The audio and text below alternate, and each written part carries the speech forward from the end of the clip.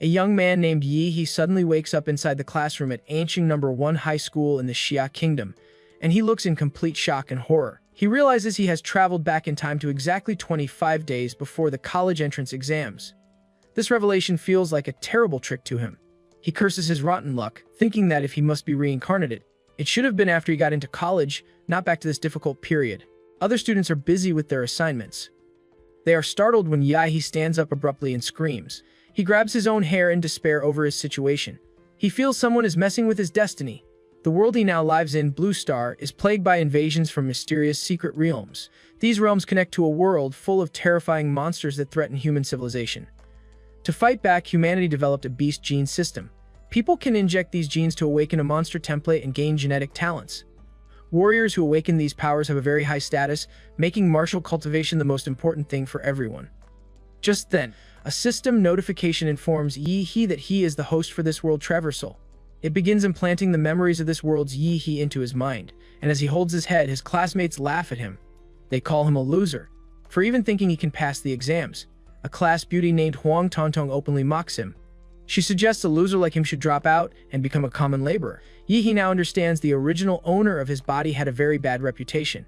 His parents had an accident in his second year, which made him lose all focus on his training and studies, and as a result, his grades became the worst in the class. Yi looks at Huang Tongtong and she becomes angry. She accuses the class loser of trying to pick a fight with her. Yeah, he feels this is outrageous. He was only thinking, not looking for trouble. He feels unlucky to inherit such a humiliating life. The class teacher then announces a critical event. The students will now receive the genetic modification serum. The teacher says their 3 years of physical training have led to this moment. He adds that those who never took their training seriously will get what they deserve, looking directly at Yahi with annoyance. Yahi just smiles, thinking he will clean up the mess left by the previous owner of his body. Later, all the students are taken to the gene injection hall for this important conference. They chatter excitedly about what powerful ability they might awaken. Some hope for a Tier 3 Mountain Splitter or a Tier 4 Sea Bridge Dragon. A massive machine opens, revealing test tubes. These tubes contain the gene awakening serum with primal genes from all recorded magical beasts. The teacher tells them not to be nervous and to calmly accept the surge of power after injection. The stronger their physique, the stronger the gene they should awaken. The teachers start calling names. Students inject the serum and immediately scream in either pain or extreme pleasure. Yi watches this and decides to bite the bullet. He injects himself but feels absolutely nothing. He stands there speechless. The class teacher approaches him with a skeptical look, noting that Yi does not seem to have changed at all. Yi replies that he might have gotten a fake dose. Huang Tongtong laughs at him, saying he awakened nothing. She says a warrior who hasn't awakened is like a bird without wings. She pokes his face and says this doomed future suits him just fine. Her constant yapping annoys Yi immensely, especially since she led the bullying against his body's original owner. Just then, Yi starts feeling a sudden pain in his body and sweat starts dripping from his face. A system notification informs him he has acquired an infinite monster template. It displays his current status. His name is the host, his overall physique is grade E, and his martial skills are the ninth student basic Q technique, the blocking palm, and the iron body technique. Huang Tongtong sees his expressions and mocks him for pretending after failing to awaken. Yi tries to warn her to stay away, but she does not listen. Just then his body begins to shake violently. His eyes glow with an immense power, and a raging beast of enormous power bursts forth from him. The force throws Huang Tongtong across the room like a rag doll. The power also affects all the students nearby, knocking them down. This incredible display immediately grabs the attention of the top awakeners, Miss Liu and Lin Sinuan. The system notifies Yi of his awakening. He has a ranked template called the Mad Flame Demora. Its bloodline abilities are Scorching Breath, Molten Pulse, and Spore Absorption. His advanced form is the Flame Lord Demora, which will unlock when his template compatibility reaches 100%. He starts at just 3%. Yi wonders if this incredible power is the special advantage, his golden finger, from the system. The other students' impression of him does a complete turnaround. They now see the class loser might have awakened something monstrous. His aura was strong enough to blow everyone away. Even Huang Tongtong, who had awakened a second-tier flaming lizard, is knocked out cold. Yi apologizes for making a scene, noting he did warn everyone to step back. His classmates are now bowing and acknowledging his monstrous potential. Just then, a PA system announcement directs all awakened students to proceed to the testing building. They must examine what magical beast gene they awakened and test their martial arts level. At the testing device, a holographic screen displays each student's information. Lin Xinyuan awakens a third-tier magical beast bloodline, the Swiftspine Bug. The students comment on his lucky break from being an average student. Another top student, Chuzhou, lives up to his reputation. He is a level 9 martial apprentice and awakened a top tier 3 bloodline, the Ice Demon Dragon. People think he will be the champion of Aning City. Next is Ms. Liu, also a level 9 martial apprentice. She awakens a stage 4 rare bloodline, the Nether Sparrow. This is a well-deserved ability for the top scorer in the province. He notices something peculiar. Everyone's awakened beast templates are classified as stage 3 or 4, but his system called his A rank. He wonders why his is different. It becomes his turn to be examined. The crowd of students stares at him with dreamy eyes, believing he will be someone very important. Some girls even express a desire to have his children. He understands this world truly revolves around martial power. He walks into the chamber with great confidence and superiority. The crowd cheers him on like crazed fans. Lin Xinyuan watches with a serious expression, acknowledging he is someone to look forward to. The result, however, is mind-boggling. The device only shows basic information for Yahello stage 3 with an unknown beast bloodline. A brief silence falls over the crowd. Then the guys burst out laughing at him like he is a mad joker. The girls cringe in disgust and embarrassment for ever thinking well of him. Yahi calmly walks out of the chamber. He expected this result because his martial power and beast bloodline are unique and probably immeasurable by their standard technology. His system template was not detected, but it triggers a prompt for the infinite monster template. He starts laughing like a maniac, and as he reflects, his template rank is different. It means he can draw monster templates infinitely as long as he meets the conditions. With this power, he wonders if he is going to become the true king of monsters. Later that day, after the class is finished, Yahi visits his teacher in his office and requests to take a break from classes to study at home. The teacher wonders about his sudden request for a study break and questions the sincerity of a student like Yahi actually studying at home. He insists he truly wants to improve, explaining he has fallen too far behind and needs special training. He argues that following the normal class pace offers him no hope.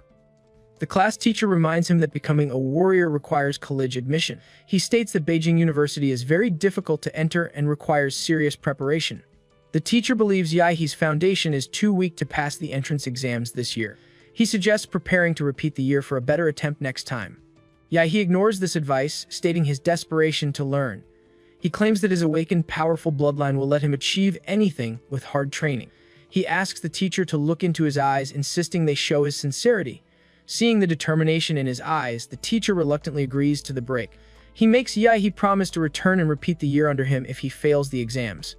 With permission granted, Yahi heads to the Ancient Warrior Center. He knows his parents' house was mortgaged for 600,000 yen and the accident compensation exceeded 1 million, giving him enough funds for his plans. Yahi realizes he has 2 paths to power, leveling up as a warrior or increasing his compatibility with the Demora template. He reflects his infinite monster template data showed each template starts with 1 compatibility point, yet his Demora template began with 3 points. He deduces that his template must have absorbed power from the genetic awakening serum, proving that serums related to this world's genes can improve his modal abilities. He concludes that this strategy of spending money to increase compatibility suits him much better than endless training. At the Warrior Center, Yahi experiences a major shock upon entering. Warriors with various awakened bloodlines fill the building, and he can clearly feel their overwhelming genetic presence.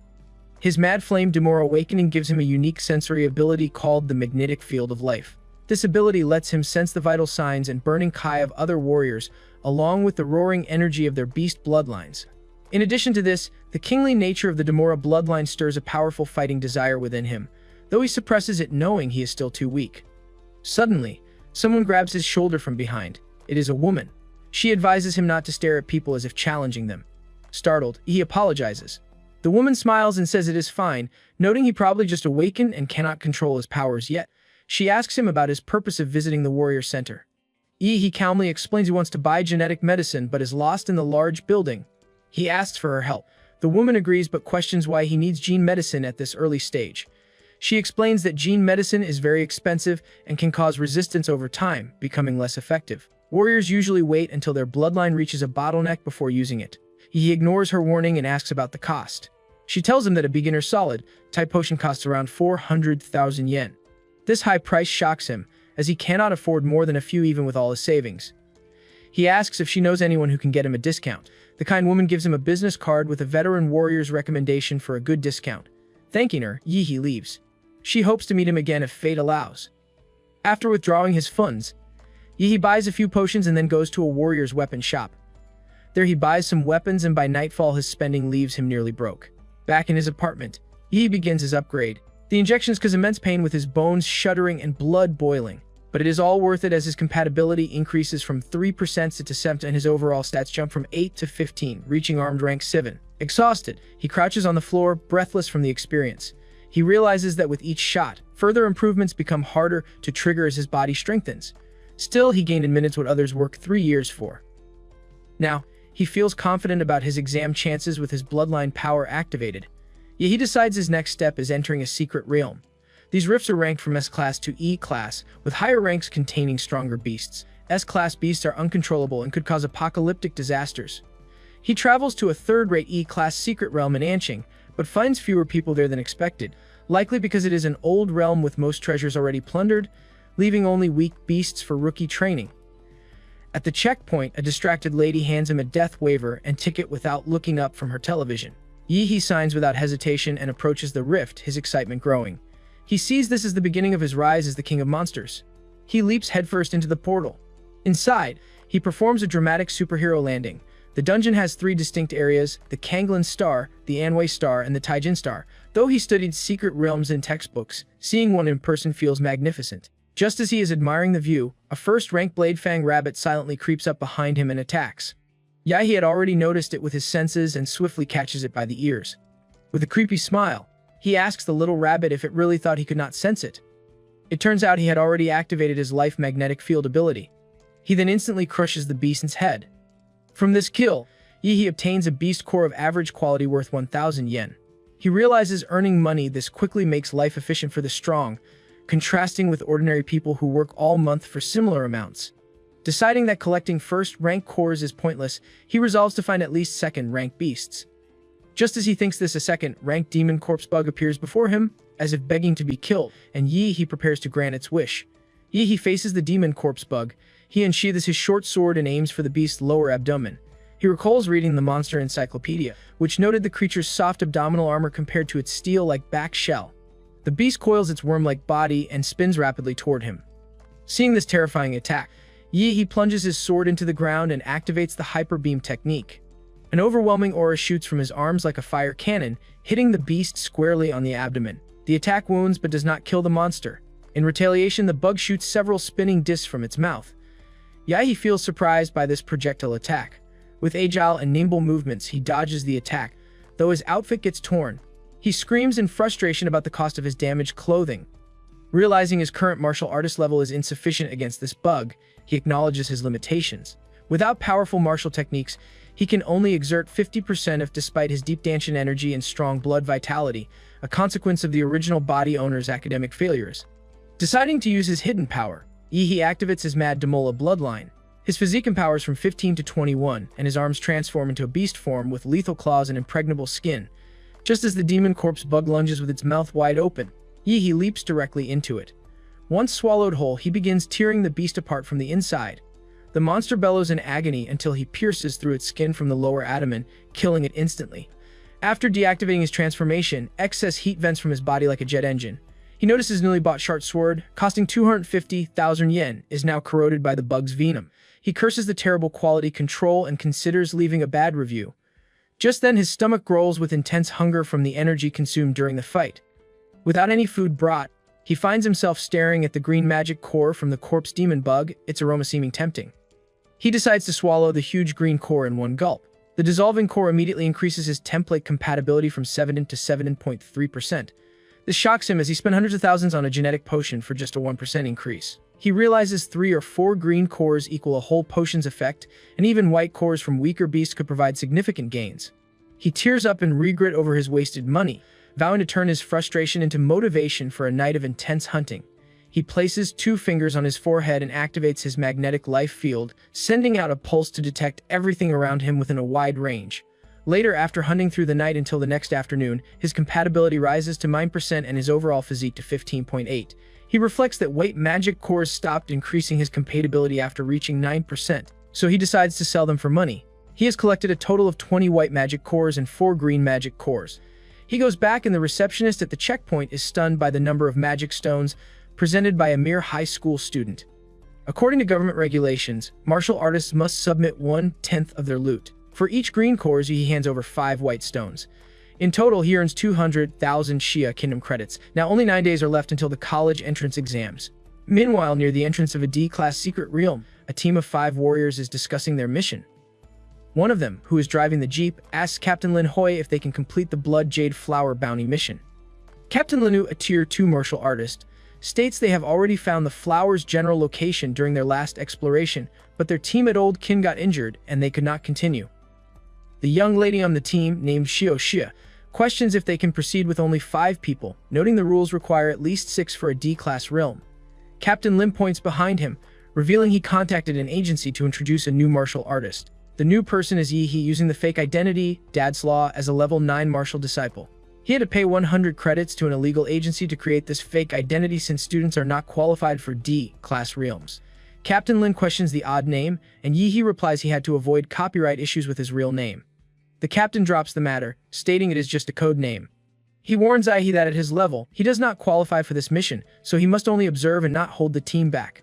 Yi He agrees, appreciating the clear responsibilities. The team drives into the portal, arriving in a desert landscape, which Yi He notes is different from the previous rainforest. He quickly realizes that secret realms must connect to multiple worlds. Captain Lin then explains that, according to the tracker, the Blood Jade Flower lies in an oasis ahead, but is guarded by a Tier 2 monster with a general-level bloodline. They continue forward, and suddenly the driver notices a horde of earth demon rats locking onto their scent. Captain Lin orders a teammate named Hood to handle them. With murderous glee, Hood throws daggers that explode upon piercing the rats, eliminating the threat effortlessly. Hood feels full of himself, while Yi He silently notes that this guy is ruthless and says little. The group arrives near their destination and exits the vehicle to proceed on foot to avoid alerting highly sensitive monsters in the oasis with engine noise. Captain Lin distributes tasks. Xiao Xia will throw a stun grenade with high-level monster pheromones to lure the beast, Xiao Wu and Hood will set traps, Old Liu will provide suppressive fire, and Captain Lin will handle the front line. He tells Yi He to stay still and watch, which Yi He finds boring but accepts. The strategy begins. The stun grenade attracts a Tier 2 Earth Dragon, which roars fiercely and charges toward them. Captain Lin warns Yi He to be careful as the monster approaches. Meanwhile, elsewhere, a mysterious silhouette appears at the site where Hood eliminated the Earth Demon Rats. The figure picks up a discarded dagger and licks the blade with sadistic glee. This idiot seems to be tracking the team. Back at the oasis, Captain Lin decapitates the Earth Dragon with his energy-imbued sword. Upon landing, Xiao Xia and Xiao Wu rush to his side to check if he is okay. Captain Lin sheathes his sword and tells him to proceed as planned, but just then, a massive paw from the dying creature suddenly looms over him.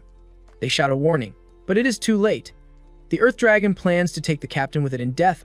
Unexpectedly, Yi He exerts considerable force in his legs and leaps high into the air. He spares no effort and unleashes a terrifying hyper beam at the beast. With his current level and strength, the creature stands no chance and is completely obliterated. Everyone is stunned by Yi He's sudden display of power, as a mere martial novice should not be able to shake a Tier 2 beast. Xiao Xia, Xiao Wu, and even the captain begin to express their admiration. Yi He casually basks in the attention, acting like it was no big deal. Captain Lin thanks him for saving his life. With the Earth Dragon dead, Old Lu pulls out its soul essence and calls everyone to look. The team's attention shifts to this valuable harvest, which looks like a large fruit. Xiao Wu expresses surprise at its high value. Captain Lin confirms it is worth a lot and can greatly improve a warrior's template. He believes they can now find the Blood Jade Flower. However, in a shocking turn of events, a sharp dagger suddenly pierces Captain Lin's lower abdomen from behind. The attacker is the traitorous Hood. He tells the captain there is no point in thinking about the mission now, as he will die and his entire team will follow. The group is shocked by this betrayal and questions Hood's actions.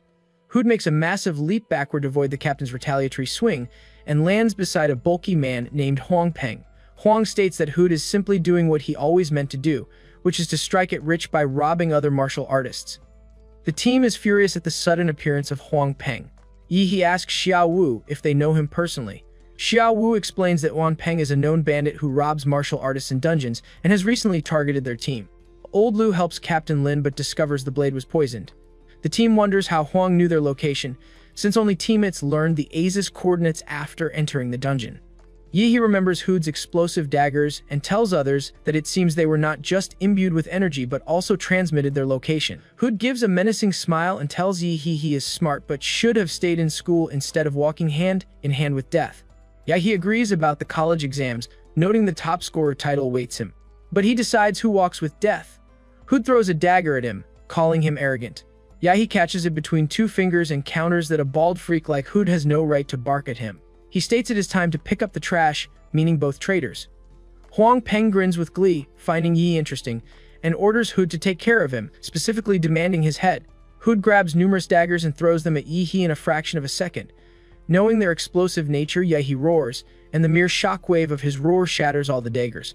The next moment, Hood disappears from sight and reappears directly above Yi, using his martial technique, Mountain Splitter. The team warns Yi to be careful. Yi places two fingers on his forehead, stating it is the perfect chance to test his new skill. He shoots Hood with a hyper beam that shatters his defenses and pierces his chest. The group is surprised again at how effortlessly Yi has defeated Hood with a single move. He blows smoke from his finger as Hood's lifeless body falls to the ground. Huang Peng gets annoyed and surprised by Yahi's gene technique and questions which family he is from. Yahi repeats the word, family, with a dark look, then claims to be from the Damanra clan. He asks if Huang plans to beg for mercy. Huang roars that even with a gene technique, Yahi cannot close their massive martial gap. Huang activates his Tyrant Terror Blackbeard bloodline, and his massive size grows 1,000 times over, and as his imposing figure looms, Huang activates his Peak Shaker martial technique. Yahi bends low and aims his hyper beam at Huang's legs. The mountain beast of a man roars in pain from the shot.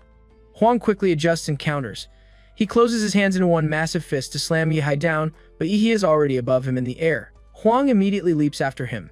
Yi comments that second-tier martial artists are really something else, as his atomic beam could not even penetrate Huang's ankle bone. Huang leaps forward, his massive hands closing in from both sides of Yi, intending to crush him into paste with a single clap. The clap creates a terrifying shockwave, but Yahi dodges and suddenly appears behind Huang, stating it is his turn. Huang's eyes widen as Yi activates another technique, Core Fused Mountain Crushing Fist. His hands grow in size and become imbued with martial energy. Numerous fists rain down on Huang like a tsunami. Huang cannot dodge a single blow, and when the dust settles, Yi stands over Huang's body with steaming fists. The idiot's body is riddled with countless blows and his face got disfigured. The group stares wide-eyed and speechless. Huang shouts at Yi, accusing him of using a gene technique that releases toxic gas. He calls it despicable and swears that a wicked martial artist like Yi will surely be punished. Huang continues cursing. With an overwhelming aura, Yi glares at Huang and presents another core, Fused Mountain Crushing Fist. Calmly, Yi says that with so many people cursing him already, their words only pile up, and Huang will just have to wait his turn. Then, with a cold sneer, he asks Huang, and who is even supposed to be. 9 days pass quickly, bringing the highly anticipated college entrance exams in the An City. The Central Sports Stadium buzzes with energy as students from various schools gather for this crucial event. The host welcomes everyone with enthusiastic words, explaining the tournament format that will determine their futures. He emphasizes the importance of this competition not just for individual careers, but for humanity's future against monster threats. The atmosphere grows tense as students prepare to demonstrate their martial prowess through direct combat matches spread across 3 days of elimination rounds. The competition begins across multiple arenas simultaneously. In Arena 1, 2 male candidates face off with intense determination. Arena 4 features a mixed-gender match that draws considerable audience attention. However, all eyes eventually turn to Arena 6, where a curious situation develops. Huang Tongtong from An City No. 1 Middle School stands alone in the combat area, waiting for an opponent who has not appeared. The host checks the participant list and confirms the missing fighter is Yi, Huang Tongtong's schoolmate. According to competition rules, Yi will be disqualified if he fails to appear before the match begins. Huang Tongtong displays a smug expression, recalling how Yi humiliated her during the Gene Awakening ceremony. She plans to return the favor by demonstrating the power of her flaming lizard bloodline. The audience begins murmuring about Yi's apparent cowardice, with some spectators suggesting he belongs sweeping streets rather than participating in martial arts competitions. The referee raises his whistle to officially declare the forfeit when something extraordinary happens. But just then, a powerful energy signature suddenly appears above the stadium. The crowd looks up to see Yi descending like a meteor toward the arena. He lands with tremendous force that shakes the platform. Before Huang Tongtong can process what happened, Yi delivers a powerful kick that sends her flying out of the arena, knocking her unconscious for the second time in their encounters. He comments quietly about his perfect timing, having nearly missed his chance to compete this year. The host announces Yi as the winner amid stunned silence that quickly turns to roaring applause. Spectators marvel at his spectacular entrance and decisive victory, dubbing his technique the kick from the heavens. Yahe's system interface displays his current stats, total physique at 26, and template compatibility at 20%. Improvements gained through his recent Secret Realm adventures and the Blood Jade Fruit from Captain Lin. He feels particular satisfaction at easily defeating his former bully. Yahe's dominance continues through subsequent matches. His next opponent is Long Tao from NC City's No. 4 middle school, who falls to another single kick. Another candidate from the same school meets the same fate moments later. With 3 consecutive victories each ending in a single strike, the audience nicknames him One Kick Superman. The host then formally announces Yahe's advancement to the 3rd round, noting his perfect record of instant victories. A crowd quickly forms around Yahe after his matches, with admirers seeking his contact information and school representatives offering recruitment opportunities. Reporters ask about his academic ambitions, and Yahe confidently states his goal to attend Huado University. This declaration causes many in the crowd to disperse. Considering his ambitions unrealistic given Hodo's status as one of the world's top 5 martial arts institutions that typically accepts only the most exceptional students from major cities, Yahe remains unfazed, knowing his abilities will prove his worth. Examiners take special notice of Yahe's performance and request a retest of his martial level. The results shock them. Yahe has jumped from level 3 to level 9 martial disciple in just half a month. Their investigation reveals his frequent visits to E-class secret realms after leaving school. When questioned about this dangerous training regimen, Yahe explains his father's final message about surpassing humanity by overcoming fear, and he has simply done that. Yahe tells them that during one of his ventures in E-class secret realm he somehow broke through his genetic locks. The mention of genetic locks alarms the examiners, who immediately depart to report this development to higher authorities. Later, in the competitor's waiting room, Yahe observes live streams showing parents and friends supporting other examinees. He experiences a moment of loneliness as an orphan without personal supporters, unaware that his class teacher is cheering enthusiastically for him from home.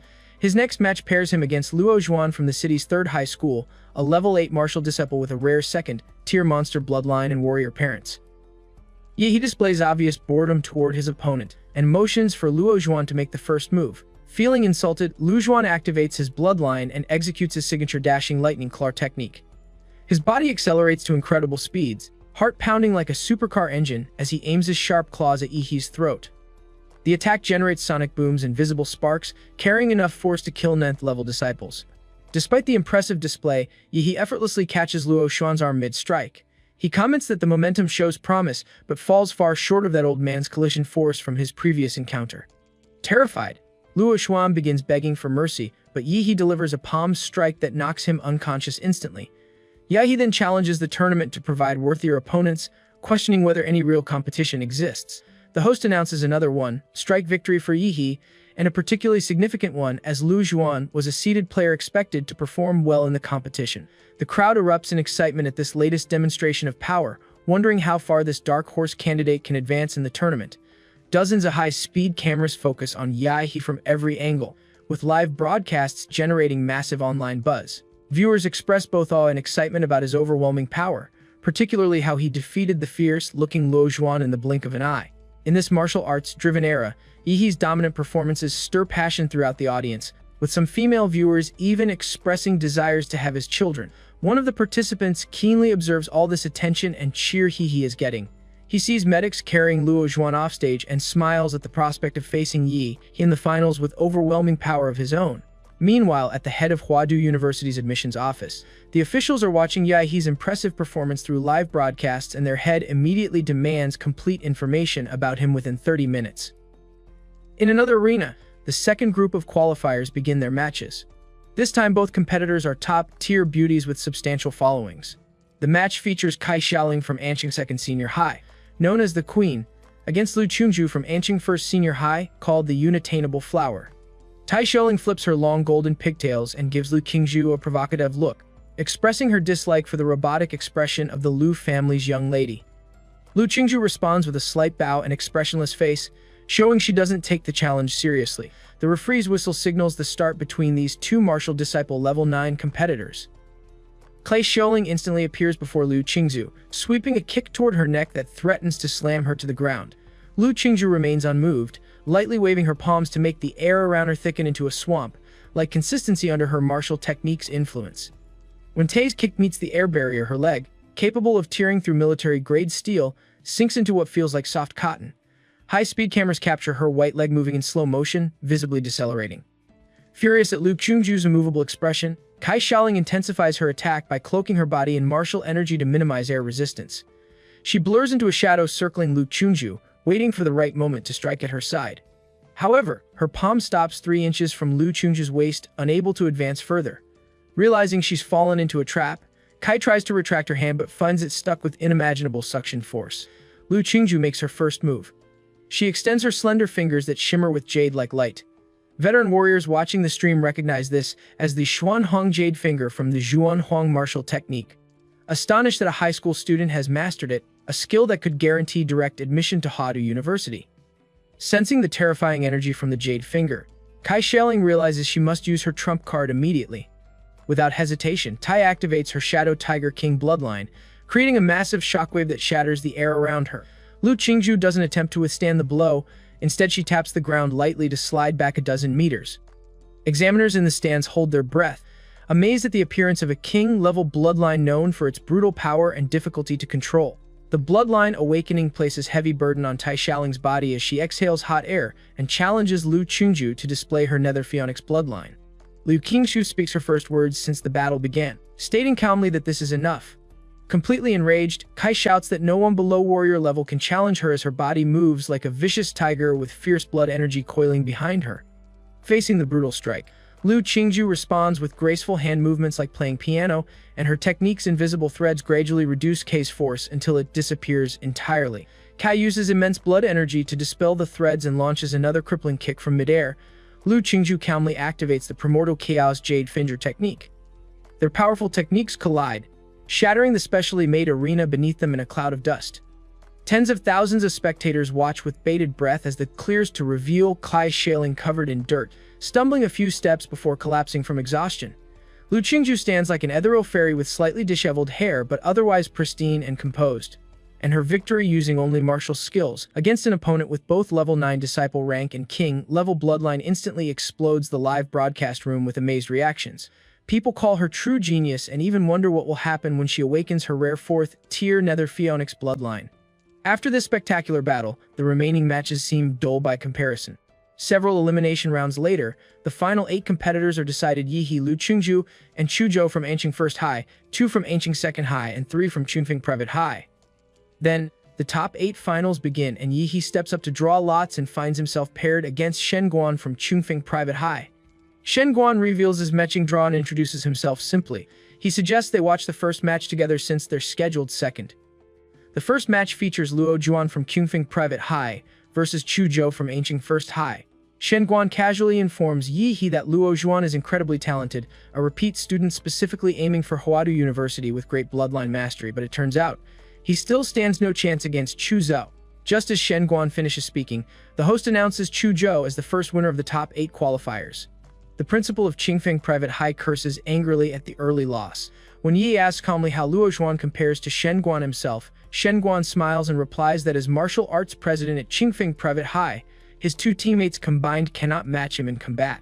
He then turns his gaze to Yihe and reflects calmly that he senses Yihe is like a dormant volcano with a hidden beast inside, making him his biggest rival in this exam. Shen Guan then points to the arena and tells Yihe that it's their turn. The host announces the second match of the top 8 qualifiers: Shen Guan from Chunfeng Private High versus Yihe from Anqing First High, setting the stage for what promises to be an epic confrontation between 2 powerful competitors. The match begins and Shen Guan's fist collides with Yihe's in an explosive impact. The solid platform beneath their feet shatters completely, sending debris flying and creating a massive deep pit with a reverberating boom that pierces the audience's eardrums. A powerful shockwave blinds spectators momentarily as the 2 powerful fighters test each other's strength. Shen Guan sneers excitedly despite having a nosebleed, feeling ecstatic rather than angry at having found an opponent who can match his power. He recognizes that Yihe's nosebleed-inducing ability must be part of his bloodline, something mysterious that can directly target an opponent's cells for destruction. To tackle this, Shen Guan quickly adapts by creating a martial energy barrier around his body to shield himself from what he correctly identifies as nuclear radiation. Yihe notices this with a calculative look and commends his martial arts, calling him a monster not to be trifled with. Shen Guan, meanwhile, decides to reveal his family's generational martial techniques, and activates the Shape Wolf Fist followed by the Deer Peak technique. These moves combine swift venomous snake, like lethality with stag antler piercing power. He moves his double fists with lightning speed that leaves Yahe immobilized and unable to dodge. The devastating double fist attack shatters Yahe's defenses and hits him squarely in the lower abdomen, pushing him back significantly as he clutches his stomach and spits fresh blood. This marks the first time the previously undefeated one-kick Superman receives such a powerful blow. Before Yahe can recover, Shen Guan immediately follows with another technique called Beer Crash, integrating martial energy into his body for double damage. Shen Guan's arms shockingly extend and become flexible, wrapping around Yahe in a tight embrace that locks his martial energy and renders him capable of using martial techniques for a limited duration. Then, using the Ape Hurl technique, Shen Guan throws Yahe across the arena, then switches to Tiger Pounce for a solid uppercut while his opponent is airborne. He finishes with Eagle Dive, demonstrating why spectators see him as a walking zoo of animal techniques. Yahe goes flying and crashes on ground with a devastating force that shatters what remains of the arena. Shen Guan loudly declares his intention to win overwhelmingly, stating under no circumstances can Yahe defeat him. Debris flies everywhere, and Shen Guan crosses his arms and laughs with satisfaction, believing he has secured victory with this relentless barrage of attacks. Medical staff outside the venue prepare to move onto the arena, knowing that Shen Guan's shape-will fist combination techniques would have killed an ordinary martial artist. The host begins declaring Shen Guan the winner when the supposed champion feels a terrifying presence behind him. Shen Guan turns to experience the biggest shock of his life as a massive paw covered in impregnable scales with lethally sharp claws emerges from the dust. Yahe's voice cuts through the noise, praising Shen Guan for his strength but noting his misfortune to be matched against him. He reveals that Shen Guan is the first person to witness his true form, the savage, traced Amora bloodline awakening. Shen Guan sweats bullets, petrified to see Yahe's beast embodiment, recognizing that such magical embodiment would normally guarantee admission to Hodu University without exams. The host announces in amazement that besides Lu Qingju, Anshin now has another bloodline genius in Yahe, whose awakening level is truly terrifying. Examiners equipped with monitoring headphones notice Yahe's nuclear radiation values shooting off the charts at 99999, causing their eyes to bulge in disbelief. They immediately wrap the arena with martial energy to prevent nuclear leakage as required by safety protocols. The audience discusses Yahe's bloodline with fascination, noting its cool appearance but complete mystery since no records exist of his awakened beast type at Anqing No. 1 Middle School. Yahe hears these discussions with his heightened senses but isn't surprised, realizing there are no creatures like Demora on planet Blue Star. Shen Guan continues suffering nosebleeds as his martial energy shield proves insufficient against Yahe's enhanced nuclear energy. Deciding to end the fight quickly, Shen Guan activates his own bloodline awakening, the Golden Star Ape Demon, which encases his body with martial energy and significantly increases his physique and overall stats, even making him grow in size. Shen Guan activates his form, will fist snake strike, and goes on the offensive. Yahe counters with a terrifying powerful attack called Mountain Arresting Fist, which appears to be an upgraded version of his Hyper Beam technique. The impact disables Shen Guan's entire left arm, and he realizes that without releasing the force in time, his arm would have shattered beyond recovery. Shen Guan understands he was making a big fuss earlier when Yahe never went all out, and now he feels metaphorically slapped in the face. Yahe, fully immersed in the fight without reservations, tells the dominated Shen Guan that he was outstanding, but unfortunately this cannot change the outcome of this match. The crowd watches in awe as Shen Guan activates his bloodline awakening. The host announces with delight the appearance of a third Order King bloodline, contrasting it with Yahe's unknown but powerful magical beast bloodline that clearly represents a rare sight. Shen Guan takes a defensive stance, calming himself to assess his current predicament with a level head. He recognizes that after Yahe's bloodline awakening, his opponent's strength has become simply unfathomable, making direct confrontation inadvisable since he can no longer suppress Yahe's martial energy. Shen Guan decides his only option is to retreat strategically and wait for an opening to present itself. Yahe makes a mad dash toward the larger opponent, instructing him not to become distracted. The moment Yahe closes the distance, Shen Guan executes a tactical retreat while simultaneously activating his form will fist technique called Snake Strike. His arm becomes flexible and moves like a serpent, wrapping around Yahe's left hand to temporarily restrain it. Surprised and distracted for a fraction of a second, Yahe sees Shen Guan use this narrow opening to swiftly reposition himself behind his back. Shen Guan informs Yahe that he cannot budge him as expected, but his true aim was always to get behind him. Now successfully repositioned, Shen Guan leaps high into the air and stomps down with force comparable to 1,000 tons of weight. Although this pressure would have immobilized any other candidate, Yahe swiftly dodges the bone-crushing stump with ease. Shen Guan immediately makes another tactical retreat with 2 massive leaps backward, believing he has put sufficient distance between himself and his powerful opponent. Looking up at Yahe, Shen Guan becomes surprised to see his opponent casually watching him the entire time with arms folded. Yahe releases his terrifying aura and announces that it is now his turn to attack. The moment he raises his right foot, he closes the distance to Shen Guan with another mountain-arresting fifth-fist technique.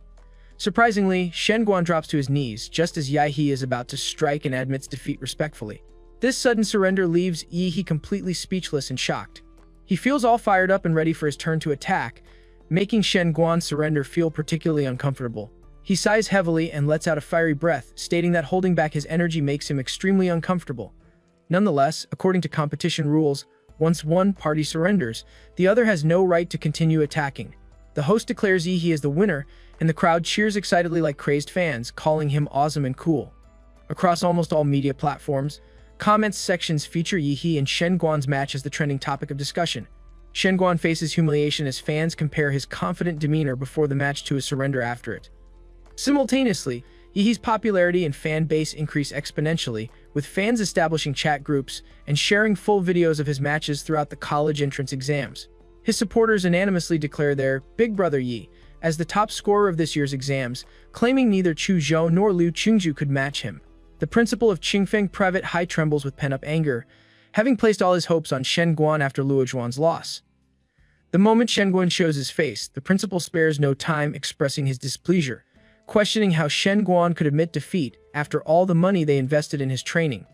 He calls Shen Guan an ungrateful bastard and threatens that without paying off the debt, he shouldn't even think about attending college. Shen Guan calmly approaches the principal and places his injured hand on the man's shoulder. When the principal demands to know what he's doing, Shen Guan simply replies that he couldn't take Yahe's punch, so he admitted defeat to avoid further injuring his already damaged body.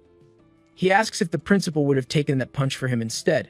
Regarding the kindness Qingfeng Private High showed him, Shen Guan promises to repay it slowly in the future, but warns the principal to refrain from threatening a warrior significantly stronger than him. This subtle threat shuts the fat old bastard up immediately, leaving him sweating bullets and trembling with fear as he concedes that Shen Guan has a point.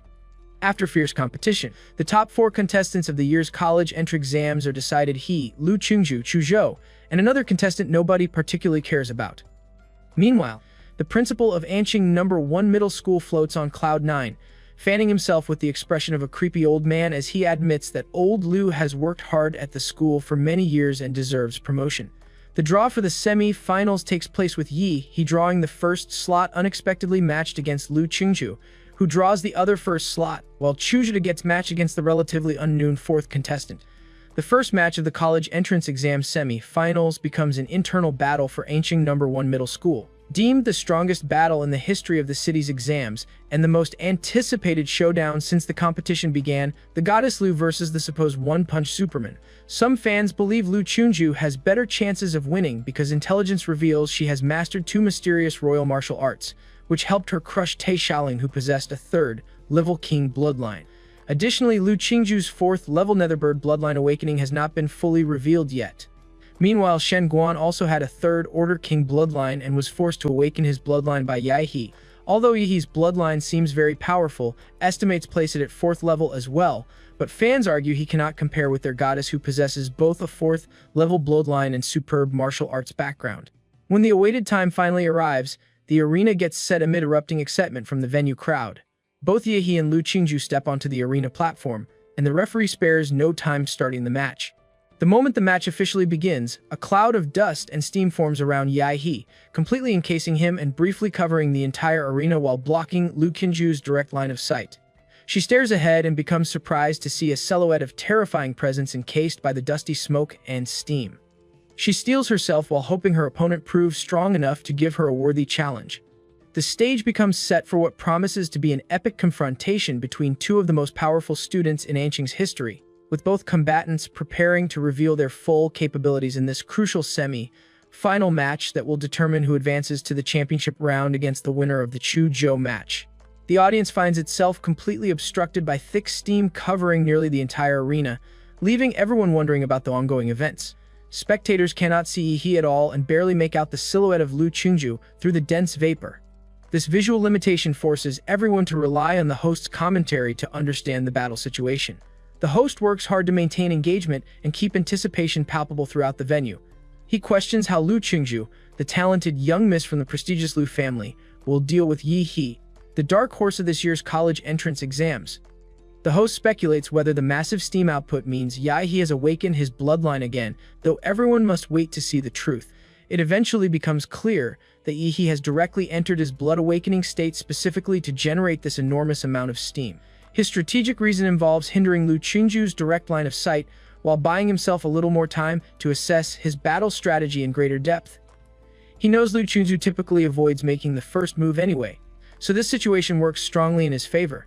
Having carefully studied the battle video between Lu Qingju and Tai Xiaoling, Yi He has formulated a specific battle strategy based on his observations. He recognizes clearly that Lu Qingju's martial arts skills far surpass his own, particularly with her magical martial arts capabilities. No matter how strong his raw power might be, he cannot easily hurt someone with her sophisticated techniques. She represents the kind of martial arts genius with exceptionally high combat intelligence, meaning the longer their battle lasts, the more disadvantageous it becomes for him. Understanding this temporal disadvantage, Yi He decides he must go all out right from the start. He activates his mountain arresting fist technique, creating a sonic boom on the spot as he makes a mad dash forward toward Lu Qingju with a massive glowing fist. The attack appears so obvious that Lu Qingju, ever calm and vigilant, evenly spreads her hands and stirs the airflow in front of her as if preparing to absorb the incoming fist. She believes since Yi He has taken the initiative to attack first, she will use her martial arts to defend and counterattack effectively. However, in an unexpected turn of events, Yi He's mountain arresting fist never actually arrives.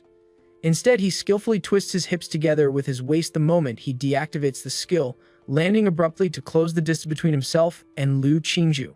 Then Yi He uses his martial energy to create Demora's thick tail behind him, swinging it flexibly like a steel whip that bursts through the air and strikes Lu Qingju's lower body from the side. Lu Qingju feels completely deceived by this unexpected tactic. Throughout all her years of fighting since childhood, she has never encountered an opponent who clearly committed to using a fist strike, but abruptly changed to using a steel whip-tail attack. In battles between masters, critical changes often occur within mere seconds, and now Lu Qingju finds her rhythm completely disrupted. She executes several backflips to put some distance between herself and Yi He, but he refuses to waste such a good opportunity when his opponent has clearly lost her rhythm. Relying on his strong physique, Yi He chases and attacks fiercely and firmly to gain the upper hand. He suddenly appears before Lu Qingju the moment she tries to balance herself. Meanwhile, viewers watching the live broadcast see Lu Qingju being deceived by Yi He's cunning tactics and immediately falling into disadvantage. Some begin to scold Yi He for being unethical in his fighting approach, while others support his actions, arguing that all tactics become fair in warrior battles on the battlefield. Yi He's pursuit remains too fierce and relentless, leaving no chance for Lu Qingju to escape at all. An endless barrage of skills and attacks rains down on Lu Qingju like a meteor shower. At some point, Lu Qingju manages to use her martial energy to shake off Yi He slightly, briefly escaping her opponent's grasp. Or so she thinks, because Yi He transforms his right hand into a beast form with lethal claws, making clear that Lu Qingju won't get away that easily.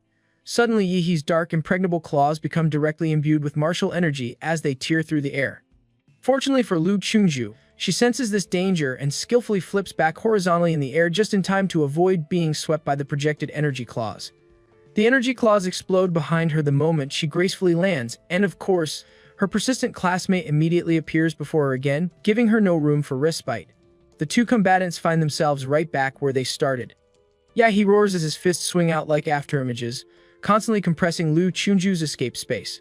She wonders why he shows no signs of fatigue from these numerous high-intensity attacks, realizing her opponent possesses incredible physical strength and stamina. Lu Qingju has mastered two mysterious royal martial arts, the defensive Lu family secret art, Floating Shadow, and the more offensive Jade Finger. If she could use either technique, she could escape Yi He's onslaught, but he seems completely aware of this possibility and gives her no chance to activate them. From all appearances, Lu Qingju cannot hold on much longer before she falls off the arena and loses by eviction. Though she maintains a cool and pretty expression on the surface, inwardly she sweats from anxiety. Forced into a corner, she finds herself with no choice but to use her trump card. Lu Qingju activates her bloodline awakening. The nether bird, Yi He, who is about to punch Lu Qingju, quickly retracts his fist and retreats upon seeing the dark purple sparks emerging from Lu Qingju's body. With a loud and sharp bird cry, Yi He watches Lu Qingju soar into the sky. The Demora's blood flowing in his veins begins to boil, feeling the provocation of another high-level life form. Plump, dark purple wings grow on Lu Chungju's back, sparkling with colorful light under the arena illumination. The dark purple wings do not need to flap, because wind elements automatically lift Lu Chungju into the air. Her amethyst-like pupils stare directly down at the dark blue demon on the arena floor, and the air suddenly seems to spark with the fighting spirit between these two powerful beings. The host enthusiastically announces that although Lu Qingju remains far from mastering the true form of her bloodline, she has developed its most important organ, the wings of the nether bird. For the first time, the nether bird can be seen on full display by none other than their genius beauty Lu Qingju. The live broadcast platform immediately lights up with comments pouring in like a tidal wave of excitement and admiration. After her bloodline awakening, Lu Qingju stretches out her slender jade finger and points at Yihe as her fingertips begin turning a transparent jade color. In a cold tone, she declares that Yihe should be careful because she cannot fully control her strength in this awakened form. He replies excitedly from below that he feels glad to hear that, mentioning he has only exerted about 50% of his strength until now. He states he can finally go all out and hopes she won't disappoint him. Accompanied by a strong wind that sweeps across the entire arena, Lu Qingju appears behind Yihe in an instant like a bolt of lightning. He even catches a faint and beautiful fragrance before registering her presence behind him. Lu Qingju activates her mysterious royal martial art, the Jade Finger. Yihe immediately turns and activates his atomic blast fist, with a crystal blue light shining on his fist. This skill represents Yihe's combination of Demora's atomic reaction ability with martial arts. The elegant jade fingertips collide with the ferocious blue magic fist, creating a massive energy reaction at the point of contact. A huge explosion of light and heat follows, blinding the audience with its bright impact and strong gust of wind. Both fighters find themselves blown away by the turbulent airflow, though Lu Qingju's dark purple wings flap automatically as wind elements gather to offset the impact of being blown back. Yihe lands with one hand on the ground and smirks while looking at her. Lu Qingju uses the force of her wings to break through the smoke and dust, heading straight for Yihe when she suddenly feels a fatal threat. She recognizes this dangerous energy fluctuation and realizes the situation has turned critical. She notices protruding vertebrae appear on Yihe's back, lighting up one after another in a dazzling sequence. The commentator excitedly explains that Yihe's magical beast true form seems to be gathering power through the protruding spine on his back, which appears to be storing huge energy that transmits to his mouth bit by bit. Each time a vertebra lights up, it signifies a horrible atomic reaction beginning to occur, gradually gathering at a single point in Yihe's mouth. The immediate space around Yihe becomes heavily charged with atomic energy as blue thunderous sparks emit from his protruding vertebrae like lightning, illuminating the massive stadium with an eerie blue glow. Unlike previous instances where nuclear radiation leaked everywhere uncontrollably, this time Yihe controls and concentrates the energy rapidly in his mouth as the undisputed king of all monsters. Lu Qingju finds herself momentarily frozen in place upon feeling this enormous energy fluctuation aimed directly at her. She understands this development is extremely dangerous and recognizes the impossibility of completely dodging this impending attack. The radiation around Yihe proves too massive to approach closely, and leaving the stadium airspace is not an option since it would count as stepping off the arena. The audience wonders what is happening as the host announces excitedly that Yihe's magical beast form appears to be gathering power through his protruding spine, with the stored energy finally being transmitted to his mouth. All vertebrae on Yihe's back flash with blue light as his wide, open mouth shows a blue atomic light emitting a breath of destruction brewing in his throat. This unfathomable nuclear energy beam represents Demora's atomic breath. Just then, a dazzling blue particle beam spurts from his mouth, creating a terrifying torrent of nuclear energy that instantly submerges his opponent.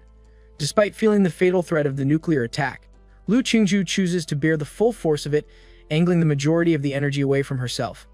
She decisively folds her wings, wrapping herself tightly and activating her latent ability awakening. The blood power of the nether bird becomes stimulated in this moment of life and death, with countless dark purple feathers sparkling and reflecting light like crystals. This nether bird's feather deflection technique causes the blue particle beam to collide with the dark purple feathers and refract like light hitting a mirror. The thick condensed beam refracts into several smaller rays of light reflected outward from the dark plumage transformation of Lu Qingju. The refracted lights shoot out of the arena in all directions, prompting examiners to try to stop them though they act too late. The audience witnesses this development with immediate horror, dreading their fate since survival seems impossible against the numerous reflected beams. Fortunately for everyone, a golden martial energy envelopes the entire arena at that precise moment, causing all beams directed outside to disappear as if digested upon contact with protective energy. This powerful act of neutralizing countless beams comes from Ancient's Mayor Huangqing. The audience and examiners want to greet the mayor, but he gives them a stern look signaling them not to do so. He tells everyone to watch carefully because the strongest champion in Ancient's history will be born today. The host announces enthusiastically to the audience that they remain fortunate to be protected by Mayor Huan, whose presence assures them that nothing unexpected like this incident will repeat itself. After approximately 15 seconds, the atomic breath finally ends. Thick smoke streams from Yahi's mouth and back like a steam engine, his eyes fixed on the girl before him who looks somewhat miserable. Lu Qingju spits out a mouthful of fresh blood, her two dark purple wings having melted after reflecting the atomic breath to their limit. She realizes that without using vanity and shadow in time to dissipate the remaining energy impact to the surroundings, she might not have withstood Yihe's attack. She reflects that the nether bird's true form bloodline remains too difficult to control, preventing her from unlocking its core attribute abilities yet. Otherwise, she wouldn't have faced such difficulty against that energy beam. From the moment of her birth, the Lu family placed high hopes on Lu Qingzu.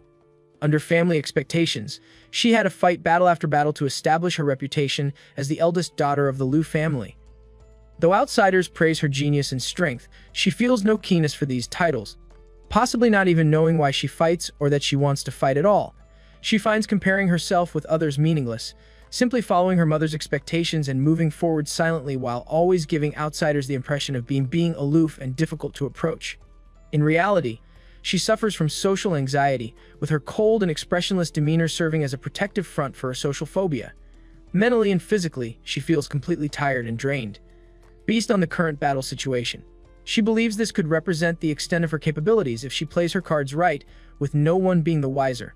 After all, facing such a strong opponent makes her inability to win seem only natural. Thinking this, Lu Qingju immediately prepares to pretend to admit defeat. She comes before Yihe and slaps his chest with a palm, inwardly begging him to hurry up and defeat her already. She knows Yihe possesses enough intelligence to seize the flaws she deliberately shows. Unexpectedly, Yihe makes no move to counterattack and takes her palm strike head on instead. Lu Qingju's beautiful eyes widen with great confusion, wondering why he didn't dodge as he obviously should have. Yahe lowers his gaze and stares coldly at her, speaking calmly to question why she lacks fighting spirit. He mentions feeling her absence of mind since the battle's start. Lu Qingju feels surprised by this response, never expecting Yahe would reject her subtle offer. He continues in a cold and clipped tune, stating that if Lu Qingju had ever looked him in the face, she would have seen instantly that he always intended to win this title fairly and squarely. Yihe suddenly swings his martial energy-imbued fist downward with whistling wind force. In desperation, Lu Qingju uses her arms to block her face while mobilizing airflow to block Yihe's fist. However, all airflow mobilized by her gets torn apart by her opponent's attack. Though her arms protect her face, the punch still manages to connect with the lower section. Yihe calls her out on her earlier move and warns her to start facing him seriously if she cherishes her face. Yihe doesn't stop with just one punch. He pounces on Lu Qingju and begins raining punches on her face wildly, furiously urging her to start getting serious. Lu Qingju protects her face with her arms, looking extremely embarrassed and feeling profoundly wronged. She recalls never being beaten like this since childhood, yet now finds herself dunked on the ground before hundreds of thousands of live viewers with endless punches raining down on her head. She clearly wanted to give Yihe the victory, so why does he keep provoking her and trying to force her to fight seriously? Everyone has a bottom line, and Lu Qingju tried her best not to lose control. However, she finally reaches her tolerance limit after being punched in the face repeatedly. She roars like a phoenix rising from the ashes, calling Yihe an insulting term for hitting a girl in the face. Her eyes turn red as an extremely powerful martial energy bursts out, knocking Yihe back several steps. Yihe looks extremely pleased by this development, coldly murmuring that this response seems more appropriate. He states that if the eldest daughter of the Lu family doesn't want to be hit in the face again, she needs to get serious. A strong fighting spirit burns in Yihe's eyes. As the king of monsters, his innate desire involves conquering other monsters, wanting them to know that even when trying their best, they will inevitably submit to his superior strength. Lu Qingju's eyes remain red from the sudden burst of power activated through the Lu family's forbidden martial arts secret technique, blood ignition. This technique increases the user's blood purity in a short period, squeezes out their maximum potential, and dramatically increases their strength, though it carries too many side effects and should only serve as a last resort. This development means Lu Qingzu has started fighting for her life. Ashes fly across the sky as a huge pair of dark purple wings spread out, stirring up a howling wind. Strange patterns spread across Lu Qingzu's pretty face, with tail feathers swaying behind her like an imperial robe as shrill bird cries echo in all directions from her body. Lu Qingzu has unexpectedly entered the true form of the nether bird through her true bloodline awakening. She stares down at Yahi from above, declaring that she will defeat him with her strongest form as he wished. On his side, Yihi feels satisfied with successfully pushing Lu Qingzu to fight seriously and reveal her strongest form. He stares up at her radiant netherbird form with excitement, recognizing that with his opponent's true form revealed, the battle finally becomes interesting. Determining not to be negligent, Yihi decides to reveal his own true form. His martial energy combines with atomic reaction energy to envelop his whole body in blue flaming lights and thunderous sparks. Shortly after, his entire body becomes covered with impregnable scales radiating terrifying radioactive energy. This represents Yahi's physical skill that combines Demura's template with his hard Q-gong, named the Nuclear Light Combat Bodhi. With a sudden explosive boom, energy gathers under Yihi's feet, creating a deafening sound that propels him into the sky like a missile toward Lu Qingzu. This sudden display does not faze Lu Qingzu at all, who watches with eerie calm. She flaps her wings to mobilize surrounding air currents into a hurricane infused with netherworld energy that has the property of devouring any form of energy. The tearing hurricane envelops the entire space, crushing the arena base to pieces. Yi shows no fear and dives directly into the netherworld hurricane like a torpedo. This move would be suicidal for most martial arts disciples, but Yi activates his atomic fist upon entry, producing a blasting punch that creates a massive blue energy explosion tearing through the hurricane and rushing toward Lu Qingzu unstoppably. Seeing this, Lu Qingzu taps into the explosive power of her netherworld bloodline and activates the cry of the nether bird. The strange patterns on her face turn red and purple, becoming as hot as branding iron. Despite the pain, she opens her mouth toward Yihi, releasing visible sound waves that distort the air and sweep over him. Yahi's figure gets drowned by these sonic waves, and the atomic energy in his body begins flickering like a flame. If his Demura bloodline weren't high enough, his internal organs would have been torn apart by the netherbird's sound waves. Yahi questions almost amusedly whether she thinks she's the only one who can scream, his eyes sparkling with blue atomic glow. He opens his mouth as beams of blue light light up the vertebrae behind him one after another. The atomic energy reacts violently with terrifying aura spreading out, signaling the familiar sequence of Demura's atomic breath, though this time at maximum power output. Lu Qingzu feels pressure but doesn't feel overwhelmed like before. Determination fills her beautiful eyes as she decides to use her family's strongest defensive move, believing the best offense is the best defense. Placing her middle and index finger on her forehead, a familiar jade color shimmers brightly on her fingertips, showing her intention to confront Yihi head-on. A dazzling blue light beam rushes toward Lu Qingzu with cloud-breaking force. This move will decide the battle's outcome because, after using maximum power atomic breath, no atomic reaction can occur in Yihi's body temporarily. Lu Qingzu, having given up defense, releases her strongest attack, the Xinhuang martial arts Hanyuan Jade Finger superimposed with Nether Sparrow bloodline power, the Netherworld Bloodthorn. Her jade-colored fingertips gather purple, red destructive energy. She points at the incoming atomic breath. Her dark purple wings provide impact force to split the atomic breath light column forward. The two destructive attacks head toward inevitable collision. Outside the arena, everyone watches with anticipation as the host excitedly announces that the power collision exceeds what the two warriors can control. Examiners maximize the barrier around the arena with martial energy, while the mayor expresses displeasure with this battle strategy. He considers both geniuses too valuable for An City and even Xia Kingdom to suffer damage, so he decides to intervene. The mayor activates his genetic earth magic, Divine Leland Wall. The earth trembles as three thick high walls blessed with his martial energy rise instantly, blocking the atomic breath and netherworld blood thorn. The stone walls collapse moments later as dazzling colorful light floods everything. The martial arts shields released by examiners crumble under the energy impact, with dust and smoke filling the entire arena and much of the stadium. The audience realizes they would have been collateral damage without the mayor's intervention. The mayor stares at the smoke-filled arena with sullen expression, knowing his hasty preparation made the three divine Leline walls weaker than usual. They were smashed from both sides, causing the attacks to inevitably collide. He worries that any harm to either fighter would cause public anger no resignation could quell, since martial arts geniuses hold star-like appeal in Xia Kingdom. Inside the arena, a slender hand comes into view with fresh blood dripping continuously onto the floor. The hand belongs to Lu Qingzu, whose entire left arm appears severely burned and messed up. She looks miserable crouching on the ground with utterly burnt wings and exhausted martial power from her magical beast true body transformation. Despite her condition, she doesn't want to give up, urging herself to continue fighting. Just as she attempts to rise, Ihi emerges from the dusty smoke. He informs her that unless she gets rid of the nuclear radiation in her body, she will be crippled in the future. Lu Qingju remains silent momentarily, recalling vividly that her move clearly hit her opponent, yet he appears unharmed significantly. She finally speaks after brief silence, wanting to know why he kept pushing her when she didn't want to fight to this extent. Ihi squats down to look directly into her eyes, questioning whether she really doesn't want to fight him or is just being rebellious about admitting her competitive spirit. He mentions feeling her desire to win during their battle. Lu Qingju becomes speechless upon hearing this. Upon recollection, she realizes he was right. She was thinking about defeating him moments ago, which explains why she gave up defense to use all her strength attacking. She wonders what's wrong with her, since she supposedly hates fighting and wanted to lose quickly, yet felt an exhilarating feeling of fighting for herself during the battle. Her thoughts get interrupted as Yihi places a hand on her left shoulder, making her blush like a cherry tomato. He explains the reason for her decisive loss: too many distracting thoughts during fighting, which becomes a recipe for failure against powerful opponents. He absorbs all the nuclear radiation from her body and stands up.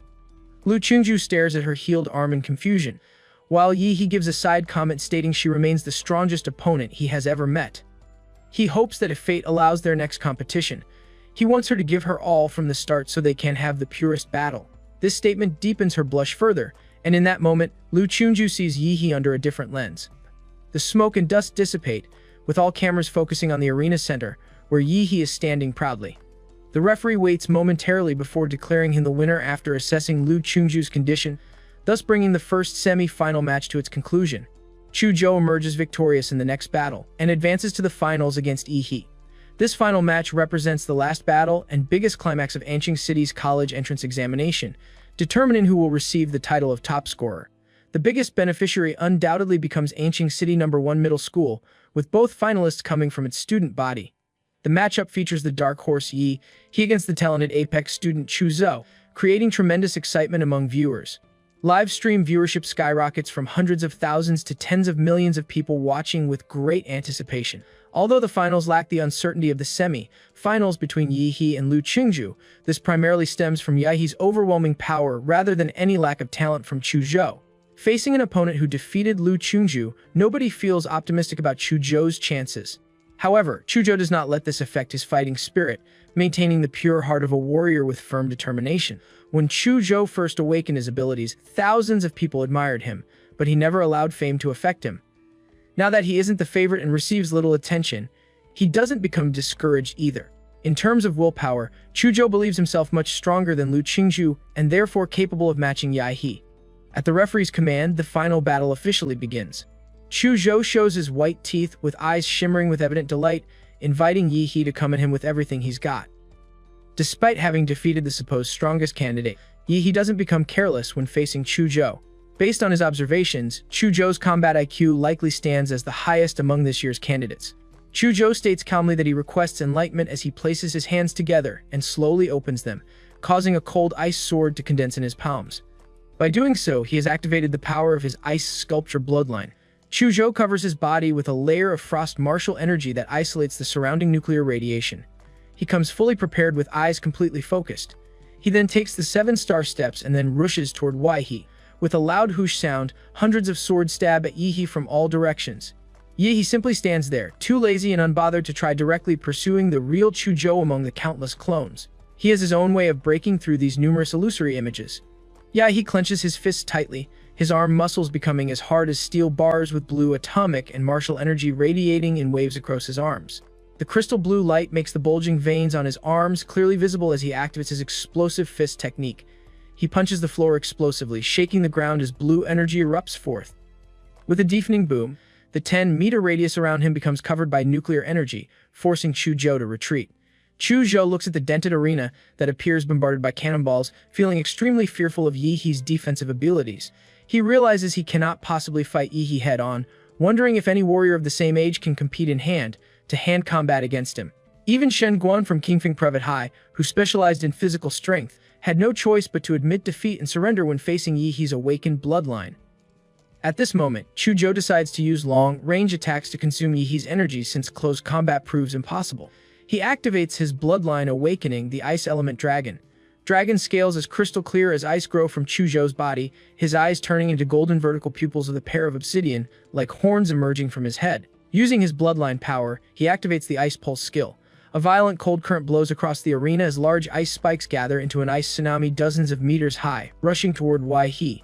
The Ice Dragon status among third-tier magical beasts doesn't rank as high as king-level bloodlines like the Shadow Tiger King or Golden Star Ape Demon, but in Chuzo's hands, it becomes even stronger than the blood power of Kai Xiaoling and Shen Guan. The audience and examiners express surprise at this strong bloodline power. A wave of ice submerges the entire arena, causing the stadium shrouded in hot summer sun to suddenly drop below zero temperature. The live stream that constantly displayed Yihee's awesomeness becomes completely silent, with his haters cheering excitedly and calling Chujo handsome while condemning Yihee as a devil. Chujo gashes slightly from the sudden burst of strong icy force, taking quite a toll on his body. Even with Yihee frozen by thick ice, Chujo doesn't breathe a sigh of relief, not being naive enough to think Yihee would be defeated so easily. At this moment, a barrage of comments floods the live stream as the iceberg begins to melt. Yihee's wide, open mouth shows blue atomic light, emitting a breath of destruction brewing in his throat. A bright blue energy beam penetrates the iceberg and shoots straight toward Chujo. Chujo, who had been on guard the whole time, stares with wide eyes in disbelief at how Yihee breaks such thick icebergs so easily and quickly. Chujo instantly pushes himself away and manipulates the ground to raise an icicle imbued with martial energy as a barrier. When the blue energy beam hits the icicle, a deafening explosion occurs. It turns out, Yihee has activated his atomic breath mainly to break out of the iceberg. The melted ice evaporates from the high-energy heat radiating from Yihee's body as he takes a step forward clad in his nuclear light battle body. The atomic reaction in his body accelerates, covering him with dazzling blue flames that vaporize any ice approaching within 5 meters into mist. Yihee strides toward Chujo, leaving melting footprints on the ground with every step. No matter how Chujo activates his ice attribute bloodline to attack, it proves useless against the overwhelming gap in strength. So far, only Lu Qingju has faced Yihee in this form head-on, with even Shen Guan surrendering directly. Nonetheless, Chujo wants to try his final technique. Chujo stares at Yihee and informs him about his last move representing the current limit of his martial arts, originally saved to face Lu Qingju. Chujo closes his eyes, shuts down his 5 senses, and points the ice sword in his hand directly at the sky.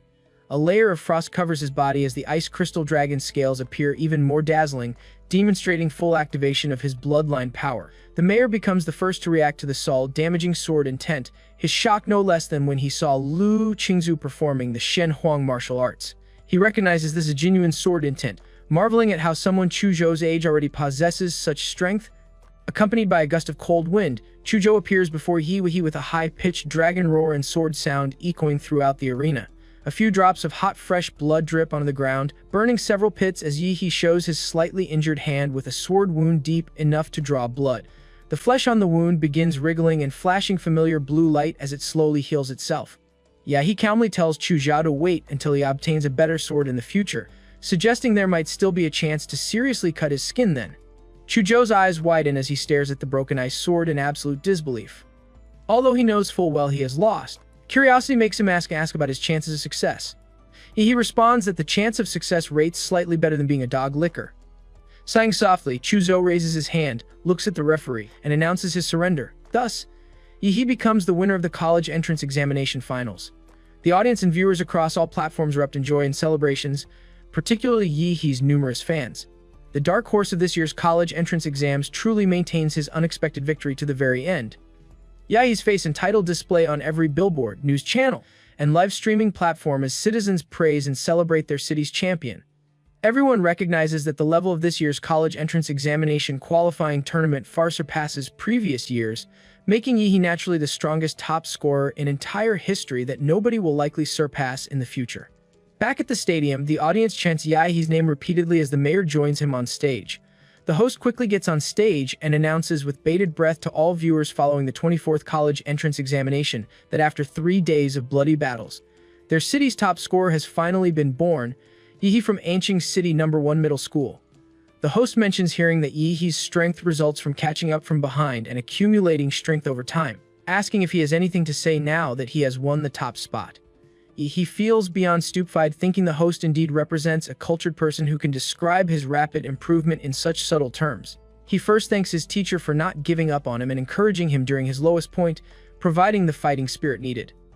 Elsewhere, the head teacher watching Yihee's speech through live broadcast begins shedding tears, feeling unworthy of the praise since he neglected noticing this monster just before the collegiate entrance exams. Just then, Yihee notices a lean middle-aged man suddenly appears in the audience waving his hands excessively. Realizing Yihee has no intention of acknowledging his presence, the man raises his hands, making the number 2 million through lip sync. This turns out to be the principal of Anqing City, number 1 middle school, wanting Yihee to promote their school with a 2 million scholarship reward. This changes the money-hungry Yihee's attitude immediately. He adds thanks to his alma mater and principal, claiming without his wise leadership they wouldn't be there today. Originally unsure what to say, Yihee suddenly understands how to finish the award speech after seeing the principal's clear instructions. Finally, he thanks himself, stating that without his hard work and wisdom, he would never achieve such glory today. Surprisingly, he doesn't feel the least bit embarrassed spouting these lies. In that very moment, the system congratulates him for winning the champion title and rewards him with a random template ability.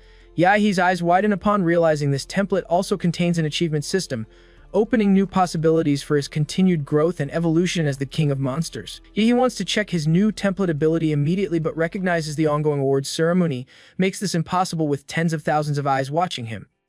He decides to wait until later for proper examination. After the ceremony concludes, the mayor gives a summary speech announcing the smooth and successful conclusion of the college entrance examination. As Yihee leaves the arena through the stadium corridor toward the entrance, a swarm of reporters resembling crazed hyenas rushes him with various cameras the moment he passes through the open door.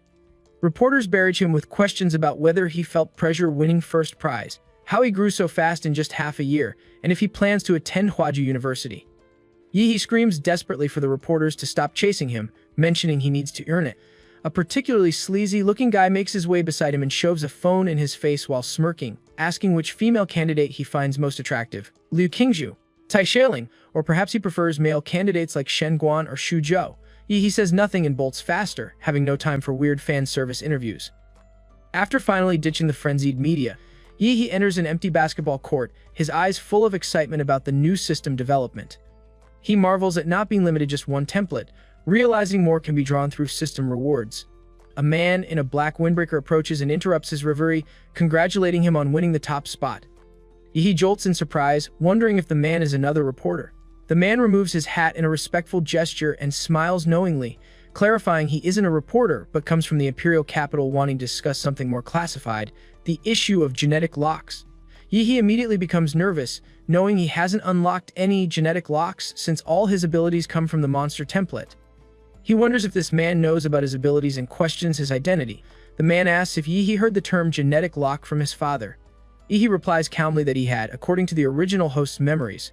The man pulls an envelope from his bag and questions how Yihee's father, an ordinary taxi driver, knew a term completely inconsistent with his profession. The man hands Yihee the envelope, stating that due to his special status, the imperial capital authorized restricted documents for him. Yihee opens the envelope and his eyes widen upon reading about Project Prometheus, a research institute that was once a giant in biological genes on Blue Star before being wanted and blocked by various countries due to an incident. Many core researchers were forced to hide their identities and disappear in cities, with genetic lock technology once being their key project. After reading the document, Yihee's expression fills with disdain as he understands the implication. These people believe his ordinary father was a senior researcher at Prometheus, making Yihee one of their secret research results. The man in the windbreaker assures Yihee the country won't make things difficult for him, explaining he came specifically to inform him of the situation since he has the right to know as the person involved. The man clearly fears Yihee might panic and do something reckless, emphasizing that as a key prospect in the country's cultivation program, his safety becomes their top priority from now on. Yihee stares deadpan at the man, thinking that if he told him he feels calmer than him right now, the man probably wouldn't believe him. Yihee's attitude suddenly shifts to feeling smug, like he's being burdened with enormous duty rather than inconvenience, musing about the annoyances of being famous and important in society where status matters everything. The man takes his leave from the basketball court afterward. The moment the man leaves, Yihee rubs his hands in delight like a money-hungry hyena, thrilled about making substantial money from the college entrance exams. Everything seems headed in the right direction. Not only does he have a ticket to Hwadu University, but he also received a 2 million scholarship from the principal plus an additional 800,000 bonus. However, the most important thing remains being able to draw a new template ability. Although Yi knows a template as powerful as the legendary Mad Flame Demora is hard to come by, he still looks forward to the new template. He immediately initializes the beginning of his new template ability. A swirling dark purple vortex appears before him with roars of countless monsters heard from within, resembling a cursed void full of ancient beasts. Yi stares slack, jawed in awe before understanding what template he has drawn. The result shows a D-rank Colossus-type humanoid template with its bloodline ability being Giantification, a 60-meter colossal titan with ultra-heated steam. Its evolutionary path is an immutable humanoid with current compatibility at 1%. He doesn't feel particularly pleased initially since the colossal humanoid template pales compared to Demora's ranked template. However, his eyes widen as a thunderclap realization hits him: the abilities between templates might be superimposed. If the colossal humanoid template combines with Demora's template, the implications become too incredible to imagine. One thing becomes clear: he wouldn't just be on top of all monsters but the true undisputed king of every monster in existence, the first real hybrid. Meanwhile, in a dimly lit villa with an auspicious setting, Huo Long, a massive-looking guy, is currently on the phone with a business friend. The person asks if Hu Long has personal matters requiring him to cancel all scheduled tasks. Hu Long confirms this, hanging up before taking a deep breath and rhythmically tapping the redwood table before him. The only sound in the room comes from faint television broadcast audio. A dent soon forms on the redwood table where his finger strikes. Hu Long's younger brother has been missing for over half a month. With search teams returning empty-handed without even a corpse, they did find residue with small amounts of nuclear radiation at his brother's last known location. Being an experienced hunter of forbidden secret realms, Hu Long needs no confirmation his brother is dead, and the scene was cleaned up without traces. Hu Long's gaze locks on the television screen replaying footage of Yi He's battle with Lu Kyunju, specifically the moment Yi He unleashes his atomic breath beam. Hu Long feels a gut feeling that Yi He's nuclear radiation ability connects to his brother's disappearance. Hu Long closes his eyes regretfully, weighed down by sorrow and guilt.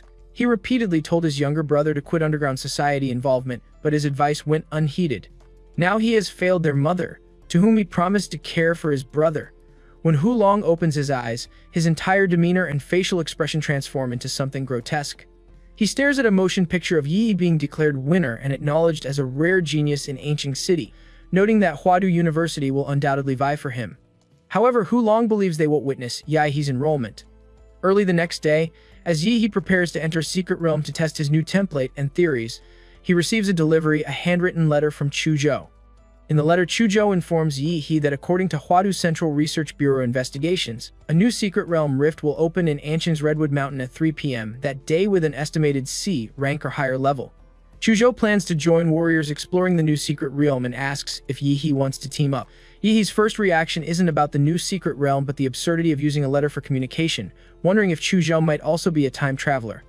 At 3:00 p.m., in Anshan's Redwood Mountain, the once sparsely populated area welcomes the most visitors in its history. Thousands of warriors gather there, including many powerful warriors and organizations with long-standing reputations. Even helicopters and troops station themselves there to prevent accidental conflicts. The new secret realm means unpredictable dangers, but also everything remains undeveloped, filled with rumors of getting rich overnight or opportunities for low-level warriors to soar to success. At the mountain base, Yi meets up with Chuzhou, who now has a sword hanging around his waist. Chuzhou immediately notices Yi has grown stronger again. Yi gives a creepy smile, feeling both annoyed and surprised at Zhou's keen sense. He used some prize money to buy several June serums, increasing the colossal humanoid template compatibility 35%. Though just a D-rank monster template, it has advantages and grows faster, producing quick results. The two chat casually while waiting for the rift to open. Curious, Yi asks Chuzhou which university he applied to. Chuzhou's mood seems somewhat off, but he replies he applied to Hwadu University. Yi notices this but chooses not to pry, simply stating they might become classmates. At that very moment, the crowd erupts in excitement as the secret realm begins opening. A Jap several dozen meters long appears on the mountainside with galaxy-like fluid flowing inside. Suddenly, a sharp scream comes from the spatial rift as a ferocious monster bird with 3 heads and dark purple feathers forces itself halfway out of the rift, undoubtedly a high-tier monster. The 3-headed strange bird relies on its incredible aerial advantage to be the first creature rushing out of the newly opened secret realm. Unfortunately, it gets greeted by thousands of fully armed warriors who let out a battle roar shaking the mountains and forests. The warriors care nothing about the three-headed strange bird stuck in the rift entrance as they all rush forward aggressively. The bird looks in horror at the thousands of warriors charging toward it like crazy beings. The poor creature tries to drill back into the rift but finds itself embarrassingly stuck. Within mere seconds, its huge body gets trampled into mud by the overwhelming force of warriors. Yihi and Chuzhou follow behind a large group of warriors and pass through the rift into the secret realm. The three-headed strange bird meets a tragic death, with both its body and magic core hacked to pieces by the aggressive warriors. Inside the Redwood Mountain secret realm, everyone gets greeted by a jaw-dropping sight, an extremely exaggerated forest of giant colorful trees. Each tree stands nearly 100 meters high, so massive that a dozen people might not be able to hug a single trunk. The warriors under these gigantic trees appear no different from tiny ants.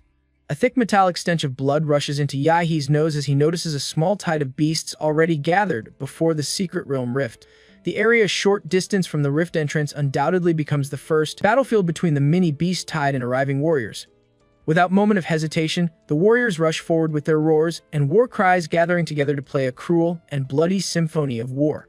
The warriors resist the beast tide at the secret realm entrance instead of dispersing to look for treasures because of a state law.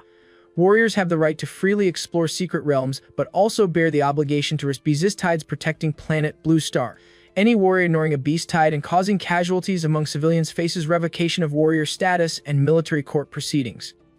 Greater ability brings greater responsibility for warriors. Yihi and Chuzhou join the ranks fighting against the beast tide. Chuzhou activates his bloodline and releases a large stream of ice to freeze the feet of monsters ahead, hindering their movement. Although the ice soon shatters under monster strength, it successfully hinders their actions for precious seconds. Many warriors seize this opportunity forward and kill the temporarily frozen monsters. Unexpectedly, a beast tries to ambush Chuzhou from behind, but in that split second, the poor creature gets hit with Yahi's atomic fist and instantly melts into meat paste. Chuzhou thanks a completely unfazed Yihi who warns him to watch his back. Yahi looks quite bored and comments that none of the beasts inside the secret rear are worth fighting. A field of smoldering corpses behind him testament to this truth. Witnessing such an absolutely terrifying and grotesque scene stuns Chuzhou. Yihi has effortlessly wiped out numerous monsters, while other warriors carefully hold their defensive line. These results come from his nuclear radiation, hard to resist, silent, and directly attacking the cells of living things. On this battlefield, Yihi can finally release radiation without restraint.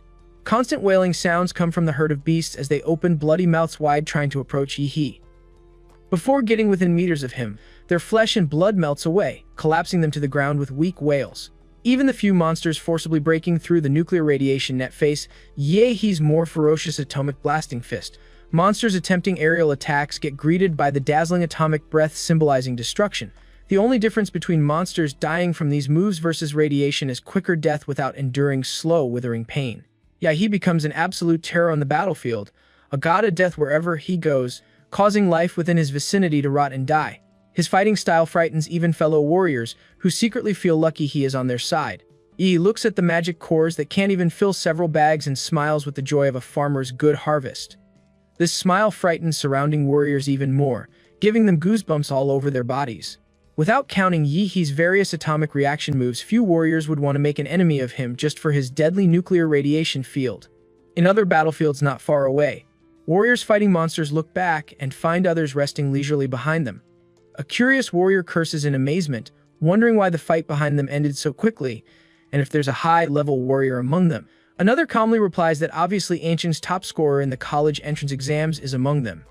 The curious warrior questions how a martial artist could possibly kill so many monsters, having missed the live broadcast, deeming it uninteresting. What could be special about high school students fighting? The other calls him a foolish idiot since that high student can effortlessly beat 10 of him.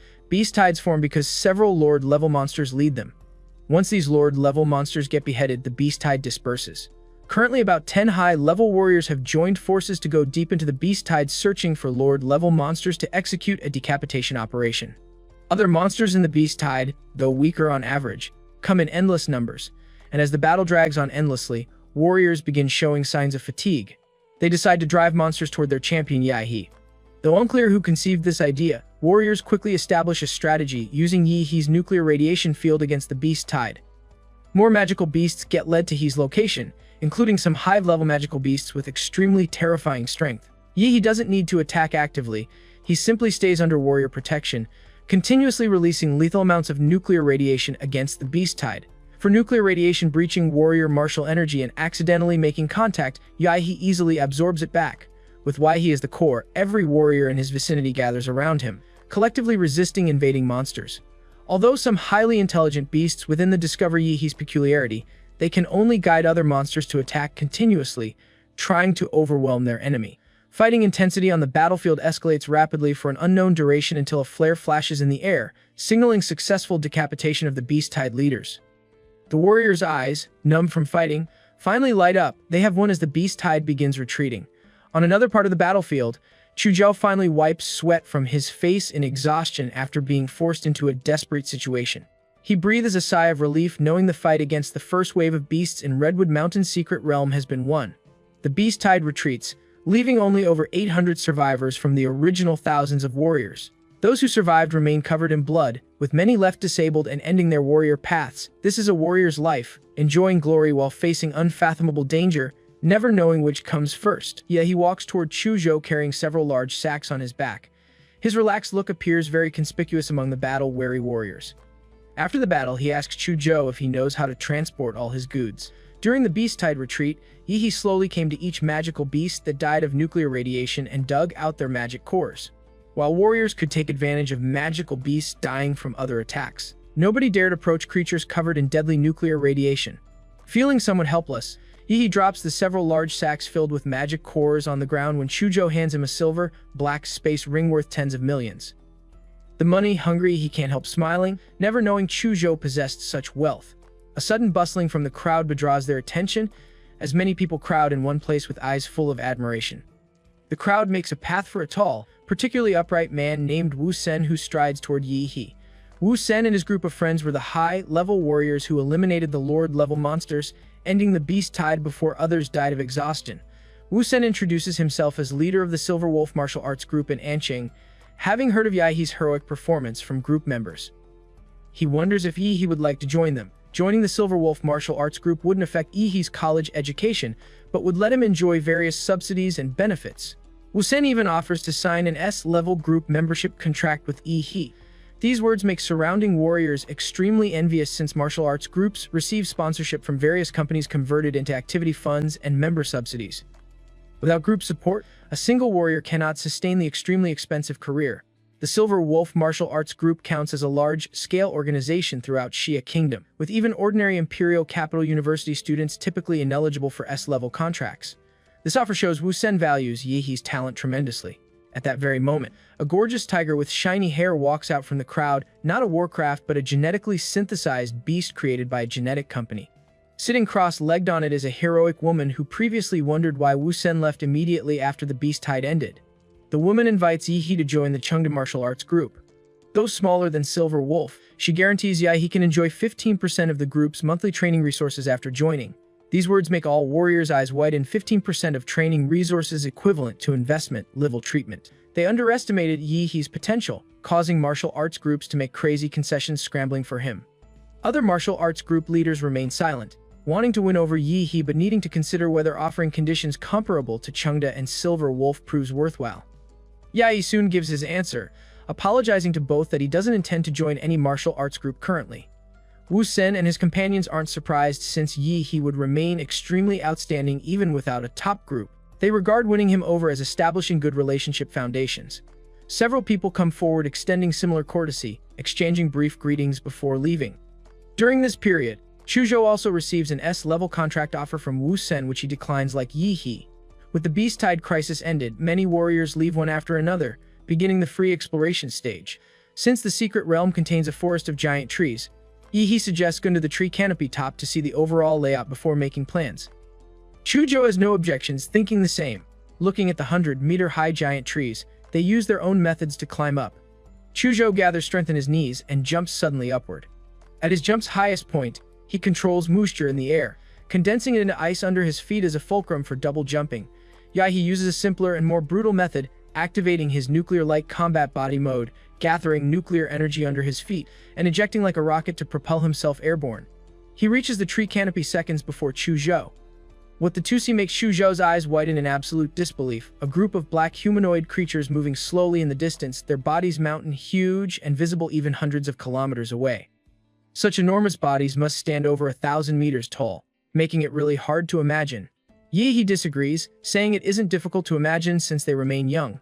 In coming years, they might conquer these mysterious beasts and even discover the truth about secret realms. Chuzhou looks at Yi in silence, feeling his classmate lives up to his reputation. Where Chuzhou feels fear facing unknown powerful existence, Yi feels confidence about defeating such beings. It seems he falls short of Yi not only in martial arts but also willpower, considering Yi the real warrior. Yi doesn't know his casual remark has written a 1,000-word essay in Chuzhou's mind, getting regarded as a life mentor. Beyond simply looking out from treetops, Yi maintains his life magnetic field to detect life distribution within the secret realm. He notices something strange. A lake location appears completely blank in his magnetic field like a vacuum zone. He recognizes that abnormal situations must indicate something wrong, believing where there's smoke there must be fire, and bigger winds and waves mean more valuable fish. Yi points southeast and tells Chuzhou they need to investigate a lake there. Yi decisively takes Chuzhou to investigate the mysterious lake, convinced that the abnormal energy reading indicates something valuable. The two quickly pass through the giant tree forest and arrive at the lake's edge, where 3 people have already gathered. To Yi's surprise, one of them is Huang Yuli, the woman who helped him weeks ago at the Warrior Center. Huang Yuli chuckles upon seeing Yi, joking about the unexpected appearance of their city's top scorer. She never expected the high school student she helped with a discounted Warrior business card to become so powerful in just half a month. Though her assistance wasn't substantial, Yi always remembered her kindness. Her tattooed bald teammate jokes about her knowing the little top scorer, while the glasses-wearing teammate adds that this top scorer impressed everyone during the Beast Tide battle. Huang Yuli briefly recounts the story of Yi's first visit to the Warrior Center, making her teammates marvel at the wonder of fate, how a young man met by chance would surprise everyone half a month later.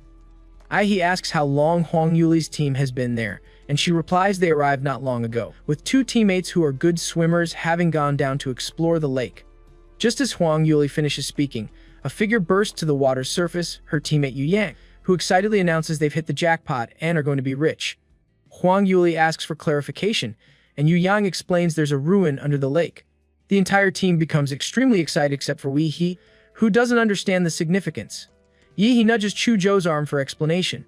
Chuzhou explains that in secret realms, there are mysterious buildings suspected to be left by civilizations from the secret world, collectively called ruins by experts. These ruins contain technologies or artifacts from secret realm civilizations, with modern human martial arts theory and many genetic technologies reportedly originating from such discoveries.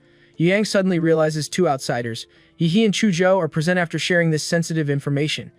He immediately stares at them with hostile eyes, placing a hand on his sword. Chuzhou senses the murderous intent, recognizing that people often kill each other over ruins where significant interests are at stake. Just as Yu Yang prepares to engage, Huang Yuli angrily shouts to stop him. She places an elbow on Chuzhou's shoulder as the two stare at Yu Yang with mocking looks. Huang Yuli explains that Yi and Chuzhou ranked 1st and 2nd in Anqing's college entrance exams, with strength far exceeding ordinary warriors, making them valuable additions for the raid. Yu Yang questions how they will divide the spoils. Yi remains unbothered, stating that as external aid, they will receive allocation according to their contribution. The more they contribute, the more loot they get. Yu Yang's eyes flicker, and seeing his other teammates agree, he drops the issue, recognizing it's better not to make enemies with future big shots. Yu Yang leads the way as everyone follows him into the lake. Relying on their powerful warrior lung capacity, the 6 dive 30 meters to the lake bottom. Yu Yang finds marks left earlier and leads everyone to a cave at the lake bottom containing a hidden secret passage. When they surface from the water, they find themselves in an underground cave. Yu Yang mutters in confusion upon getting ashore, wondering about the whereabouts of his teammate Louis, who was supposed to stay behind. The tattooed guy angrily suggests Louis might have found treasure and left first. Yu Yang takes out a walkie-talkie and calls Louis several times with no response, giving him a bad feeling that something has happened.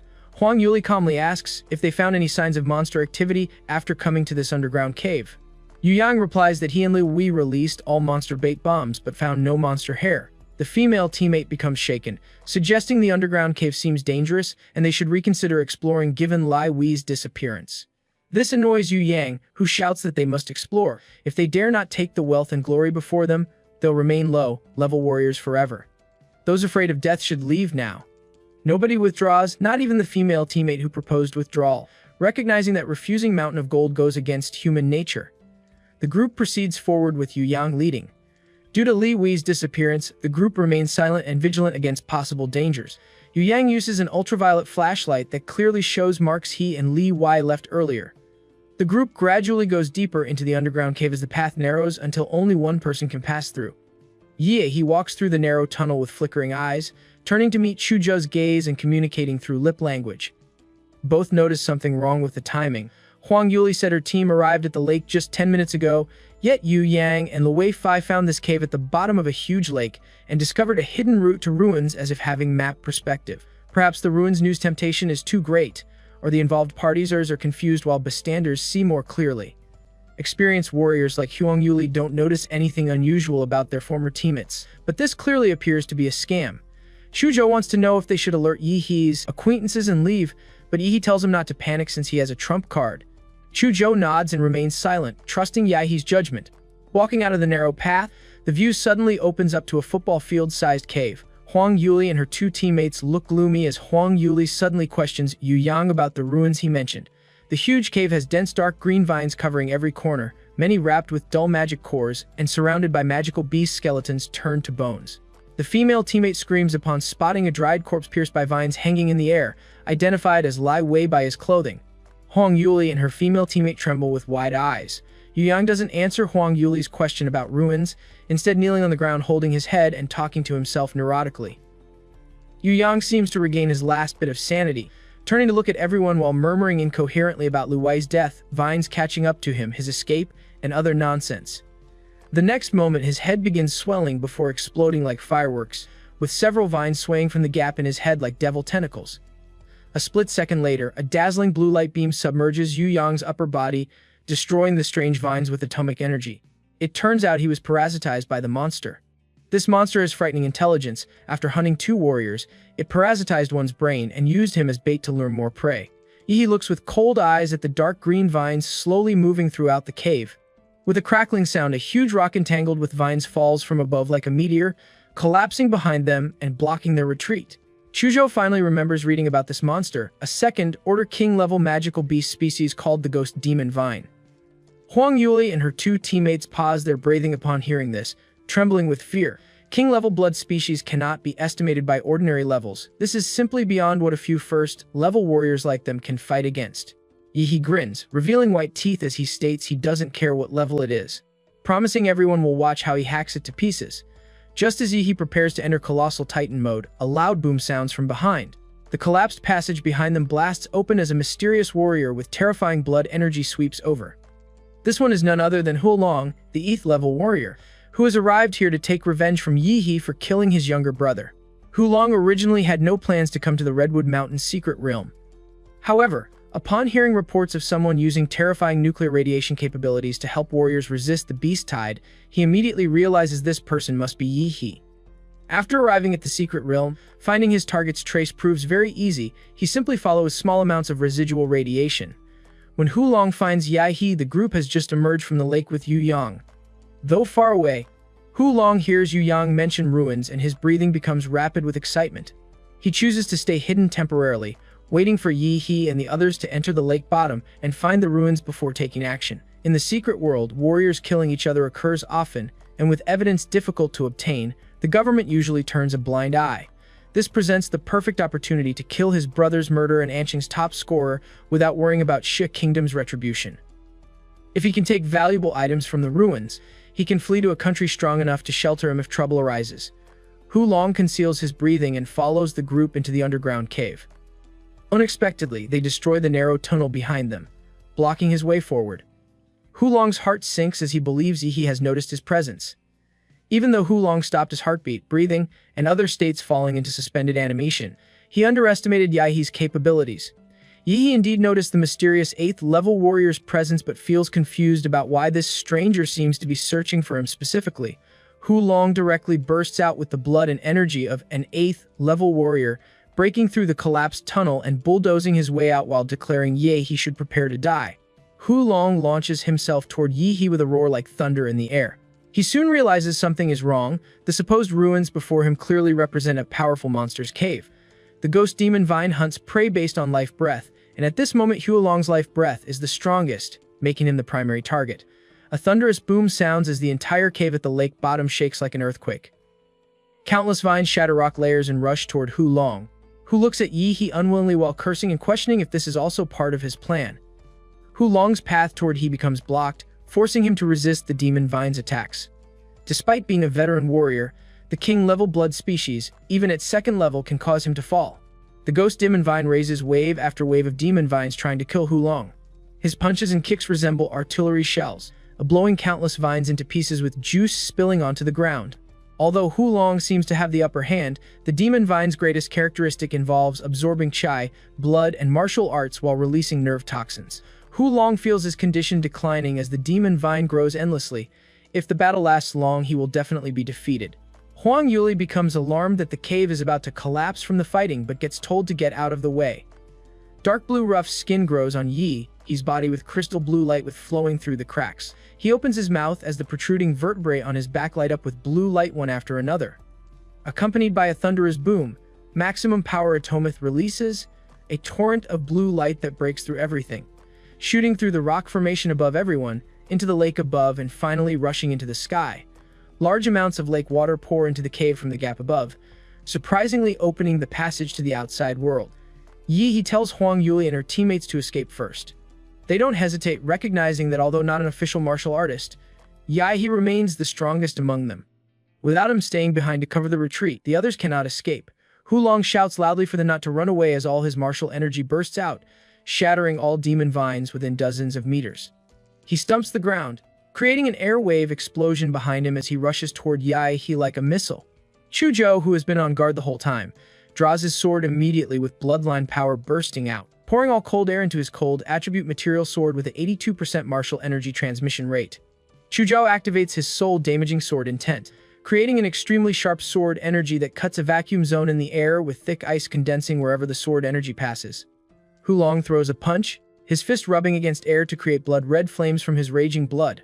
The blood flame fist and icy sword intent collide, scattering large amounts of water mist. Yi knows Chuzhou's sword cannot stop the opponent due to the large martial arts gap. He rushes into the water mist right after, activating his nuclear light combat body as terrifying atomic energy gathers on his fist. Dazzling blue light illuminates the entire underground cave as Yi activates his atomic explosive fist.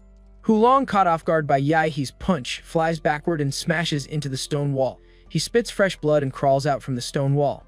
After receiving Chuzhou's strongest sword and Yi's charged punch, he still exudes a powerful aura with only skin burns. High-level warriors have their skin, flesh, bones, and even internal organs tempered in every way, their entire bodies transforming into incredibly tough killing machines. Yi tells Chuzhou to leave first. After swinging his sword, Chuzhou's momentum weakens and he knows he can no longer help Yi, so he decisively withdraws to avoid causing trouble. Not long after Chuzhou leaves, the cave begins collapsing on a large scale with countless rocks falling down, revealing thick ghost vines inside. Meanwhile, Huang Yuli and the others stand on the shore watching the lake become turbid as the sound of ground collapsing continues echoing from the lake bottom. The demon vine has gone completely crazy, stirring the entire lake bottom into chaos. Huang Yuli feels relieved when Chuzhou comes ashore but notices Yi hasn't followed. A brilliant blue lightning flashes across the lake, illuminating the entire surface. The moment Yi bites his palm, fine blue electric current bursts from the wound. Huolong feels something wrong and sprints toward Yi with all strength, trying to interrupt him. But it is too late. With a deafening boom, dazzling blue lightning bursts from Yi's body, directly submerging Huolong. Huolong's alloy hard muscles begin carbonizing upon touching the lightning. Similar to an attack on Titan transformation, every Titan transformer transforms by biting their palm, with huge energy bursting out, usually released as lightning. Since the colossal Titan is the largest after transformation, the energy released during the process is also the largest, making it strategically useful as a small human nuclear bomb. With a roar like a giant beast, Yi turns into a dazzling blue ball of lightning that explodes, submerging everything in terrifying energy explosion. Chuzhou and the terrifying blue energy current explode out of the water and hurriedly move away from the lake to avoid injury. Large amounts of water vaporize as the raging blue lightning continues for half the lake water evaporating. Chuzhou and the others vaguely see a huge figure flash in the mist, but the huge black shadow soon disappears, making them wonder if they imagined it. As they remain on guard, a naked Yi rushes ashore and asks Chuzhou for clothes. Chuzhou takes out dark leather pants and a tank top from his space ring and throws them to Yahe. Once fully clothed, Chuzhou asks about the sudden explosion. Yahe explains the mysterious warrior carried a plasma bomb and died together with the demon vine. Chuzhou states skeptically that plasma bombs represent military contraband, and the explosion seemed more powerful than a typical plasma bomb, pointing out the massive lightning and giant in the smoke didn't match a plasma bomb's characteristics. Yahe keeps insisting it was a plasma bomb, and Chuzhou must have seen wrong. Chuzhou nods and tactfully doesn't delve further, recognizing everyone has their own secrets. Yahe feels relieved, knowing it would be problematic if Chuzhou learns about his monster template abilities. Yahe was already heavy-handed, and Hualong got crushed by him. Though he lost the corpse, he fortunately obtained the Ghost Demon Vine's magic core. After their narrow escape from death, Huang Yuli and her two teammates feel very tired and plan to leave the secret place. She apologizes to Yahe for not only having them follow for nothing but also troubling him to save them, promising compensation when they leave the secret realm. Yahe tells her not to be so polite, considering this trouble as repaying her previous favor. However, if she gives compensation anyway, he would always owe her a favor. Huang Yuli smiles heartily and says no more about the matter, waving goodbye to Yahe before leaving with her two teammates. Over the next 2 days, Yahe and Chuzhou continue exploring the secret realm. With the powerful perception of his life magnetic field, Yahe finds many spiritual medicines. Though they find no magical rare spiritual medicines like the blood jade fruit, they still achieve a fruitful harvest. By the 3rd day, Yahe and Chuzhou feel they have reaped enough harvest and prepare to leave the Redwood Mountain secret realm. They divide the spoils, with Yahe taking the lion's share. Upon exiting the secret realm rift, they feel slightly shocked at Redwood Mountain's current appearance. The once barren mountain has been completely transformed. All trees and boulders razed to the ground and replaced with a steel jungle of concrete and steel bars housing a hospital, auction house, arsenal, and even a hot spring hotel. A temporary airport was built far from Redwood Mountain. When night falls, the bustling lights of the entire mountain can probably be seen from the atmosphere, demonstrating Xia Kingdom's terrifying infrastructure capabilities. Yahe and Chuzhou cannot help but admire this incredible development. Later, Yahe goes to the secret realm appraisal office to appraise his harvest and hand over 1/10 as tax. He summons a large sack from his space ring and throws it on the table. The staff immediately reprimands him for his rough movements, warning that damaging office property won't benefit him. Yahe scratches the back of his head and apologizes, explaining he has too many things and worries she won't finish appraisal before noon if he doesn't take them out quickly. The staff simply tells Yahe to rest assured, as everyone there are professionals. Hearing this, Yahe takes out another large sack from his space ring and places it carefully on the ground. Then comes the 3rd sack, the 4th, the 5th. The lady looks pale as death as he keeps pulling sack after sack like he owns the entire Redwood secret realm. After about 3 minutes, she finally asks if Yahe is done. He replies that he is done moving the sacks, but there are still many spiritual medicines left to take out, indicating his incredible harvest from the secret realm exploration. The appraisal center staff quickly moves Yahe to the spiritual medicine appraisal center upon learning about his extensive collection. The identification process for spiritual medicine proves much more complicated and time-consuming than for magic cores, requiring all staff to work overtime. The staff becomes stunned seeing the magical medicine spread across an entire table, wondering if Yahe comes from a wholesale market since rare elixirs appear as plentiful as cabbages. All appraisers in the entire institute halt their regular work to prioritize identifying Yahe's spiritual medicine. While the appraisal institute marvels at the rarity of some magical medicines, Yahe maintains an expression of complete indifference. The green and white quality magic cores no longer affect him, so he plans to exchange them all for money. However, he decides to keep the 5 blue magic cores from 3rd-level monsters collected during the Beast Tide, and the special green magic core with gold patterns from the 2nd-level King Ghost Vine for himself. After leaving the magic core recycling station, Yahe has more than 27 million Xia Kingdom currency deposited into his bank account. Despite the long string of zeros in his account balance, he feels none of his previous joy about money.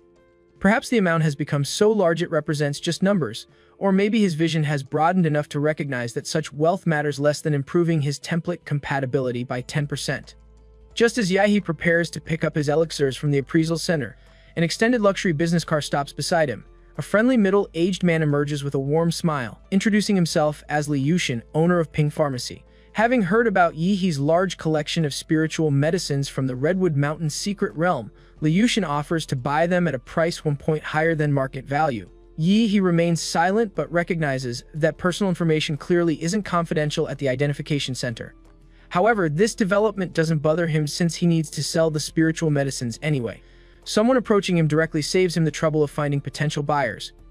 The deal proceeds smoothly, with the pharmacy owner happily handing over a contract in a manner that makes it seem like he's the one begging to make the purchase.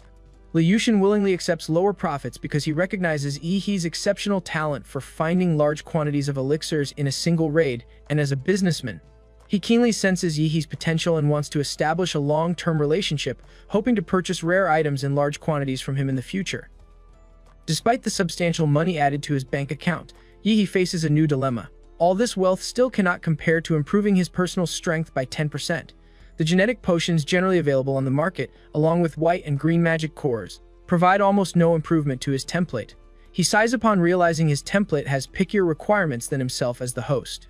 Yihe wants to obtain higher-level genetic medicine but discovers such items have purchase restrictions, and his current status doesn't grant him purchasing privileges. To improve his compatibility degree, he needs another rare treasure like the blood jade fruit, but such items remain in short supply with no marketplace available even if he has money to spend. Suddenly, his eyes light up with a realization about another way to improve his strength: martial arts techniques.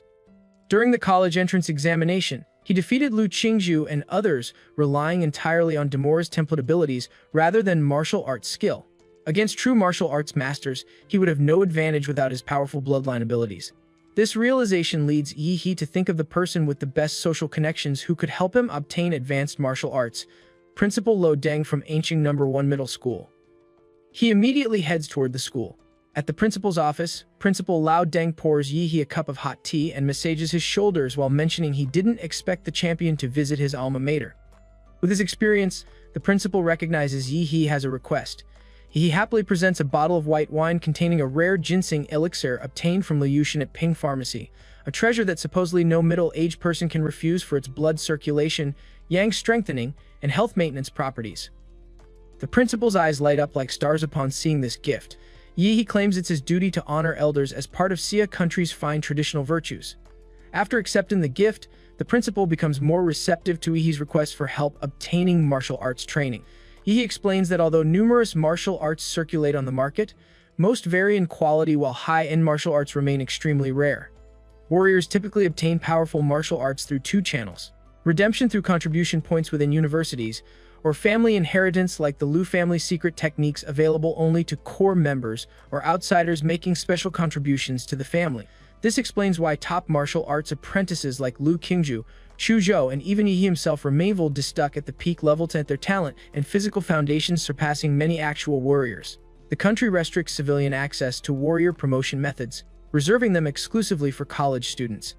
The principal questions why Yihe doesn't wait until university to learn martial arts, but Yihe explains his impatience.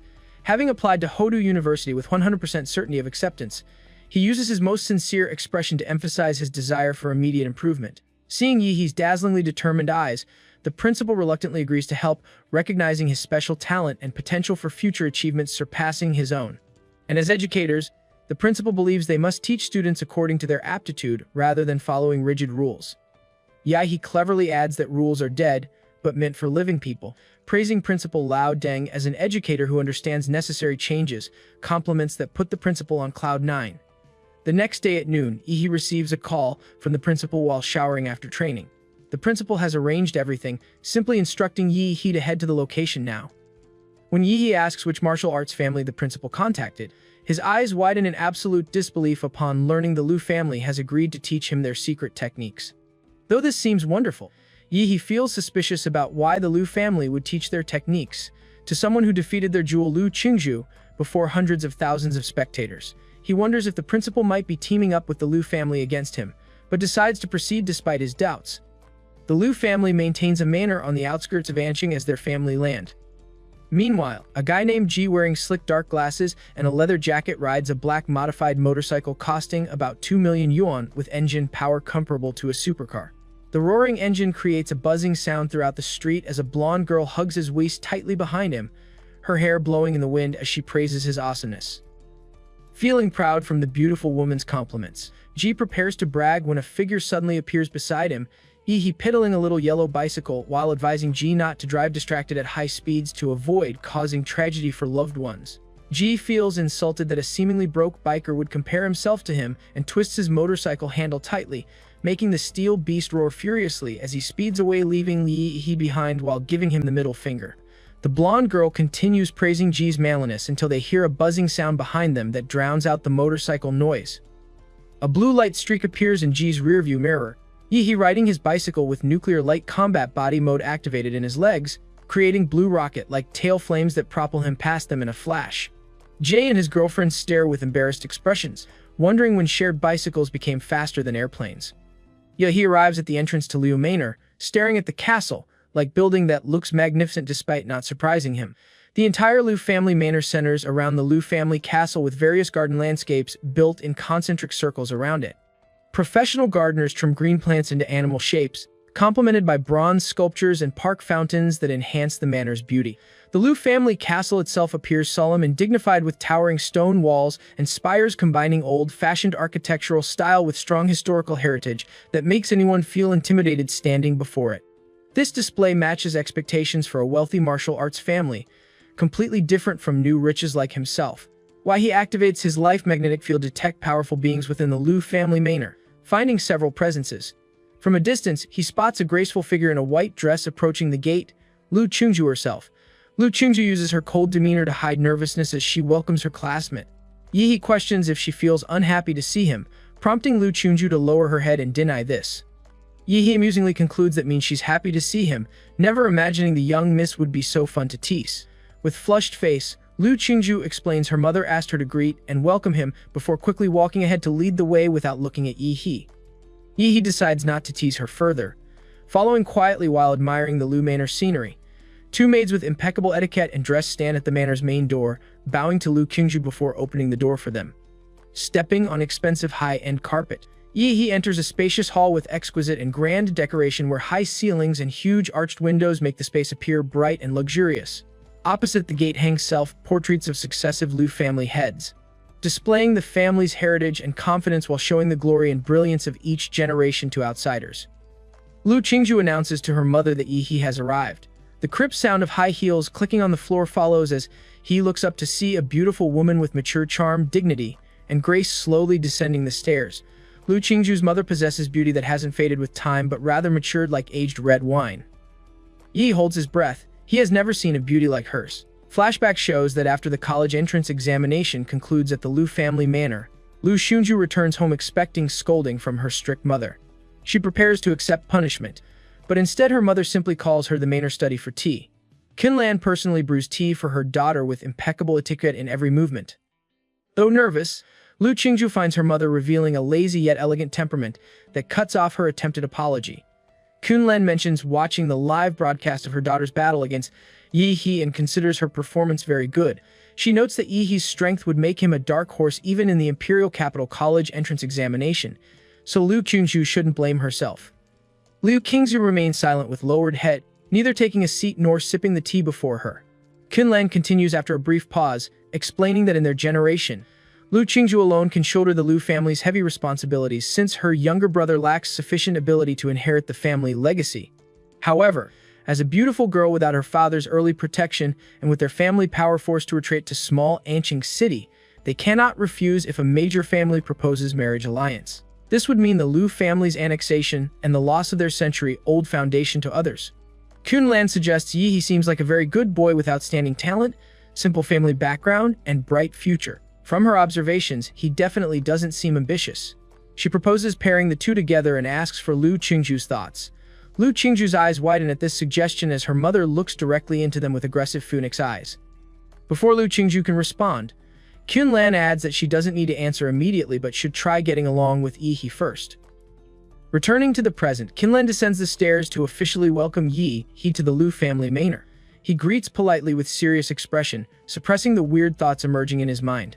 He presents a gift, but Qinlan simply stares expressionlessly. She mentions hearing from Principal Lao Deng about his desire to learn advanced martial arts and confirms this with him. Without hesitation, Qinlan adds that her daughter will show him the way. Yi feels surprised at her generosity. Qinlan walks down the remaining stairs, accepts the gift without looking at it, and states that her daughter will take him to the Liu family's martial arts pavilion. Since martial arts in the pavilion cannot be taken out, he will have only one day to study inside. 3 sets of Xuanhuang martial arts reside deep in the martial arts pavilion, and whether Yihe can learn them depends on his ability. Upon hearing he can learn Xuanhuang martial arts, Yihe feels surprised again. He initially expected to learn only slightly more advanced martial arts, not gaining access to the prestigious Xuanhuang techniques. He wonders whether Principal Lao Deng possesses significant influence, Kunlan proves overly generous, or this represents an investment in his potential. Despite suspecting hidden motives, he cannot refuse this opportunity placed before him. He thanks the Liu family rather than Kunlan personally, making a significant distinction that implies a promise to the family itself rather than just its matriarch. If the Liu family needs him in the future, he will fulfill this promise. Kunlan feels very satisfied with Yihe's clever answer and finds herself liking him more the longer she looks at him. Yihe notices Kunlan's changed expression and feels like he might have done something wrong. After bidding farewell to Kunlan, Liu Qingzhu leads Yihe out of the manor through a long corridor toward the martial arts pavilion. Alone together again, Liu Qingzhu cannot help remembering her mother's subtle look. Completely oblivious to this, Yihe notices Liu Qingzhu seems to have become even shyer. He questions why she appears to be avoiding him. Liu Qingzhu denies this, but when Yihe suddenly walks quickly to her side and meets her eyes, she panics like a frightened deer and hurriedly takes half a step back. Liu Qingzhu has never been so close to a boy before, and in that brief moment she can feel his warm breath on her right cheek, making her lovely face heat up and losing all traces of her former mountain flower coldness. She questions why he stands so close. Liu Qingzhu leads Yihe to an underground stone chamber featuring an ancient thick stone door with rough surface. He senses the stone material isn't ordinary. Noticing his curiosity, Liu Qing explains the stone door consists of power transformation stone, a special material excavated from secret realms that can dissolve attack power from Shanwu master level warriors without breaking. Hearing this, Yihe asks if he can punch it. Liu Qingzhu didn't expect such a strange reaction after explaining the stone's properties. She thought he would marvel at its magic instead. When she tells him he can try, Yihe clenches his fists with every cell in his body violently generating atomic energy. Familiar dazzling blue light covers his fist. Seeing this, Liu Qingzhu's pretty face darkens as she recalls horrible memories about that blue glowing punching technique. She turns her head away just as a reverberating boom occurs. The fist tears through air and slams into the stone wall, with violent airwave blowing Liu Qingzhu's white skirt aside. Unexpectedly, the blue energy impact doesn't explode but gets completely absorbed by the stone wall, turning into water like ripples that dissolve in circles without causing damage. He clearly feels his strongest and fiercest punch becoming like striking sea water and sinking into quagmire upon touching the stone wall, with over 90% of its power absorbed. Rarely experiencing failure, Yihe finds Liu Qingzhu covering her mouth with subconsciously curled corners as if finding this amusing. She opens the stone wall and welcomes Yihe inside. With brisk steps, Yihe enters the Liu family's martial arts pavilion, where all martial arts display as copies on shelves arranged in impressive rows. Liu Qingzhu explains the martial arts divided body movement, defense, horizontal training, swordsmanship, and many other categories. If he wants to learn any, he simply needs to use an ID card to access them. She hands Yihe a black and gold card before he asks about the Junhuan martial arts. Liu Qingzhu calmly replies they reside in a small stone chamber at the martial arts pavilion's deepest part, also requiring card swipe access. She adds that he won't comprehend Junhuan martial arts in just one day, likely learning only basics at most. She suggests her mother giving him access might not necessarily benefit him and offers to select several martial arts books second only to Xuanhuang techniques that would suit him better. Hearing this, Yihe cannot help teasing her again about whether she worries for his sake. Due to this teasing, Liu Qing doesn't want to speak with her classmate anymore. Yihe assures her not to worry her pretty little head since he knows what he wants. If he learns something, it must be the strongest available. If Xuanhuang martial arts sit before him but he lacks courage to learn them, he should simply return home and continue working on template compatibility. Moreover, Kunlan opening Xuanhuang martial arts learning rights represents both investment and test. If he cannot pass this level or dares not take the risk, he will likely never receive another invitation to the Liu Manor. Seeing Yihe's persistence, Liu Qingzhu says no more. The secret room storing Xuanhuang martial arts features even greater security, using extremely rare black quality power transformation stone. Liu Qingzhu explains her great-grandfather's generation collected materials for this black power transformation stone wall, speaking more frequently than usual and obviously feeling proud of her family's history. The black stone door opens to reveal 3 safes strong enough to withstand tank bombardment.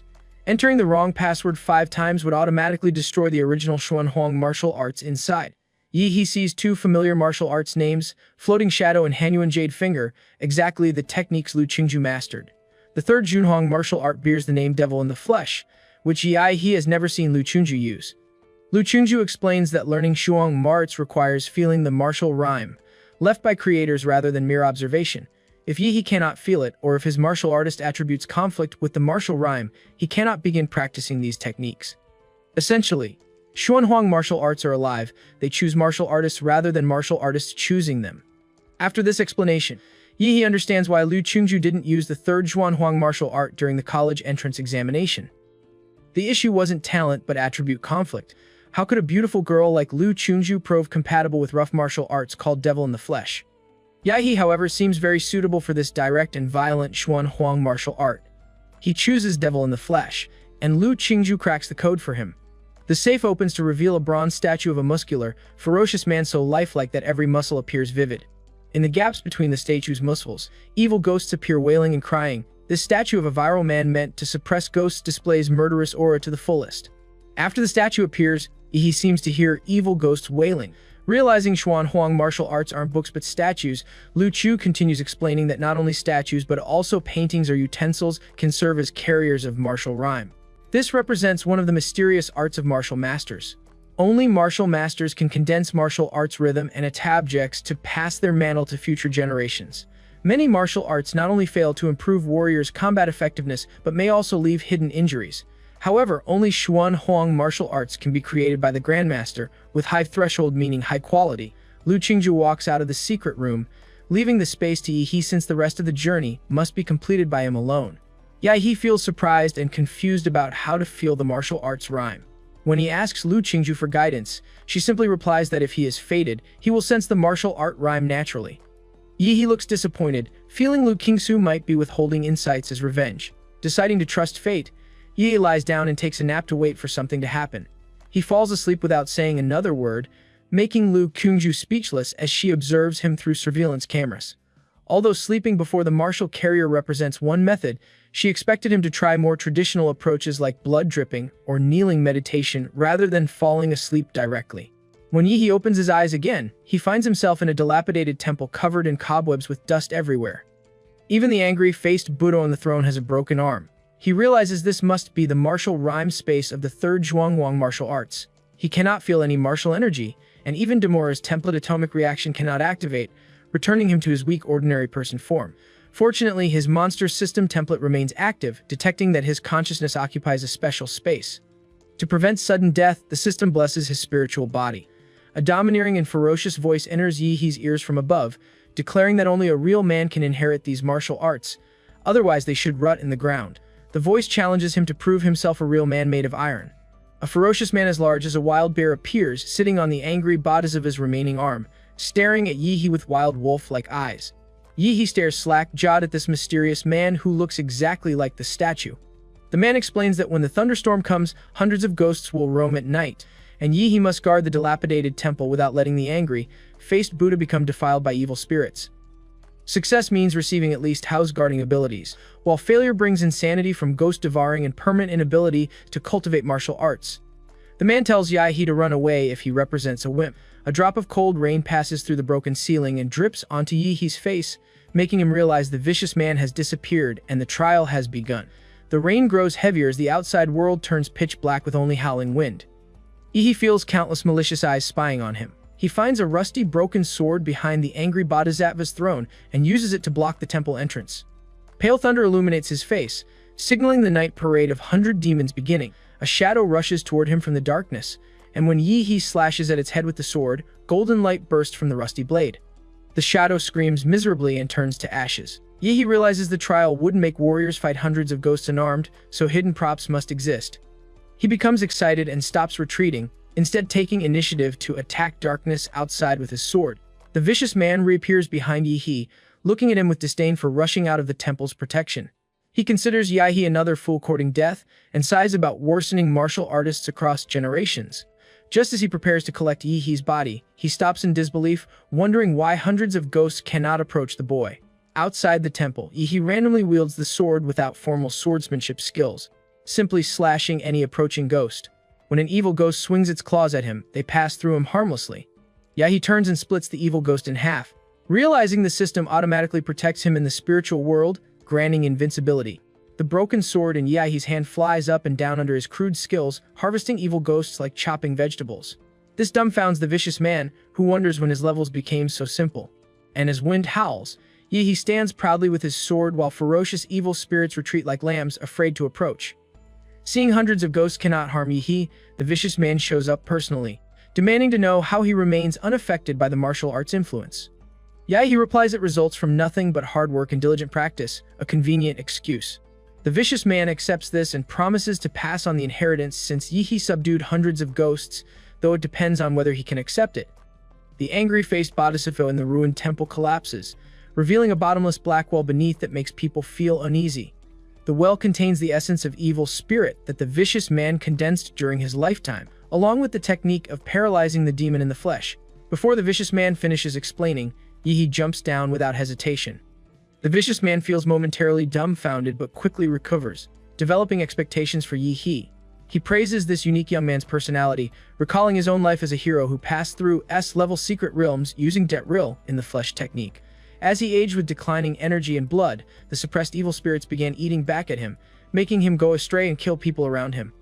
To avoid repeating mistakes, the vicious man chose suicide, mixing all evil spirits and soul with his martial arts style into the statue before death. Although 100 years have passed and evil spirit in the martial rhyme space dissipated somewhat, it still shouldn't be something a mere martial artist can withstand. If Yahi conquers the evil spirit that caused his failure, he will surely surpass the vicious man on the road of devil in the flesh. Back in the observation room, Qinlan joins her daughter as both watch Yahi fall asleep and enter the martial rhyme space. Lu Chungju grows worried and confused when she sees Yahi's sudden reaction on the floor, asking her mother what might be happening to him during this dangerous spiritual trial. Lu Chungju reflects on Yahi's unusual reaction to the martial arts inheritance. Earlier, after falling asleep, he displayed a smug smile as if experiencing something pleasant in his dream. Now Yahi's body is trembling uncontrollably with traces of blood seeping from his pores, appearing to suffer intense physical distress. Qinlan shows no surprise at this development. She takes a deep puff from her cigarette and exhales slowly, her charming phoenix eyes hidden behind her hair appearing mysterious and profound. She explains that Lu Qingju's grandfather acquired this third Shunhong martial art by chance in his later years.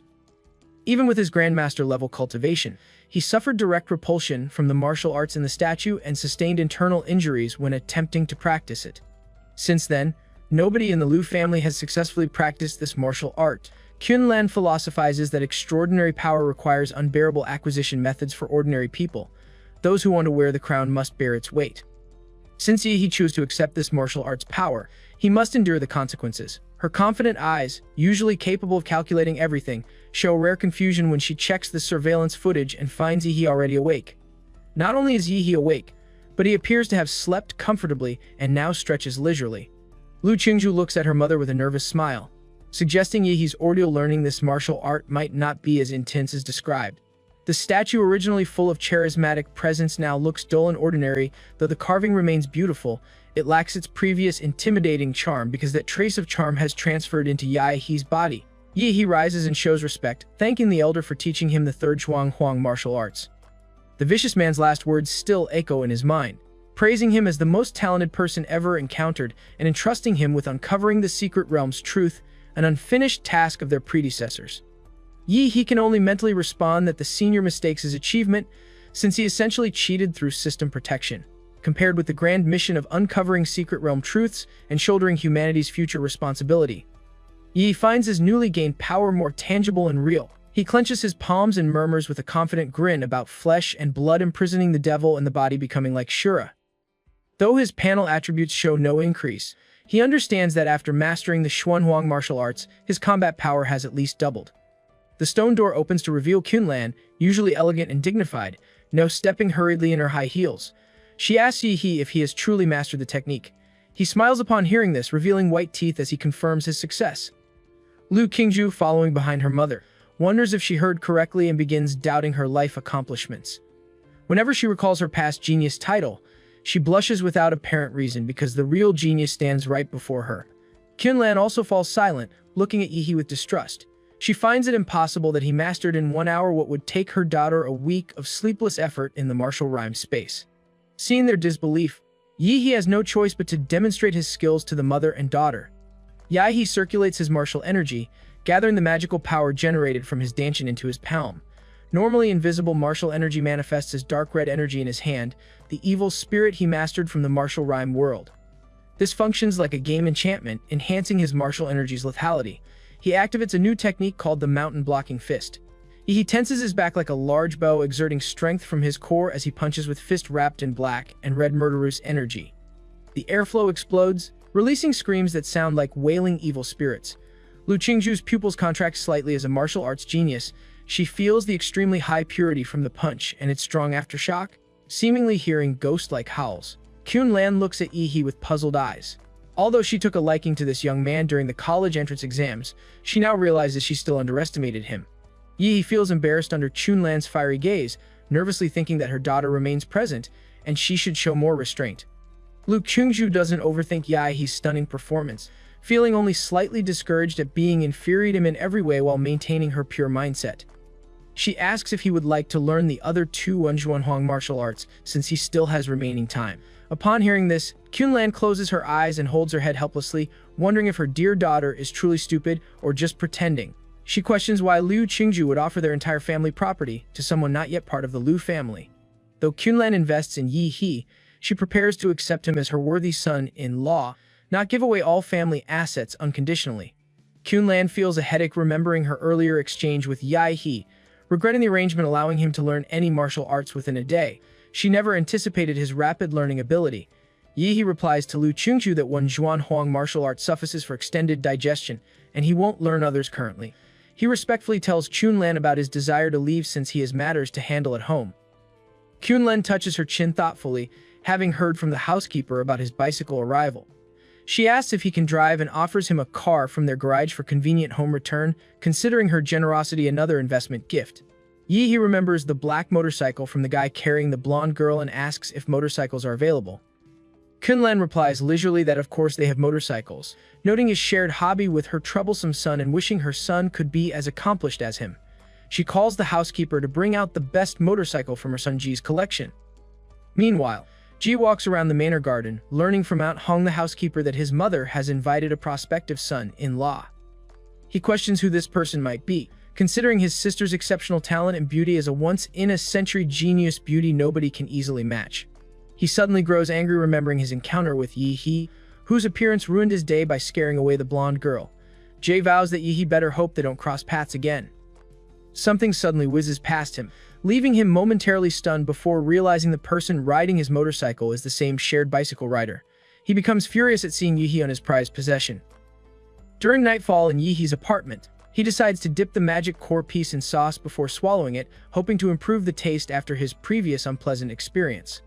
Rolling heat fills his limbs and bones as he summons the system template. Inside the Redwood Mountain Secret Realm memory, he superimposed the colossal humanoid tent legendary Demora template, now reaching 85% and 21 compatibility respective compatibility after several absorptions.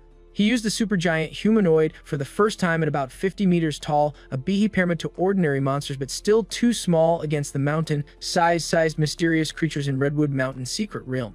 Wanting to grow larger, Yi adds all points to the colossal titan template. He picks up the green magic core with gold patterns, dips it in sauce, and swallows it ready to use the special magic core for enhancing his Demora template absorption. The very second he does this, a surge of energy explodes within him with intense lightning enveloping his whole body. After the excruciating process, something unexpected happens to Demora's template. The system template states that after absorbing the genetic sequence of a special plant life form, a special mutation has occurred. The system asks if the host wants to prevent template mutation. Yi feels surprised since mutation could create a monster template with different attributes, possibly advantageous or disadvantageous. After careful consideration, he decisively chooses to proceed, deciding to gamble for the best outcome. Fortunately, the mutation unlocks an S-rank nuclear template, leaving him completely speechless. The notification explains that when the Savage Trace Demora's template reaches 100%, there exists a 2% chance of it changing into a Star Universe Demora. He clenches his fist excitedly reading this. The name alone suggests tremendous power, though it requires reaching full compatibility first. His reverie gets interrupted by sudden commotion not far from his apartment complex. He wonders what might be happening, possibly a terrorist attack disrupting his breakthrough moment and forcing him to address this new disturbance. Outside Yahe's apartment complex, A loud roar echoes through the streets as dozens of police cars flood the entire area. Armed officers evacuate the crowd and form a security perimeter around the neighborhood. Inside his apartment, He becomes alert and suspicious when he hears a sudden knock on his door. Knowing the original owner had a withdrawn personality, with no friends who would visit at this hour, and having ordered new deliveries or packages, he wonders who could be outside. His gaze suddenly shifts toward the open window behind him as he questions the mysterious invisible intruder in a calm tone, asking if she knows who stands outside. Seconds later, a figure materializes out of nowhere, a mysterious lady with a very sexy figure wearing a white nanobattle suit that clings tightly to her skin, perfectly highlighting her curvy form. Unfortunately, she wears a black reflective mask that hides her true face. The woman feels genuinely surprised that this young fellow is not an ordinary martial artist. She originally planned to hide something in Yihee's apartment and alter his memory conveniently, but now that her target has discovered her, she decides he must suffer a little. She warns him not to try running away. Showing no fear and wanting no involvement, Yihee quietly asks who she is and what she's doing in his apartment. After receiving no reply, he notices the shadow on the floor in front of him shows a stream of energy locking onto him like a poisonous snake.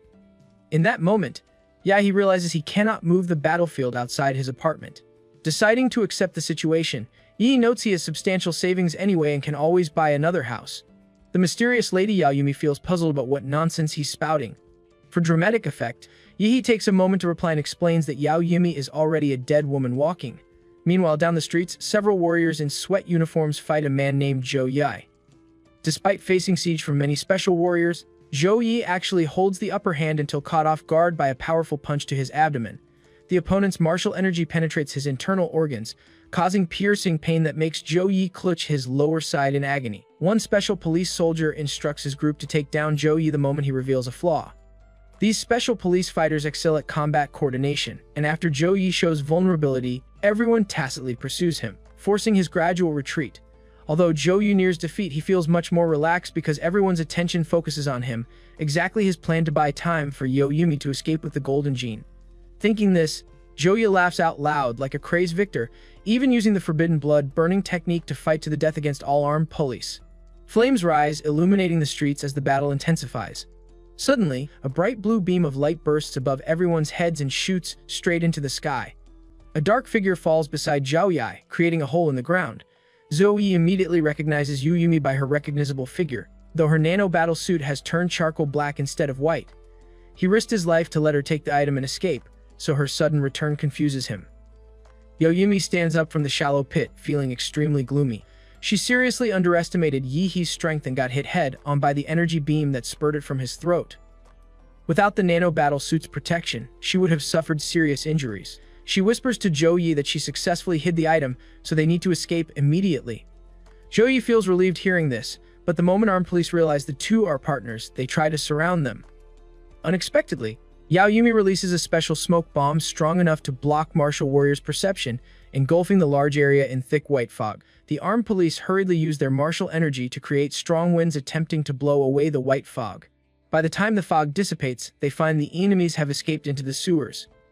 30 minutes later, Zhou Yi and Yaoyumi emerge from an alley, hearing distant sirens and knowing they've temporarily escaped pursuit. They finally breathe a sigh of relief.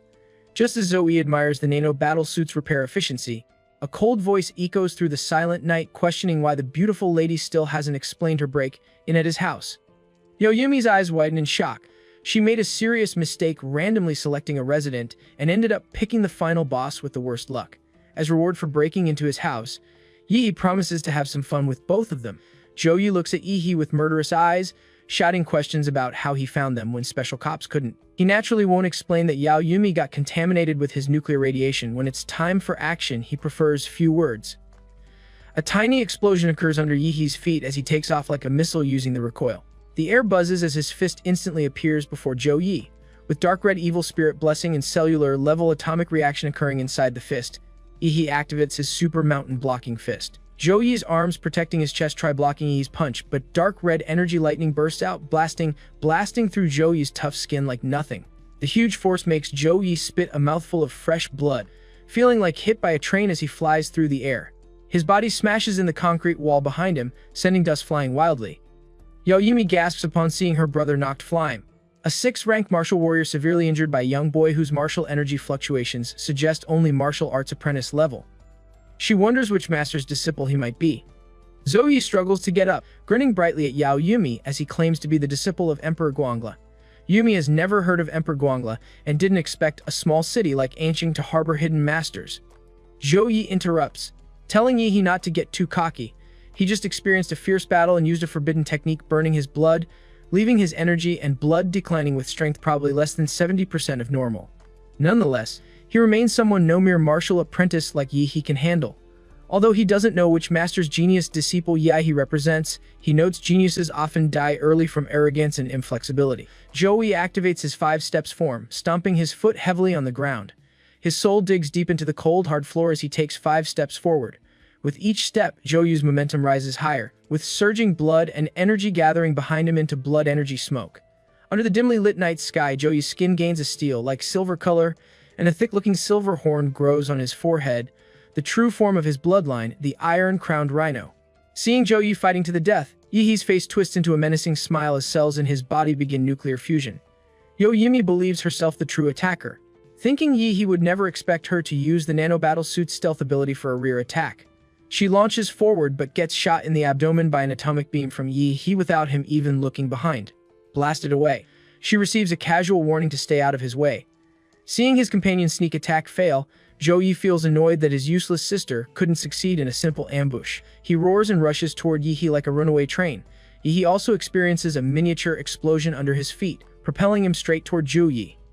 When their fists collide, the air shakes into distorted ripples visible to the naked eye. The atomic energy lightning blessed by Yi's evil sparks Zhou Yi's silver skin, leaving only dark marks without flesh wounds. Yi feels shocked that Zhou Yi's has such astonishing defense ability. Zhou Yi gives a menacing grin, boasting that his iron-crowned rhinoceros true demon beast form can easily withstand tank bombardment. He questions what Yi possesses that could break through his defense, noting that not only has his defensive power increased, but his attack power has surged even more. Yi tries to create distance, but Zhou Yi seizes this opportunity to approach him again for close combat, maintaining relentless pressure in their intense confrontation. Zhou Yi's eyes remain filled with ecstasy and the pleasure of potentially killing a genius. Though this does not hinder his fighting skill. Although he has the upper hand, he clearly remembers the blue beam of light that severely injured Yo Yumi. The expected head-on collision never occurs. The moment Zhou Yi approaches, Yi suddenly disappears. Zhou Yi feels unsure of what just happened but remains confident that no matter how arrogant Yi is, he cannot match his iron-crowned rhino form. He wonders where that brat disappeared to, knowing his attack never landed. Just then, a sudden explosion of blue lightning behind him makes him turn. When he raises his head, he sees a 30-meter tall giant partially obscured and mist with a pair of dark blue eyes staring at him. He naturally feels a sense of awe and fear. He stares at the strange and terrifying giant, wondering if it is a monster or if the young man transformed. The giant moves a large hand with exposed muscle tissue and burning blue blood flowing through its veins, pushing aside the mist to grab Zhou Yi directly. Zhou Yi's battle-hardened body feels the threat and jumps up, dodging by instinct. But the giant's other fist already breaks through the mist and heads toward him. Zhou Yi finds himself unable to dodge and gets smashed down with tremendous force. The earth shakes and the wind blows away everything. The giant punches Zhou Yi deep into the ground. This is only the giant's first punch. More punches rain down like a meteor shower, completely overwhelming Zhou Yi with brutal impacts. Meanwhile, on Yi's system panel, data shows his colossal giant overall physical fitness has risen from 23.8 to 29.4. Yo Yumi, who is struggling to get up, trembles all over when she sees this scene. Zhou Yi, a dignified 6th-rank warrior, is being beaten like a sandbag by a giant who seems to be Yi. Yo Yumi feels extremely foolish for provoking such a monster. She cannot let her companion die like that. Even if she abandoned Zhou Yi, she believes she cannot escape Yi's pursuit based on their brief contact. She can only fight to the death. While Zhou Yi resists the giant's punches, Yao Yumi rushes to a tall building and jumps down holding a thin yellow thread. Her eyes fully focused, she reaches the giant's throat. With the molecular yellow line from her nano-suit, which can cut through high-grade alloys, she wraps it several times around the giant's throat. Although the giant is powerful, she believes human body weaknesses must remain. To Yao Yumi's surprise, the giant does not resist and lets her cut his throat. A large amount of burning blood gushes out like a fountain, forming a pool on the ground. Yo Yumi gets up and sighs in relief, believing it is over. She looks into the giant's dark blue pupils, larger than lanterns, and sees a teasing expression. The giant opens his mouth and blue destructive light brews in his throat. The humming sound of increasing energy fills Yao Yumi's ears. The last image in her memory is an endless expanse of brilliant blue beam. A thunderous boom accompanies the atomic breath that engulfs Yaoyumi's body, then penetrates a building, leaving a brilliant blue mark in the air. After the exhalation ends, the giant's head and body with exposed muscle fibers emit enormous amounts of hot air like a steam engine and gradually disappear. He walks out from the remains. Flesh and blood threads on his body also emit hot air. With hands in his pockets, he stares down indifferently at Zhou Yi, who is covered in blood. Zhou Yi slowly raises his head, covering and trembling helplessly. He spits blood at Yahe, calling him a true monster. He simply replies that those who kill should be prepared to be killed. Both hear police sirens approaching in the distance. Yahe's fight was too loud to go unnoticed. Just when Yi is about to finish Zhou Yi, the dying man says that he will drag him down too. Zhou Yi tells him that Yaoyumi hid something called the Golden Gene in his room. It now belongs to Yi along with all its troubles. He says Yi should run because he will face endless pursuit. Zhou Yi promises to wait for him in hell. This annoys Yahe. He bashes Zhou Yi's head in the concrete wall, ending his nonsense. Yahe wonders when he has ever run from anything. With police approaching, he efficiently deals with Zhou Yi's body and disappears into the night. After his departure, police arrive and witness the charred, bomb-like streets and the huge hole in the building from Yihe's atomic breath. Yihe returns home and messages Kinlan to ask about her police questioning. Kinlan replies that everything is fine, but things are unstable recently, so Yihe should stay calm until Hwado University starts. Yihe tells Aunt Chun not to worry, calling himself well-behaved. He feels glad he warned her earlier, since his nuclear blast would otherwise draw police attention. After chatting, he finds the golden gene Zhou Yi mentioned. It is a sealed silver cylinder with a logo of a black eagle with skeletal wings spread. Yahe recognizes it as the symbol of Laser Bird, a biotechnology giant. According to Zhou Yi, the golden gene is a genetic engineering masterpiece created by Laser Bird using part of Prometheus' biological research legacy. Yahe complains that the Laser Bird's security team embezzled the golden gene, stole it, got hunted, and now dumped the mess on him. He tries opening the sealed cylinder but fails. Putting the matter aside, he looks at his destroyed living room and decides it is time to move out and find a hotel for the night. A month has passed since the incident with the golden gene. In the only B-level secret realm in Ancient City, the Swan Lake, a team of warriors with average strength not less than 5th level successfully surrounds and suppresses a 3rd-level blood wolf monster. Just as the team captain cuts open the monster's belly to retrieve the magic core, a sudden ominous sound reverberates from a nearby distance, immediately alarming the entire team. With a trembling voice, the female redhead of the team calls out to her captain and points out that something is wrong.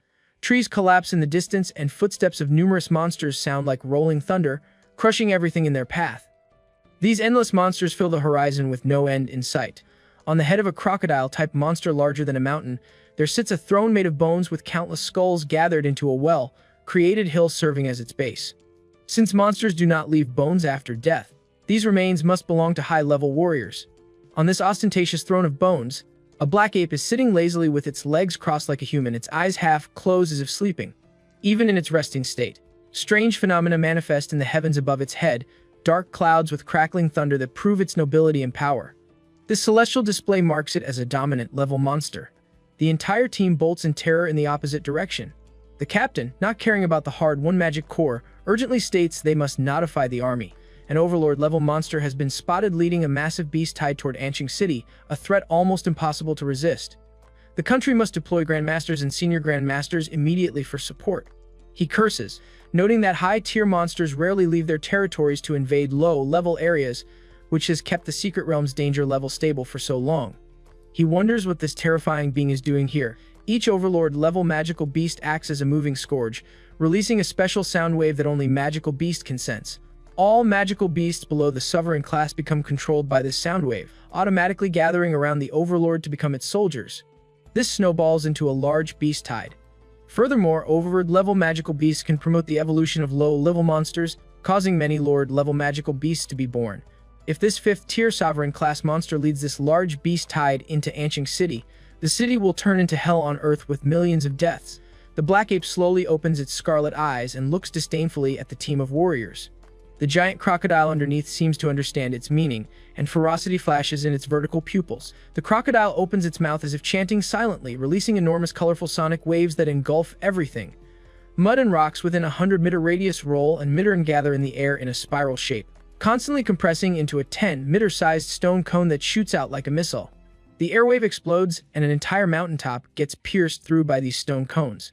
The team of warriors that discovered the beast tide becomes submerged in the bombardment, experiencing what seems like a meteor shower. When the dust clears, only a radio communicator held at arm's length from a broken hand remains, but a signal of overlord incursion has been successfully sent out. The black ape stands up from its throne of bones and speaks in human language, giving the order to charge full speed ahead. The surging tide of beasts responds with loud and bloodthirsty roars. Meanwhile, outside the Swan Lake secret realm, a high-pitched and sharp alarm sounds, warning of the beast tide approaching. The citizens of Anqing fall into a brief state of stiffness upon hearing this alarm. They know what it means, having only heard about beast invasions in news from other countries, and now feel a sense of unreality about facing it themselves. Soon, Mayor Huang Qing's voice comes over the city's radio, announcing that a massive beast tide from the B-level Swan Lake secret realm is about to invade Anqing City. This incursion is expected to break through and reach the city in 20 minutes. The army has been transferred to the front line to resist the beast tide, and the mayor calls on all warriors in Anqing to come support. This broadcast completely awakens the citizens to the reality of their situation. Countless people try to drive, take high-speed trains, or planes to escape from Anqing, throwing the entire city into chaos. Armed police deploy to maintain order while government agencies operate at full capacity to stabilize people's hearts and maintain order. Currently, only students and children can use the transportation means to escape. They represent the hope for the future. If Anqing falls, these children will carry the memory of their hometown and someday avenge their parents' souls. Inside the mayor's office, Mayor Huang Qing frowns after making phone call after phone call, trying to buy more time for Anqing. When his secretary rushes into his office with an update, he asks if she has finished the reinforcements request and which cities are willing to send troops. The secretary's face appears gloomy as she replies that it is not just Anqing encountering a large-scale incursion. Many places across the country have beast invasion warnings and cannot help others. The fortunate cities not experiencing beast incursions have started building fortifications to guard against possible disasters. With a slightly trembling voice, the mayor then asks about the imperial capital, wondering if any Grandmaster warrior or above has been sent to support them. Even just one would help. But this seems like a pipe dream because an S-level secret realm has appeared in Guangshan City, the neighboring city of the imperial capital. All warriors in the imperial capital have been deployed to Guangshan City to curb the expansion of the S-level secret realm. Mayor Huang slumps in his chair. His keen political sense makes him realize that the entire Xia kingdom is caught in a huge net. This beast tide attack is not an accident but premeditated. But soon he stands up again. Nearing 50 years old, Huang Qing shows the resolute look he had in his youth. They have no time to waste. The battle to defend Anqing has already begun, and they can only rely on themselves. Meanwhile, at the Chu family's training ground, Yi He and Chu Zhao are having a sparring session. Chu Zhao now understands that any attack is meaningless against Yi He, and only by trying his best can he make him take things seriously. However, his best effort still proves insufficient. Yi He gives Chu Zhao a bright smile as he punches him in the chest. Chu Zhao quickly condenses ice armor on his chest for defense but underestimates the power of this punch. The fist hits the ice armor, and the extremely thick ice gets torn and shattered by the evil magic fangs attached to the fist. The moment Chu Zhao gets forcefully pushed back, Yi He praises him for being able to withstand his punch. Chu Zhao can feel the mystery of that evil spirit, which is definitely not something cultivated through ordinary martial arts. He asks Yi He when he learned Shen Huang martial arts. Yi He replies that it was about a month ago, so he is still rough around the edges, but he has finally understood the essence of the demon in the flesh, which centers on evil spirits. Every time Yi He goes through a tough battle and slaughters his opponent, his own evil spirit can simulate the slaughtered person's essence. Just then, an alarm of a beast invasion suddenly sounds outside. Their expressions change simultaneously because they know something terrible is happening. They both receive messages on their mobile phones informing them that all college preparatory students in Anqing have priority to leave. They are to go to Anqing's airport and take planes B521 and B753 or go to the highway and take train A423 to evacuate immediately. He questions Chu Zhao if he is thinking of leaving. Chu Zhao replies with his own suggestion, believing that with Yi He's talent, he should run rather than stay to defend Anqing City. Unbeknownst to Chu Zhao, Yi He is already getting excited about the beast invasion. He even gives off his creepy smile like the titan he is. He tells Chu Zhao that he talks too much and asks, since when he became so sentimental.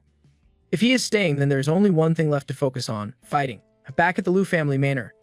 Just as Lu Qingju is about to go out, she finds Chunlan blocking her path. Lu Qingju wants to go support the fight against the beast tide, but her mother's only priority is her well-being. If she heads out to fight in the beast invasion, how confident is she to return alive and intact, or even at all? There are about 30,000 warriors in Anqing City, even including old and weak retired warriors and volunteers. there are less than 50,000. This number seems like a small sailboat before a large beast tide. Once it hits, they will be buried in the sea. And as for the Overlord-level monsters, they are beings that only Grandmasters can barely fight against, not something Anshin can face. Her daughter's life is not only her own but also the life of the entire family. Lu Kungzu remains silent for a moment, but her action of still moving forward shows her attitude. To her, a warrior family that cannot resist monsters probably has no value in existence. Kunlen does not answer and lets Lu Kungzu walk past her. The moment the door shuts behind her with a loud thud, Aunt Hong suddenly appears from the shadows behind Kinlan. Kinlan gracefully lights a thin cigarette, half of her face hidden behind her long hair. She does not need to give the order for Aunt Hong to know that Lu Kungzu is not allowed to leave the manor. However, Aunt Hong expresses curiosity about the boy named Yahe, wondering if he is leaving Ancient with the others. Kunlan replies that she should send Yahe a message and let him make his own choice. At the Swan Lake Secret Realm, tens of thousands of warriors form a defensive formation after entering the starry-skied rift. 60% of Anqing's military and high-level warriors above martial artist level compose this vanguard troop with a singular mission: gather intelligence about the beast tide and discover the capabilities of the Lord-level and Overlord-level monsters, then survive to report back. These courageous warriors charge forward against the horrific tide, their battle cries creating a bloody symphony of war that shakes the mountains. Meanwhile, a temporary military defense establishes itself at the entrance with tanks, anti-aircraft guns, and numerous heavy weapons creating a steel barrier.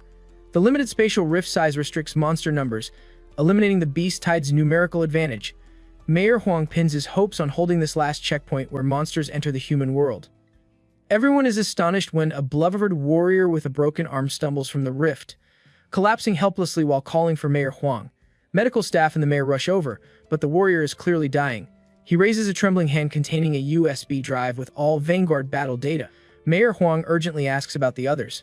The warrior's blood-stained face contorts as he announces that everyone is dead, crushed by the beast tide without recoverable corpses. With fear and hatred in his eyes, he recalls the brutal encounter, warning Mayor Huang about the plotting black ape that orchestrated their demise. Just then, a loud noise interrupts them as huge rotating stone cones fly from the rift, piercing distant buildings and destroying carefully built fortifications. Countless buried mines detonate under the impacts. Mayor Huang realizes with dread that the monsters are strategically targeting their defenses before emerging. He orders concentrated fire toward the spatial rift. Tanks and anti-aircraft guns unleash flames that submerge the rift, yet stone cone attacks continue unabated. The mayor's expression turns sullen at this tactical warfare from monsters. Another round of stones breaks through artillery encirclement. Just when one strikes ground, a giant winged rat emerges from rubble to bite off a soldier's head, a scene repeated across the battlefield. The stone cones serve as transport cabins for warcraft deployed behind human lines. Mayor Huang urgently orders to intercept the stones before they land. Missiles begin targeting the cones, but this reduces firepower against the rift. Tank troops fall into brief chaos as warrior troops provide support. Monsters avoid direct combat and instead focus on destroying military equipment and weakening defenses. Inside the secret realm, the Blackade's blood-red pupils reveal cunning intelligence. Knowing human resistance nears collapse, it commands total destruction of humans in their land. A white-haired giant, Gorilla King of Lord level, charges out first, drawing firepower while other beasts swarm through the rift and scatter in all directions. On a rooftop overlooking the battle, Yahe watches humans losing control. Though only in Anqing for months, he feels attachment to the city and refuses to let monsters destroy the life he built. Without hesitation, he roars and leaps from the building, running vertically down the wall as tough dark skin covers his body. He charges into battle in his Demora form. Elsewhere in the city, Luo Juan activates Thunder Kick martial arts against a monster, cracking its abdomen with such force that eyeballs pop out. Another warrior praises his fifth kill before retrieving the magic core to prevent healing. Suddenly, a hideous beast head lands before Luo Juan. Kai Shaoling steps forward and places her foot on the severed head. She teases Luo Juan for boasting about killing low-level monsters. She mockingly questions his claim to being number 1 at Anqing Third High. Just then, the temperature drops sharply. Chuzhou approaches, his hair impeccably styled despite combat. Kai Shaoling horrifies at the blue magic core in his hand, evidence he solo killed a third-tier beast. She expresses surprise at his presence rather than evacuating. Chuzhou feels no pride in his achievement, considering it meaningless compared to Yihe's capabilities. He explains calmly that with their parents fighting on the battlefield, how could they possibly run away? Just as the three converse, Luo Juan's fingers tremble slightly while pointing skyward with nervous shock.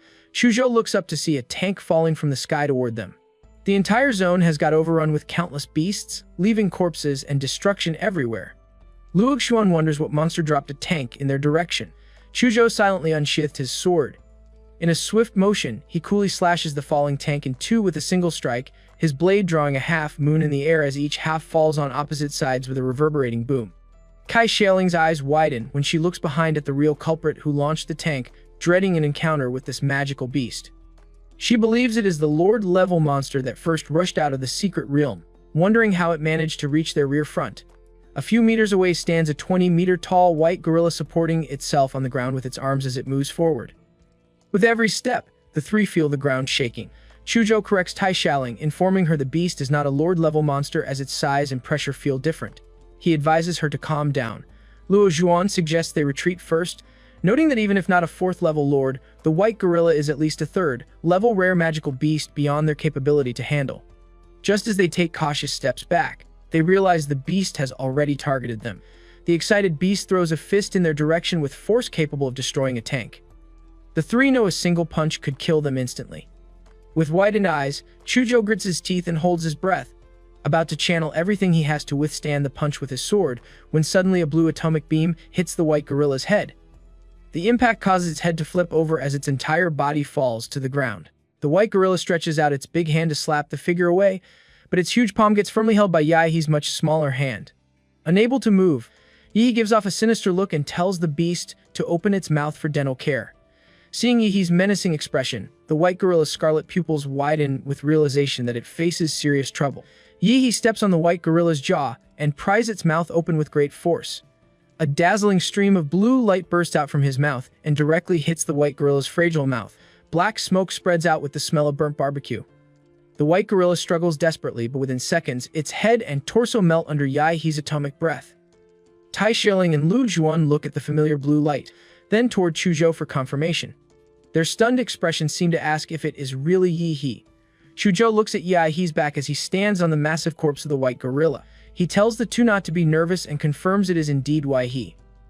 With him on the battlefield, Anqing might just survive this disaster, creating what could be called a sense of security. Yahe has no intention of reminiscing with Chu Zhao and the others. He must support other battlefronts. Performing an atomic reaction on the soles of his feet, he bends his knees and takes off dramatically, flying dozens of meters into the air. While midair, he looks for the area with the most clustered magical beasts and activates his life magnetic field. Meanwhile, one of the defense points closest to the rift in the secret realm has already begun to crumble under the relentless impact of countless monsters. The highest-level martial warriors there have died of exhaustion, but remaining warriors and ordinary soldiers have no evacuation plan. They say that even if they fight to the last drop of blood, they will never surrender their stronghold to the monsters. A mammoth-like beast withstands their concentrated tank fire, accelerates, and crashes forward to smash through the high walls. Behind it, monsters surge in like a raging tide. Soldiers cast aside their rifles, draw their swords, and join the warriors in close combat. They know that if they sacrifice themselves, they can hold the beast back for a few precious seconds, creating vital openings for the warriors to strike. Faced with that mammoth monster unafraid of artillery fire, warriors choose the simplest yet most brutal human wave tactic. They pounce on it like ants, even if getting crushed, just to cause injuries. Ordinary warriors and even common people refuse to give up. They fight with everything they have, holding on until stronger fighters arrive to turn the tide. Suddenly, numerous dark red magic shadows appear on the battlefield. They do not attack humans but interfere with beasts instead. Countless monsters become confused by these shadows, allowing warriors to seize opportunities and kill them successfully. Just as warriors wonder about the shadow's origin, a brilliant blue light stream hits the mammoth monster. The mammoth monster, which had been silently resisting artillery fire, lets out a painful whine for the first time.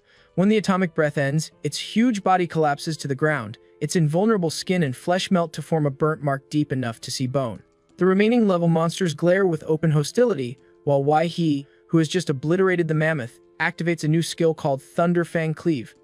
He creates a blue explosive airflow under his feet and plunges downward like a missile. A sonic boom sounds as if he tears through the sky and crashes into monsters below with destructive power so massive that no beasts in the vicinity survive.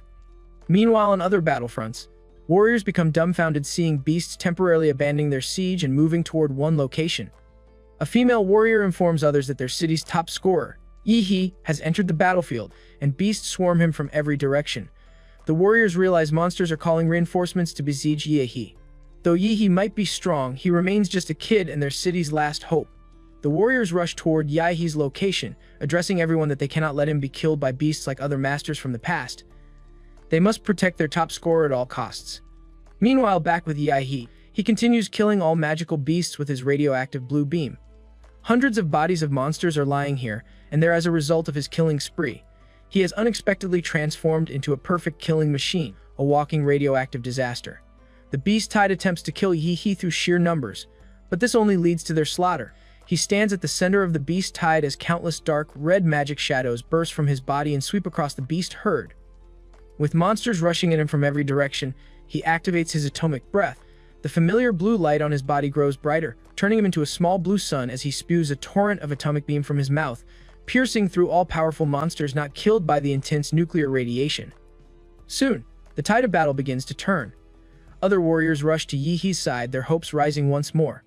They shout for everyone to protect and support their hero, Yi no matter the cost. A Lord-level monster successfully rushes from the Secret Realm Rift, and after seeing Yi leading humans to control the beast tide, it charges toward him like an enraged bull. Suddenly, 4 massive stone walls nearly 100 meters high rise abruptly from the ground, trapping this bull-type Lord-level beast along with 4 other Lord-level monsters inside.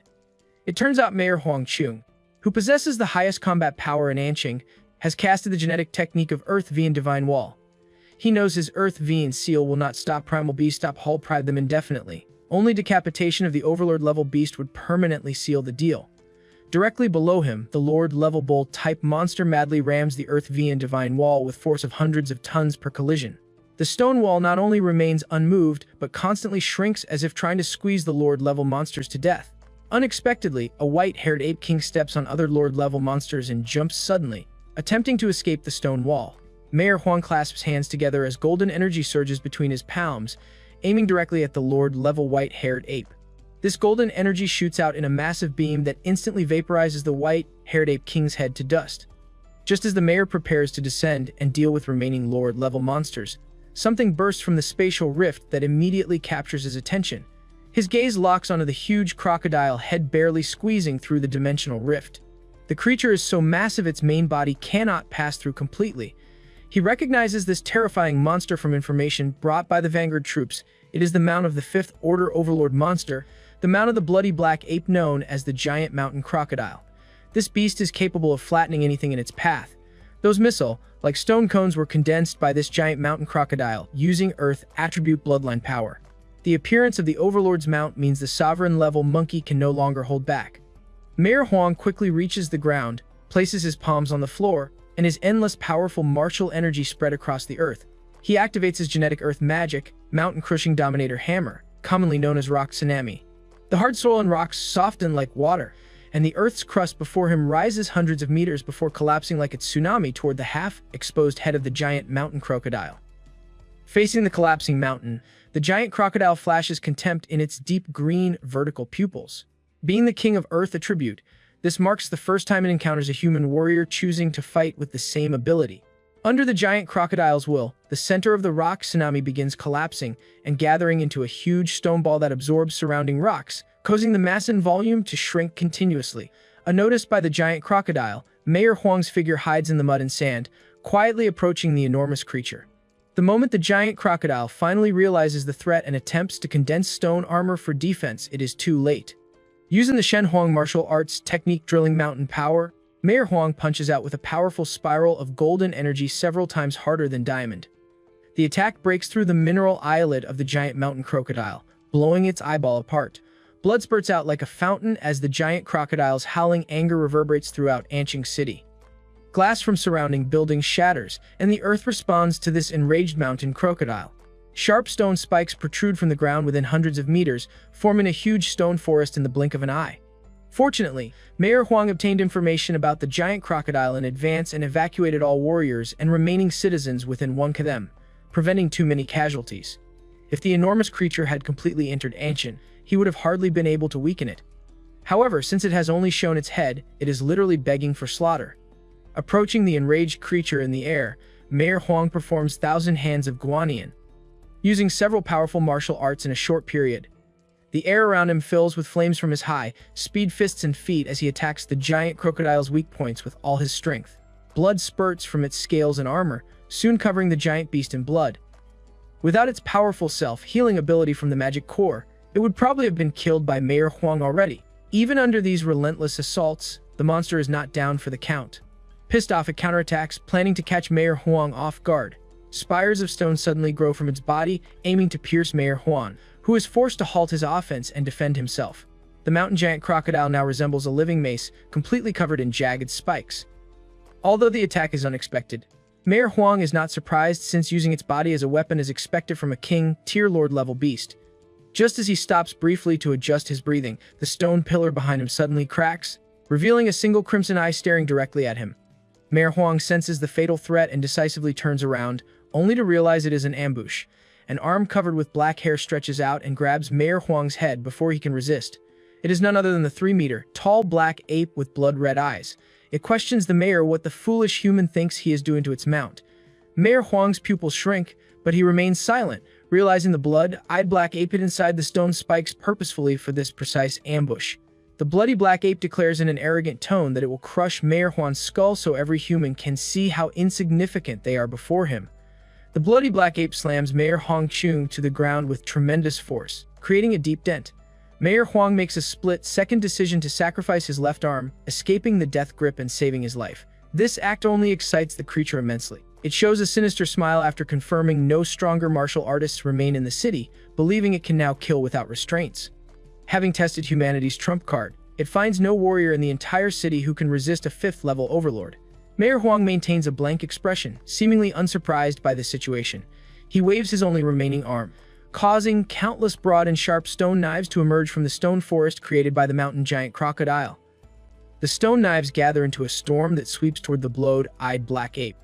The creature appears in no hurry to kill Mayor Huang, informing him that his resistance is meaningless and only delays inevitable death. With no natural enemies on the battlefield, the blood-eyed black ape sees this not as war, but as a game designed to make humanity drown in fear and despair. It wants to witness the expression of fear and hopelessness on the strongest human's face in ancient city. The storm of stone knives powerful enough to smash tanks hits the bloody black ape, but the arrogant monster does not bother to defend itself, allowing the stones to cut its body before calmly walking out of the storm. The creature casually comments that the speed was good, but the power was too weak, like some twisted human instructor grading an exam. Mayor Huang raises his working arm, launching another tidal wave of stones that pounces on the overlord beast. The arrogant bastard simply jumps hundreds of meters high, avoiding the attack range. The stone forest gets destroyed by the sea of stones, yet the bloody black ape remains unharmed.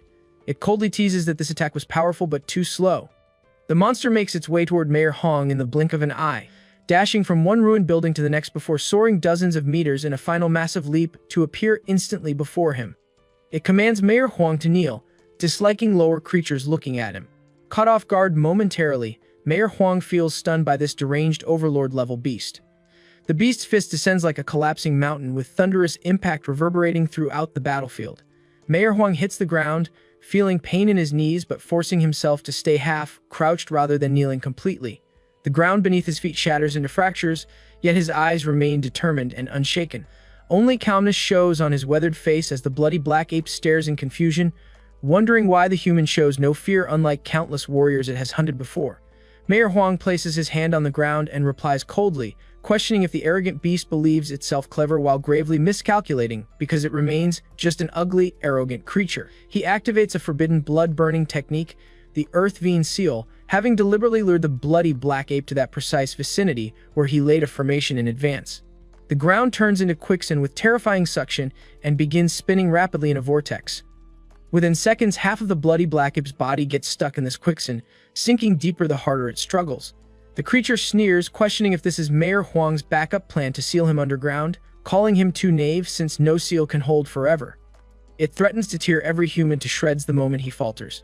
Mayor Huang stares down at the arrogant beast with a slight smile, not of joy but resolved pride. He reveals this is not a backup plan but a hymn to humanity's courage. He pulls back his torn shirt, revealing a large star-shaped wound on his chest, then pierces through his own chest with his arm. Blood gushes out instantly. The bloody black ape feels puzzled, questioning what the human is doing. Mayor Huang coughs blood but maintains his resolute gaze. He explains that at the war's start, he buried the city's only tactical nuclear warhead beneath the battlefield, with the trigger implanted inside his heart. If his heart stops, the nuclear warhead detonates. The bloody black ape roars in desperation, claiming Mayor Huang must be bluffing and insane, believing no human would gamble their life this way. Mayor Huang keeps that prideful smile as the creature continues roaring desperately. From the war's very beginning, he never intended to survive, knowing only active involvement could completely deceive this cunning beast.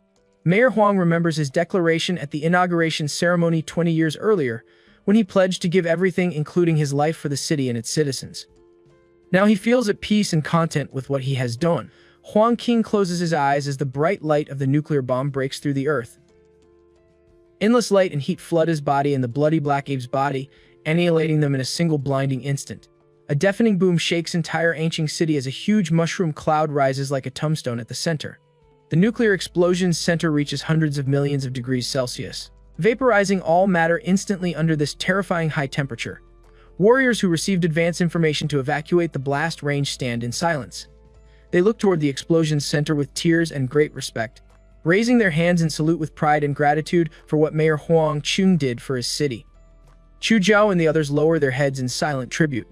This is not merely an explosion but a grand funeral worthy of legends. When the dark mushroom clouds subside, the area of thousands of meters in radius turns into a dark red magma swamp. Still, the destructive energy proves insufficient to kill the fifth-level overlord completely. Somewhere within that dark red lava swamp, a charred creature barely recognizable as humanoid trembles. Its carbonized flesh has completely burned off, revealing charred bones. The heart of the skeleton, a dull orange crystal, suddenly emits dazzling golden light as if revitalized. Mystic blood threads emanate from the magic core within and begin weaving along the broken skeleton. After a few seconds, a bloody man forms. Countless membranes grow on its surface, followed by black hair. A pair of blood-red eyes opens, revealing endless coldness and resentment. The bloody black ape is reborn from the ashes, significantly weaker than before the explosion but still alive. The ape cannot believe that it was nearly eliminated by that lowly human. The creature feels the life energy in its magic core depleting. For monsters at the Overlord level, ordinary nuclear bomb attacks are too slow and insufficiently concentrated to cause effective damage. However, being trapped by Huang King forced it to take the nuclear blast head on. The bloody black ape roars, promising to slaughter every last person in Anqing City. It vows to torture every human to death in the most brutal ways imaginable for the humiliation of being forced to the brink of death by a human warrior it could have eliminated with a single move.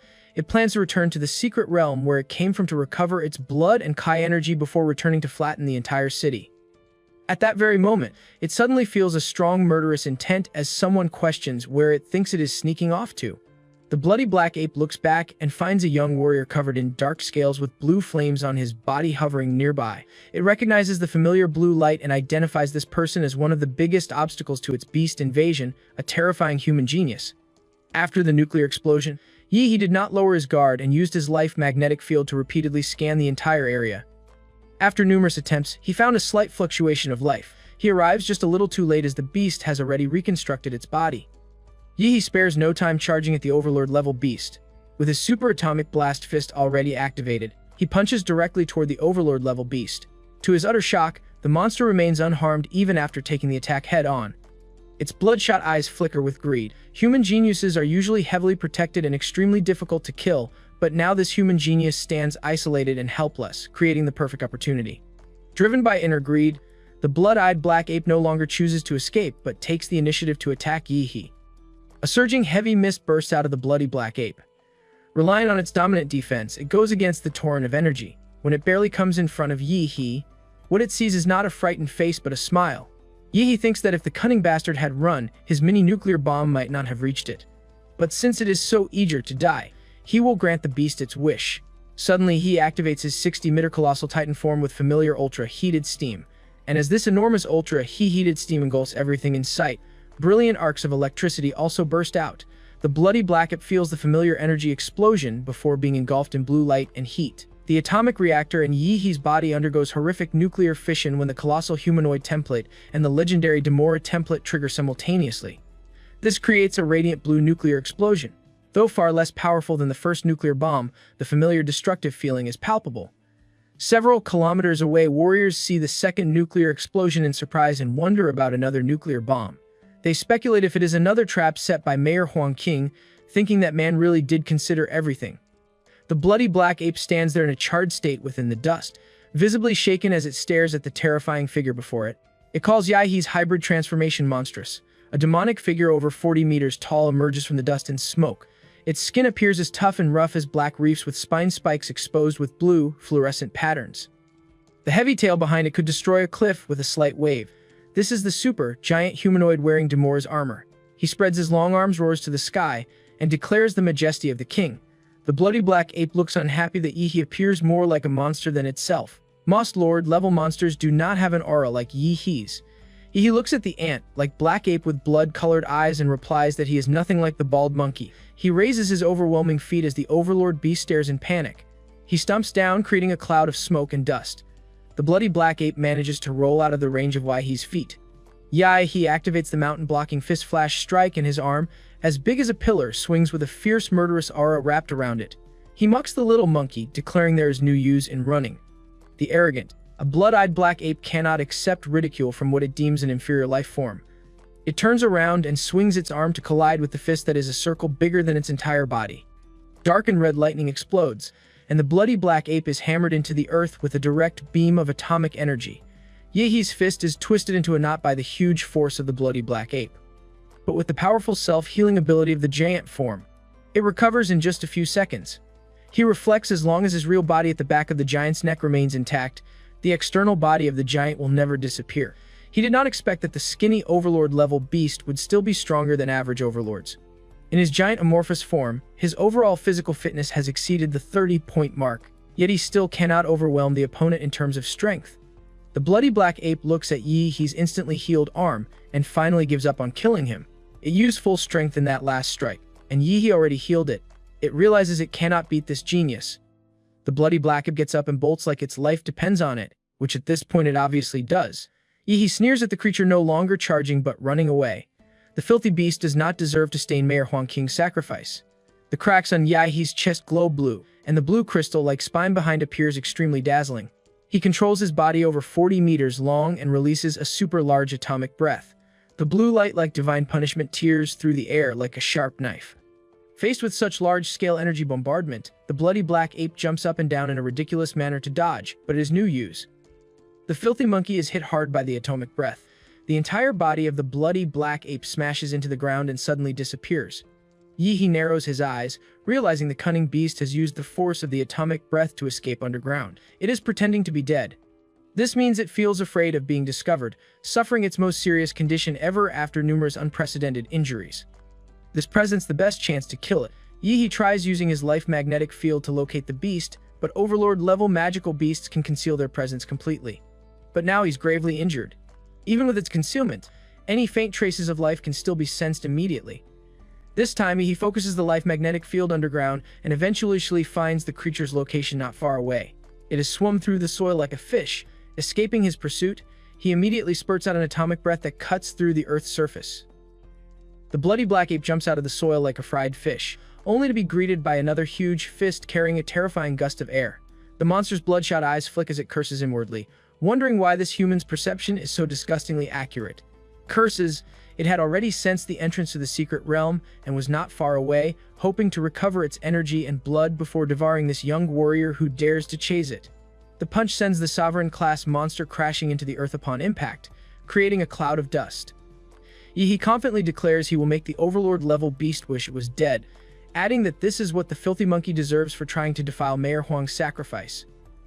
The sovereign-class monster just scoffs at this, telling him not to push his luck. It calls him a vile worm and claims that without the mayor's trap, it would not endure such humiliation. In its current state, the sovereign-class monster plans to squeeze the magic core of its body to burn out the last bit of energy and drag Yahe to hell. The completely torn off right arm of the bloody black ape briefly recovers to its peak condition. The moment it does, it leaps high in the air and launches at Yahe in one last final and desperate attempt. Yahe raises his fist and counters the attack head-on. The moment the two fists collide, a terrifying force creates a brief vacuum zone upon impact. The burst of black and red electric current gets dispersed by the monster's fist. This terrifying force extends along Yahe's fist to his shoulders and chest. His python-like layers of muscles first collapse and bone fragments mixed with blood shatter completely. His entire arm explodes into bloody mist, and a bloody rain falls on the nuclear explosion wasteland. Yahe appears injured at this moment but wears a mocking smile, because the overlord-level beast has definitely suffered worse.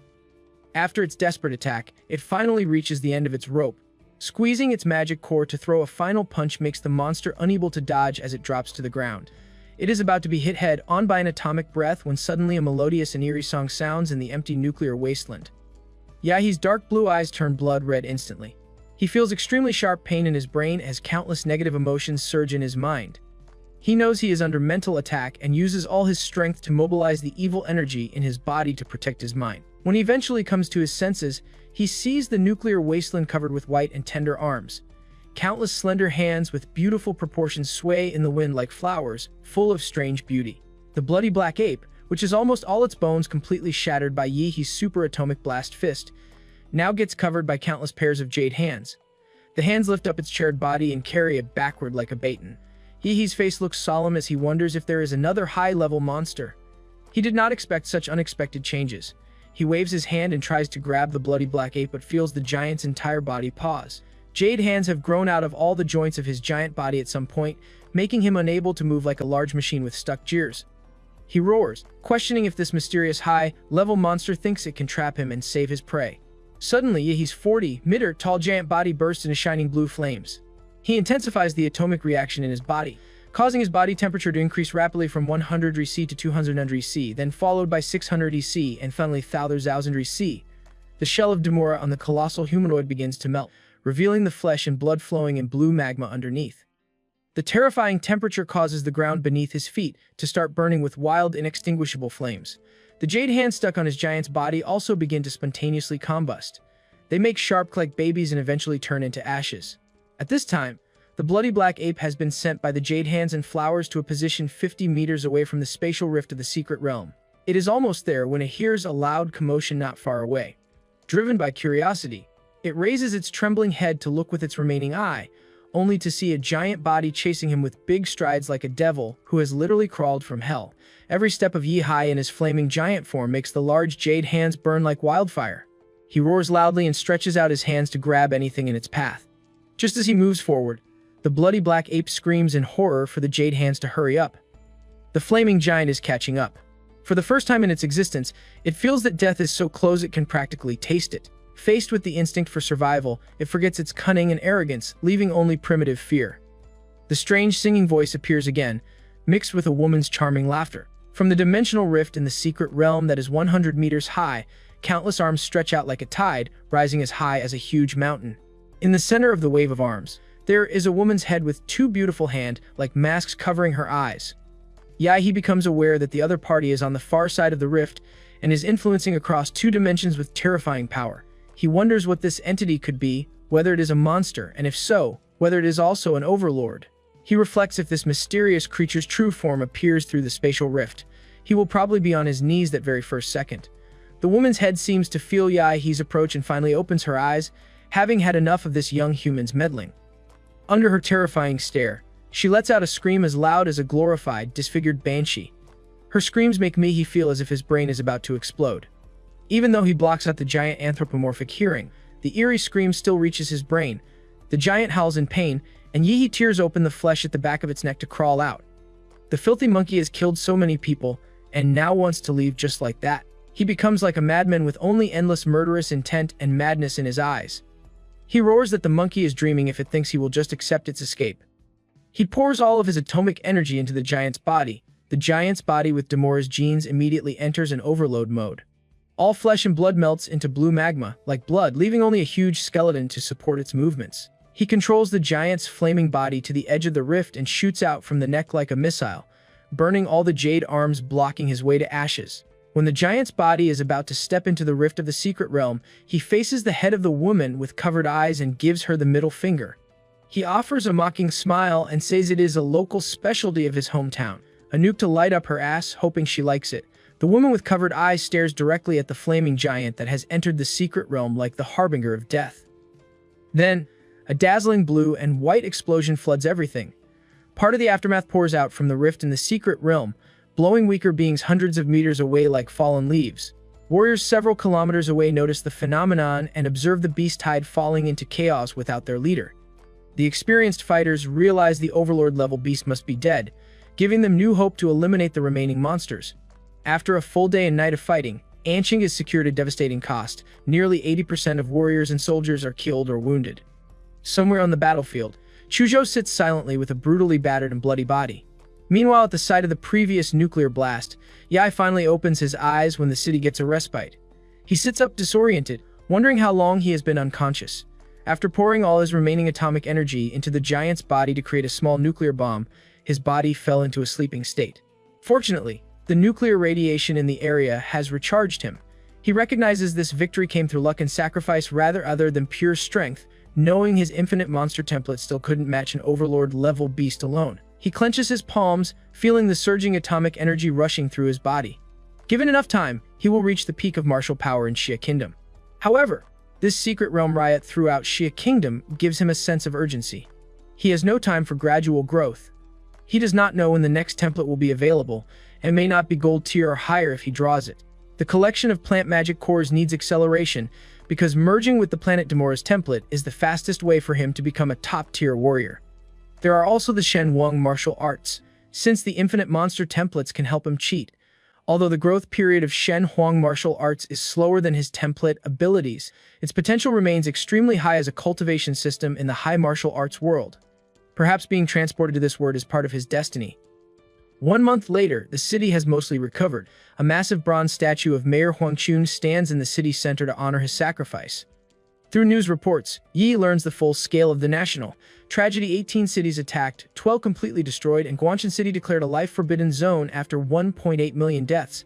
The Imperial had sent Grandmaster Du Jingming with 35 cav warriors to investigate Guangshan City, but only the nation's strongest warrior Fu Hongxing and 2 masters emerged alive after 8 hours, all seriously injured. Facing this dire reality, Yi understands that even National Guardian-level martial artists are barely sufficient. He urgently needs more power, so he dials Qin Lan at the Lu Mansion. She assumes he wants to learn the remaining Shen Huang martial arts. He clarifies he actually needs high-quality plant attribute magic cores, preferably blue or even purple lord-level cores. Qin Lan notes his substantial request since plant-type magical beasts are rare and lord-level magic cores extremely precious. Seeing her response is an outright refusal, Yi grows confident and offers to help her daughter Lu Qingju win first place in the Imperial Capital University's freshman in exchange. Qin Lan becomes alert, pointing out he underestimates the top talents from other provinces. She adds that her daughter only ranks above average among previous freshmen, and even Yi himself falls short of the top geniuses. Undeterred, Yi boldly states she chose him to revitalize the Lu family and offers to write an IOU. If they don't get first place, he'll work for the Lu family and provide for her retirement. After consideration, Qin Lan agrees to help him just this once. She gets up from her leather sofa and moves toward the window. Upon receiving Qin Lan's promise, Yi feels temporarily relieved. After finishing the call, he visits the city's central hospital to see Chuzhou. He hears the battle fanatic took 4 battle stimulants in 1 day, overdrew his body, and was admitted to the ICU. Just as he arrives on his sleek black motorcycle, fanatical fans, mainly young women, swarm him excitedly and ask for autographs. Some request to add him on Penguin Talk. He feels overwhelmed and honestly did not expect such popularity. He politely rejects numerous requests after signing a few autographs but accepts some gifts for his friend. Entering the ward for Chuzhou and Lu Juan, he cannot hold back laughter. The originally handsome classmates are now wrapped in bandages like mummies. Chuzhou lies on the bed with an embarrassed expression. Yahai then notices Lu and asks who he is. Luo Xuan gives an awkward laugh and introduces himself as Yi's first opponent from the promotion match weeks ago. Yi tries to recall him but stops when he notices something unexpected. At first glance, Lu Xuan looks better off than Chuzhou, but in truth he is badly injured. His 1 leg is gone. Lu Xuan quickly reassures him it's not beyond saving, that he can get limb regeneration surgery or even the latest combat prosthetics from Laser Bird. To prove he's fine, he kicks his own broken leg, leaving Yahi speechless, torn between pity and respect. Though still inexperienced, Lu Xuan has shown that he is a true warrior, having lost his leg defending Anqing City. Just then, Yahi's cell phone rings in his pocket at that moment. After a quick glance confirming an unfamiliar number, he hangs up and blocks the number. The process goes smoothly, but 10 seconds later, his phone rings again. This time, principal from Anqing No. 1 Middle School is calling. He picks up to hear principal's somewhat anxious and furious voice questioning why he blocked that important person from the capital. He should unblock him immediately. Realizing his mistake, he unblocks the number right away. Moments later, a call comes through from a man who introduces himself as Wang Tao, the person in charge of admissions at Imperial Capital University. Wang Tao informs Yi that Hadu University will start school 1 month early, with a special train picking him up in 3 days. He asks if Yi has any requests or disagreements. Yi replies he has none and will follow the organization's arrangements. Inwardly, he knows even if he had issues, he possesses no power to demand anything. The early opening obviously results from the heavy blow caused by the secret realm invasion to Xia Kingdom, forcing Imperial Capital University to make adjustments or reforms. Wang Tao praises him for his high level of awareness and ends the call. Chuzhou also receives a call from Imperial Capital University, though not from Wang Tao. Among the 3 students in the ward, 2 are top students accepted into Huadu University. Luo Zhuan lowers his head, feeling out of place. He believes he should not be in that ward or even on the bed, perhaps under it instead. Before reporting in, Yi has one more thing to take care of. He says goodbye to Chuzhou and Lu Zhuan, then leaves the hospital. 3 days pass quickly like a bullet. Back at the Swan Lake nuclear blast site, a massive mushroom cloud had hurled hundreds of tons of dust into the sky. For days, the land around Swan Lake and its surroundings remained shrouded in ash, plunging the world below into endless night. The days after leaving the hospital, Yi returned to this wasteland. Guided by Demora's bloodline instincts, he sought out the areas with the heaviest radiation and lingering energy, places like the very pit, where Huang Qing sealed the bloody black ape and detonated the nuclear warhead. Settling cross-legged in the crater, Yi used Demora's template to draw the radiation into his body. His skin hardened into a rough, reef-like texture as mist coiled around him. He inhaled clouds heavy with deadly radiation, his back muscles loosening as steam burst from his pores like a raging engine. Slowly after days, the vapor around Yi thins, and a ray of morning light pierces the gray haze, striking him like a spotlight. The dust cloud scatters in the wind, and sunlight finally reveals the scorched wasteland. Yahi opens his eyes, a crystal blue light flashing in his pupils. He pulls up his system panel to check the results of 3 days of nuclear absorption. His overall physique is at 27.4, Demora template compatibility has climbed to 38.9%, and colossal humanoid compatibility now stands at 90%. Blue arcs of electricity and dark red evil spirits surge through him, and he can feel his fusion of martial and nuclear energy far stronger than before. After the battle with the blood-eyed black ape, he gained 1.5% more Demora compatibility, an incredible leap. 3 days here raised it by over 6 points, proof this wasteland is a true cultivation sanctuary. But it's time to leave. He bends his knees, atomic energy brewing under his feet. A blue flash erupts, followed by a sonic boom as he soars into the sky. Meanwhile, at the city's high-speed station, train 66066 to Imperial Capital West is about to depart. Chuzhou waits calmly, knowing he won't be late. Just then, an explosive sound rips through the air. The crowd panics, thinking a monster approaches. Until Yi lands with thunderous force, the warriors look at this dusty yet handsome young man with respect and curiosity. He truly represents the pride of Ancient City. That oppressive aura just now scared them to death. Chuzhou gives a slight chuckle upon noticing Yi has grown stronger again. He has become accustomed to his friend's rapid growth. He stares at Ancient City with nostalgia. He is about to leave the only city he has ever known since crossing over, his first stop and point of origin. He bids farewell to Ancient City for the last time as he and Chuzhou stride toward the Imperial University train's waiting platform. Upon boarding the red slick train representing Imperial Capital University, it gradually pulls away from the railway station exactly when the 5 minutes are up. Inside, Yi feels somewhat curious about the strength of top students from other regions. He questions Chuzhou about it, and the handsome classmate confirms their prowess. Not only that, but the entire train uses the most advanced structure and materials capable of withstanding force impacts of thousands of tons. Additionally, no less than 5 black tortoise warriors escort Hadu University's train either openly or secretly. Even Grandmaster-level warriors oversee everything, since those sitting inside represent the most talented and elite students of the current generation who will become the backbone of protecting the entire Xia Kingdom in the future. He smiles with a knowing grin. He has used his life magnetic field to sniff out everyone within a 5-meter radius around him. Sure, there are a few strong ones among the bunch, but it seems only 5 people could survive 3 moves from him. The moment he sits down to rest, a loud noise suddenly issues a level 1 alert. The Imperial University train has been attacked by an unknown enemy. An official announcement spreads through the carriage, informing the students that professors and faculty leaders are investigating the situation. Students are told to evacuate immediately and avoid engaging the enemy. The cabin becomes silent for a brief moment before breaking into noise. Many students insist that the situation cannot be real, believing no one would ever dare attack Imperial University. Some suggest it might simply be a drill to test freshmen.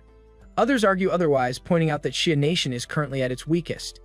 Guardian warriors are either injured or hidden away, and even Du Jingming, one of the 3 great grandmasters protecting the nation, has gone missing. Countless warriors already perished in Guantan City and other fallen cities, so suppressed nations and factions are naturally stirring up trouble. Most freshmen begin debating whether they should leave or remain. Though all of them are highly talented, confusion and panic spread. Chuzhou looks to Yihi for guidance. Yihi has his eyes closed, drained after 3 days of non-stop training, and wants nothing more than rest. Yet, being practical, he rises and states that they should confirm the situation themselves. Students react in different ways. Some consider it a test and start forming groups, eager to fight and prove their courage. Others follow instructions and prepare to evacuate. The rest remain uncertain, torn between the two choices. Chuzhou unsheathes his sword and follows Yihi. Their carriage is far to the back, so they pass through several cars until meeting Zhao Jingxian, a terrified freshman covered in blood. Zhao shouts that the first 3 carriages have already been taken by the enemy. He explains that the attackers control a special domain that drags people into an independent space, hiding the battle from the outside world. According to him, even the teachers who tried to protect them have been killed or injured. Before being sent out, the teachers order him to warn everyone to run. This is not a drill. The urgency of his words causes hesitation among the students, but the moment Yan Zhengxiang appears, attention shifts. With golden hair like a lion, Yan walks forward with an air of dominance. He demands Zhou prove his story, saying that a teacher's token or another survivor would suffice. Without proof, refuses to believe Zhou escaped while his own close friend, a top freshman in the front carriage, did not. Many students agree with Yan's reasoning. He marches past Zhou, followed by supporters determined to see the truth for themselves. Zhou grows desperate as he watches them go. Pale and weak, he notices Yihi beside him and brightens with recognition. After confirming he is Yihi, Zhou nods with relief. He explains that Lu Chunju had shown him Yihi's photo earlier and told him to warn Yihi not to go forward. Yihi is stunned and asks if that was all. Zhou confirms, adding that Lu Qingju was gravely injured by a sword while protecting him. Since he could not stop others from courting death, he must at least fulfill her last request and keep Yihi safe. Yihi reacts by striking Zhou lightly on the head, questioning why Zhao speaks of dying wishes when Lu Chunju is not dead. Chuzhou then asks Yihi if he intends to move ahead, and Yihi confirms without hesitation. He promised Lu Qingju's mother, and he intends to keep his word. Zhao suddenly blocks their path, eyes burning with determination. Yihi stares, baffled by how someone this useless ever entered Imperial University. He signals Chuzhou to proceed. Chuzhou instantly slashes with his sword. Zhou disperses the attack, calling them shameless for resorting to violence over an argument. But he is quickly overwhelmed when Yihi drives a fist into his abdomen. The blow is so powerful that his old wounds reopen, leaving him retching. Yihi apologizes, gives him blood essence pills for recovery, and departs with Chuzhou. For him, Lu Chungju's safety matters more than wasting time. They reach the 4th carriage, already thrown into chaos. The door to the 3rd carriage is sealed by a hazy purple barrier, like an entrance into another world. Yi tests it by tossing in a bag, but no sound follows. His life magnetic field fails to penetrate it, though many freshmen already passed through earlier. Yi tells Chuzhou he is going in and dives forward, Chuzhou following close behind. Inside, the glowing path stretches endlessly. Yi quickly realizes Chuzhou is gone, leaving him alone. The brightness at the end nearly blinds him, but he continues until the light clears and he emerges into a ruined city under a gray sky. Collapsed buildings stretch around him like scars from a great disaster. Yi grows solemn as he notices that his life magnetic fields vanished, blocked by this strange place. He leaps to the top of a building, searching for a view, but the city feels lifeless and empty. Despite the silence, he senses unseen eyes watching him. The feeling of being mocked and observed stirs his irritation. Yet he gathers martial energy into his hands, fusing it with unstable atomic force, shaping it into a globe. He hurls it into the clouds, detonating an immense blast of heat and light. The silence of the city shatters. If someone is hiding, they now know he has arrived. The huge burst of energy gradually disperses the surrounding gray clouds and lights up the entire dead city in an ostentatious fashion. Every freshman of Imperial University holding their breath and hiding suddenly stares at the explosion in the sky. Some show amazement and admiration while others worry it might cause trouble. A few remain indifferent, but almost everyone wonders curiously what expert could make such an insanely flashy entrance. They remain unaware that this supposed expert is one of their own. In a building somewhere, a pale-faced Lu Qingju looks at the blue light explosion outside the window and already knows he has entered this dead city. However, she finds herself in no condition to leave her hiding spot. Unlike Lu Qingzu, Chuzhou already rushes toward the explosion location with sword in hand. He knows Yihi's flare has made him the focus of the entire city. Meanwhile, Yihi himself looks at the restless city and realizes he has attracted attention from both teammates and enemies. Right on cue, he hears footsteps nearby. At some point, a strange figure wearing black clothes and a white pig head mask appears behind him. This mysterious person holds a rusty chain with a blood-stained long knife at the end. Seeing this strange-looking man, Yi can tell at first glance he means no good. Without any hesitation, blue flames erupt from Yi's feet, leaving scorching marks on the floor. Accompanied by a sonic boom, he appears before the masked figure instantly. He punches directly the opponent's pieted mask with his atomic fist, announcing his intention to rip the guy's head off. Unexpectedly, the moment Yi's atomic fist hits his target's head, the long sharp knife in the mysterious person's hand also stabs him in the abdomen.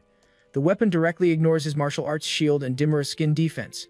Surprisingly enough, Yi's atomic fist, capable of reaching thousands of degrees and melting steel, only manages to submerge the pieted man's head in blue flames without burning it off completely.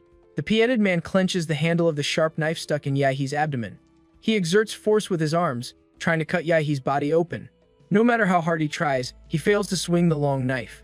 His sharp knife remains stuck in Yi's quickly healing muscle layer. The pig-headed man immediately wants to retreat, but Yi grabs the rusty iron chain wrapped around the figure's arm tightly and pulls him closer. The guy's strength proves unremarkable, but his weapon is very special with its ability to ignore any defense. He grins mischievously and questions what the hell the guy is. He grabs the strange-looking guy's pieted mask with both hands and forces open the pieted mouth, declaring it is time for oral surgery. He tells the figure to stop resisting and open obediently. What follows is a blue beam of high-temperature light gushing from Yi's mouth and pouring directly into the guy's pie-headed mask. The pig-headed man struggles violently with his limbs but cannot break free from Yi's firm hold. The smell of burnt barbecue wafts out, and the pie-headed man finally stops struggling. His pig mouth has been pierced by the atomic breath and his neck melted by the high temperature. Holding the pig's headed mask, Yi declares himself an honest person who does what he says. In that moment, he notices something inside the mask he is holding. He pulls out a green pendant from the wide, open mouth of the pig's headed mask. With this discovery, Yi becomes convinced everything is actually a trial arranged by Imperial University where they are supposed to kill monsters for loot. The long, sharp knife lodged in his abdomen shatters into tiny fragments at that moment. It seems the masked person's weapon was blessed with the martial energy of a high-level warrior, making it extremely sharp. Once the martial energy fades, the weapon reverts back to an ordinary item. He stares at the pendant in his hand, thinking about how to pass the trial arranged by Imperial University. The entire setting feels like a battle royal. He wonders if he must find a bunch of masked enemies and take pendants from their masks. Just then, he senses an arrow aiming toward the back of his head. Before the arrow can get closer, a ferocious evil shadow instantly rushes out of Yi's body. It opens several bloody mouths from all angles, stopping the arrow and biting it into pieces. He looks in the direction where the arrow came from and sees another masked figure with crossbows. Already pissed off from the earlier ambush, he rushes forward with the intention of ending this attacker's existence when suddenly a sharp spear pierces through the concrete ground directly in front of him, aimed at his heart. The masked figure seizes this opportunity and shoots several sharp arrows directly at Yi's vital points. Yi hasn't had time to catch his breath before being surrounded by murderous intent from all directions. But it proves too naive to think of taking him down this way. Yi roars angrily and summons the power of the humanoid giant from his monster template. Intense flames and steam burst from his body as huge ribs grow around him. A burning new colossal figure entirely enveloped in dark and red evil spirits takes form. The masked figure with crossbows clearly becomes scared shitless, staring at the insanely massive fist descending upon him like a meteor. Yi's explosive punch shatters the entire building into a cloud of dust and debris, taking the masked figure with crossbows with it. Most freshmen watch the chaos from afar, wondering what could make an entire building collapse so suddenly. He walks out of the dusty debris with the spear in hand. He wants to see the person who nearly skewered him like a kebab. In that moment, the person in question appears before him on his own initiative. This time, the person wears a red-eyed rabbit mask and a black suit. In his hand, he holds a brand new spear. It seems that as long as these masked men's bodies are not dead, their weapons can regenerate continuously. The guy bends his legs and his calf muscles bulge as big as balloons. Then he exerts his entire body strength to jump and flies toward Yi like a cannonball, his spear aimed true. Yi raises his leg and tries to kick the rabbit man midair, but before the force of the kick can hit the rabbit man, he spins in the air and changes his trajectory with his spear still aimed at his target. Yi feels stunned to see this. The mysterious rabbit man knows martial arts. Just as the spear comes within centimeters of Yi's stunned expression, someone uses an ice attack, and a massive ice wall suddenly blocks the spear of the rabbit man. It is Chuzhou who has now encased the rabbit man with an ice wall several meters high. With his spear in hand, the rabbit man looks around in confusion when he suddenly senses an attack from above. This attack comes from Tuzo, who tells Yi Hai on how close he was to being speared in the head and suggests leaving this battle to him. The rabbit man manages to evade the attack. Countless ice shards erupt from underneath the ground. The rabbit man jumps out of the encased wall of ice. While in the air, he counterattacks with a spear. The sword and spear collide multiple times in an instant, creating dazzling sparks in the air. Within seconds, the two men fight dozens of rounds with their weapons. Sparks flicker in the dark space. Even though the rabbit man has the advantage with his spear weapon, he cannot gain superiority over Chu Zhou's superb swordsmanship. In another sword exchange, Chu Zhou releases the power of ice and successfully freezes the spear in the rabbit man's hand. After the weapon is briefly sealed, the rabbit man quickly falls into disadvantage. Chu Zhou seizes this opportunity and punches the rabbit man in the chest with his open palm. Although the rabbit man is sent flying, he still manages to block the full force of the attack with his frozen spear. The masked figure tries to retreat quickly, but a pair of large hands that have been patiently waiting reaches out from the shadows and grabs him tightly. Yi He, back in his colossal humanoid form, finally catches the elusive figure who had been evading him like a scared rabbit. What follows is another massive burst of martial and unstable atomic energy that lights up the surrounding gray clouds and again breaks the silence of the city. This time, several ruined buildings are destroyed in the process. Meanwhile, in a strange urban space a few minutes earlier, two freshmen in a temporary alliance hid in a building not far away are away. They wonder why there is new movement in Yi He's location after his flashy presence. One freshman asks his partner if the guy who barged in so ostentatiously is dead. The girl with him replies calmly that he must be, explaining that they had over a dozen people ambush those masked men yet none were injured. Their weapons could break through any defense, making them opponents beyond their current level with no way to deal with them. She believes that guy who came in blasting skyward and talking trash was too arrogant, probably a student from a small city who got into Imperial University by sheer luck, a frog in a well full of self-importance. She states that top scholars in big cities are simply not on the same level as those from small cities. She also hears that Yan Zhengxiang and Aoyangzi from Magic City, Len Yusi from Deep Blue City, and Xin Chen from Liuli Island have already started hunting down the masked men, though she doesn't know how they did it. The male freshman expresses amazement at how insanely strong these freshmen are, wondering if the freshman champion will be one of them. The lady disagrees resolutely, stating that every freshman president has always been a local from the imperial capital. Against those Hadu prodigies, students from other regions of Xia Kingdom are no match and cannot compete at all because the martial arts cultivation resources they received since childhood are worlds apart. At that moment, the two are interrupted by a sudden loud explosive blue beam that lights up the entire city. Both freshmen look up at the sky, stunned because this exaggerated blue light streaks across the sky, dividing the gray sky into two. They look at each other in confusion, wondering what that powerful beam could be, perhaps an electromagnetic cannon, though how could there be one in the city? In another corner of the city, new students actively tracking the animal masked men also stop and silently look at the exaggerated beam of light in the sky. Yan Zhengxiang places the broadsword in his hand on the ground, its huge weight causing the blade to pierce a dead horse masked man and sink directly into the ground. He kicks the horsehead masked man under his feet and looks at his good friend and the top scholar in Magic City, Aoyangzi, who is wearing a black jacket with a white sweatshirt underneath. He stares at the blue beam of light in the distance that penetrated the sky. Yan Zhengxiang asks Aoyangzi's thoughts on the blue beam. Aoyangzi answers that the attack method doesn't seem like the masked man's style, it's most likely some newcomer's method. Yan Zhengxiang repeats, new student, with a slight edge in his tone, noting that apart from freshmen from the imperial capital, there really isn't anyone else who could possess such exaggerated power. Yan Zhengxiang suggests they go check it out, since they have already collected the pendants of rat, dog, monkey, and horse.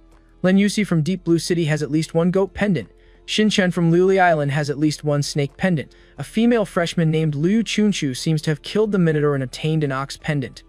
If the masked men are really arranged according to the 12 Chinese zodiac, then only 5 pendants remain: pig, rabbit, chicken, tiger, and dragon. The dragon is undoubtedly an absolute monster that could kill anyone with one touch, obviously a boss that can only be escaped, not fought. And as for the remaining pendants, there are definitely a few in the mysterious freshman's place where those blue beams were released.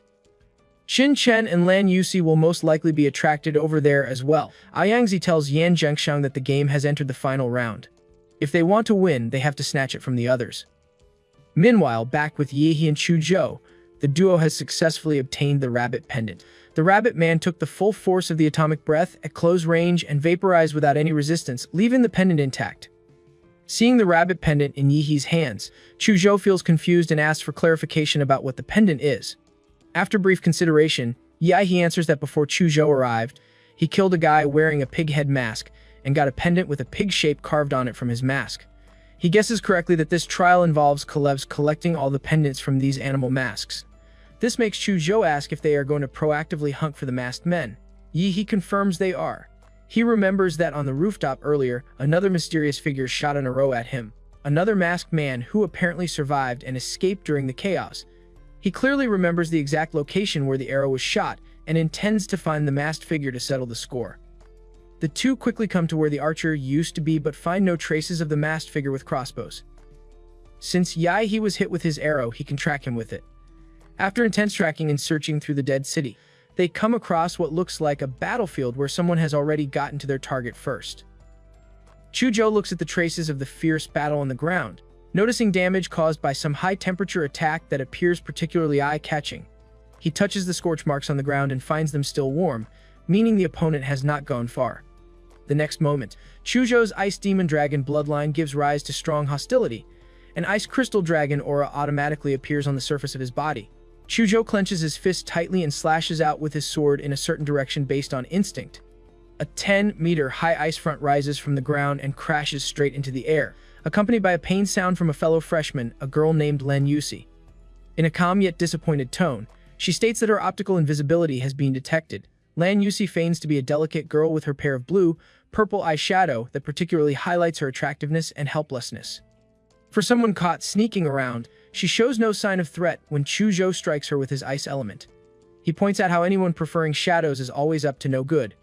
Before Lan Yusi can reply, another freshman appears out of thin air, a guy with exquisite clothes and gray middle parted hair. The moment he appears, the temperature around him rises rapidly as red flames dance around his hands. He tells a cautious Lan Yusi to get out of the way before his palms turn shiny and red like branding irons. Activating a genetic technique called the Flame Demon Battle Body, Xinchen slams his palm against the impressive ice front. Flames flicker within the ice as it shatters into broken fragments. A large amount of water vapor explodes, quickly filling the entire area. Xinchen, with a laid-back yet arrogant demeanor, holds a pack of cigarettes as he teases Lan Yusi for having weak optical camouflage that made discovery inevitable. He skips pleasantries and goes straight to the point, asking if the two are planning to ambush them. With an innocent look, Lan Yusi replies before Xinchen can, stating he has it wrong. She claims everything is a misunderstanding. They just dealt with a guy wearing a chicken mask and hid only to lure out other masked men. Xinchen, standing aside, takes out a cigarette as if nothing happened. He rubs his fingers together and snaps them, smoothly lighting the cigarette with a tiny flame on his fingertip. Chuzhou questions her story and suddenly grabs her throat tightly, raises her in the air, and as she struggles in pain, she drops a dagger with a strange blue-purple color, obviously coated with poison. He casually crushes the neck of the Lan Yusi, but it turns out to be a clone of her. Xinchen beside her gives a rogue smile, never thinking Lan Yusi's sneak attack could succeed since that would be too boring. After smoking the entire cigarette in one breath, he drops it and takes a step forward. Xinchen puffs out his cheeks until they enlarge grotesquely like inflated balloons, then exhales a large cloud of black fog toward Yihee and Chuzhou. The two retreat in time and avoid the black mist, but they don't expect Lan Yusi to take out a yellow fan with flashing runes and violently fan the black mist. The strong wind blows, causing the black fog to spread rapidly and submerge Yihee and Chuzhou. Xinchen rubs a massive fireball from his fingertips and decides to heat things up, shooting it straight into the black fog. A deafening boom immediately sounds as the black fog instantly ignites. The scorching temperature causes the air to twist into a ball of flames. Satisfied, Lan Yusi smiles and covers her face with her fan, thinking their opponents are strong but still no match for them. Just as the creepy-looking bastard raises his eyebrows proudly with a sadistic smile, a thunderous clap rings out. Yihee claps his hands in the fire cloud, and the incredible shockwave generated directly extinguishes the entire cloud of flames. Xinchen's eyes bulge out as he shine absolute disbelief, unable to comprehend how a simple clap dispels his fire cloud. His incredulous expression turns into confusion when he sees a fist inches away from rearranging his face. His pupils shrink as he wants to defend or dodge, but compared to that fist, he is too slow. Yihee activates his mountain-blocking fist and moves toward him like a torpedo. A reverberating bang sounds as Jin's right cheek flattens with half of his face deformed.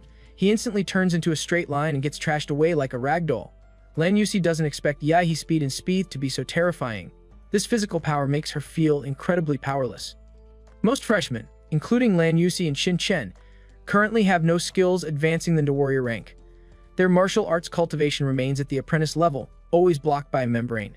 Even the upper limit for Imperial University freshmen has boundaries. But Yahe is different because of his system. Template, even with martial arts at the 9th level, he stacks physical stats by increasing template compatibility. Lan Yusi doesn't know she faces an absolute monster where teaming up with Shin Chen isn't enough. The suffocating aura alone makes her regret facing an opponent with zero chance of winning. She is about to flee when she feels sudden coldness at her feet. Chuzhou has frozen her in place.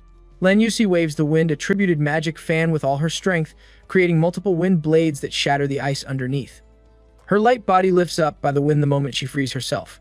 But before she can flee, he grabs her delicate ankle. Facing her evident shock and absolute fear, he slams her to the ground, creating a shallow crater as she drops her fan.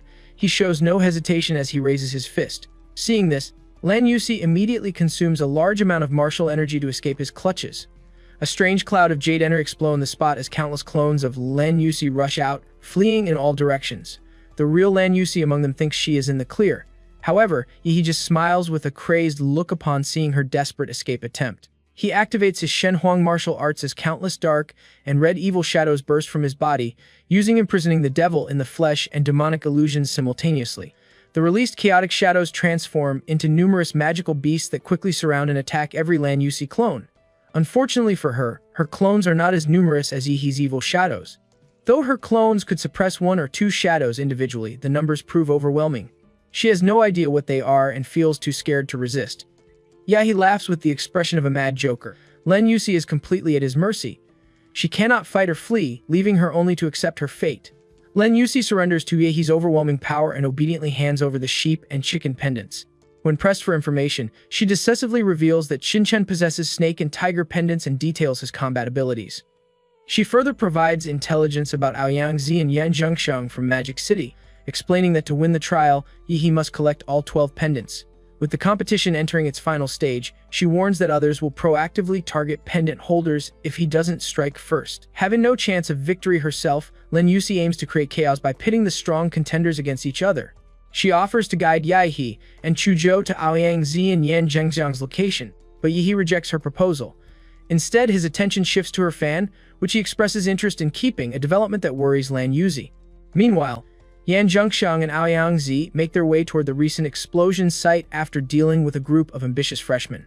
They assume Shin Chen and Lan Yusi have already engaged their target but remain confident they can seize any pendants from the winners. They immediately halt when they discover Shin Chen's body cleanly severed in half on the street, his face frozen in shock and anger. The precise cut suggests an impossibly fast sword strike that gave him no time to react. Earlier, Shin Chen had escaped during the conflict between Yihe and Lan Yusi, frustrated by encountering such a monstrous opponent before even reaching the imperial capital. While consoling himself that Lan Yusi was surely defeated, he sensed being marked by Yihe and sought to ally with Aoyangzi and Yan Zhengxiang. His plans ended when he encountered a tall, thin figure wearing a majestic dragon mask and wielding a long sword. The masked man had double-blood red pupils that exuded an eerie, dangerous aura. In a flicker of unstable streetlights, the dragon mask teleported forward, plunging the area into darkness. When the lights returned, Shin Chen lay dead and his pendants were taken. Examining the corpse, Aoyangzi identifies the killer as the dragon mask, the only one capable of such a clean, overwhelming strike. Previously, they believed the dragon mask was confined to the underground parking lot, where they first encountered it alongside 20 other freshmen. That encounter ended with only Aoyangzi and Yan Zhengxiang surviving after witnessing the dragon mask slaughtering students like cutting vegetables. The hot blood proved the deaths were real, not part of a simulation. Aoyangzi deduces that the dragon mask's emergence means restrictions have lifted, likely because all other masked men are defeated. Now, the final boss actively hunts pendant holders. He concludes a head-on fight is impossible, and they must seize pendants from others before the dragon mask collects them all. Determined, Aoyangzi activates his 4th Order King Bloodline Awakening, the Golden Winged Dragon. Golden light bursts from his body as feathers appear on his cheeks, platinum dragon horns grow on his forehead, and majestic golden wings spanning over 4 meters unfold. He flies high, releasing a provocative cry infused with golden martial energy to challenge all pendant holders. Elsewhere, Lu Chunju is still hiding in a ruined building, wounded from her encounter with the dragon mask in the underground parking lot. After she and 2 others killed the Minotaur mask, they accidentally entered the parking lot and faced the dragon mask. One teammate died instantly, and she survived only because 20 other freshmen drew the mask's attention. She was severely injured by its sword energy, but met a teacher who offered escape from the city to warn others. She chose to send another freshman, giving Yahi's photo with a request to warn him away. Seeing Yahi's blue explosion in the sky, she knows he entered despite her warning. She believes his strength makes him unbeatable except against the dragon mask. Hearing Aoyangzi's aggressive cry, Lu King fears discovery. In her weakened state, escape is impossible, and she knows Aoyangzi will come for her ox pendant. Though she cares little for it herself, she feels Yihi needs it. Instead of confronting Aoyangzi directly, she decides to lure him to the dragon mask's territory in the underground parking lot. Aoyangzi, soaring high, senses Lu Chunju's bloodline connection, a remnant from their parking lot encounter. He recalls her as the Nether Sparrow bloodline awakener from the impoverished Lu family, defeated by an unknown person in the entrance exam. Dismissing her as insignificant despite her powerful bloodline, he identifies her as the ox pendant holder. Without waiting for Yihi or Len Yusi to respond to his challenge, he informs Yan Zhengxiang he is going to apprehend her and vanishes on golden wings. Aoyangzi swoops down from the sky at accelerated speed, penetrating multiple floors into the dark underground parking lot. He releases his golden martial energy and pressure, informing Lu Kyungzu she cannot escape. He dismisses her attempt to use the dragon masked man as protection, claiming the creature is no longer there. However, the familiar sound of a sharp blade dragging on concrete immediately proves him wrong, causing him to break out in a cold sweat. In the darkness ahead, a pair of creepy blood-red pupils stare at him. Aoyangzi realizes his critical error. The dragon-masked man, known as Chenlong, prioritizes hunting zodiac pendant bearers where they are most concentrated. With 5 pendants currently in the parking lot, including the 4 he carries, this makes him the primary target. His arrogance has led him into self-inflicted danger. A sizzling sound fills the air as the parking lot lights flicker. The moment Chenlong's blood-red double pupils shine brightly, Aoyangzi feels a dimensional shift. He faces the tall, thin figure holding a long knife, feeling an indescribable oppression that makes breathing difficult. He realizes Chenlong's special domain activates upon eye contact, trapping him until certain conditions are met or Chenlong is eliminated. Unlike his previous escape with 20 freshmen as cannon fodder, he now has to face the creature alone. All lights disappear into dead silence and darkness. Chenlong leaves an afterimage as he dashes forward, following with multiple sword slashes. Aoyangzi flaps his golden wings as a shield, bearing the brunt of the cold strikes. Within moments, Chenlong appears behind him with raised sword. Aoyangzi's golden pupils widen with dread as he braces for the inevitable blow. Elsewhere, Yan Zhengxiang encounters 2 opponents more arrogant than himself. He blocks a casual punch from Yihi. Chu Zhou unsheathes his sword and requests Yihi to handle Yan Zhengxiang himself, wanting to test his strength. Insulted at not being taken seriously, Yan Zhengxiang attacks with his ghost head broadsword, exuding a domineering and ferocious tiger-like aura. Chu Zhou counters with an ice sword, summoning a massive ice wall that shatters under Yan Zhengxiang's broadsword. Despite Yan Zhengxiang's seemingly reckless style, he deftly gathers strength midair and swings his sword from the side. Chu Zhou chooses not to dodge, blocking the seeking to determine whose sword intent is stronger, his own pure intent or Yan Zhengxiang's ferocious dominance. Chu Zhou closes his 5 senses, entering a realm of unity between man and sword known as sword intent. His current intent is purer than during the college entrance exams a month prior, now integrated with his attributes. A powerful slash of pure sword light bursts forth mixed with a crisp dragon's roar, clashing fiercely with Yan Zhengxiang's tiger-like broadsword energy. The intertwined sounds of roaring dragons and tigers spread through the streets. Yahi watches boredly but respects Chu Zhou's desire for a fair fight. Suddenly, Yan Zhengxiang frowns as if something unexpected occurs, abruptly losing interest in the battle. He retreats from Chu Zhou's horizontal slash and declares he has urgent business to attend to, boasting he would have broken all 8 of Chu Zhou's bones otherwise. Just as Yan Zhengxiang attempts to leave, Yahi launches toward him with blue flames, striking him with a heavy punch that sends his body crashing through 3 street lamps. Spitting blood, Yan Zhengxiang struggles to rise, shocked at being knocked away by what he calls a monster. He states that Yan Zhengxiang's excuse was too unpleasant and his reaction too slow. Enraged, Yan Zhengxiang grabs his ghost head broadsword to teach Yahi a lesson. But within 3 minutes, his eyes lose their luster and his face swells like a pig's head. Yihi praises him for lasting 3 minutes compared to Xin Chen's one-punch knockout. He takes Yan Zhengxiang's broadsword, commenting on its weight and stating he will borrow it without objection. Yan Zhengxiang remains beaten into submission, trembling at the memory of being repeatedly slammed to the ground. Then, as an upgrade, Yahi uses atomic flames on the sword, transforming it to suit his radioactive energy style. Meanwhile, Chuzhou reports finding no pendant in Yan Zhengxiang's space ring but discovers a jade pendant flashing a signal, engraved with Ouyang, and flickering weakly as if about to fade completely. Meanwhile, Aoyangzi struggles desperately within Qianlong's field domain, having already endured 5 minutes at the cost of both his golden wings being severed. All his life-saving methods are exhausted after losing an arm in a failed offensive attempt. The sword energy invading his body worsens his condition. He had tried using an ancient bronze nail relic from secret ruins, designed to block martial energy flow, hoping to pierce Qianlong's heart. Despite paying with an arm, he missed by 3 finger widths, only managing to weaken Qianlong's martial energy output by 30% rather than achieving a full seal. After a few breaths, the parking lot lights flicker back on, revealing Aoyangzi impaled through the heart by Qianlong's long knife into a concrete pillar, forming a grotesque tableau. Qianlong casually discards the body, senses the nearest jade pendant holder, and vanishes into the darkness. Having witnessed Aoyangzi's defeat, Lu Qingzhu flees the parking lot but recognizes her limited strength won't carry her far. Survival depends on reaching Yahe. Inspired by his earlier signal flare, she ascends a nearby tallest building despite agonizing sword wounds tearing her back muscles. Reaching the rooftop, she activates her nether bird bloodline awakening, strange patterns appearing on her cheeks while gorgeous purple, black tail feathers spread behind her. Gather her remaining strength, she releases a piercing cry before collapsing, one's burning with pain. She hopes Yihe receives her message. The familiar sound of a blade dragging on concrete echoes not behind her, but beneath her feet. Looking down in disbelief, she sees Qianlong walking perpendicularly up the building's surface, his ferocious blood-red pupils fixed on her. Astonished by his speed, her first thought isn't self-preservation but sending another signal to warn Yihe away. It's too late. The moment their eyes meet, Qianlong's field domain activates, encasing the rooftop under a dark, ominous dome where lights dim significantly. But just as the blade, dragging sound grows closer, Qianlong enters the dome and approaches with raised sword. Time seems to slow for Lu Qingzhu as the lethal strike nears her eyes.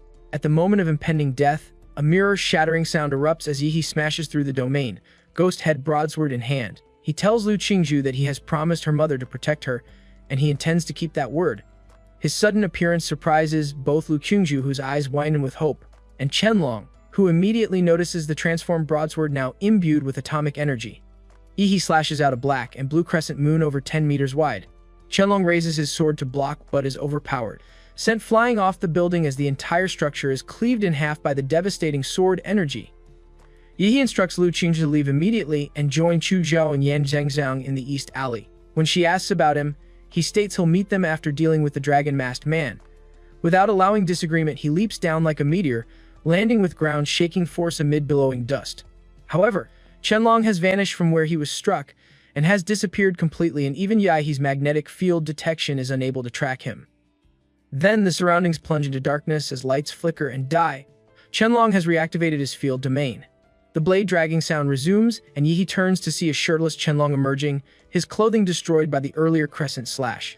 Noting the huge bronze nail still embedded in Qianlong's chest, Yihe wonders if this is the weakness Yan Zhengxiang mentioned, perhaps the key to defeating this domain-dependent opponent.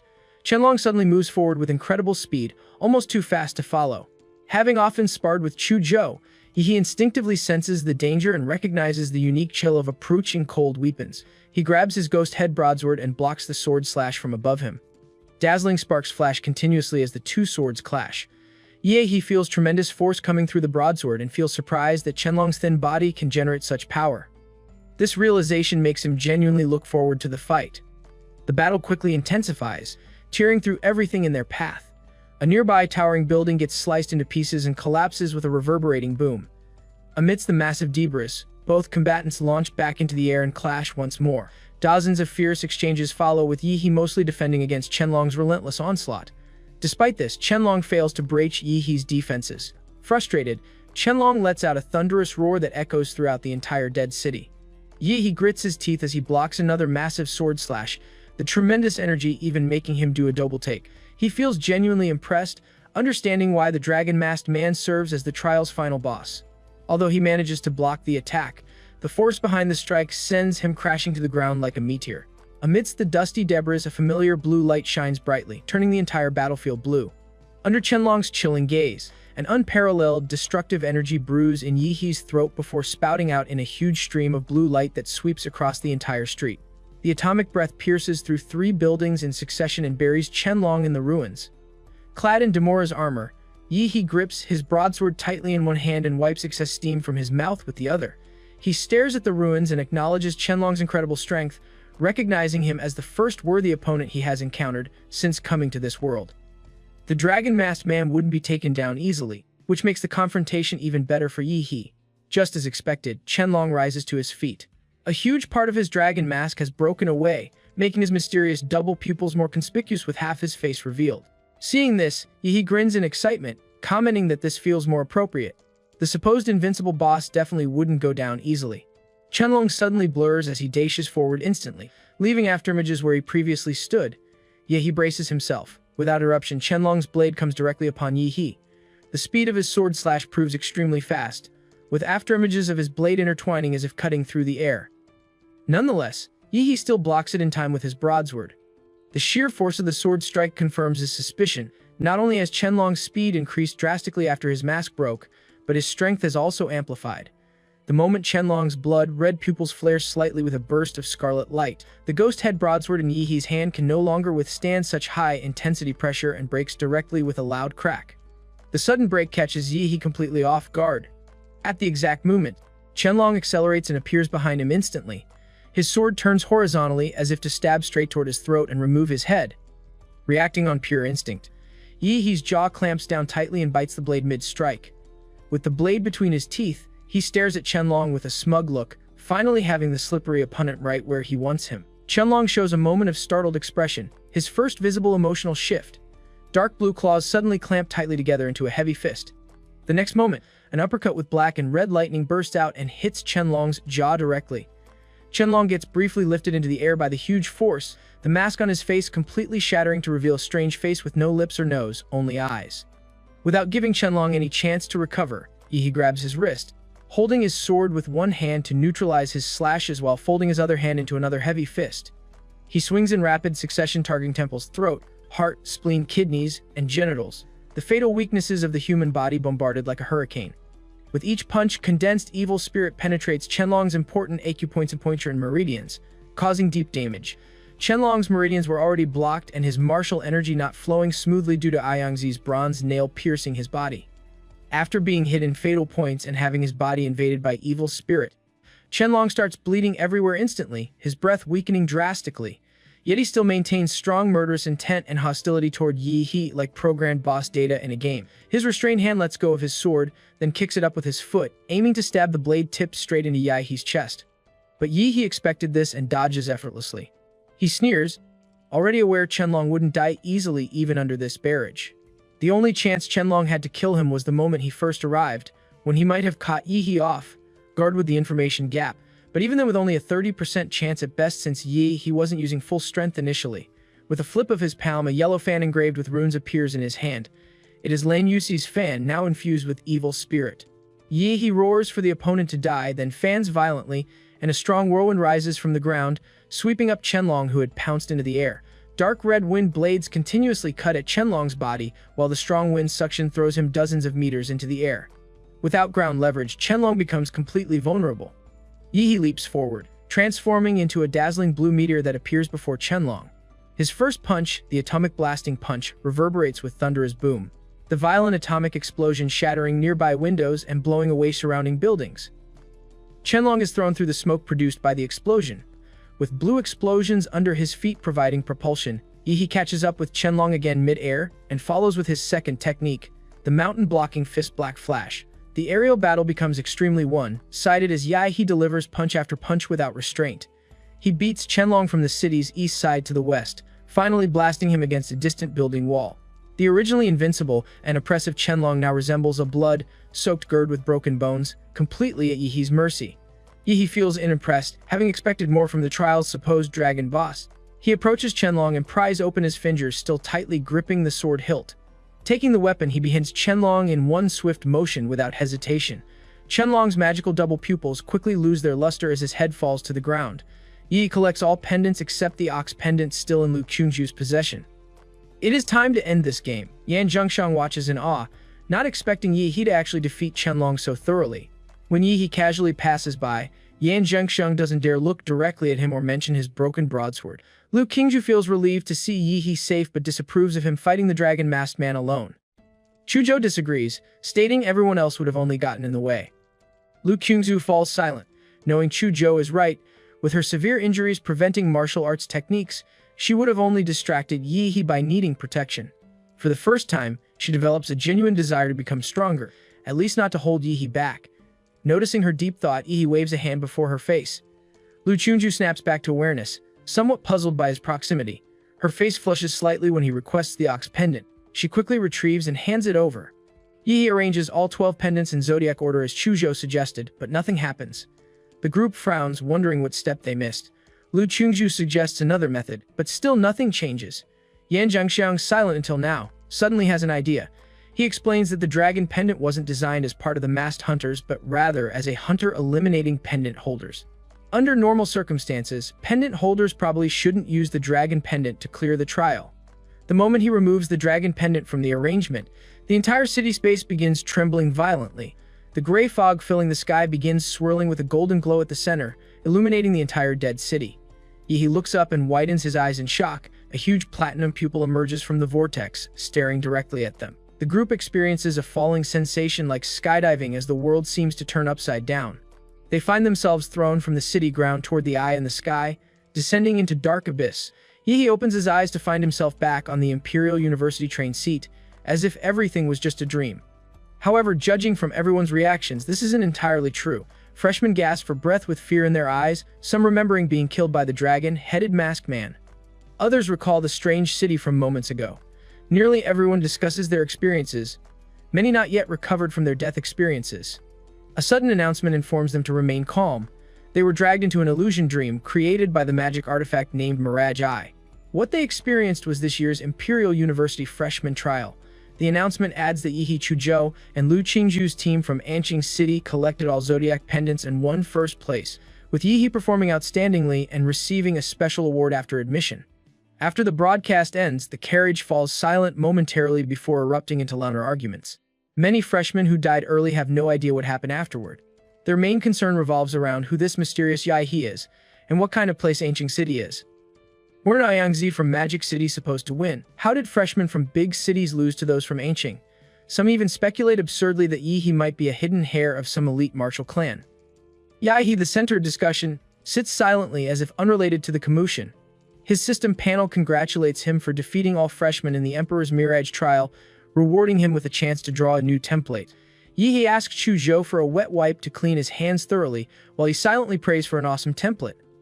At his command, the panel begins spinning as countless indescribable monster roars emerge. The drawing session concludes with a devilish, arrogant laugh that seems to look down on everything.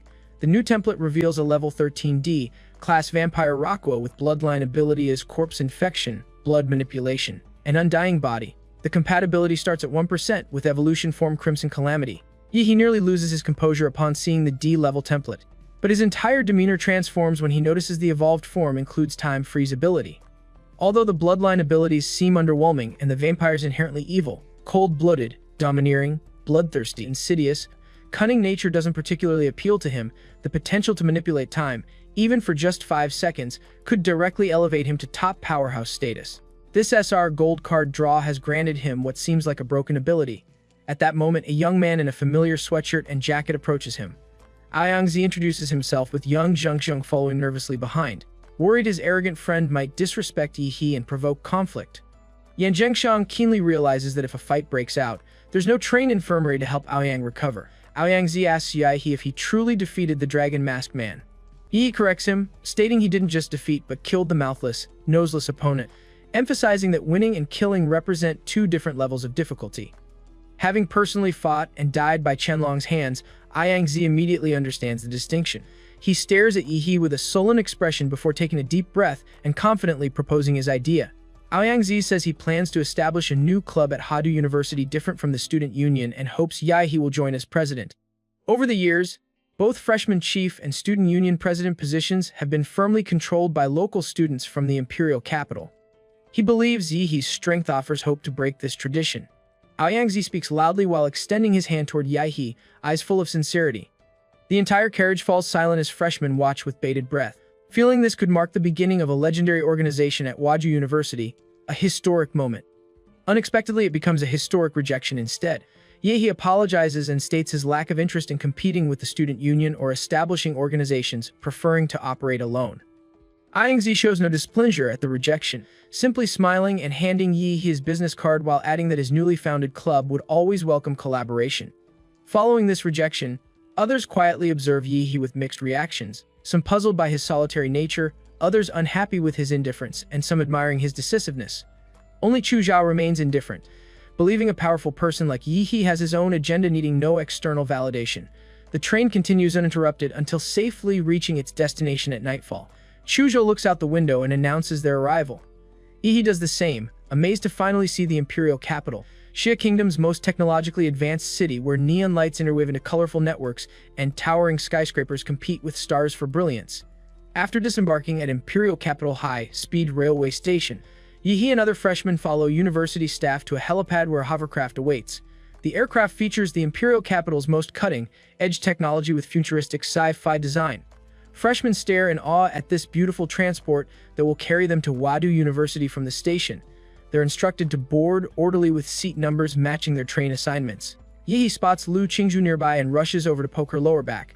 The sudden touch makes her tremble with visibly reddening ears as she recalls her mother's lessons about ladylike behavior. Flushed, she questions Yi's public behavior since they're only nominally engaged without official marriage yet, and she shouldn't let him take advantage publicly. The clueless Yi wonders why she suddenly acts so serious, explaining he only wanted to know why they need aircraft transport within the city. Lu Qingzhu visibly relaxes with a soft sigh, wondering why her mother betrothed her to such a country bumpkin. She explains it's because Huadu University exists in the sky. Following her gaze upward with puzzled expression, Yi finally understands when the aircraft ascends above dark clouds to reveal Xia Kingdom's most prestigious university as an aerial city floating above the imperial capital. The night scene unfolds like a cyberpunk painting with sharp, three-dimensional skyscraper outlines under the city's night sky. The entire campus compares to 1/4 the imperial capital's size. Constantly protected by an electromagnetic wavenet automatically recognizes authorized aircraft and opens circular entry points.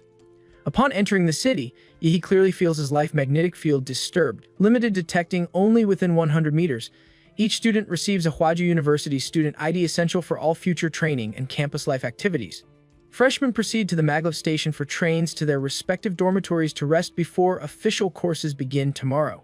The train passes through the bustling city to a skyscraper with hundreds of floors, one of Huadu University's student dormitories. Yi, like the country bumpkin he is, loudly comments about arriving at the world's highest city. Everyone except Chu Zhou glances at him strangely, wondering about his origins or mental state, though Chu Zhou considers it normal for powerful people to have quirks. Inside an elevator, Yi learns Chu Zhou's dormitory is in B7 on the 45th floor, while his is in A3 on the 40 floor. He bids farewell to Chu Zhao on the 47th floor and enters his 100-meter single room. Treatment feels like living a dream for Yi, amazed by the finely decorated room, latest model computer, and eye-catching jacuzzi, equivalent to a 5-star hotel experience he never encountered before. He intends to fully enjoy it, but first must maximize the Vampire Rakuo template.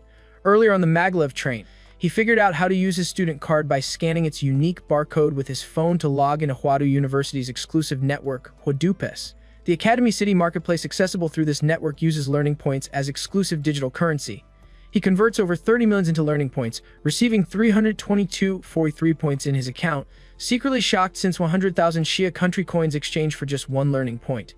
Despite the high cost, the marketplace offers solid goods unavailable elsewhere, representing significant student benefit. He spends 300 learning points at once selecting several blood attribute magic cores, speculating that same attribute cores might improve template compatibility. Recalling how the colossal humanoid template didn't exceed 10 million coins to push beyond 90% compatibility, he purchases just enough to maximize the Vampire Rakuo template. Within 10 minutes, a drone delivers his package outside the window, thanking him for the purchase and wishing cultivation success while requesting a 5-star review. Impressed by the quick delivery, Yi opens the package to find 9 blue and 4 green magic cores. He gulps them down immediately despite some stomach discomfort from consuming so many at once. The tremendous energy converts rapidly as the panel's compatibility gradually increases to 100%, unlocking the Crimson Calarm. His overall constitution rises to 29. Staring into the mirror, he notices his paler skin, sharper fangs with blood grooves that would suck blood like drinking milk tea when piercing flesh, and visibly long, sharp fingernails. A bold, crazy idea pops into his head. Without hesitation, he pierces his own throat with his nails. He experiences excruciating pain as blood gushes from his self-inflicted throat wound, but it heals almost immediately thanks to his vampire bloodline's enhanced self-healing ability. Though faster than before, these physical mutations matter less to him than the new power he has unlocked. He proceeds to the built-in training room in his dormitory, whose structure and materials can support ordinary martial artists' physical strength, perfect for practice. In the center of the room, he closes his eyes and channels martial energy around him. When he opens them, the vampire Rakuo manifests before him. This entity possesses various reality-interfering abilities. At Yihi's command, it spreads its wings wide while its gray cloak cocoons itself, transforming into a cold-faced humanoid creature that floats behind him like a shikigami. Yihi raises his arms to shield himself, while the humanoid creature swings its fist at him with tremendous force, knocking the wind out of him and instantly fracturing all the bones in his arms. A loud bang echoes as his body is thrown backward and smashes heavily against the wall. With his arms completely destroyed, he slowly rises, coughs up blood, and smiles with satisfaction. The punch carried at least twice his normal strength. Next, he tests the time-stop ability centered on himself. A gray spherical area unfolds around him, draining all colors from covered areas into black and white as if light movement has stopped. A timer begins: 1 second, 2 seconds, 3 seconds, 4 seconds. Upon reaching the 5th second, the gray area becomes unstable. Yihi pushes further. At 5.1 seconds, he begins sweating profusely, his eyes turning bloodshot. The timer advances to 5.2, then 5.3 seconds. His nose starts bleeding, and blood vessels in his eyeballs rupture from excessive pressure. By 5.5 seconds, excessive martial power consumption renders the humanoid creature translucent and unstable. The gray time-stop field begins disintegrating, yet he grits his teeth and perseveres. Finally, at 5.7 seconds, the gray area inevitably collapses. Half kneeling on the ground, he wiped blood from his nose and grins, pleased to learn the 5-second limit belonged to the original template owner, not him. Early the next morning, he meets Chu Zhou and they head to the freshman assessment gymnasium. Along the way, Yihi finds the sunlight unusually glaring, an unexpected effect of fusing with the vampire template. Although he won't die from exposure like a real vampire, he has developed a distinct dislike for sunlight. Chu Zhou asks if he has reviewed the university's new academic reforms for freshmen. Yihi admits he spent the entire night training with the vampire Rakuo and paid no attention to anything else. Chu Zhou explains that Huadu University has replaced its classroom-based teaching model with a group mentorship system this year. Each student will study under a main mentor for the academic year while seeking guidance from assistant mentors as needed. When Yihi asks if they need to find a mentor, Chu Zhou shakes his head and clarifies that he is exempt from this process. He shows him an announcement in the freshman group. As the collector of all zodiac pendants, Yihi has the right to directly choose any instructor who cannot refuse. While indifferent to the privilege itself, Yihi is concerned about the showy announcement posted publicly. Upon arriving at the athletics hall, they find a long queue inside. Generally, 3 students enter the assessment room simultaneously for evaluation, after which instructors light up their buttons to make selections. Seeing this, Yihi waves Chu Zhou farewell and leaves the gymnasium. Since he can choose any instructor at will, the timing of his evaluation is irrelevant. He decides to explore instead, finding the mentor selection process boring. The moment he exits the gymnasium, he detects a faint smell of blood. After sniffing the air a few times to confirm, he bolts in the direction of the source. This is no ordinary blood scent. It carries a hidden yet ferocious intent, like an undersea current of murder and sin, which actively arouses the evil spirit within him. Naturally attracted, he follows the smell through streets and alleys as the crowd gradually thins.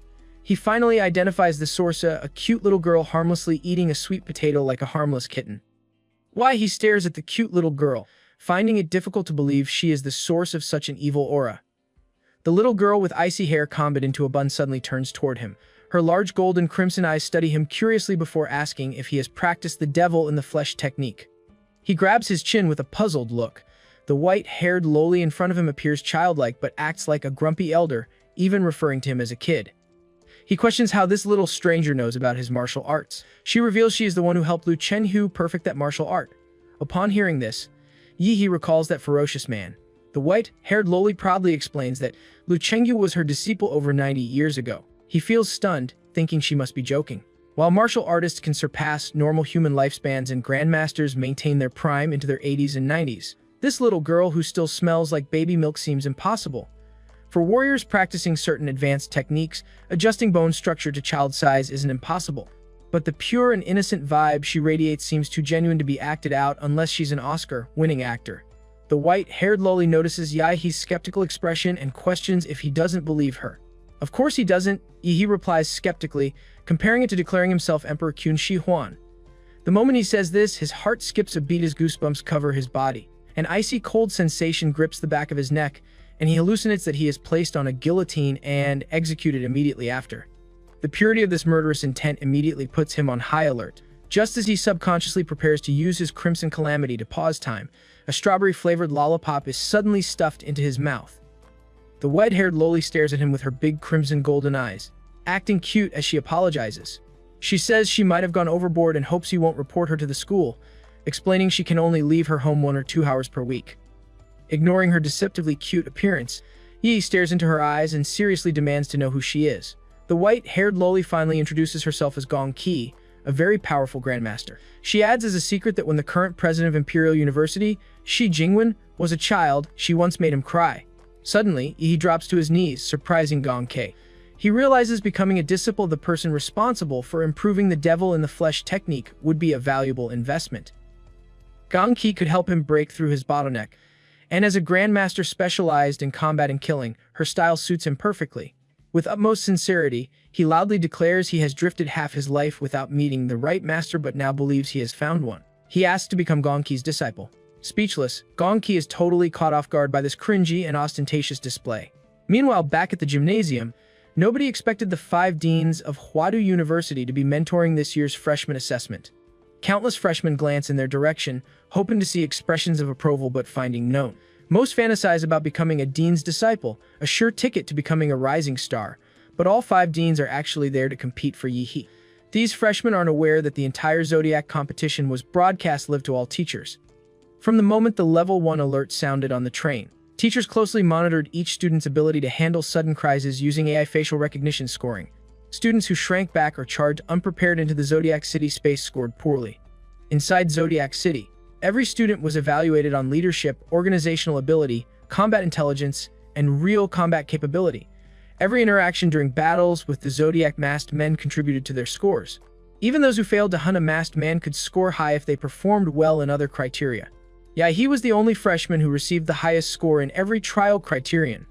However, what truly stunned the 5 deans was his ability to kill Chenlong, the boss not even part of the trial evaluation since no freshman had ever survived encountering him. The deans deduced he probably didn't realize who the Dragon Masked Man really was, a model created by Xia Nation's supercomputer based on data from National Guardian martial artist Fu Hongsheng when he enrolled decades ago. Although the supercomputer couldn't fully replicate the insurmountable power of the divine double pupils in the Mirage simulation, Fu Hongsheng remained the strongest martial artist in Xia Nation's history. His Imperial University records have never been surpassed in over a century. Yet his annihilation of a model trained by such a master, even without its full strength, proved his incredible talent.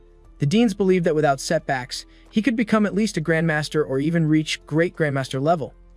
While they contained their excitement waiting for Yi to formally seek a mentor, an emergency call arrived. An instructor announced that Yi had already become the disciple of Gong Qi, former professor of Huadu University and current special faculty personnel. All 5 deans voiced their absolute disbelief in unison. Meanwhile, Yi had unceremoniously grabbed onto Gong Qi, refusing to let go unless she accepted him as her disciple. His shameless behavior would have landed him in jail for 3 years, if not for Gong Qi's actual age of over 100 years. Gong Qi initially resisted, stating she wasn't searching for disciples and had been expelled from Imperial University. Hearing this, Yi played his ultimate trump card, promising to find a way to help Gong Qi regain her freedom within 2 years if she accepted him. The moment Gong Qi's eyes lit up in agreement, Yi couldn't hide his devious grin. But before they could make it official, 5 powerful auras rapidly approached them. The 5 deans had arrived to covertly impede this master-disciple union. The dean of the School of Mechanics and Magical Equipment anxiously reiterated Gong Qi's promise not to interact with students during her release period, adding that her current mental state made her unsuitable for teaching. The dean of the School of Human Body and Physical Training nodded in agreement, pleading for Gong Qi to just go home. Gong Qi, already used to these hall show but no substance, busybodies, agreed to go home as suggested, but announced she was taking her new disciple with her.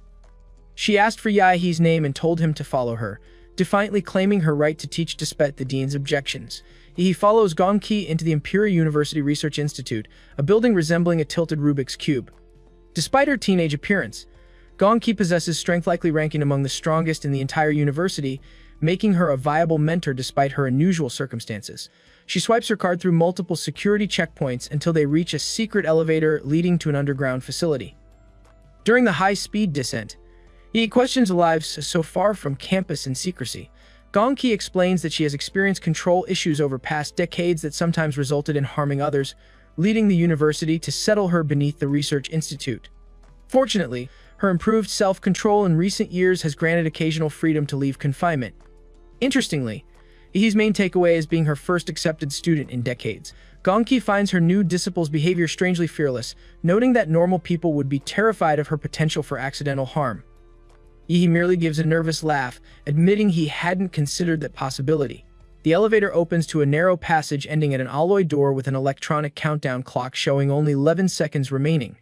Gongki bolts through the door during the final moments, explaining that the timer tracks her permitted absence time. Failure to return before countdown completion triggers alarms in the university president's office and mobilizes the entire university forces against her. They enter just milliseconds before the door seals shut with complex mechanisms. A special electromagnetic field immediately activates within the room, making it difficult for Yi to gather martial energy outside his body, a deliberate feature to weaken martial techniques and prevent escape. The confinement space is unexpectedly luxurious, spanning 3 floors, living quarters on top, entertainment facilities with video games on the second level, and a large training ground at the bottom. All areas are layered with high-powered magnetic suppressors designed to contain Gongki should she attempt to break out. Despite being imprisoned, Gongki lives like an empress with all comforts provided, including scattered takeout containers, ends, and game cartridges. Meanwhile, in the Imperial University President's office, Shi Jingwen, dressed simply in a traditional suit with gold-rimmed glasses, appears more like a scholar than a grandmaster. He receives news about Gongki accepting Yi as a disciple. Though unexpected, President Shi decides to allow this development, emphasizing the university's reform goal to nurture talents capable of shouldering Xia nation's future rather than producing mid-tier practitioners. He views true geniuses like Yi as needing free growth opportunities. The president's computer alerts him that Yi has entered Gongki's safe room. Analytical reports indicate a 5% risk of Gongki losing control during long-term confinement with others, with Yi having a 9.7% chance of not surviving a rescue and 95.3% chance of dying even after rescue. President Shi reflects that special, ranked warriors like Gongki are either powerful death row convicts or extreme martial artists with uncontrolled strength, typically restricted during peace but deployed as national defenders during crisis. He believes Yi must have accepted the mortality risks when choosing Gongki as his mentor, recognizing that walking the path of a slaughterer requires such readiness. With time running out for Xia Nation amid threats from Northern Brighton Federation and Devane Descent Nation heretics, the younger generation must grow up quickly. Back in the confinement room, Gongki begins their first training session on the 3rd floor training ground, a space equivalent to 2 basketball courts surrounded by special alloy walls. She proposes a sparring match to assess Yi's strength after over a decade without teaching. When Yi asks if she will suppress her martial arts to apprentice level, Gongki chuckles and agrees, having initially forgotten. Just as they assume fighting stances, Yi recalls the guillotine illusion from earlier and hopes not to relive that experience. The moment he declares readiness, Gongki dashes forward instantly, her hand aimed precisely at his throat. Yi analyzes 5 possible dodging patterns but finds all countered before he can move, as if she's reading him like a book. Realizing his only option is to face the attack directly, he activates his nuclear light combat body. Deep blue light bursts from Yi's body, enhancing his speed significantly. He blocks his throat with one hand while gathering murderous energy with the other to counterattack. Gongki smiles brightly at his strategic use of Bloodline Awakening for simultaneous defense and offense but proves still faster. She retracts her attack unexpectedly, her arm wrapping bonelessly around Yi's like a python. She jumps onto his back and pulls hard, resulting in a gut-wrenching scream as Yi's wrist, elbow, and shoulder joints dislocate simultaneously, nearly being ripped apart. Despite the severe pain from his injuries, Yi's extraordinary resilience prevents him from losing combat effectiveness. He completely ignores his bloodied and bent arms, offering his master a pained smile. Her attack had knocked his Bloodline Awakening back to 0, and the sight of his blood seems to stimulate Gongki's long-dormant desire to fight, making her scarlet eyes glow with excitement.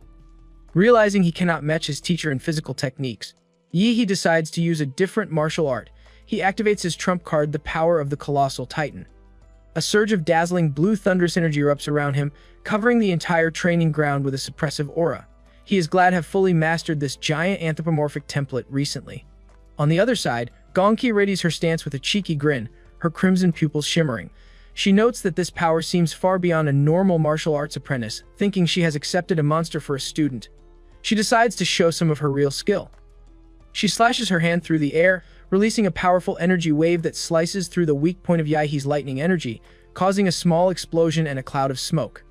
Before the smoke clears, a giant black mecha suit bursts through and launches a massive fist at her. Gong Qi does not dodge. Instead, she meets the giant fist with her palm. The collision completely shatters the mecha's armored fist and tears through the entire arm. Yahe stares in surprise, the mecha's defense based on incredibly tough material, yet Gong Qi ripped it apart effortlessly. Instantly, Gong Qi appears behind the mecha, heading straight for the back of its neck, where Yahe's real body is hidden, despite his efforts to conceal all life signs. She calls out to him, telling him to come out of his shell before she forces him out, her hand raised for another energy slash. Dozens of meter-long armored spikes instantly emerge from the mecha, forcing Gong Qi into a tactical retreat. Just as she lands, Yahe turns the mecha's head towards her, its mouth wide open with a terrifying atomic energy brewing inside. He wonders if her power can defend against this attack. However, before he can release the atomic breath, the scene changes completely.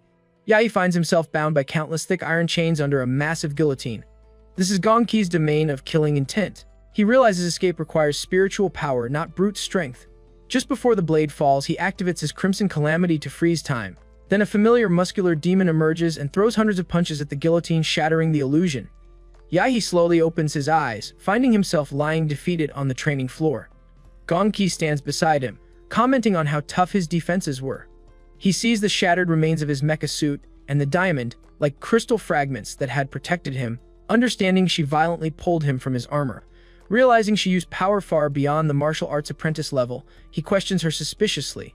Gong Qi first denies cheating, then admits she might have used a tiny bit more force than necessary, claiming it is difficult to hold back perfectly. Under his silent stare, she finally confesses that she cheated and promises not to do it again. She begins to tear up, pleading with him not to leave, explaining she hasn't had anyone to play with for decades. Yahe feels uncomfortable as Gong Qi begins to cry like a child, making it hard to believe her age is over a century. He assures her he is not angry and has no plans to leave. He worked very hard to become her disciple and would not abandon that over a small matter. The moment Gong Qi feels certain he is staying, she returns to normal and insists she was not crying. Yahe is speechless but cannot fault the old master for her sly tactic. With the matter settled, Gong Qi states she now has a basic understanding of his abilities. She finds them not on her level, but still amazing compared to others. She confirms he is a truly gifted warrior and can now begin his real training. She asks what he truly desires to learn. Without hesitation, he replies that he wants to learn advanced martial arts techniques, specifically how she managed to slice through his lightning and mecha arm. Gong Qi explains that the slashing technique is difficult to teach. One must get a feel for it by cutting through many things. She describes the feeling as finding a shimmering line on everything, a precise point of entry she calls the kill line. This line can be clearly severed for a perfect cut. Yahe understands now that her technique is different from others. It is not about dominance or strength, but about perfect precision, like a skilled butcher. Gong Qi continues, stating that learning the kill line technique will be complicated. She first recommends he becomes a formal martial artist, because without a solid martial foundation, he is not even qualified to learn most of her techniques. She asks if he knows the difference between a martial disciple and a martial artist. When he admits he does not, she elaborates that the difference is about the mind, not just the body. Martial artists gain a critical new ability known as inner vision. This allows them to see their own meridians, pressure points, and internal organs. They can then use martial energy to reinforce them, expanding the body's limits. A strong spirit must come first before the body can follow. Yahe smiles with understanding, impressed that his master is such a good teacher. He realizes his spiritual power has already greatly improved after fusing with his vampire template, which will give him a huge edge in reaching the martial artist stage. This prompts his next question about the techniques used to advance.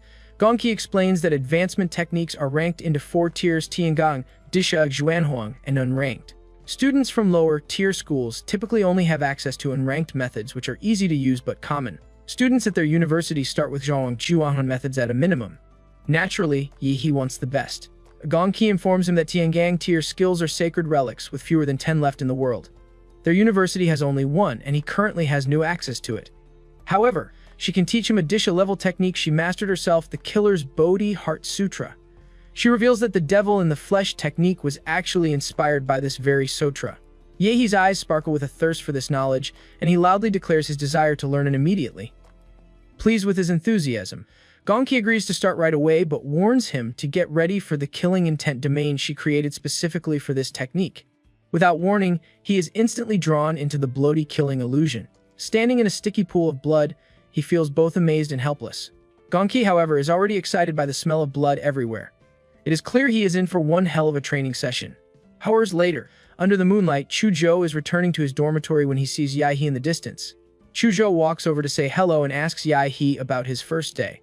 But just then, he feels a sudden chill on his neck as if a butcher's knife is placed there. The terrifying murderous intent makes him subconsciously pull out his ice sword. It takes a moment for Yahe to snap back to his senses. The moment he does, he apologizes to Chuzhou, explaining he is a little stressed and it was just a reflex reaction.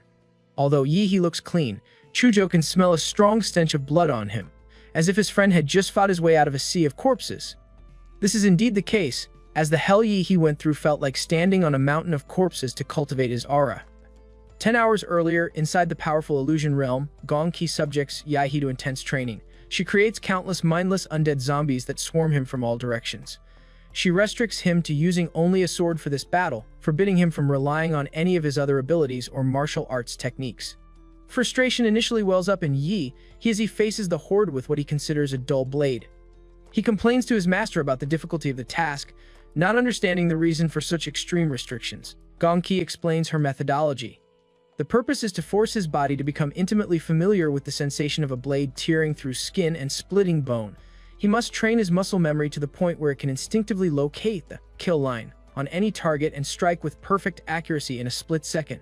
Understanding the objective, he focuses. He grips his long knife tightly and begins to slash through the endless zombies with renewed determination, completely immersing himself in the gruesome task. Silently observing, Gonki feels a sense of amazement. Practicing her Disha-level technique inside this illusion is dangerously intense. Most martial disciples are not even qualified to attempt it. She realizes her disciple is different. She notes that if Yihe's spiritual power were not abnormally high, the purpose of killing intent alone would have devoured his mind, potentially turning him into a mentally ill patient or a mere puppet of slaughter. She finally understands why President Xi Jinping calls Yahe the rising star of Hadu University, and she honestly looks forward to his future growth. Returning to the present after his encounter with Chuzhou, Yahe goes back to his dormitory. He treats himself to a comfortable hot bath in the jacuzzi, a fair reward for his dead, tired muscles after such an exhausting day. However, his reverie is cut short when his fiancée, Lu Qingzhao, calls him. On the other end of the line, she is sprawled seductively on her bed, dressed in yellow cartoon pajamas, a contrast to her usual elegant public appearance. She informs him that her mother has sent over the item he asked for, and it is currently in her possession. She adds that her mother also wants to thank Yahe for helping her daughter get first place in the freshman trial team. Since the university dormitories are apartment style with no gender separation, Yahe suggests swinging by her apartment to pick up the item later. Lu Qingzhou suddenly feels nervous at this idea and immediately counters it. She insists there is no need for him to come over and that she can simply drone the item over to him. Yahe agrees to this arrangement as it works in his favor. He then changes the topic, asking her about her mentor. Her tone becomes slightly prideful as she reveals that Dean Bai has accepted her as a student. The dean apparently told her she was very talented and accepted her immediately after the assessment evaluation. Being a disciple of a Hwadu University dean is a significant achievement worthy of pride. Yahe chooses not to sully this moment by revealing that he personally rejected offers from all 5 deans, including Dean Bai. He knows full well that this news would prevent Lu Qingzhou from sleeping that night. He feigns a breaking call line and ends the conversation. Time passes quickly, and half a semester goes by. The first term of the freshman year nears its end. Many eventful things happen within the semester. Right at the beginning, Yang Zenitsu leads from several provinces to form the Dragon Blood Society, which quickly gains influence among the first years.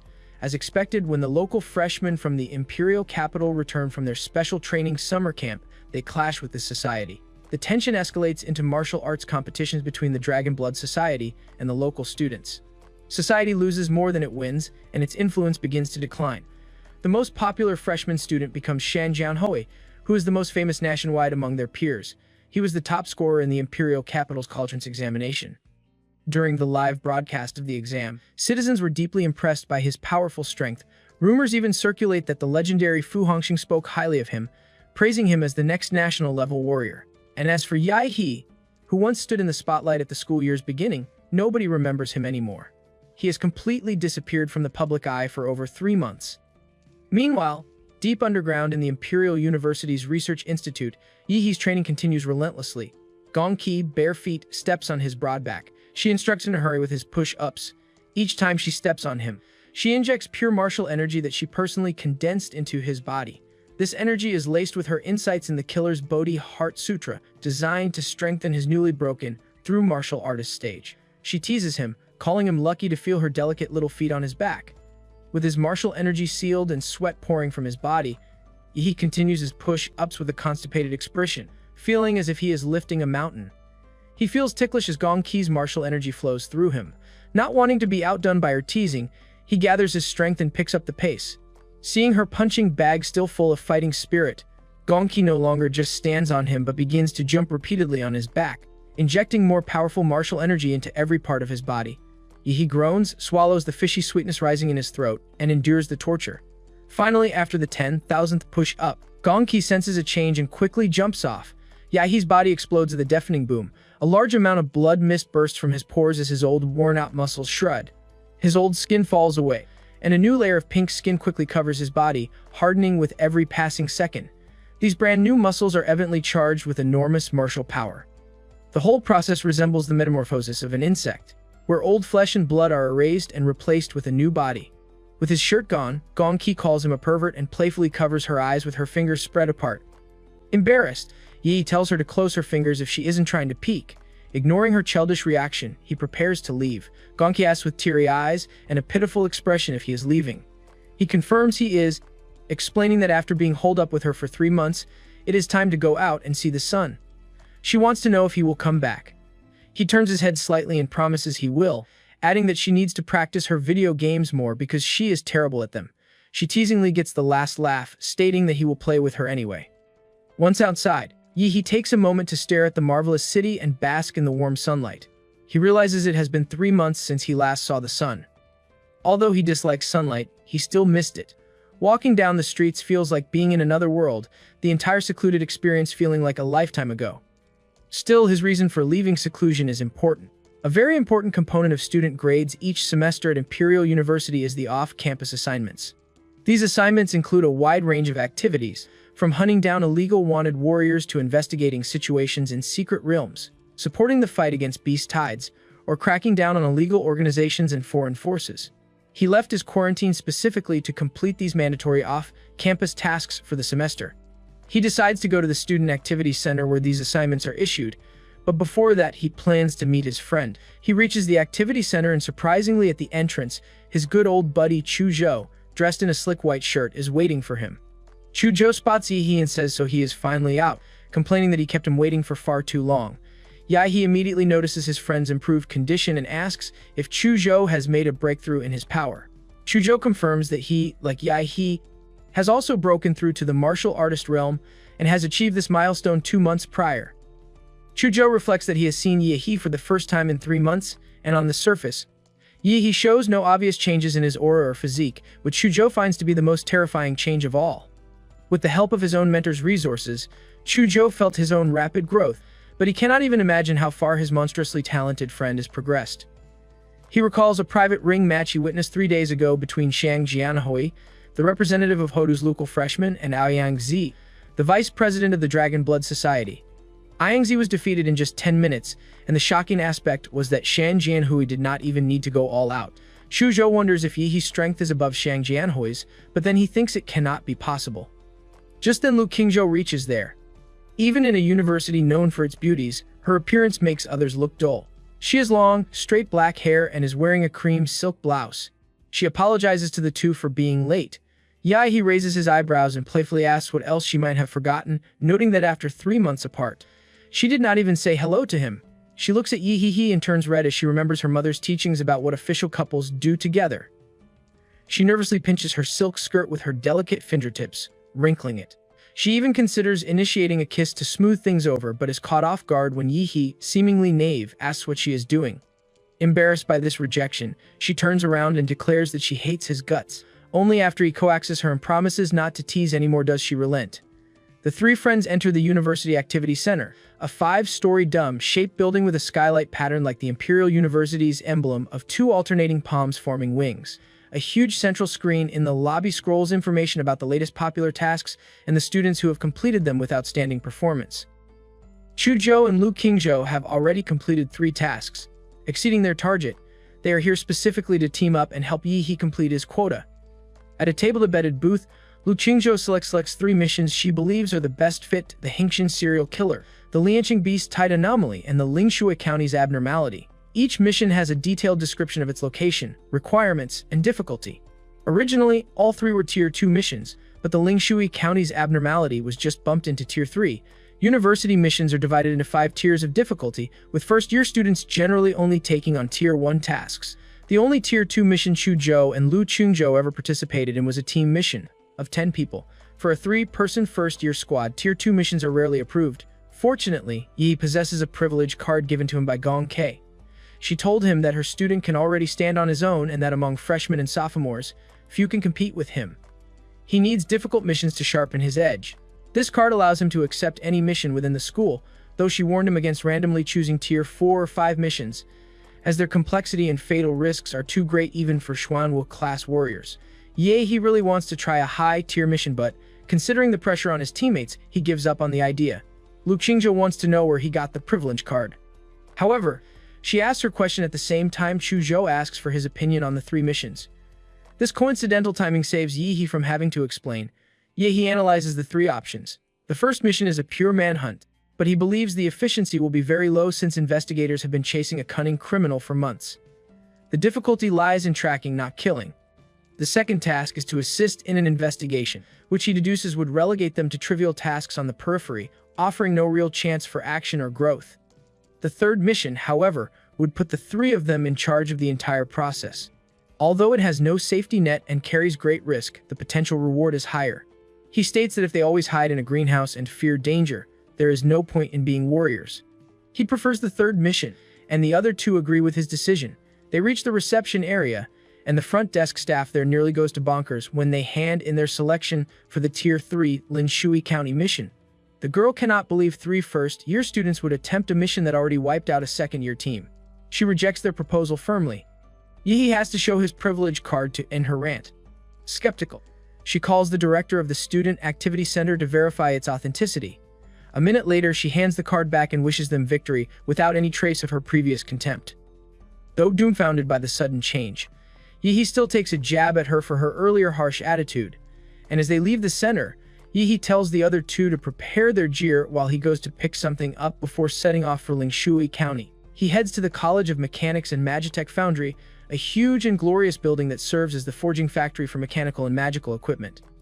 Once there, he verifies his identity and is granted access to meet with the dean.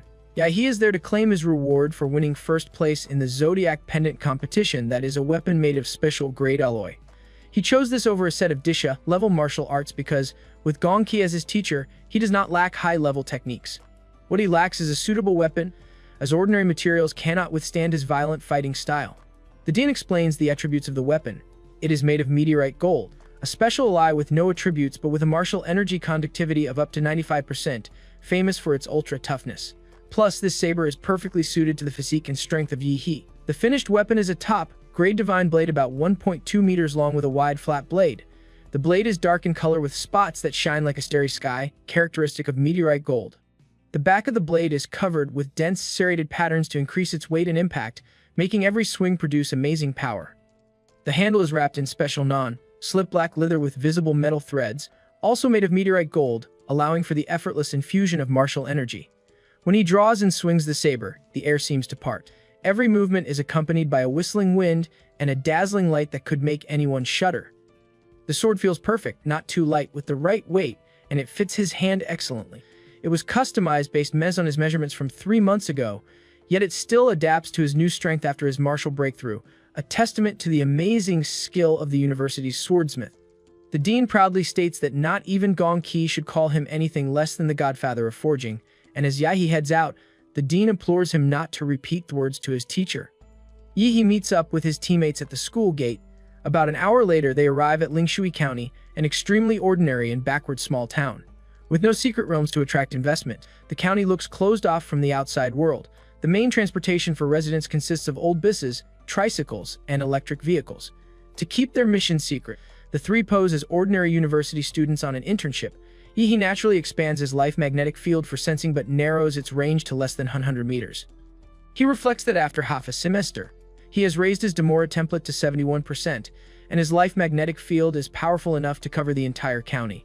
He is worried that their arrival might spook their targets into hiding, and the real trouble with exterminating rats is always the search, not the killing. Chujo suggests they go check the house arranged by the university.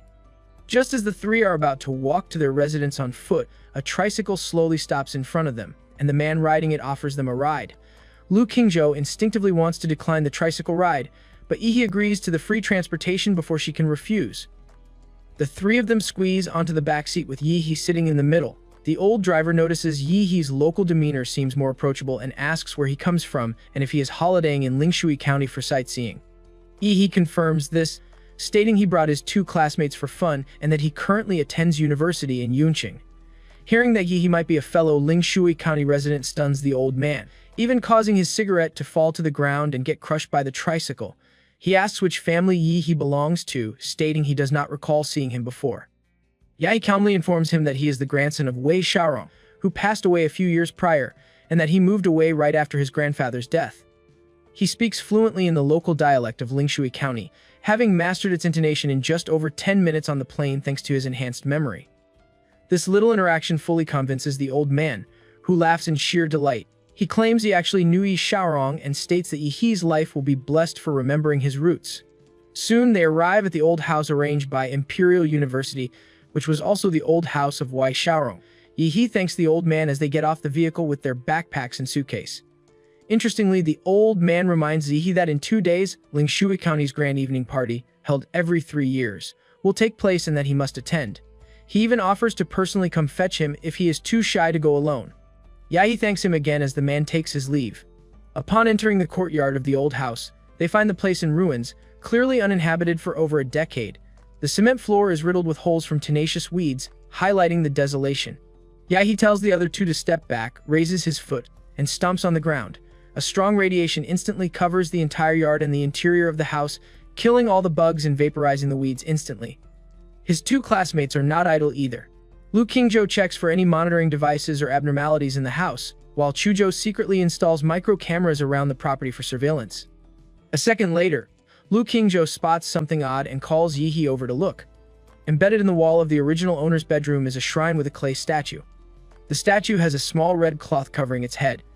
Yi casually inspects the ominous statue and realizes the shrine was installed very recently. The wooden shrine would have rotted away years ago if it had been there the whole time. Although covered in dust, it looks practically new once wiped clean, meaning someone else placed it there. Chuzhou, who entered the room at some point, hears their discussion, ponders for a moment, and finally opts to chop it down, stating the damn thing makes him very uncomfortable. Lu Qingzhou feels Chuzhou is being too impulsive, arguing that they should not destroy such an important clue without checking it first. However, Yi, already charging up an atomic fist, agrees with Chuzhou's assessment. He believes they should take a hard look when in doubt. Lu Qingzhou screams in annoyance. She initially thought Yi would agree with her, but soon remembers her battle maniac Fianca always agrees with anything involving fighting and destruction. She concedes to a compromise, suggesting they at least look at what the clay statue looks like under its mask before destroying it. She only manages to lift a corner of the red cloth veil when a warm, big hand suddenly grabs her wrist. Yi, having trained in a killing illusion for 3 months, keenly senses a hidden evil and dirty spiritual energy emerging from the statue. He feels that something is off. He stares at the clay statue suspiciously, then instructs Chuzhou to cut the filthy thing down. The moment he gives the order, Chuzhou, who already enchained his sword, takes a stance and slices the clay statue and shrine in half. A strange scene then stuns the three into silence. An ominous black liquid begins leaking out of the slit clay statue, almost like it is bleeding. This dirty spiritual energy flows out like a leaky faucet, wanting to escape. However, a muscular golden arm, invisible to ordinary warriors, suddenly shoots out from the body of Yi and firmly grasps the invisible, dirty spiritual body in its hand. Chuzhou and Lu Qingzhou cannot see the humanoid Shikigami, but they see a twisted mass of flesh and dark blood in the clay statue, wriggling slightly as if it is alive. Chuzhou waves his hand and instantly freezes the flesh in dark liquid. Lu Qingzhou feels a chill run down her spine and questions what that thing is. This is her first time seeing such a strange scene. Much like how humans can easily crush cockroaches, but still instinctively avoid them, she could kill the strange mass with a wave of her hand, but is still afraid of its filthiness and weirdness. Yihi pats her on the shoulder and injects martial energy containing pure spiritual power into her body. This instantly warms her up, dispelling all the uneasiness and terror that had encroached on her body and mind. She snaps back to her senses when he asks if she is all right. Although confused about what she just felt, she replies that she is fine. The anomaly in Lingshui County seems directly related to this strange clay statue. From the way it was handled, the group's investigation has just taken a crucial step in the right direction. A sinister smile curls up on Yihi's lips. He tells the other two to stay in the house and observe the dirty spirit body for any changes. There is something he must take care of immediately. Apparently, he tagged the old tricycle driver with a radiation marker. If his timing is right, it is time to reel the old man in. He mutters that there is no need for that old man to come to get him. He will be going to him instead. Meanwhile, in Lingshui County stands the 1,000-year-old Jinshan Buddhist temple. Once a center of prosperity and magnificence, the temple filled the entire county with its followers. Almost everyone in the county goes there to burn incense devoutly. It turns out some time ago, the old tricycle driver, Lu Jinsheng, rode to the back mountain of Jinshan Temple. In present, the temple's red door opens automatically in front of him. A young monk with thin lips and big ears steps out and greets the old man and informs him that the abbot is waiting for him inside. Lu Jinshen perks up in delight, already thinking of his upcoming blessing, and cannot help nodding at the thought. The two enter a secret passage inside the stone wall. It is dark, but this seems to be no issue for them, as if they are walking in broad daylight. The young monk leads Lu Jinshen through many twists and turns in the complicated secret passage and finally arrives at the destination. A 22-gold painted, angry-faced bodhisattva with 4 arms stands there, holding demons, subduing pestles or swords on its left and right. In front of them is a vermilion gate with Buddhist scriptures engraved on it. The young monk comes to the door, bows, and informs the abbot that the donor Lu Jinshen has reached the blessing standard and that he has something to report.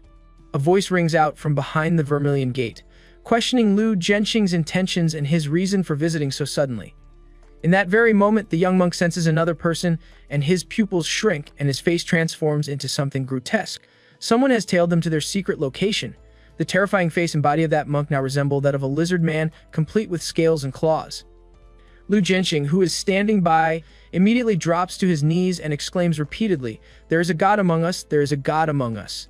Just then, above him, the foot of a black shadow suddenly comes into view, and steps directly onto the forehead of the lizard monster, and it is crushed into a meat paste. With time slowed to an incredible degree, Yihi stares at the vile remains. He feels a wave of relief, noting with satisfaction that his protective energy field prevents any of the filthy matter from staining his clothes. Lu Jinshen is so scared that he begins to stutter uncontrollably. He cannot comprehend how the young man he met just 2 hours ago is suddenly standing in front of him here. Yihi does not even spare the old man a glance, because the 2 angry-faced bodhisattvas in front of him have suddenly started moving. Their eyes glow with a deep shade of red, and their movements resemble a strange dance. One holds a demon subduing pestle, and the other holds a demon slaying sword. They attack him simultaneously. Yihi does not even bother raising his own hand. The humanoid Shikigami behind him, however, raises its 2 big muscular hands and bears the full brunt of the attack. From Lu Jinshen's view, it looks like a divine punishment from the angry-faced bodhisattva has automatically stopped in front of Yihi. The 2 statues begin to tremble slightly because a much greater force is resisting them. One hand of each bodhisattva is firmly grasped by Yihi's Shikigami, and they cannot pull back at all. They give up trying to retrieve their arms and instead use their remaining 3 arms each, totaling 6 giant weapons, to attack Yihi together. He rubs the spatial ring on his finger, which shines with a cold light. A moment later, he pulls out his starful cleaver. He calmly unsheathes the sword and simply swings it in response.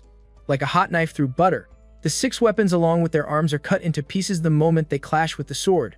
Suddenly, a high-powered laser beam shoots out from the angry bodhisattvas. However, Yihi is faster. He quickly closes the distance between them and leaps high into the air. In one single effortless slash of his sword, he relieves the angry-faced bodhisattvas of their heads. Their eyes keep shooting out scarlet lasers that drift uncontrollably through the air. Before Lu Jinshen can react, he is also cut in half by one of the stray beams. The 2 huge Buddha statues fall to the ground with a reverberating boom, revealing the sparking cables and mechanical structures inside. These angry-faced bodhisattvas are not living things after all. Yihi knew this from the very beginning, since his life magnetic field never sensed any life from them. What concerns him more is how such an advanced technological invention exists in a backward little city like Linshui County. He walks to the massive door, wondering if the answers to his questions are behind it. Being an uninvited guest, he naturally does not plan to knock in a friendly manner. He instructs his humanoid Shikigami to punch the door open. Upon doing so, it only leaves a dent the size of a fist on the door. In rapid succession, golden fists rain on the vermilion door like a meteor shower, and it takes less than 3 seconds for the visibly dented and dilapidated door to finally turn into a pile of scraps, crumbling away. He casually walks through the destroyed entrance and is surprised to discover that the entire place is a huge underground palace. Large vermilion pillars support the space, and lotus lanterns hanging on the walls illuminate the entire area. The most eye-catching thing is the giant golden, painted Buddha statue about 70 or 80 meters high located in the center of the underground palace. Such a huge structure would naturally make most people feel intimidated or amazed, but he is not like most people. His voice echoes in the empty underground palace as he casually asks why the host is still hiding like a scared mouse when his guest is already there. He tells him to come out already. At the back, the giant golden Buddha statue keeps radiating a brilliant, majestic light that makes the entire space tremble.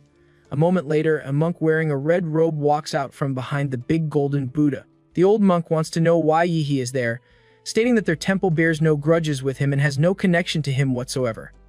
He lightly strokes his spatial ring, preparing to draw the cold blade stored within. His eyes flash with excitement as he lifts the weapon.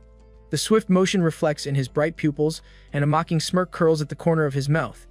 He calls out the mechanical being disguised as a human, asking if it really thinks it can hide from him. He declares it a worthless thing. Blade energy explodes from his weapon. With just one upward strike, he cleaves the monk's figure apart, and that shadow shatters instantly. However, another monk instantly reappears right behind the first one like a cold machine, clasping his hands in prayer. This new figure tells the patron that the killing intent within him is too heavy. He curls his lip and growls irritably, telling the figure to shut up and stop pretending. He lowers his body into a combat stance, one knee bent while gripping the long blade tightly, and his sharp eyes fix intently on the ground just below him.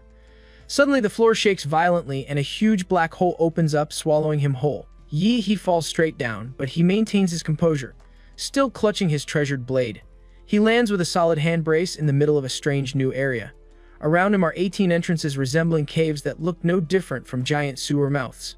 From those pitch dark cave openings, countless bright blue eyes gleam like eerie flames, ready to pounce at any moment.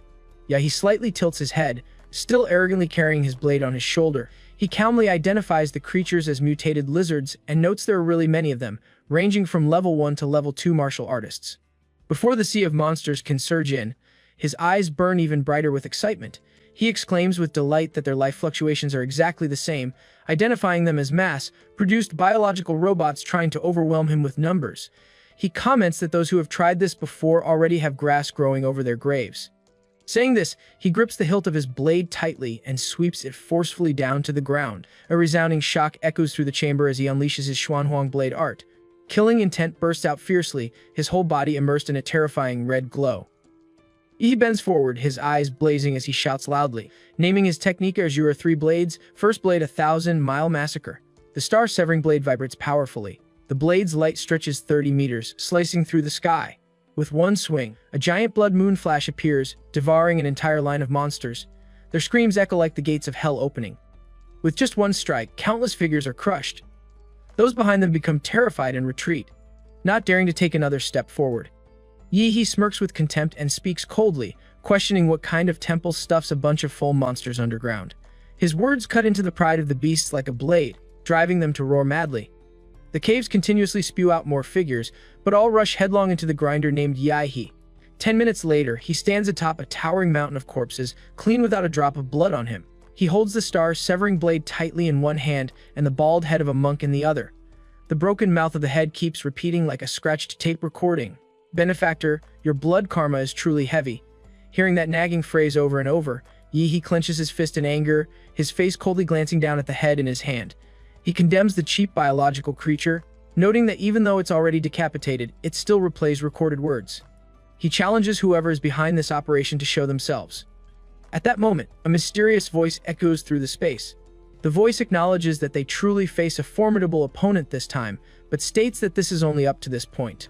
The space trembles violently, forcing Yihi to stand still and observe carefully. From behind, the grinding sound of gears echoes from the great Buddha statue. Cracks appear on the statue's head, radiating intense heat. Mechanical roars sound like a giant beast awakening. The Buddha's once compassionate face becomes distorted. Its eyes light up like combat lights, and smoke billows from its mouth.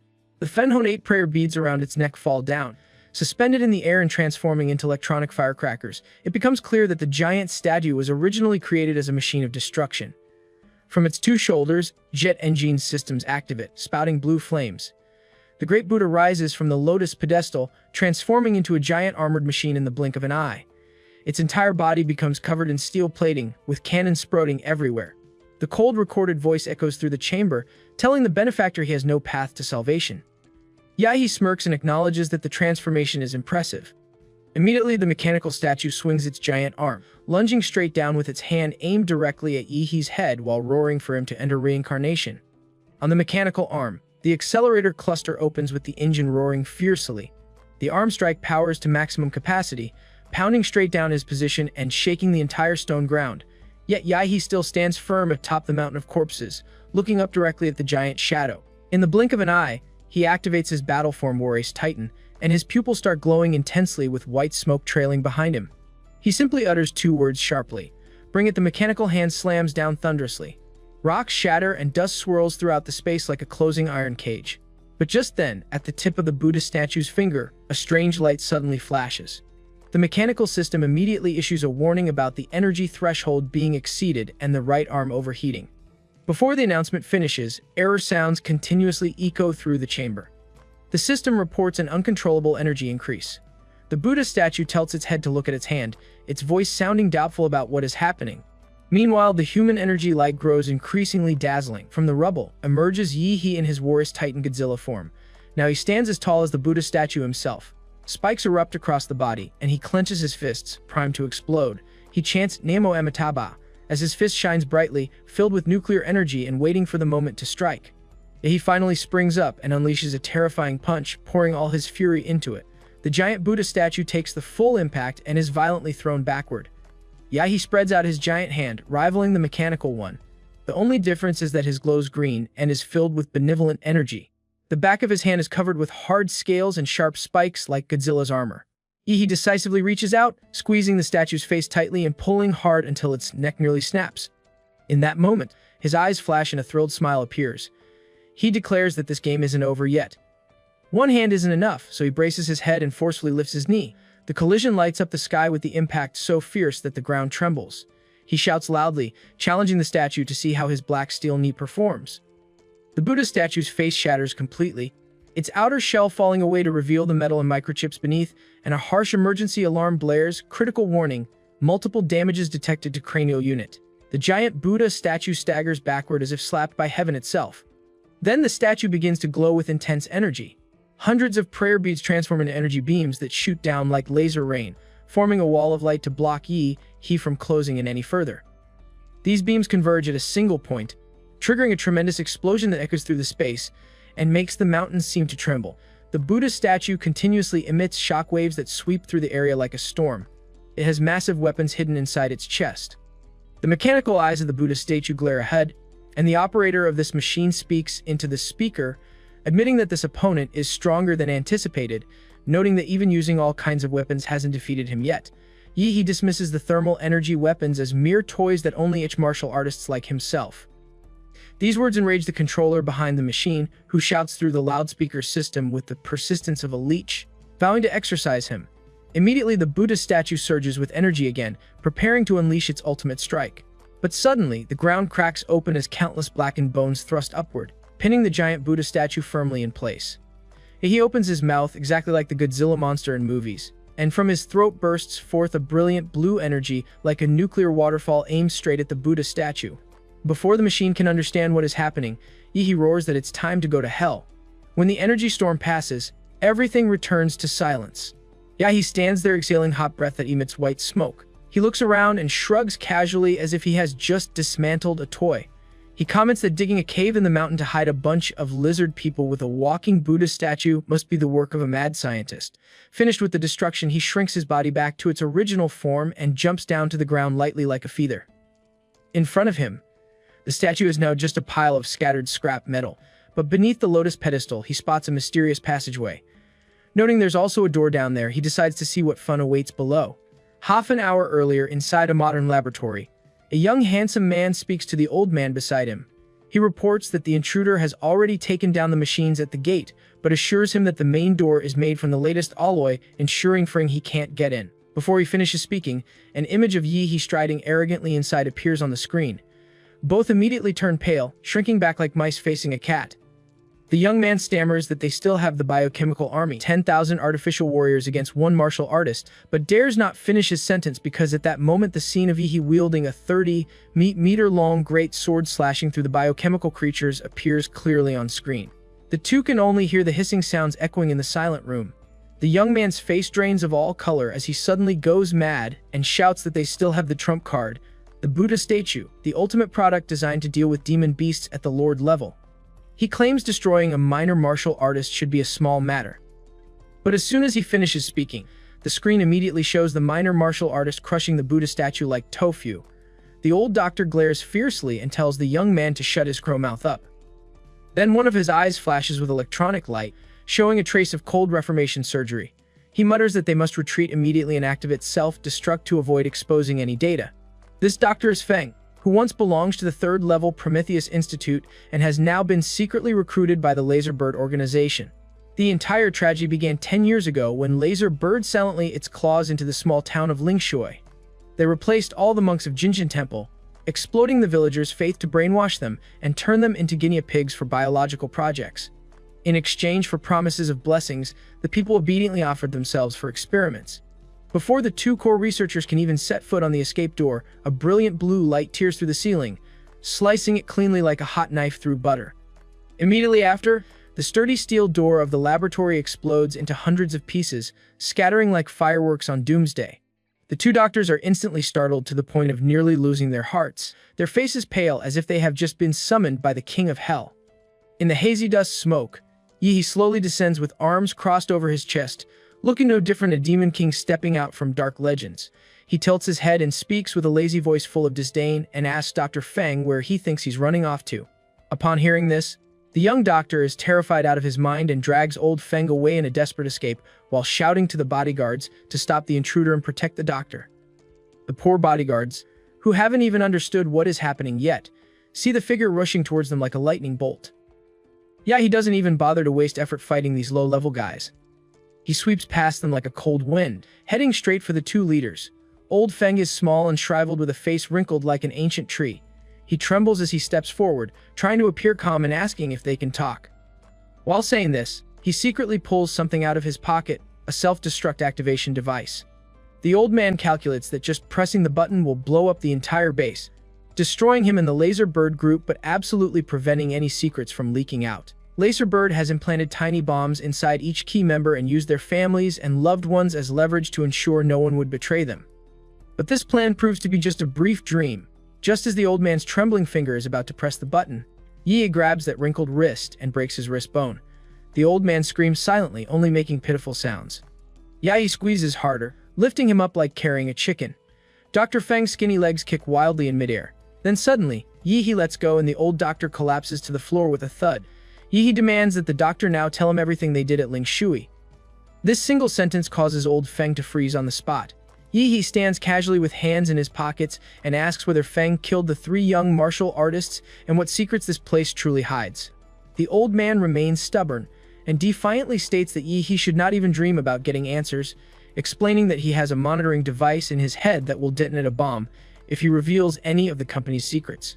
Yi's sharp eyes briefly glance into the man's mouth, noticing a decayed tooth deep in the jaw that emits faint blue smoke. At that moment, the old man grits his teeth and coldly declares that since he is going to die anyway, he will choose the most exhilarating way. Poison immediately surges out, corroding his tongue and throat as his face twists in agony. Yi clicks his tongue and bends down to observe with displeasure, recognizing it as preloaded poison and commenting that Laserbird is full of reckless fools. Suddenly, the room's lights turn bright red and a loud emergency alarm blares through the facility. Yi looks up at the ceiling. Realizing the self-destruct sequence has begun, he immediately summons his vampire model and declares that even death is too much of a luxury for people like the doctor.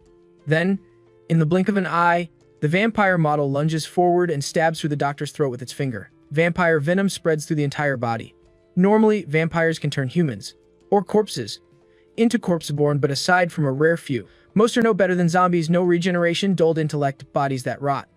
But Yihi possessed the ancestral humanoid power. Fuse it with the vampire's gift, and the result is something else. Feng's body starts trembling violently and glows with blazing red light. His skin becomes smooth, and he grows his hair back. The metallic fake eyes fall off as real eyes are reborn.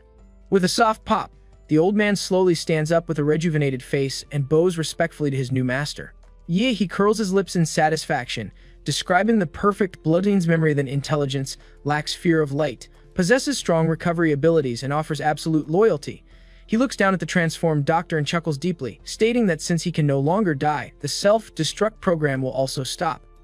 From this moment, his past ends and he has only one identity: to serve Yi. The transformed doctor acknowledges that serving the master is his honor. Yi then commands the doctor to show him when this city was infiltrated. A blood-red light flares up in Yihi's eyes, while Dr. Feng's eyes also emit a strange radiance. The two energy sources intersect, creating mysterious waves. In just moments, old Feng's mind is pierced layer by layer, and all of his memories are laid open for Yihi to see. He sees a younger doctor trembling with blood-smeared hands, wild bloodshot eyes, and a mouth dripping with thick red fluid, looking no different from a starving beast. Old Feng scolds the assistant for sneaking food before break time. Another memory shows the gloomy main hall where an old woman is bowing her head asleep. Feng whispers that she's sleeping again right in the Buddha hall. The young doctor responds coldly as if discussing routine work, stating that the more they sleep, the better. Yahi then senses something unusual. The stream of memories changes color, turning into chilling scenes of Earth. Feng kneeling before a clay Buddha statue and murmuring about a heavenly kingdom descending. The old man rolls up his sleeve to reveal strange numbers deeply engraved into his flesh. 60, 75, 33, 42, 1. He whisks questions about what this means and who carved it onto his arm.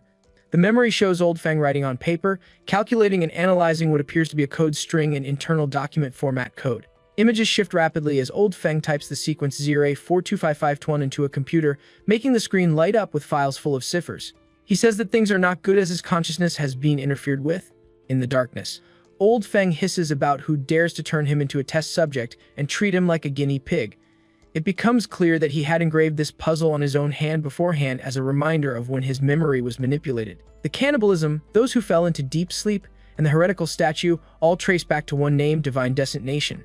Returning to reality, Yihi's eyes flash with light. He now understands that what they called raw flesh was human blood and flesh, and Divine Descent Nation is nothing less than a mad cult. Dr. Feng, now a loyal servant of Yihi, kneels down and hoarsely reports that Laser Bird chose this place as an experimental base, but that heretical organization infiltrated it, turning everyone into puppets like those villagers with their consciousness wiped clean and made absolutely obedient. Hearing this, Yihi stares straight at the pale face of the old doctor. He questions whether the three Hadu warriors were butchered, and whether Xu Zhou, Qing Zhou, and himself are just premium ingredients in their eyes. The stream of memories continues spiraling deeper, bringing him back to when old Feng sat before a screen dense with data. In the 8th year since taking over Lingshui, the Jinshin base was complete with biochemical technology matured and ready for mass production. His mind was filled with ambition about a new era where martial artists would be only a memory, giving way to cold biological machines and creations surpassing human limits. But reality proved different. In February last year, the first anomaly appeared at Lingshui. A month later, reports of strange phenomena were sent back, an investigation team was dispatched, and experiments were launched. Day by day, Feng's consciousness was eroded. He repeatedly warned himself, relying on his scientific intellect to detect logical loopholes and nearly escaping control at times, but all was in vain as Jinshin had been assimilated too deeply. Through each layer of data, Yihi clearly sees that the mutation process at Lingshui has 4 stages: cannibalism as the first sign of spiritual contamination, slumber as the next step deeper into invasion, and kneeling before clay statues indicating body and mind completely stained beyond cure, and finally collective sleepwalking where humans become nourishment source for that will. Inside those memories, Yihi sees the old doctor staring at a screen where Divine Descent Nation is written in blazing red characters. He admits that he once thought his inhuman experiments were the utmost cruelty, but compared to them, they were still too insignificant since they not only took lives but offered an entire city as sacrifice to that will. He says that the thing used to infect and devour lives was a demon fetus brought out from a mysterious relic. All the facts suddenly click in Yihi's mind as he returns to reality. He coldly states that the day this demon fetus matures is the night 2 days later. A flash of memory appears. The old man writing the 3 wheeled bike once patted his shoulder and said with a smile that in 2 days would be the biggest festival in Lingshui held once every 3 years, telling him not to forget to come. Everything becomes clear to Yi, and he realizes that the old man had already given him a hint. Yi fully absorbs all the memories from Dr. Feng, gaining complete knowledge of Laserbird's illegal experiments and secrets. He now understands the global power and complex network behind Laserbird, which allows it to conduct dark experiments without fear. Yi recognizes he is not strong enough to confront such a giant yet.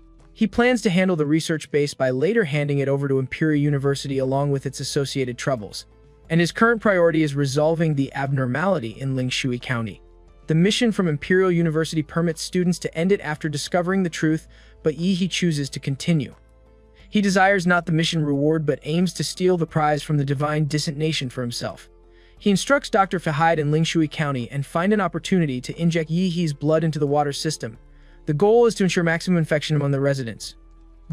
Feng feels excited upon understanding his master's plan, admiring Yi's bold imagination to compete with the demon fetus for believers. Since the entire county has reached the 4th stage of contamination, reverting people to normal is impossible. Yi believes controlling them under his influence will prevent harm to society, and he hopes to restore their lives after the crisis. Yi returns to the old house and reunites with his teammates, Chu Zhou and Lu Qingzhu. They are eating combat rations, showing their awareness that local food is unsafe. Lu Qingzhu's face changes with disgust as she remembers the cannibalism, while Chu Zhou remains calm. Both have scouted the area and discovered the townspeople eating human flesh with warped cognition, akin to enslavement by some force. Yi acknowledges Chu Zhou's accurate guess about the situation. He shares details of his visit to Jinshan Temple but omits the assimilation of Dr. Feng and the truths about Laserbird. Yi fears his plan is too crazy, and he cannot explain his ancestral vampire virus, so he avoids risking his teammates' support. Lu Qingzhu is surprised by the complexity, noting the illegal lab's presence suggests the anomaly has affected even powerful groups. She suggests calling Imperial University for backup, but this dampens Yi's mood. He convinces them that the mission, though suddenly weird, does not threaten their safety. He argues that always seeking help hinders their growth as martial artists. Chu Zhou and Lu Qingzhu feel a surge of fighting spirit and agree to hold their position until nightfall to observe the mass sleepwalking, the last unexperienced anomaly. Meanwhile, Laserbird headquarters in Magic City. The board of directors holds a meeting. They discuss the loss of contact with the Jinshan Temple base after the self-destruction program was triggered and terminated within seconds.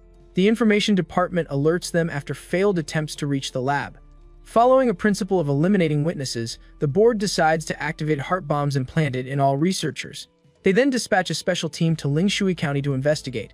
Back in Lingshui County, Dr. Feng experiences the heart bomb activation, but survives due to his immortal nature. He removes his heart and enters a weakened state as it regenerates. He informs Yi about Laserbird's actions and the incoming special team. Yi assures Dr. Feng to continue with their plan without worry. Night falls, plunging the county into darkness with only streetlights illuminating the empty streets. A train arrives at Lingshui County Railway Station, and the special Laserbird team disembarks.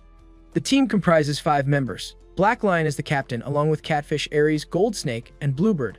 Catfish, a middle-aged man, observes the secluded environment and remarks that it makes sense for the company to choose it as a black site. Aries, a woman carrying a baby, adds that the company has investigated and found Dragon Finch not involved in the Jinshan Temple base incident. She wonders aloud then who did it, given Laserbird's many rivals.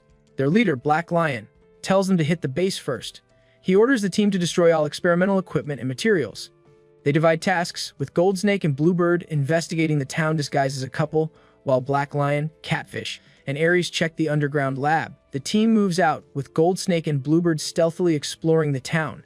They find the streets eerily quiet, with pitch-black residential buildings and new sounds of animals, creating a dead city atmosphere. They sneak into an apartment covered in dust and cobwebs, discovering a rotten dog head in the kitchen, implying residents have eaten all pets. Bluebird checks the living room but finds nothing unusual. Upon entering a bedroom, she sees a shrine with a clay statue and lifts the red cloth, immediately falling into a trance. Goldsnake in the living room listens through his earpiece as Black Lion reports finding the base destroyed by a powerful warrior, with thousands of bioman corpses and a combat mecha torn apart. Black Lion notes no survivors and Dr. Feng's body is missing. Just then, communication cuts off abruptly. Goldsnake realizes the equipment has been disturbed. He glances out the window and sees the empty streets now filled with sleepwalking residents in pajamas, their eyes closed and closing in on their location. Goldsnake understands they are discovered and attempts to warn Bluebird. Before he can act, a tactical dagger coated with anesthetic suddenly stabs into his abdomen, and his acupuncture points are sealed. It is Bluebird who has attacked him. Goldsnake drops to his knees, terrified to understand his teammate is under some form of control. Before losing consciousness, he notices the clay statue in the shrine. The bed has the same glowing eyes as Bluebird. He recalls a past event from the secret ruins where he saw a group of statues worshipped by a ruined civilization. One statue was an exact match, known as Moon Nightmare Barrows. Outside, the cold white moon over Lingshui City appears exceptionally large this night, brightening every dark corner. He is standing atop a clock tower, observing the entire city. The enormous size of the moon makes him feel his life magnetic field is being jammed. He smells a strong stench of blood coming from a massive gathering of people to the southeast. Despite this, he detects a strong stench of blood from a southeast direction where countless people are gathered. He messages his teammates Chu Zhou and Lu Kunju, who are investigating elsewhere. Since the mass sleepwalking involves eating, he wonders about the process but expects to witness it soon. Goldsnake wakes up after the anesthetic wears off and finds himself tied to a pillar next to Bluebird, who remains unconscious. He attempts to rouse her, but she seems deeply lost in a dream. Goldsnake feels terrified watching the naked crowd surround them. He tries to reason with the townspeople, but they appear so altered that their humanity is questionable. Their creepy, constant smiles suggest they are now monsters in human skin, perhaps more frightening than actual monsters because they fear nothing and show no respect for life or death. A bell suddenly rings, signaling the arrival of some existence. Goldsnake instinctively looks skyward to see the moon looming only a few miles away, nearly touching the ground. The sleepwalkers then climb on top of each other, forming a massive human ladder that connects heaven and earth. The pillars holding Goldsnake and Bluebird are lifted high into the air by this human structure. Meanwhile, at Jinshan Buddhist Temple in Lingshui City, Black Lion loses contact with Goldsnake and Bluebird without clear reason. He suspects this trouble relates to whoever destroyed the underground lab. Believing a major event is unfolding in the city, he decides to take initiative and return quickly. The moment he Catfish and Ares exit the temple, they sense something unusual and glance upward. All dark clouds have vanished, revealing a huge full moon that seems closer to Earth. A visible beam of moonlight then projects onto a specific part of Lingshui City, resembling a miracle. Even knowledgeable Black Lion finds this bizarre situation startling. He now thinks the lab's destruction is more complex than company leadership assumed. He resolves to carry out the mission with ruthless efficiency, even if the road ahead is hell. The three immediately head down the mountain towards the urban area where the moonlight shines, believing it holds the reason for their teammates' disappearance. Just as Black Lion and his team get closer to their destination, they unexpectedly encounter another team of two martial artists. It turns out Black Lion, being extremely vigilant, has discovered the other party's presence in advance, and his first reaction to the sudden appearance of two warriors is to kill them quickly. With a flip of his palm, he hurls a dagger imbued with powerful martial energy with tremendous force. Lu Chungju reacts decisively. She summons a large blue umbrella with the jade pendant her mother gave her. This protective magic tool can predict fatal killing intentions. The dagger collides with the seemingly weak blue umbrella, trembles, and bounces away, piercing a nearby building and denting it greatly. Black Lion never expected a mere martial artist to possess such a treasure. However, the failure of the attack means they are exposed. Black Lion demands to know who they are and why they are being attacked. Upon seeing the clothes on Lu Chunju and Chu Zhou, he figures they are not locals but the vermin who trashed the underground lab. Black Lion orders his teammates to crush their opponents within 3 seconds. Catfish and Ares immediately rush into action. Chu Zhou draws his ice sword and takes a decisive stance beside Lu Qingju. Catfish, who enjoys teasing his victims before killing them, directs creepy and disgusting remarks toward Lu Qingju, mentioning how he would enjoy her corpse. Lu Qingju feels disgusted. She blocks Catfish's attack and forcefully pushes him backward. Chu Zhou summons a massive ice peak that rises from the ground and charges straight toward Ares. However, Black Lion intercepts the attack effortlessly, shattering the ice with a wave of his hand. Chu Zhou understands that such a large-scale attack lacks killing power against strong foes, but his goal is to stall for time. He casually throws down several smoke bombs specially designed to block perception and vision, then escapes the scene with Lu Qingju. They are aware that instead of fighting head-on against high-tier martial masters, it is better to run. But suddenly, Black Lion stealthily appears near them with daggers dangerously close to their throats. Before he can slit their throats, an extremely heavy horse-slang sword falls from the sky and stabs the spot where he stood moments earlier. It is Yi who has thrown the sword. Black Lion feels surprised for a moment and curiously asks if Yi is with the two. When Yi boldly declares his intention to kill him, Black Lion scoffs at the absurdity, thinking this young man is eager to die. Black Lion decisively uses his assassination technique, the Phantom Clones, transforming into 12 afterimages that all dash toward Yahe. Yahe counterattacks with his Time Freeze ability. The Domain of Stasis unfolds, causing the 12 Phantom Clones to slow down and hang motionless in the air. Yahe grins knowingly, aware that even a Grandmaster's body reinforced by great martial energy can withstand tank shells, but can still be killed. The 12 Phantom Clones technique is clever, and he initially cannot identify the real body. With time frozen for 5 seconds, he has ample time to locate the real Black Lion. Yahe's Time Freeze is a unique ability. To keep it hidden, he kills any enemy who discovers it. Channeling his vampire control over blood, he drives the blood on his fingertips into a high-pressure arrow infused with lethal intent and kills each of the clones. This technique of his called the heart-piercing demonic bloodthorn. When time resumes, Black Lion, the former king of assassins, instinctively senses death. A sniping blood arrow is aimed directly at his forehead, and he fails to dodge it. The blood-red devil thorn pierces Strayed, shattering his brain. The king of killers dies in a hasty manner, his final thought wondering how the enemy appeared before him instantly. The battlefield falls silent as Yahe casually grabs Black Lion's body. He pierces 5 fingers into the man's throat and draws out the blood, then refines it inside his own body. The blood is strong, and Yahe can feel power rushing through him like a fast river. Each second, his aura grows. The barrier that most fighters need a long time and many resources to break is crushed by this surge of blood and energy. Some of the energy leaks away during absorption, but there is still more than enough. The physical foundation still elevates him to the 8th stage. No matter how experienced Catfish and Ares are, they feel stunned by Black Lion's sudden death. Judging from the martial energy fluctuations, the one who killed their captain also drained his blood to cross 2 levels instantly.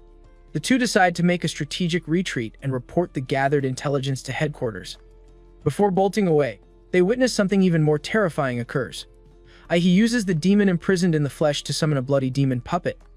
A translucent dark red hand stretches out from the shadows, and when the evil shadow fully emerges from the blood below, Catfish and Ares feel horrified.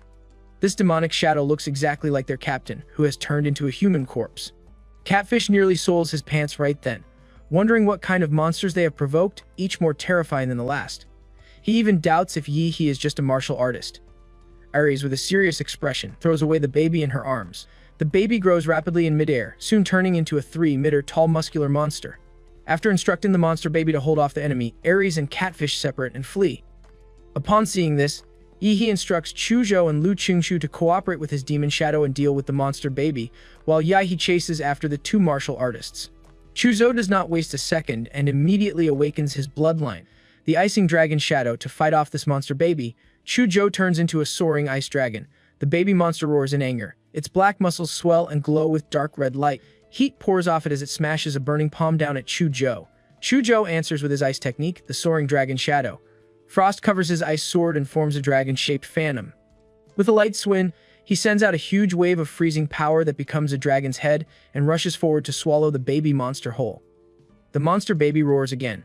Its burning muscles crash into the freezing wave, and a thick mist rises. It doesn't notice the real danger hidden inside the ice. A sword blade concealed in the ice dragon's shadow suddenly cuts toward the monster baby's throat. Caught by surprise, it jerks its head away. Even so, half of its cheek freezes and then breaks off like glass. Under the broken flesh is an alloy skull, proving it is a bio-engineered creature. Chuzhou had not expected a creature of such enormous size to react so swiftly. Its agile movements make it so fast that it closes in on Chuzhou in an instant. Fortunately, he does not fight alone. The Blood Demon Shadow, which waited patiently in the shadows, transforms into 12 blood shadows in midair. Their bloody knives whip into a dense storm of slashes, tearing into the monster baby's muscles. Even though the monster baby's regeneration ability is not weak, the speed cannot keep up with the wounds inflicted, leaving the monster baby drenched like a blood gourd. Subsequently, Lu Qingzhu fully accumulates her strength with huge purple wings spreading out behind her. She flies high in the sky like a goddess and activates a genetic technique, the Purple Dark Sun Flame. The strange lines on her cheeks flash with a dazzling purple glow as countless purple-black feathers gather in her palm and spontaneously combust into purple-black ashes. When the radius of the spherical ash ball reaches 5 meters, the entire ash ball instantly ignites, turning into a purple scorching sun. At that moment, Chuzhou swings his ice sword and freezes the monster baby's legs to the ground. The Blood Demon Shadow grabs it from the front and holds it in place. It can't move. High above, Lu Qingzhu lifts the purple sun with both hands and throws it down. A thunderous boom follows. The explosion shakes the whole city. A giant pillar of burning purple fire bursts into the sky and, for a moment, even hides the cold moonlight. The monster baby is swallowed by the flames. It howls and screams as the fire closes in from every side. Like a maggot attached to a decaying corpse, the violent purple flames seep into its body through the dense cuts, reach its organs, and light them on fire. The monster baby burns from the inside out. In the end, nothing remains but drifting ash. Elsewhere in the silent city, Catfish desperately runs for his life in the sewers. The last time he ran so frantically was on the battlefield of the warlords and drug lords in the Black Triangle. Suddenly, Catfish feels something deadly and leaps backward instinctively. A blue beam of light, like a divine punishment, cuts through the stone bricks on the ceiling, allowing the bright moonlight to shine into the dirty and smelly sewer. Yi appears, sarcastically commenting that rats really like to crawl into sewers. Catfish hears these provocative words but feels no anger, only a primal fear that paralyzes him. Meanwhile, outside the sewers, Aries is running away while keeping a vigilant eye on her surroundings. She sees in the distance a 20-meter-long crescent blade aura shooting straight into the sky under the bright moon. She can feel a familiar killing aura and knows it can only be Yi. Her stomach sinks. The bright blade light is coming from the same direction Catfish ran. Goldsnake and Bluebird are probably dead, the captain is already gone, and now Catfish too. She is the only one left, yet Aries refuses to die. She forces herself to think fast. She wonders which path gives her the best chance to live. She pictures all the routes she knows, weighing speed against safety. She looks for a way with cover, places to break line of sight, and more than one exit. She plans to drop anything heavy, change direction if chased, and use any distraction she can find. Then she picks the route most likely to keep her alive and runs. Aries suddenly looks up at the strange lunar ladder in the sky and thinks of a bold idea. The only thing she can imagine stopping Yi from chasing her is this weird ladder in front of her. She wants to live even if it means giving her soul to the devil. Aries takes a deep breath and quickly makes her way to the location of the moon ladder. Upon arrival, fear immediately grips her when she sees the densely packed naked human bodies with creepy, peaceful smiles on their faces, forming a bridge connecting heaven and earth.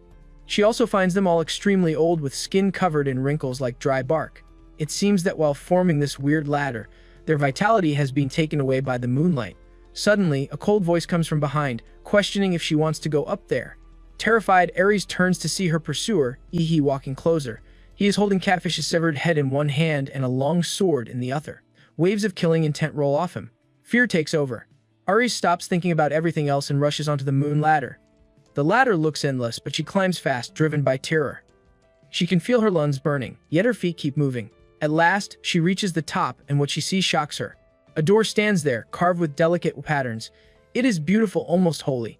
Suddenly, the door opens, flooding the space with a bright purple light. Aries' mind blurs. In the glow, she sees her parents, smiling and reaching out to her, inviting her inside. Tears fill her eyes. She smiles through them, steps forward, and says she has missed them so much, then walks happily through the door. Meanwhile, the figure who suddenly appeared at the bottom of the moon ladder curls a strange smile after seeing Aries enter through the door. The figure looks like Yi, but it is nothing more than a phantom. The illusion was created to push Aries into climbing the ladder. Once its purpose is fulfilled, the phantom dissolves into a streak of moonlight and fades away. The real Yi stands quietly in the distance, observing everything. His eyes reveal both calm and interest. He realizes that the moon nightmare, Barrows, had drawn on Aries' fear and shaped it into an image of him, using illusion to control her actions. This method intrigues him, showing how fear itself can become a weapon. Yi then turns his focus back to the larger picture. 2 members of the Laserbird assassin team are already dead, and the rest are likely to be finished as well. His calculations tell him that the people of the god-descent heavenly kingdom will arrive the following day. Laserbird, having lost both its base and one of its squads, will probably lie low and not interfere further. That leaves no more distractions. After so much preparation and maneuvering, Yi finally senses that the stage has been set. The real performance is about to begin. At dawn, the huge moon moves away from the Earth's surface reluctantly, and the beam of light from the moon dissipates. The people of Lingshui County who formed the human ladder return to the ground. When not bathing in moonlight, they resemble dead wood. Their lifeless skin becomes full again, seeming to return to normal. But this is just an illusion. Their lost vitality has been permanently plundered by the moonlight. They return to their homes with eyes closed as if nothing happened. Yi and his 2 classmates watch the strange scene silently from a distance. Lu Qingzhu feels worried, thinking the mission's strangeness has exceeded their imagination. She indirectly asks Yi if he truly wants to continue. Chu Zhou stares in Yi's direction, waiting for a reply. Yi reassures them not to worry, expressing strong confidence in seeing this through to the end. He mentions they have a powerful ally helping in secret, though this individual does not wish to show themselves. Chuzhou nods slightly in understanding. He suspects Yahe is not from an ordinary family, perhaps an illegitimate son of a powerful warrior or a young master undergoing trials. This would explain the hidden protector Yihe refers to as an ally. Yihe delegates an important task to Lu Qingju and Chuzhou. Countless demonic shadows burst from his body, densely filling the surrounding space with their murderous aura. He wants the two to move with his demon shadows and smash the clay statues in every apartment in the city. Chuzhou leaves without a word, sword in hand, accompanied by some demonic shadows. Lu Qingju looks at Yihe with concern but ultimately follows his plan. As she turns away, Yihe calls her back. His eyes show confidence and with a smile he tells her to believe in him. Lu Qingju remains silent for a moment, her ears turning red and her mouth curling into a reassuring smile. She replies that she does believe in him but adds that Yihe should trust his teammates more in the future and not handle everything alone. Yihe returns to the underground palace of Jinshin Buddhist Temple where Dr. Feng waits patiently. Time is running out and Yihe is not in the mood for Dr. Feng's flattery. They need to prepare for battle quickly. Yihe stares at the mountain of reptilian corpses in the pit of the underground palace, a result of his own slaughter. He now wants to give them a chance for rebirth.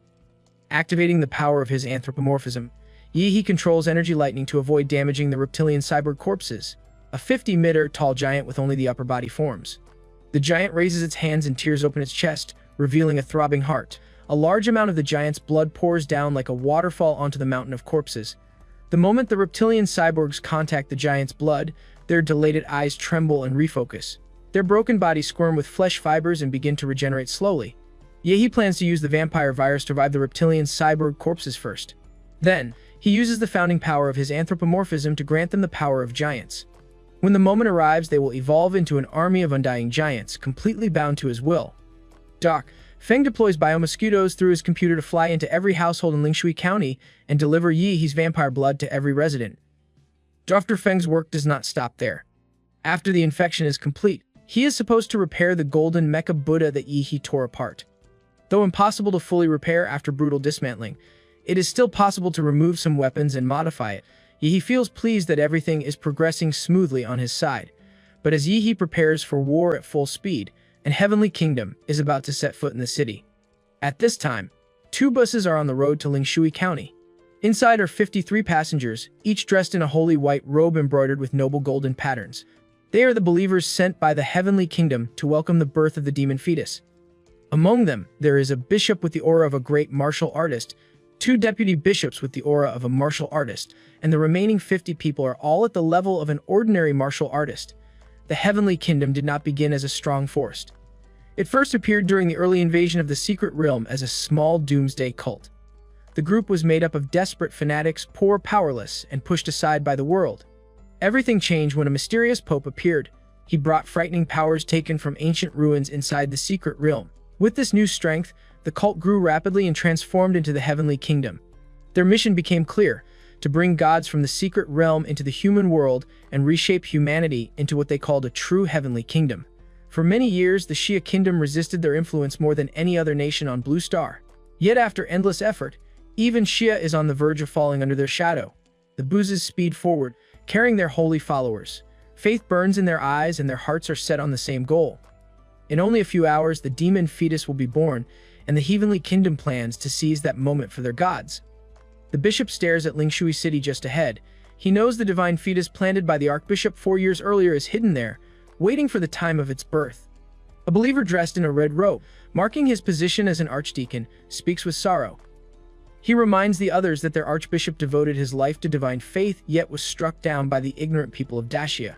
He says the archbishop never lived long enough to see the divine fetus grow, calling this world cruel, a place where the strong devour the weak like beasts. Another believer responds with grief. He recalls the archbishop's unwavering faith and gentle nature, mourning that not even his body remained after his death. The bishop, wearing golden robes patterned with red, lowers his head in sorrow. In a firm voice, he declares that the archbishop's sacrifice must not be wasted. Ignorance, he says, has already driven the world into ruin. If left unchecked, Blue Star will soon collapse completely and become another cursed zone of sin. He proclaims that the gods must be welcomed into this world, not as a simple act of faith but as a revolution. To him, it will be the greatest gift for their children and the final liberation for all of humanity. All the devout believers become influenced by the bishop's words. Their faces morph into fanatical expressions, and they raise their hands hectically, repeatedly exclaiming phrases about a god on earth. Nightfall soon arrives, and an exaggeratedly large full moon rises, looking creepy with two huge craters and a row of curved cracks that form a strange visual illusion of a smiling moon. In the dark of night, the heavenly kingdom reaches Lingshui City. The ladder to the moon is already built, waiting for these devout believers to welcome the birth of the moon god. The bishop feels really excited, thinking that throughout the history of the divine religion, only 2 divine fetuses have been successfully hatched. He believes he is about to be recorded in their history. In the past, the first divine fetus caused global climate anomalies, tsunamis, volcanic eruptions, and related disasters. These events resulted in the deaths, injuries, and exile of hundreds of millions of people. This was the result of just 1 minute of the god's activity. When that god appeared, the clear sky turned into a thundering hurricane. That 1 minute on Blue Star is still recorded as one of the world's top 10 mysteries. The second descent was not as exaggerated as the first. But after another god descended on the Australian continent, he caused fog and undercurrents to rise in the surrounding seas, completely blocking the entire continent. Then nothing happened. The entire Australian continent lost contact, and that area is now completely blank in satellite reconnaissance. The countries of Blue Star formed coalitions to investigate or attack, hoping to understand the god's intentions or see if the god could be killed. However, the entire Blue Star Alliance could not break through the sea fog undercurrent. They suffered almost no casualties but found no way to penetrate it. The strangest part was that according to all coalition participants, they lost their way in the sea fog and traveled for 5 whole years. But the rest of the alliance knew they had only been in there for a few days. Scientific testing revealed that the participants were indeed 5 years older than before entering the sea fog. Since then, the Australian continent has been listed as an S-level life-restricted zone, and no one dares to set foot there anymore. Now, the bishop is in Sia country to welcome the arrival of the third god. 50 believers form a human flesh magic circle under the moon ladder. They chant the hymns of their religion loudly and drip blood onto a crystal from the secret ruins placed on the ground. The bishop steps onto the lunar ladder, chants with his head down in great piety, and gradually walks toward the strange moon. He sees a magnificently carved moon gate on the moon and kneels from where he stands. He cuts his wrists with a golden dagger and spills his blood. As if confirming his identity, a hall appears behind the moon gate. The bishop keeps his head down, not daring to look directly at the hall's details. A voice in his mind guides him forward until he finds an altar made of moonstone. On it is a platinum coffin engraved with the symbol of the cult. The divine fetus cultivated by the archbishop is inside. After absorbing nutrients from the people of Lingshui City for 4 years, the divine fetus is almost matured. Although it was cultivated with the inferior life energy and faith power of the people compared to the 2 previous fetuses that used entire countries' efforts, it is still good enough. The bishop carefully lifts the platinum coffin, finding it surprisingly light. He carries it with utmost care and walks out. Under the lunar ladder, the believers see the bishop carrying the divine coffin and reciting scriptures devoutly as he descends. They feel great admiration for him, believing his devotion to their god is worthy of a bishop.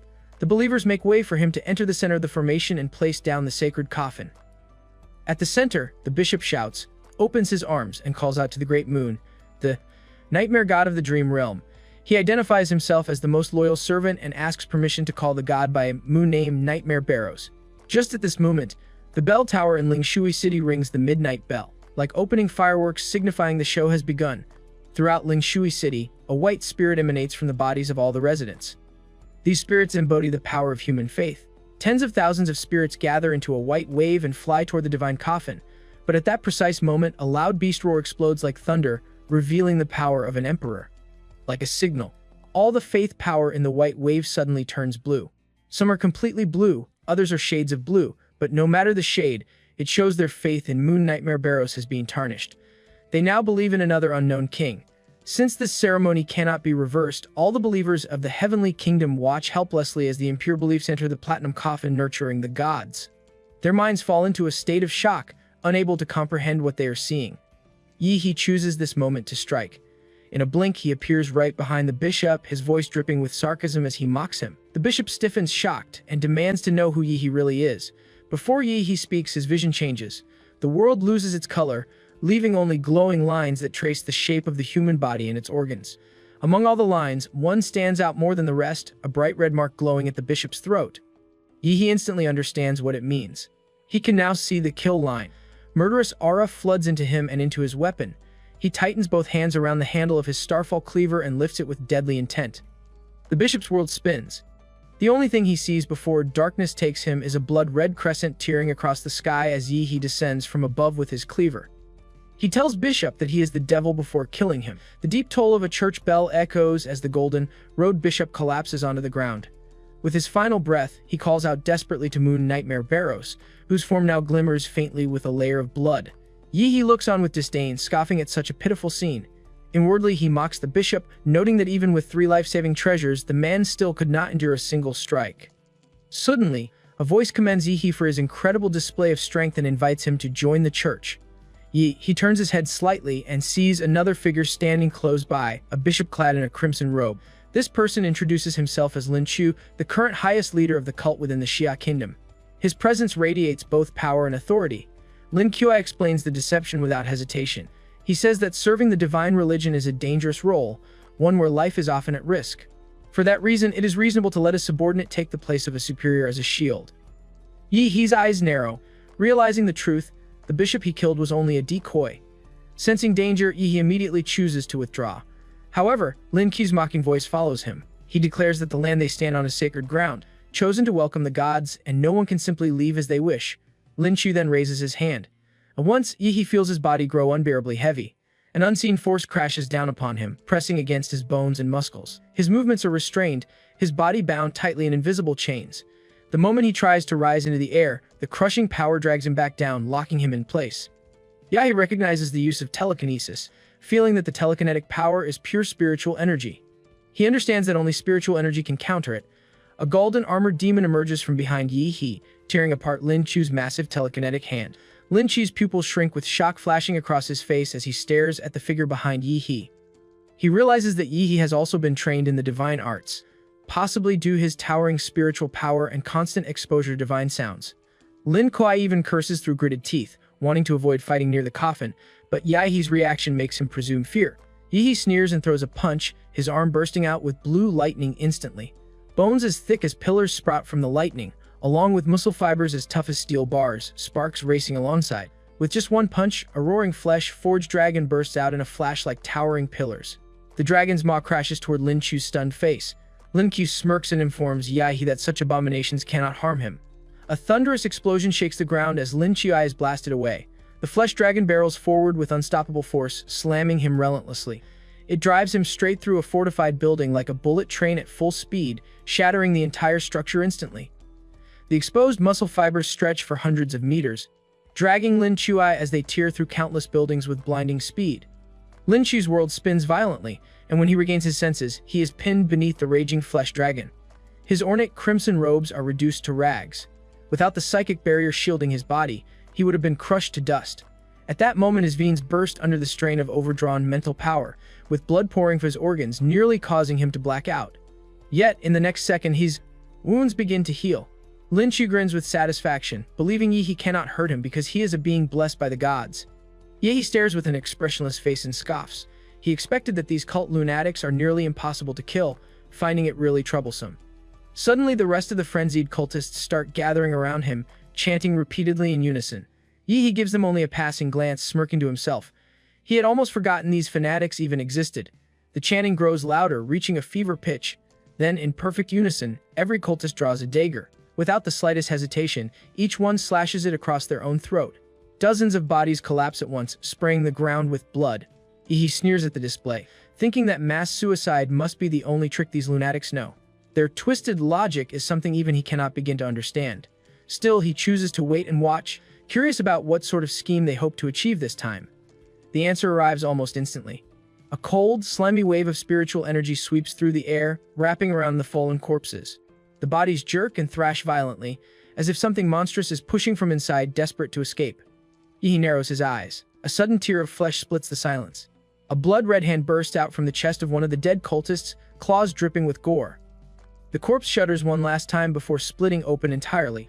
Crawling free from the ruined shell comes a creature with skin the color of fresh blood, twisted horns jutting from its skull, and long, razor fangs glinting in the light. He stares at the demon without alarm. To him, it is nothing but foreign trash in a borrowed form. He cannot help but smirk at the lunatics using their bodies as conduits to summon what he considers trashy demons. 50 cultists attempt to flood the battlefield with these mass spawns. However, he has his own mass spawn ready. The moment he throws his head back, a roar reverberates across the entire county. Bolts of lightning identical to his earlier transformation into a giant explode throughout Lingshui City. Countless giants, each over 20 meters tall, rise from the ground and rush toward the battlefield, responding to their king's call. The demons shriek in frenzy, but they are no match for Yi's giant avatars, being crushed into dust within moments. The Archbishop stands dumbstruck, staring at the towering giants born from the Byarillion warriors. His mind reels from the sudden events, an Archbishop killed instantly, an army of giants appearing from nowhere, and Yi disappearing from sight. The Archbishop quickly uses his spirit sight to locate He striding toward the divine coffin. Realizing Yi's target is the god fetus, he bolts to stop him but is immediately intercepted by Chu Zhao and Lu Qinzu. Scorching violet flames and a blast of freezing dragon breath flare up, boxing him in with each aura carrying terrifying weight. The Archbishop's brow furrows as he recognizes the preparation behind this attack. From the decapitation strike to the giants crushing the demon horde, and now this pincer move. He wonders if they are Lonko operatives who knew of the church's plan all along, fearing the mission might be doomed. Yet he reaches the divine coffin, feeling a chill cold enough to freeze his soul and a searing hostility radiating from it. He understands this reaction since he is entering the presence of a so-called god. A system panel flickers before his eyes, announcing the acquisition of special energy. During the Heaven's Descent ritual, half of the faith energy hoarded for 4 years was corrupted by Yi. That tainted faith was used by the god fetus to build a body for Moon Nightmare Barrows in the mortal realm. Yet part of its divine power was stolen by Yi. He reflects that the heavenly kingdom was never worth his attention, being weaklings and cannon fodder. His true enemy has always been the deity tied to the moon in dreams. Even stripped of divine power and malnourished, this god should have awakened by now, so he questions why it remains hidden. He decides to pry the lid off himself if it will not come out. With a single flip, he blows the lid of the divine coffin open, but his pupils shrink upon finding it completely empty. He curses inwardly, wondering where the bastard god is skulking. He takes out his starfall cleaver, tightening his grip with every muscle tense. A suffocating stillness hangs over the battlefield. The roars of giants and demons vanish, and the clash between his teammates and the Archbishop goes silent, as if the entire world has muted itself, leaving only Yi. Then a voice echoes from the void. He turns to see the bishop he beat earlier, with a creepy figure hanging behind him, indicating an illusion. He narrows his eyes, recognizing the familiar sensation of being entranced. Lin Q's voice slides into his ear, cold and amused, questioning when he fell asleep. In the real world, the Archbishop successfully summons a hulking demon to pin Chu Zhao and Lu Qinzu, buying himself a precious moment of respite. He wonders anxiously how Lin Qi is faring. Using his spirit sight, he turns his attention back to Yi by the coffin and senses something seriously wrong. Yi is under divine punishment for offending a god, and Lin Q's spiritual presence is no longer detectable. This thought chills him, and he dares not imagine the rest. Left with no choice, the Archbishop decides to reach the divine fetus as soon as possible. He draws a short blade set with a green gem, a wooden tribute relic called the Xuan Wu Divine Needle. Once it pierces an enemy, blood thorns sprout within and grow outward until the enemy is shredded into a pulp. The Archbishop dashes toward Yi, judging him as a sinful soul deserving punishment by the gods and intending to execute him personally. Nearby, Chu Zhao and Lu Qinzu, pinned by the hulking demon, watch Yi teetering on the brink, their faces white with rage. Chu Zhao curses through gritted teeth as the Archbishop heads straight for Yi. He instructs a hesitating Lu Qinzu to save Yi while he holds the demon back. Chu Zhao unleashes the blood-burning forbidden technique, causing a surge of massive frost to burst forth. The demon, previously having them subdued, suddenly loses its edge. Freezing such a behemoth takes all of Chu Zhou's martial energy. But he still urges Lu Qinzu not to hesitate, emphasizing that their lives are not worth as much as Yi's. Lu Qinzu no longer hesitates, unfurling her wings and rocketing off to intercept the Archbishop. Before leaving, she implores Chu Zhao not to die. However, the tide soon turns because Chu Zhao cannot hold the beast forever. With a thunderous boom, the frozen bindings melt away as unquenchable hellfire bursts out, turning the ice to vapor. The 5-meter-tall horned demon breaks free at last. Flames burn inside its eyes as it glares at Chu Zhao with hatred. The fire gathers and hardens in its massive hand, shaping itself into a giant war axe made of pure hellfire. The demon raises the weapon high, and with terrifying power it swings the blazing axe downward. The air splits with the force of the strike. Chu Zhao cannot dodge as his legs remain badly injured from earlier, when he forced himself to hold the monster down. Pain burns through his body, but his spirit does not waver. He makes a choice. Roaring with all his strength, Chu Zhao declares that he will see his revenge through to the very end. At that same moment, several sharp ice needles shoot from his body and stab into the demon's pressure points, carrying the cold intent of his will. Chuzhou unleashes the hidden bloodline power from his proud family in the imperial capital. A flood of martial energy bursts out of his exhausted Danshin, filling his body and restoring the vitality he had nearly lost. The dragon horns on his head lengthen, sharp and majestic. The wounds and torn flesh across his body knit together, replaced by a layer of icy, scale-like armor, and his dragon eyes, once dim and fading, blaze with light again. The aura around him surges higher and higher, even surpassing the strength he once thought was his peak. Yet this new power comes at a terrible cost. His lifespan now burns away at twice the speed. Chuzhou ignores the price. He lifts both hands high, summoning an invisible storm of martial energy. The power churns wildly around him, then gathers into a single form. With a deafening roar, the energy condenses into a massive chi, sword stretching tens of meters long, its edge shaking the very space around it. The icy kai sword glimmers in his grasp. Despite his smaller frame, the weapon looks like it belongs to a towering giant. He channels all of his killing intent, rage, and strength into this one strike. With a roar, he swings the blade down, the sheer force of it tearing through the battlefield like judgment itself. The demon monster senses the bone-chilling murderous aura and opens its mouth to unleash a massive flame. But before it can, the overwhelming destructive power from Chuzhou envelopes everything.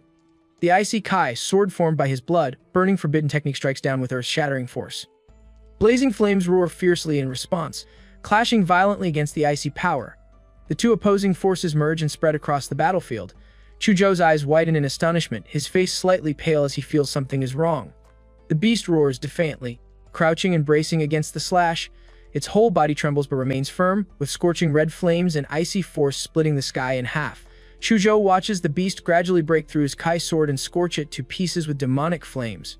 With his martial energy depleted, Chuzhou feels at a loss. Suddenly, a bullet fires from behind, piercing the demon's skull and exiting through its mouth. Blood erupts violently.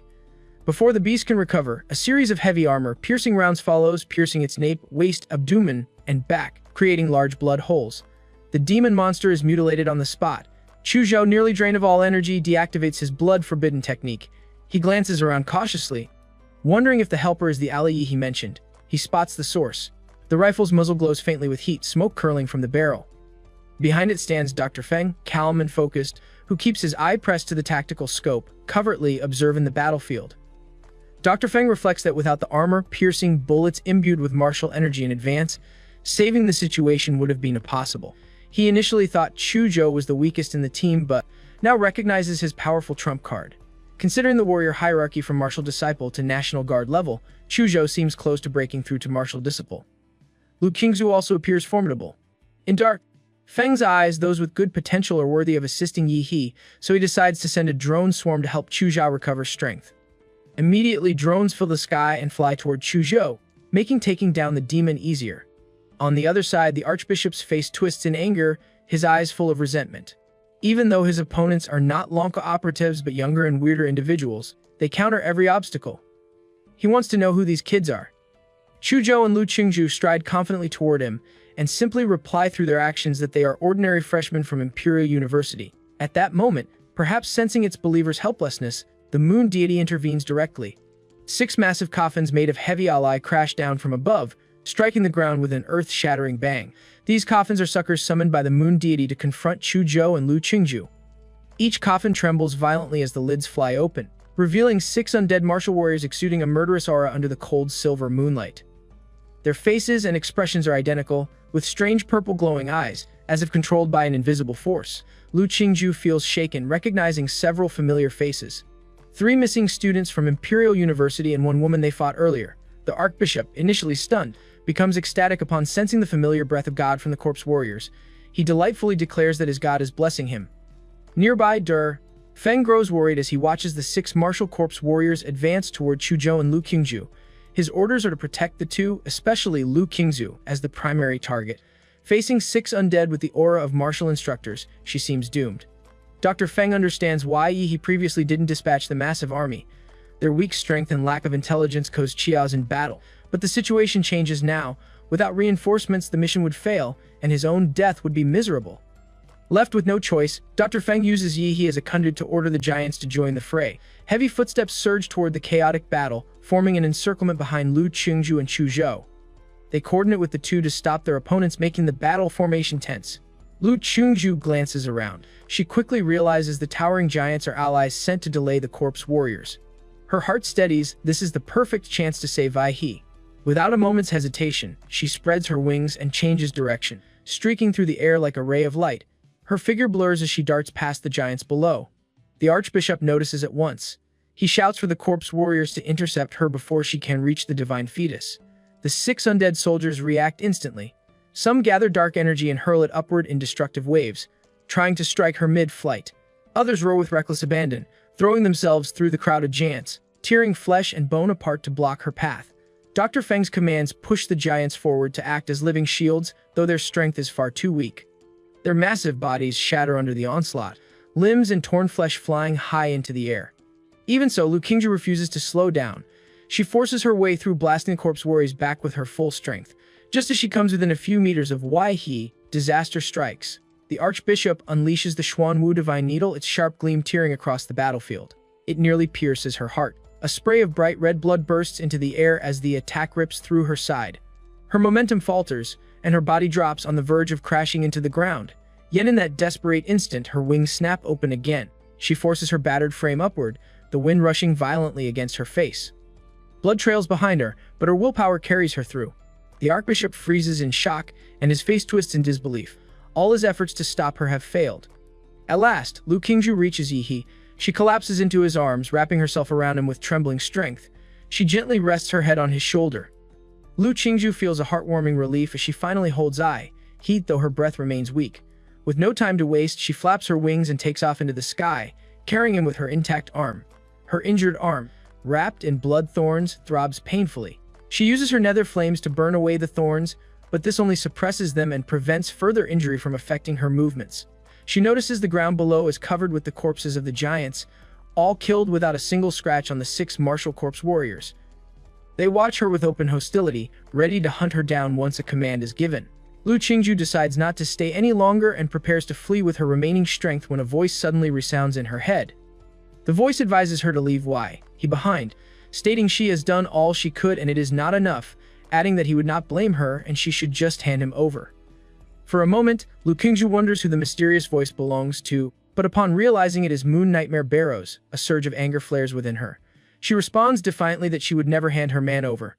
She sucks in a lungful air and then yells, "Get lost," with every ounce of strength left in her delicate body. Suddenly, a psychic attack hits her, and her head hurts immensely from the wails and agony of the souls consumed by the moon deity, overwhelming and unbearable. Yet Lu Qingju still refuses to let go of Yi. Even as her consciousness fades, all she cares about is preventing him from getting hurt. Soon, completely exhausted, she plummets down with him like an angel with broken wings. On the ground, the heads of the 6 martial corpse warriors with cold pale skin and glowing eyes snap up simultaneously. Their necks elongate at an extremely creepy and fast rate, turning into moon spears that press toward Lu Qingju in midair, but just then everything halts and time stops. Lu Qingju groggily opens her eyes upon hearing Yi's voice. He apologizes for waking up a little later than she could endure. Staring at him, she finally closes her eyes with relief and a bright smile, murmuring that it is not too late. He encourages her to rest well while he handles whatever comes next, and she suddenly disappears from his arms, sent to a safe space to rest. On the 4th second, Yi neutralizes the time stop. Below, the Archbishop's eyes widen as a bead of sweat trickles down his cheek. But before he could command anyone, he sees sudden gigantic feet appearing from above, and the next second the Archbishop and the martial corpse warriors are crushed into meat paste, spattered across the battlefield with no room to resist. He sneers at the scattered corpses like they are filthy garbage, not worth his time. Meanwhile, Lin Chuai is trembling in agony and making strange noises after experiencing countless deaths in his own illusion by the hands of Yi. He does not know how many times he's been killed, headshots, tearing, burning, slicing, each time feeling the specific pain. Although his willpower is far superior to an ordinary person's, he is on the verge of mental collapse from this endless slaughtering by Yi. He realizes that Yi is practically a demon that even the gods cannot punish. After endless torturing and slaughtering, Lin Q can no longer hold on and kicks Yi out of the illusion space. With teary eyes, he apologizes to the moon deity and explains that he had no choice. The moon deity simply instructs him to go and lie down in the coffin, as time is running out and the vessel can only be completed using his weak mortal body. In the distance, Yi takes no time slaughtering any remnants of the moon god's power on the battlefield, especially the 6 moon apostles. He sneers at their pathetic state, his disgust evident. After all, even with the moon god's power, they are ultimately nothing more than a pile of corpses. Now all the cultists of this heretical sect have been eradicated, leaving only Lin Chuai and the disabled moon god who has never appeared until now. At that very moment, he suddenly feels something and looks up at the moon. A figure in a silver white robe is standing in the void with the eerie big moon behind him. The moonlight shines on him, covering him with a hazy silver light like a royal robe. The figure has silver white hair reaching to his shoulders, with facial similarities to Lin Qi but more three-dimensional and thinner, resembling a well-polished character. Excited, he realizes that this must be the entity behind all the strange events in Lingshui City. He mutters to himself, trying to name this being. He wonders if it is the moon god or a moon demon, struggling to recall the full name, something like Bar, but cannot complete it. Moon Nightmare Barrows descends with a divine radiance. Invisible steps materialize beneath his feet as he advances through the void toward He. This entity acts as the mortal vessel for the lunar deity. He suddenly realizes that the urban landscape of Lingshui City has disappeared, and an endless emptiness now surrounds them. The ground beneath his feet consists of grayish, white soil dotted with countless craters, resembling the moon's surface. However, he recognizes this cannot be the actual moon, as he experiences neither the vacuum of space nor its extreme cold. He deduces this environment is a constructed domain, similar to the killing intent domain of Master Gong Ke.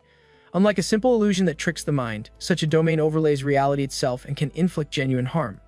Within this powerful space, he understands that his invincible golden body and system interface offer no protection. While analyzes his predicament, Barrows descends from the void and hovers before his supergiant anthropoid form. Maintaining a distance of about 20 meters, Barrows speaks fluently in his native tongue, expressing admiration for the human. He considers the most outstanding human he has ever encountered, particularly because he dared to steal a portion of his divinity and succeeded. Barrows notes that his compatibility with him exceeds 96%, making he the perfect other half for completing his human vessel. He, still in his giant form, regards Barrows skeptically and thinks of ways to prolong their exchange, as his plan to steal Barrows' vessel is already complete, and now he only needs to buy time. Facing his silence, Barrows continues persuasively, offering he the right to retain his consciousness after Barrows uses his mortal body to achieve completion. Barrows promises that he will ascend from the mortal realm into the divine realm, emphasizing the vastness of the world beyond Blue Star and the secret realms. He invites he to join him to rise above the heavens on the moon. Well, few humans on Blue Star could refuse such an invitation from a god. He is among the very few who do. He gives a middle finger to Barrows and refuses outright. He reflects that these mysterious gods are merely higher-level intelligent beings, no different from humans in their use of threats and bribes. He states mockingly that he overestimated Barrows. In response to his provocation and ridicule, Barrows remains calm, as if unbothered. Barrows believes that once his human vessel is complete, even with only 20% compatibility and its flaws, it will be more than enough to handle he whom he views as mere food. Barrows explains that his offer stems from admiration, but the outcome is inevitable. Barrows extends his cold white hand and makes a grasping motion. An invisible force seizes his giant form, crushing it like a bug. Under this terrifying pressure, flesh, blood, and bones are compressed into a mangled mass. He is startled as his giant body is destroyed instantly. Barrows then tears open the remains and a beam of moonlight imprisons he, freezing his limbs in place. Barrows, generous to those he admires, still plans to grant he the privilege of retaining consciousness after consumption. He gets closer to he, treating him as ready to eat food. However, for the first time, surprise flickers in the moon god's eyes. Barrows cannot sense his consciousness and repeats the process twice more with no success. He laughs mockingly and calls out Barrows for failing to touch his soul. Even if his body cannot match Barrows on the spiritual plane, he has the support of his system panel. Anticipating such a scenario, he had used the vampire template's extreme regeneration to split his body vertically, leaving half with Dr. Feng. This ensured that if his main body is destroyed, his consciousness awakens in the other half. Barrows is momentarily speechless, unable to fully comprehend his explanation. But the next second, the endless void above splits apart and a colossal great sword appears, cleaving through the cosmic scene and shattering the lunar intent realm entirely. A heroic man with white bandages covering his body and wild dark green hair flowing from his back looks down at Barrows below. This is the section chief of the Longqu Division, the protector of the Xia Nation, National Grandmaster Azure Dragon, also known as King Long.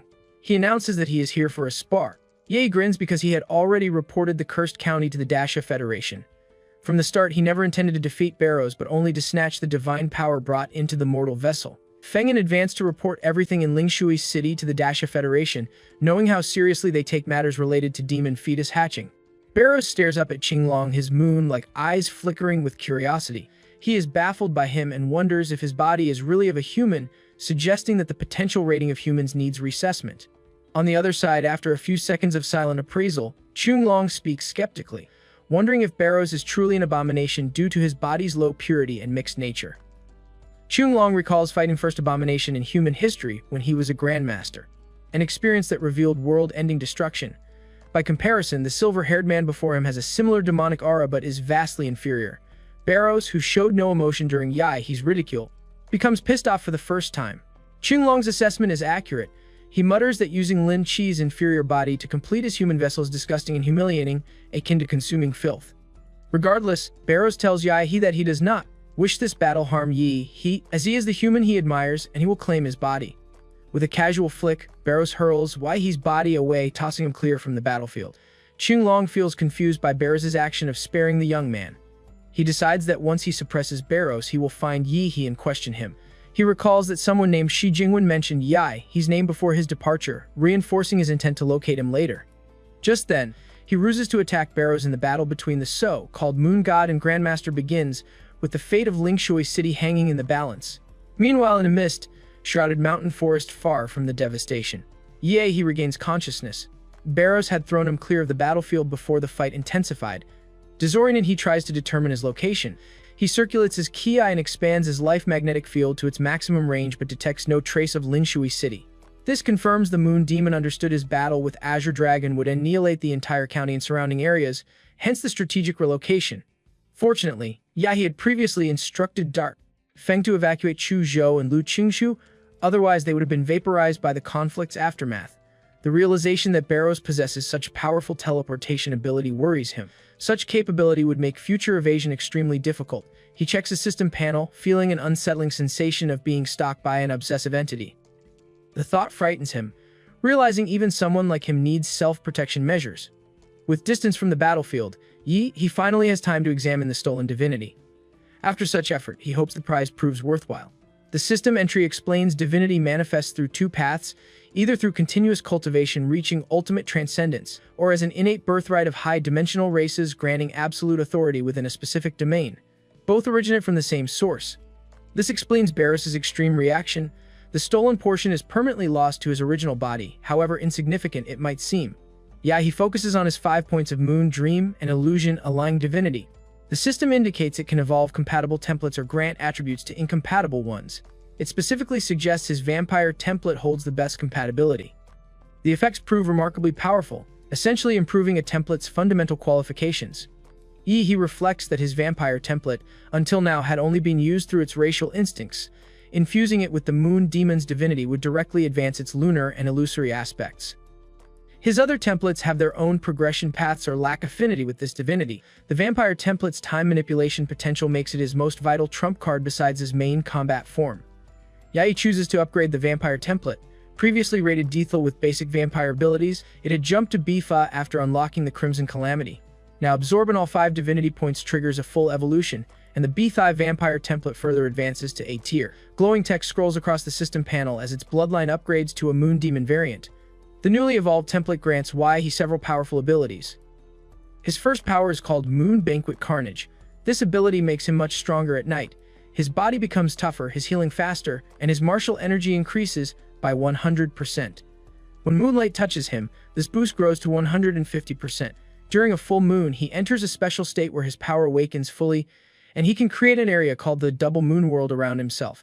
His second ability is Blood Nightmare. This power changes his blood into a dangerous substance. It can cause hallucinations in others and acts aggressively. Weak opponents can be completely controlled by it, while stronger ones find their minds and spirits slowly damaged. The third power is Blood Control. He can speed up the flow of blood in his body for a sudden burst of combat power. He can also shape his blood into high-pressure arrows that shoot out and freeze anything they hit. The fourth skill is Moon's Darkness. This simply makes him 3 times stronger and faster than normal. Under moonlight, this becomes 5 times, and during a full moon it reaches a massive 8 times increase. His existing time stop ability also improves. Under moonlight, he can use it again after a shorter wait. During a full moon, the duration of the time stop ability doubles. All these powers work together and become stronger under the moon. The stacking effect gives him terrifying combat strength, making the template incredibly valuable for support in battle. He realizes that all the danger he faced in Lingshui City was worth it for this incredible reward. Then, he remembers his teammates who risked their lives.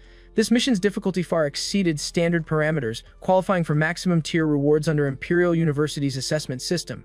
Rising from the forest floor, he leaps onto a tree top, balancing effortlessly above the sea of leaves. Silver moonlight washes over him, and the night wind brushes past every cell in his body thrums with vitality.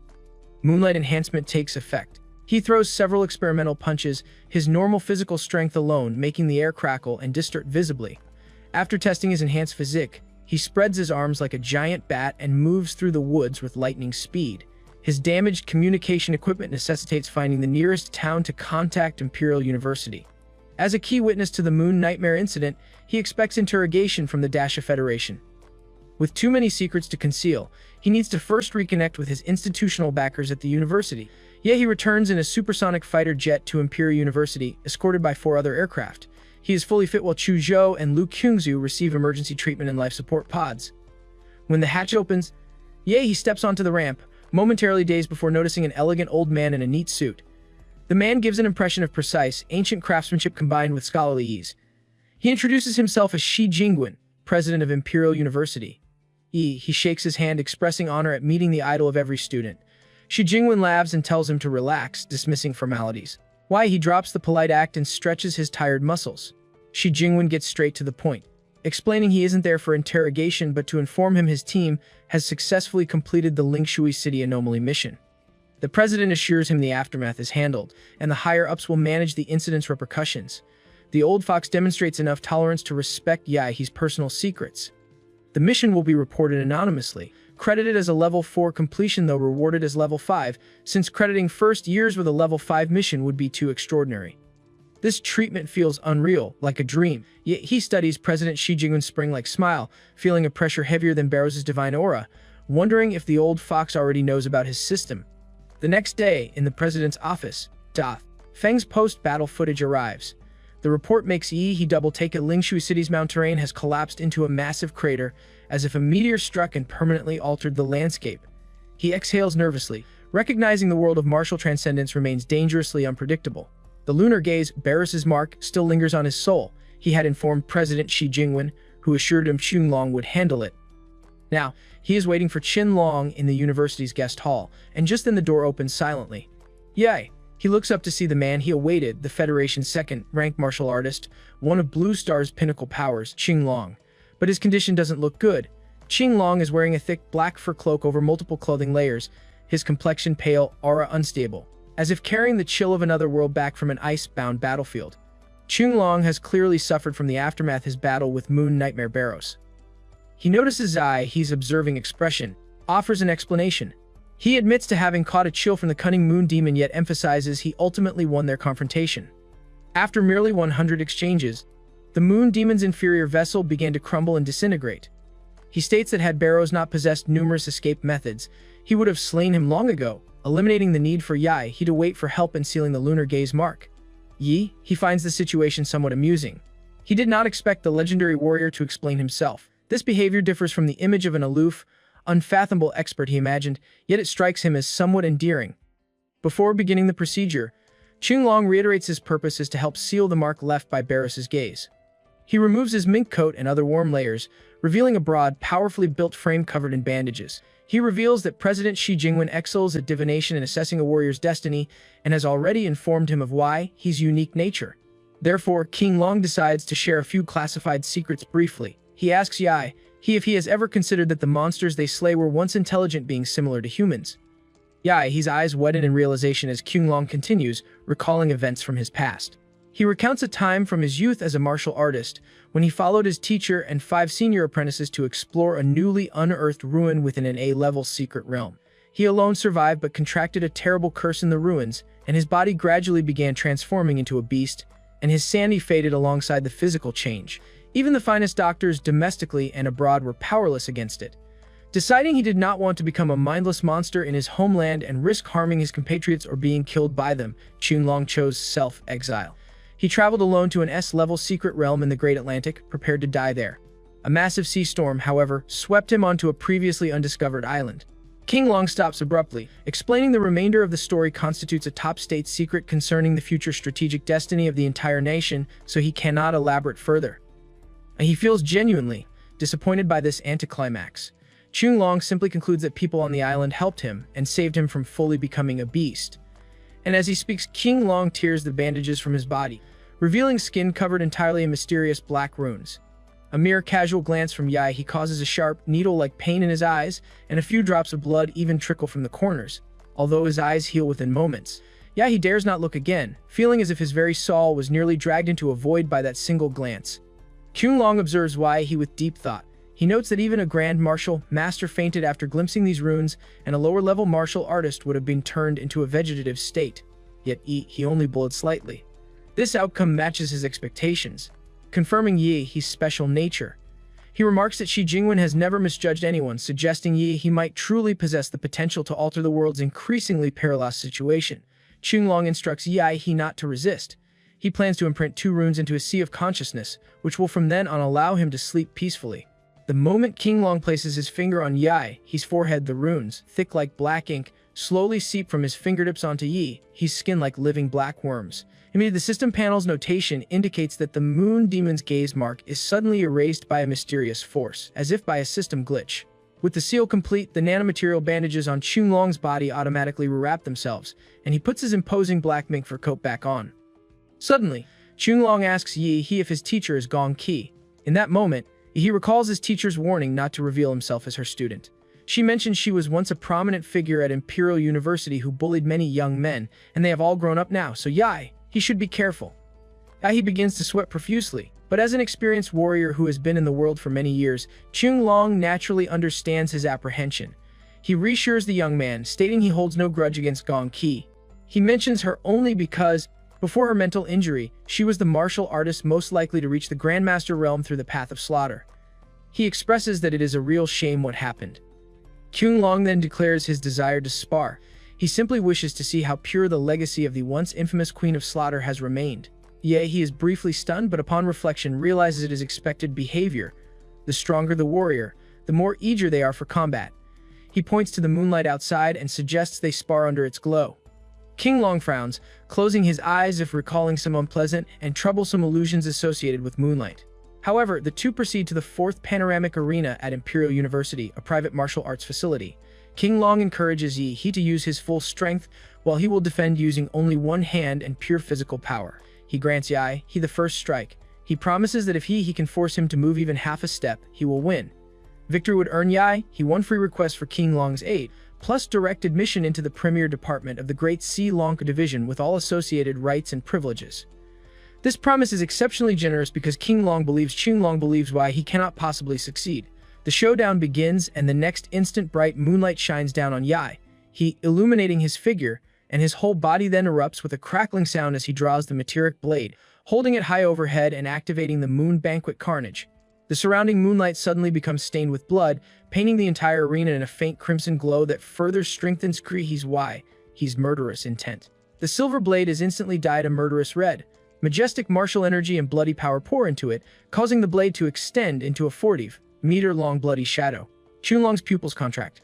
He actually senses an aura similar to the moon demons, yet it lacks the filthy corruption of the demon world, instead sharing the same origin as the moon itself. He genuinely wants to ask how he achieved this, as prior records indicated he never displayed any moon-related characteristics. He struck down the 40 fighter, long sword with the murdering intent of the moon of massacre, transforming into a gigantic blood-red crescent moon that tears through the air. The bloody light dyes the ground crimson, and an endless murderous intent sweeps across the entire campus.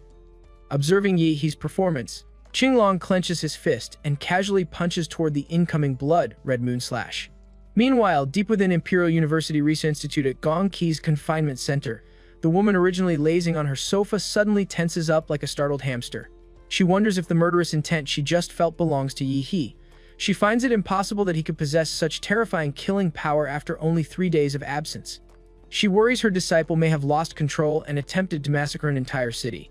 It is not just Gong Qi. Other students and teachers associated with martial arts routes at Imperial University, or those with keen perception, all feel the sword intent, deep as a sea of blood. Even Xiang Jianzhuang, who is in his bed with his girl, stares intently in the direction of the academy's martial arts arena. His girl wraps her arms around his neck, and she asks what is wrong, wondering what could be more important than their imminent entertainment. Xiang Jianzhuang brushes it off, saying it is nothing serious. He explains he sensed an insanely terrifying murderous intent and did not expect it to propagate over such a long distance. He guesses most of the Imperial University campus can sense it too, so it must be just a show of force. Back in the panoramic duel arena at Imperial University, the massive blood, red crescent moon tears through the airwaves and crashes downward with immense force. King Long, unlike Master Gong Qi, does not target the weak points of Yai. He's attacked to make it collapse instantly. Instead, he chooses to confront it head-on, meeting the assault with the purest form of violent resistance. The moment the blood-colored moon and Qing Long's extremely fierce military fists collide, a strong wind containing crisscrossing sword energy fills the entire duel arena. Despite the ferocity of Yai He's offensive, Qing Long's tall and majestic body remains as motionless as a mountain, completely unshaken by the impact. This outcome is expected from one of the nation's top masters. He's eyes widen in response to Qing Long's unwavering stance. Qing Long then clenches his fist and shifts to the offensive, activating his military boxing fist. A sudden surge of overwhelming blast energy bursts forth as King Long punches out. He is hit directly, causing his blood moon attack to shatter into nothingness. The entire duel arena becomes covered in a thick layer of blood mist from the dissipation of the technique. He falls backward precariously, his body overdrawing from the excessive use of martial energy and blood power. Upon seeing this, Qing Long feels stunned. He realizes he has released such a serious forbidden technique solely for the sake of victory. Qing Long grows concerned that he, a future pillar of the Xia kingdom, might damage his martial arts foundation with such reckless actions. So he leaves his spot in an instant and moves to support He, who is about to collapse to the ground. However, after supporting He, Qing Long quickly realizes something is wrong. He has been deceived. He wears a creepy smile on his face, not looking exhausted at all, and he points out that King Long has moved more than half a step now. This means he has won the bet. Under normal circumstances, He's weak performance would not have fooled the Azure Dragon, but the blood mist inhaled by King Long has triggered the blood magic's hallucination effect, briefly clouding his senses. Combined with the Nightmare Moon curse sapping his stamina, he has managed to pull off the deception. Qing Long sighs in resignation and commends He for not only having outstanding martial arts skills but also being quite cunning. He acknowledges He's victory and asks for his request, reminding him that as one of the strongest warriors on Blue Star, his promise is incredibly valuable, almost priceless. He plans to keep this promise for the time being, saving it for a future need. Qing Long nods, expressing appreciation for He's foresight and strategic thinking. But then Qing Long moves to the climax of their interaction. He immediately knows that he wants He has his disciple, but he doesn't want to say it directly. Originally, he intended to wait until he lost the duel to make this offer, but since that did not happen, he decides to relay his intentions now. He acknowledges that Master Gong Qi's teaching is not half bad, and He's killing intent and martial skills are quite impressive. However, he feels that he is still lacking in some areas. Killing intent alone is not enough without a stronger body to support it. The killing intent remains superficial. In short, Qing Long wants to help while he exercises and strengthen his body. He nods with a smile, but he secretly finds this suggestion a bit amusing since he has not yet revealed his Demora's body, which is already quite powerful. Qing Long continues, emphasizing that the key to improvement is the person he trains with. Since his physical foundation seems solid, he cannot afford to take the wrong path in his development. So, having a teacher who is very strong physically to serve as a guide is crucial at this time. He totally agrees with this assessment and informs King Long that he will seek out the Dean of the Body Cultivation Academy the very next day to guide his physical training. This response leaves the huge guy speechless. King Long thought he had been obvious enough in hinting that he himself wanted to be He's teacher. He wonders why the young brat is being so stupid after successfully pulling off such a clever stunt earlier. However, from He's perspective, Qing Long holds a high position and must be very busy. Also, since he has never heard of Qing Long accepting any disciples, he would not think that Qing Long is hinting at taking him on as a student. Although he acknowledges that he is indeed a good seedling, he does not expect Qing Long to lower himself to take the initiative. King Long thinks of a compromise. Before leaving, he gives He a powerful but extremely difficult bodybuilding technique that he found from a Western warrior after defeating him. He mentions that it is said to be a national treasure, level martial art of a certain Western country. Qing Long expresses hope that he will study hard and practice diligently, eventually mastering this skill in due time. He feels excited and thanks Qing Long, remaining oblivious to the hidden intentions behind the gift. Qinglong's plan is that since the technique is extremely difficult to cultivate, he will find it impossible to learn on his own and will eventually seek him out for guidance. This way, Qinglong can become He's master in disguise, and later he can formalize the status smoothly. After bidding farewell to Qinglong, Yi returns to his dormitory after a long absence. He reflects that he has been at Imperial University for over half a year now, but has spent nearly all of that time underground with his teacher, Master Gong Qi, barely staying in his own dorm. Staring at the martial art technique badge, he wonders if he needs to use the sleep cultivation method to learn and train it effectively. At that moment, the doorbell of his room rings. He places the badge into his space ring and makes his way to the door. Upon opening it, he is surprised to see Aoyangzi, who asks if he can come in for a chat. He wonders why Aoyangzi has come to see him, and the only reason he can think of is an attempt to recruit him for a club. He invites Aoyangzi inside. The two do not even make it to the lounging room before Aoyangzi drops all pretenses and unexpectedly drops to his knees, begging Yahi unceremoniously. Aoyangzi claims that there are many people outside, which is why he maintained a composed demeanor earlier. But now, with no prying eyes, he is begging he to become the president of the Dragon Blood Society. He stares at Aoyangzi, who is desperately begging and hugging his thigh as if his life depends on it, and he does not know what to say for a moment. He wants to know what happened to Aoyangzi's high-spirited and ambitious plan to carve out half the realm from the local Imperial City students. He wonders how Aoyangzi ended up looking like such a loser. Also, he questions how Aoyangzi knew he had returned to his dorm. Aoyangzi replies that the Dragon Blood Society happened to have a member who saw he return. He quickly catches on that they have been secretly spying on him through a surveillance camera. Although Aoyangzi explains that they only installed it in the corridor, he spares no time in dragging the poor guy to the training room for some well-deserved scolding. 20 minutes later, Aoyangzi lies on the training floor, feeling as if he has experience climbing out of the 9 layers of hell. He asks him the reason for his desperate request. Aoyangzi, with his face swollen like a bruised pumpkin, replies with a muffled response that he cannot hear clearly, so he gives him some blood-replenishing pills to heal his wounds. Aoyangzi absorbs the pills and recovers almost immediately. Aoyangzi then explains that the Dragon Blood Society cannot hold on much longer, and he's the only student with enough strength to save it. At Imperial University, students are free to form their own clubs and organizations, but unless they make exceptional contributions, the school does not provide any operational funding. When the Dragon Blood Society was first established, the summer special training of the first-year reserve forces in the Imperial capital had not ended yet. So, this emerging organization was very popular for a while and received sponsorship from many martial arts groups on campus. Under Aoyangzi's leadership, the Dragon Blood Society opened discounted channels with many businesses as a benefit for its members, further attracting other students to join. The large influx of students increased the commercial value of the club, thereby attracting more resources and sponsorship, which in turn attracted even more students. This was originally a virtuous cycle. However, as the club grew stronger, it faced suppression from the student union composed of local Imperial City students, especially by Xiang Jianzhuang. The result was that the Dragon Blood Society suffered a series of setbacks.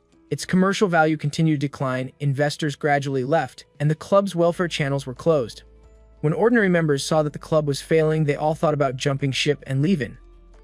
Now, outsiders would be even less likely to join a declining club. Currently, the Dragon Blood Society has fallen into a difficult situation. With this intel, he understands that Aoyangzi's strength is not enough, meaning he got his ass handed to him by Xiang Jianzhuang in confrontations. The society is on the brink of collapse, and Aoyangzi sees he is the only hope for revival due to his proven capabilities and influence. He considers the situation, weighing the potential benefits and challenges of taking on such a role, especially with the ongoing rivalry with the student union. Aoyangzi does not deny his defeat, but quickly explains the situation to He states that recruiting senior students to suppress Xiang Jianzhuang would violate an unspoken rule between grades. Such an action would give Xiang Jianzhuang a valid excuse to bring senior-level local students from Imperial City to permanently dismantle the Dragon Blood Society. This predicament makes he the only suitable freshman capable of saving the club. He unexpectedly agrees to help, but Aoyangzi interrupts him in his excitement, immediately trying to appoint him as club president. He clarifies that he will not assume the presidency but will instead act as a consultant to protect the club's interests. He wants to know Aoyangzi's specific plan, which leads to the revelation of the Daxia recovery plan. Since this is not classified information, sharing it does not break any rules. The Daxia recovery plan involves mobilizing martial artists from across the country to reclaim 12 cities and surrounding regions currently overrun by monsters. Universities nationwide will participate. with Imperial University seniors taking frontline positions. Although freshmen will not operate in the most dangerous frontline areas, they will be responsible for the peripheral zones of the fallen cities. This year's final exams and grade leader selections will be conducted within the framework of this recovery plan. Yangzi wants he to take full command of the club during this operation, hoping he can achieve the highest score upon completion. He narrows his eyes skeptically and declares that the plan details can be discussed later. First, he requires Yangzi to handle one more matter. Yangzi, suddenly sweating profusely, understands immediately that he refers to the surveillance camera. He supervises as Yangzi personally dismantles the equipment before taking his leave. He recognizes that Yangzi has indirectly provided him with a perfect opportunity. Achieving significant accomplishments in the recovery plan could grant him a chance to draw a new template from his system. Higher achievements increase the likelihood of obtaining a superior template. He also notes Yangzi's business acumen, thinking that with proper support, the Dragon Blood Society could reach unprecedented heights at Imperial University. Such success would undoubtedly yield a better template reward than those from Zodiac City and the college entrance exams. His ultimate goal remains mastering both his templates and martial arts. The next day, in the Dragon Blood Society's cater meeting room, all 12 core members gather, including several old acquaintances from Zodiac City. One idiot, named Zhen Chen, lounges with his legs propped on the table, smoking a cigarette with evident contempt. He questions Yan Zhengxiang about Yangzi's tardiness, his demeanor highlighting his dissatisfaction. Yan Zhengxiang stares at Zhen Chen with irritation, recalling how politely the same person used to address Yangzi when the society flourished. Now he uses Yangzi's name directly while acting provocatively. Though suspecting Zhen Chen plans something underhanded, Yan Zhengxiang remains calm and explains that the vice president is fetching the Dragon Blood Society's real president, and they will arrive shortly. Everyone freezes for a moment upon understanding his meaning, particularly Zhen Chen and Lan Yusi. They remember Yangzi always referring to himself as vice president, while publicly reserving the chairman position for Wei. Zhen Chen and Lan Yusi's expressions shift to pure terror as they recall their encounter with that monstrous freshman. Having been regarded as geniuses since childhood, they found themselves mere flies before He's power. Zhen Chen strongly voices his disapproval of relying on He argues that among first years, Shan Jianzhuang's strength remains unrivaled, making a comeback impossible. He suggests the smartest move would be knowing when to quit, noting that Yangzi has gained enough from the society already. Lan Yusi agrees with this assessment, calling it meaningless to pin hopes on an outsider. She states that a wise bird chooses its tree wisely, and since the Dragon Blood Society appears doomed, further resistance would only lead to being crushed by overwhelming power. Yan Zhengxiang's eyes narrow as his face darkens, fully aware of their intentions. Zhen Chen, with excited demeanor, declares that Zhou Kai, eldest son of a true Daxia martial arts family in the imperial capital, has promised them excellent positions under his banner. Zhen Chen believes following Zhou Kai far surpasses staying in a half-dead club awaiting liquidation by Xiang Jianchuang. He then challenges the others to consider whether they can truly believe in he who disappeared for half a year and never responded to provocations from Imperial City students. Zhen Chen completely ignores Yang Xiang's murderous glare and calls for everyone to choose sides. Several pre-arranged members who accepted bribes immediately echo his words, their wavering resolve finally solidifying. They choose to stand with Zhen Chen, who clearly offers a brighter future, rationalizing that they owe the collapsing society nothing. Yan Zhengxiang stares at them with concealed rage, unable to believe 8 cares are defecting, leaving only himself and 3 others. These cadres control significant business secrets, resources, and entire groups of ordinary members. Their departure would not only leak secrets and connections but also drain the society's membership, leaving He with an empty shell organization. Just as Yan Zhengxiang prepares to stop them, the conference room door bursts open. A young man with an afro hairstyle, adorned in gold and silver jewelry and extremely ostentatious clothing, swaggers in. He demands to know why Zhen Chen is taking so long, complaining about his impatience waiting downstairs. Zhen Chen and Lan Yusi's faces instantly transform into smiles of flattery. Zhen Chen replies in a humble tone that everything has been settled, and they were just about to leave. Yan Zhengxiang, visibly irritated with martial energy surging through his veins, demands to know how Zhou Kai entered the society's headquarters. Zhou Kai laughs arrogantly, stating he fought his way in and suggesting the injured guards would be overjoyed to receive several years' worth of resources as compensation. Being a fierce sword cultivator, Yan Zhengxiang cannot tolerate such provocation and directly attacks Zhou Kai. However, the woman in black who quietly follows her young master blocks his assault, suppressing him within moments. Zhou Kai calls him trash for failing to defeat his subordinate, then orders Zhen Chen, Lan Yusi, and all other defectors to beat Yan Zhengxiang until he requires hospitalization, calling this their loyalty pledge. The faces of all defecting cadres freeze. They intended to leave for a better future, not turn against their former comrades. This new demand crosses a line they did not anticipate. Zokai becomes enraged by their hesitation, shouting that he would not shelter disobedient dogs who refuse to bite their former master. Suddenly, an explosive pressure slams into the skulls of Juri and his oafish Garcaean, causing them to clutch their heads in pain. Ye, he stands just outside the conference room door, one hand pressing down on Jokai's flashy afro. He questions Aoyang-zi about the mess left for him to handle, mentioning he could hear the commotion from the second floor. Aoyang-zi immediately apologizes and suggests a full purge of the club. Despite the unfavorable circumstances, Jokai still believes he controls the situation and becomes enraged that someone dared touch his hair. Before he can recite his typical mantra about his identity and status, he hurls him straight out the window along with his lackey. With sudden quiet restored, he expresses his displeasure with all the unnecessary noise. Yet he does not bother sparing a second glance for Zhen Chen and Len Yusi, the traitorous instigators. He tosses them out after the others. After disposing of the 4 individuals he considers garbage, he dusts off his palms and turns toward the remaining cadres who attempted to sneak away. He questions if they have anything to say for themselves. They freeze immediately, suddenly drenched in cold sweat. When he made his move earlier, they could not track his movements even with their enhanced dynamic vision.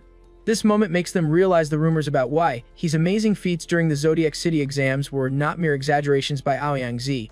One of them, named Du Yiming, proves the quickest to adapt, being the first to apologize and admit his mistake. He explains that greed blinded him and he foolishly believed Zhen Chen's empty promises. Du Yiming understands the necessity of ensuring he is not expelled from the Dragon Blood Society, especially after offending Jokai makes joining Imperial City circles impossible for him now. The other cadres quickly follow his example with their own apologies. He gives Aoyang-zi a look, indicating he should deal with them as he sees fit. Their division of labor is clear, yet he has no interest in wasting time on the society's trivial matters, recognizing this is not his area of expertise. Aoyang-zi informs the cadres they will not be expelled, but their positions will be under review. He states that failure to meet requirements will result in removal from their posts. Furthermore, he bans them from all Dragon Blood Society activities for 1 week. Aoyang-zi demands to know if they accept this punishment. The room falls silent as they consider protesting, but a sudden murderous aura from he makes them immediately compliant. He coldly reiterates Aoyang-zi's question, wanting confirmation they accept their punishment. The cadres feel as if their hearts are being gripped by an invisible hand, creating a suffocating pressure. In unison, they reply that they accept. Aoyang-zi narrows his eyes as he watches them leave. He has already decided to remove them from leadership eventually, but for now they must be kept in place because the club cannot withstand further turmoil. This is why he avoided expelling them immediately. Now, only the members Aoyang-zi deeply trusts remain in the conference room. He takes the main seat without ceremony. He informs Aoyang-zi he already understands the Dragon Blood Society's predicament fundamentally stems from lack of funding and investment. He acknowledges the Daxia recovery plan in 1 month offers their best chance for recognition, but considers this approach too slow. He proposes a more direct solution, having constantly heard Xiang Jianzhuang's name since returning to Imperial University. He suggests simply challenging the source of their problems directly. He believes defeating Xiang Jianzhuang would immediately resolve their difficulties. The group stares at him with incredulous looks. They recognize the idea sounds simplistic, but only someone with his strength would propose it. Unfortunately, they inform him that Xiang Jianzhuang announced his seclusion that very morning to break to the martial master realm. Apparently, He's display of murderous intent the previous night somewhat stimulated the extremely arrogant Xiang Jianzhuang, motivating him to pursue higher martial arts immediately. He feels some regret at losing the chance to confront him directly. Then he conceives another approach. If attracting investment requires demonstrating strength, he reasons his opponents need not be limited to freshmen. Creating momentum through a dramatic gesture would serve their purpose better. He considers challenging all masters within the school whose cultivation remains below the Grand Martial Master level would be even more impressive. Furthermore, Qinglong's promise of placement in the first division of the Daxia Long provides prestigious credibility for marketing purposes. He asks the group what they know about the first division. Yan Zhengshan's eyes light up with obvious longing. He explains the Daxia Lonka represents the nation's most powerful warrior organization, with the first division being its most elite unit. While other division members are known as specialists, first division members are considered aces. Yan Zhengshang's dreamy expression reveals his deep desire to become one of these aces. Yan Zhengshan confirms that the first division is exclusively for the strong, with Qinglong himself as section chief. Probably fewer than 3 Imperial University graduates gain admission annually, making it the aspiration of every warrior on campus. He nods as an idea fully takes shape. He proposes activating the club's media team to spread news that he, as Dragon Blood Society president and a current ace of the Daxialonk First Division, will challenge every warrior at Imperial University below the Grand Martial Master level. He asks the others if this creates sufficient hype to attract maximum investment. The conference room falls into silence at the overwhelming information. Yan Zhengshang focuses specifically on Yi, his claim of being a First Division ace, considering it impossible since warriors cannot even take the entrance exam before graduation. He remains oblivious to this requirement, having been directly recruited without any examination, though he cannot disclose the details. Aoyangzi questions if he is serious, emphasizing this matter carries significant weight. He confirms he is not joking, stating he officially received the position the previous night, though documentation will require a few days. Regarding the challenge scope, Yan Zhengshang cannot believe Yi. He aims it at any Imperial University student below Grand Martial Master level. From Yi's assessment, ordinary martial artists pose no threat, while talented warriors might require some effort. Unfortunately, confronting more powerful opponents would likely necessitate using his time-freezing trump card, which relies on surprise. Revealing this ability merely for attracting investment seems unjustified. Aoyangzi studies Yi's serious demeanor and decides to believe him despite the unconventional claims. He immediately contacts the media team, instructing them to work overtime while he prepares to solicit sponsorships.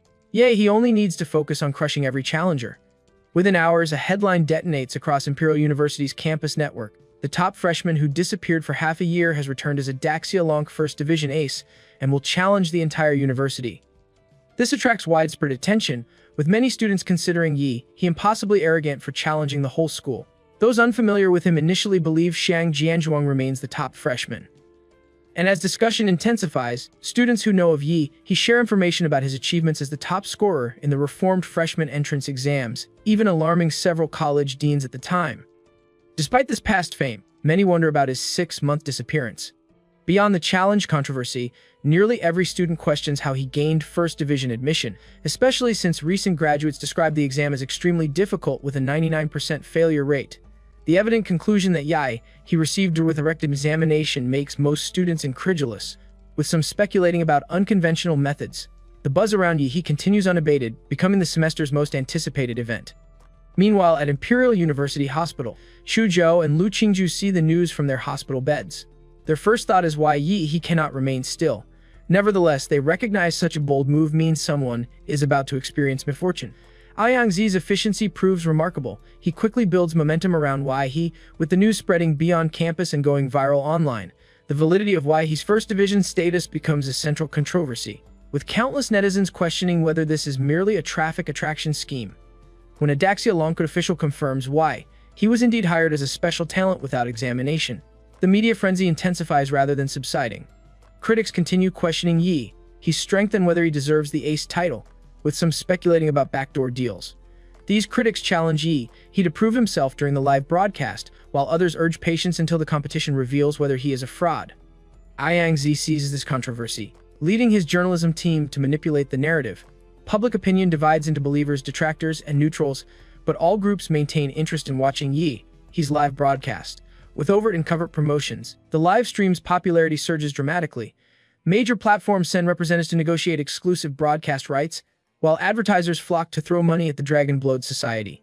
In just one day, society experiences a miraculous revival with massive cash flow. Meanwhile, at the Imperial University Hospital, Jokai reads about he from his hospital bed and laughs in angry disbelief. After being thrown out by he not only had his martial energy sealed but also suffered internal injuries from hidden energy. He remembers the humiliating scene clearly. Before he could arrange retaliation, the same individual now organizes a school-wide challenge, which Jokai interprets as courting death. Jokai's expression turns as ruthless as a poisonous snake. An evil smile appears on his lips as he notes that warriors compete in the ring, but swords have no eyes, so even if someone is accidentally killed, that's normal.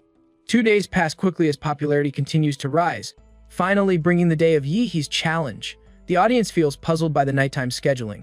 The Dragon Blood Society secures the largest jewel arena on campus, a structure strikingly similar to an alternate Earth's bird's nest stadium.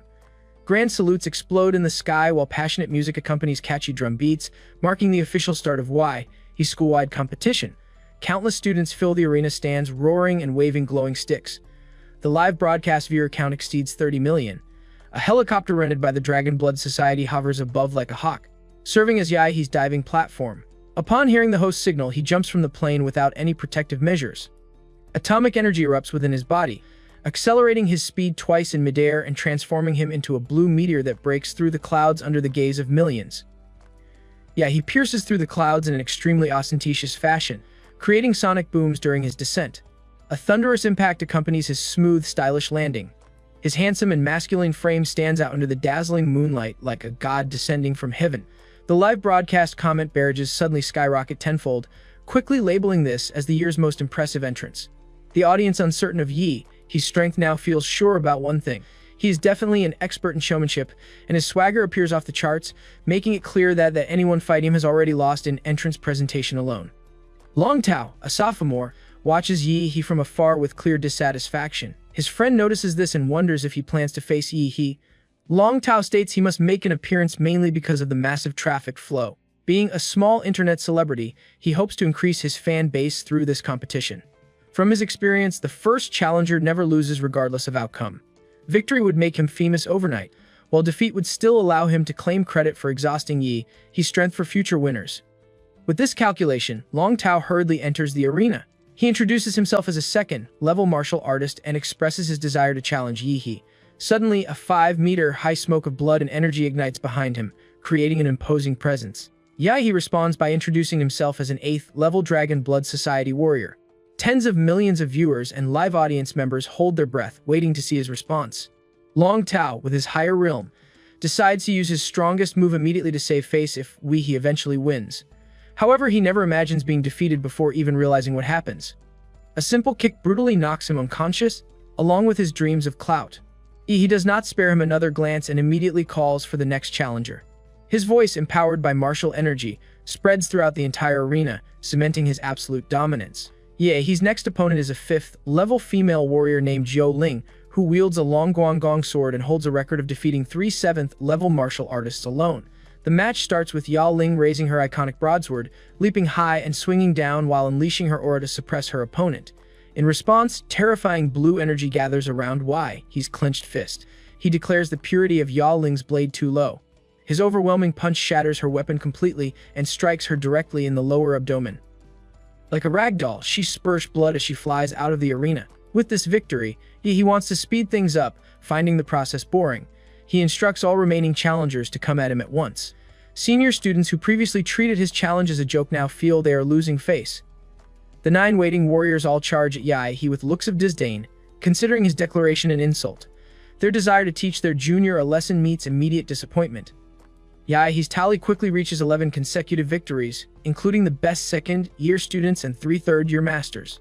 He fights continuously without rest, with the first 2 battles lasting less than a second and the third no longer than a minute. The crowd goes absolutely wild witnessing such dominance. Meanwhile, at Imperial University Hospital, Joe Kai watches Yahe. He speedruns his opponents in the live broadcast, and his eyes resemble those of a crazy gambler as he grits his crooked teeth in frustration. Realizing Yahe's strength makes finding revenge difficult, he fears anyone he finds will end up hospitalized the moment they enter the arena. A name suddenly pops into his mind: his brother Zhou Yanning, the eldest son of this generation's Zhou family. However, Zhou Yanning is known as a stubborn blockhead who follows only his own reasoning and would definitely not help seek revenge. An idea suddenly registers, making the bastard show a sinister smile. Back in the arena, Yahe stands proudly at the center, gazing in all directions like an unshackable pillar supporting the sky. Facing his brutality, the second and third years grit their teeth helplessly.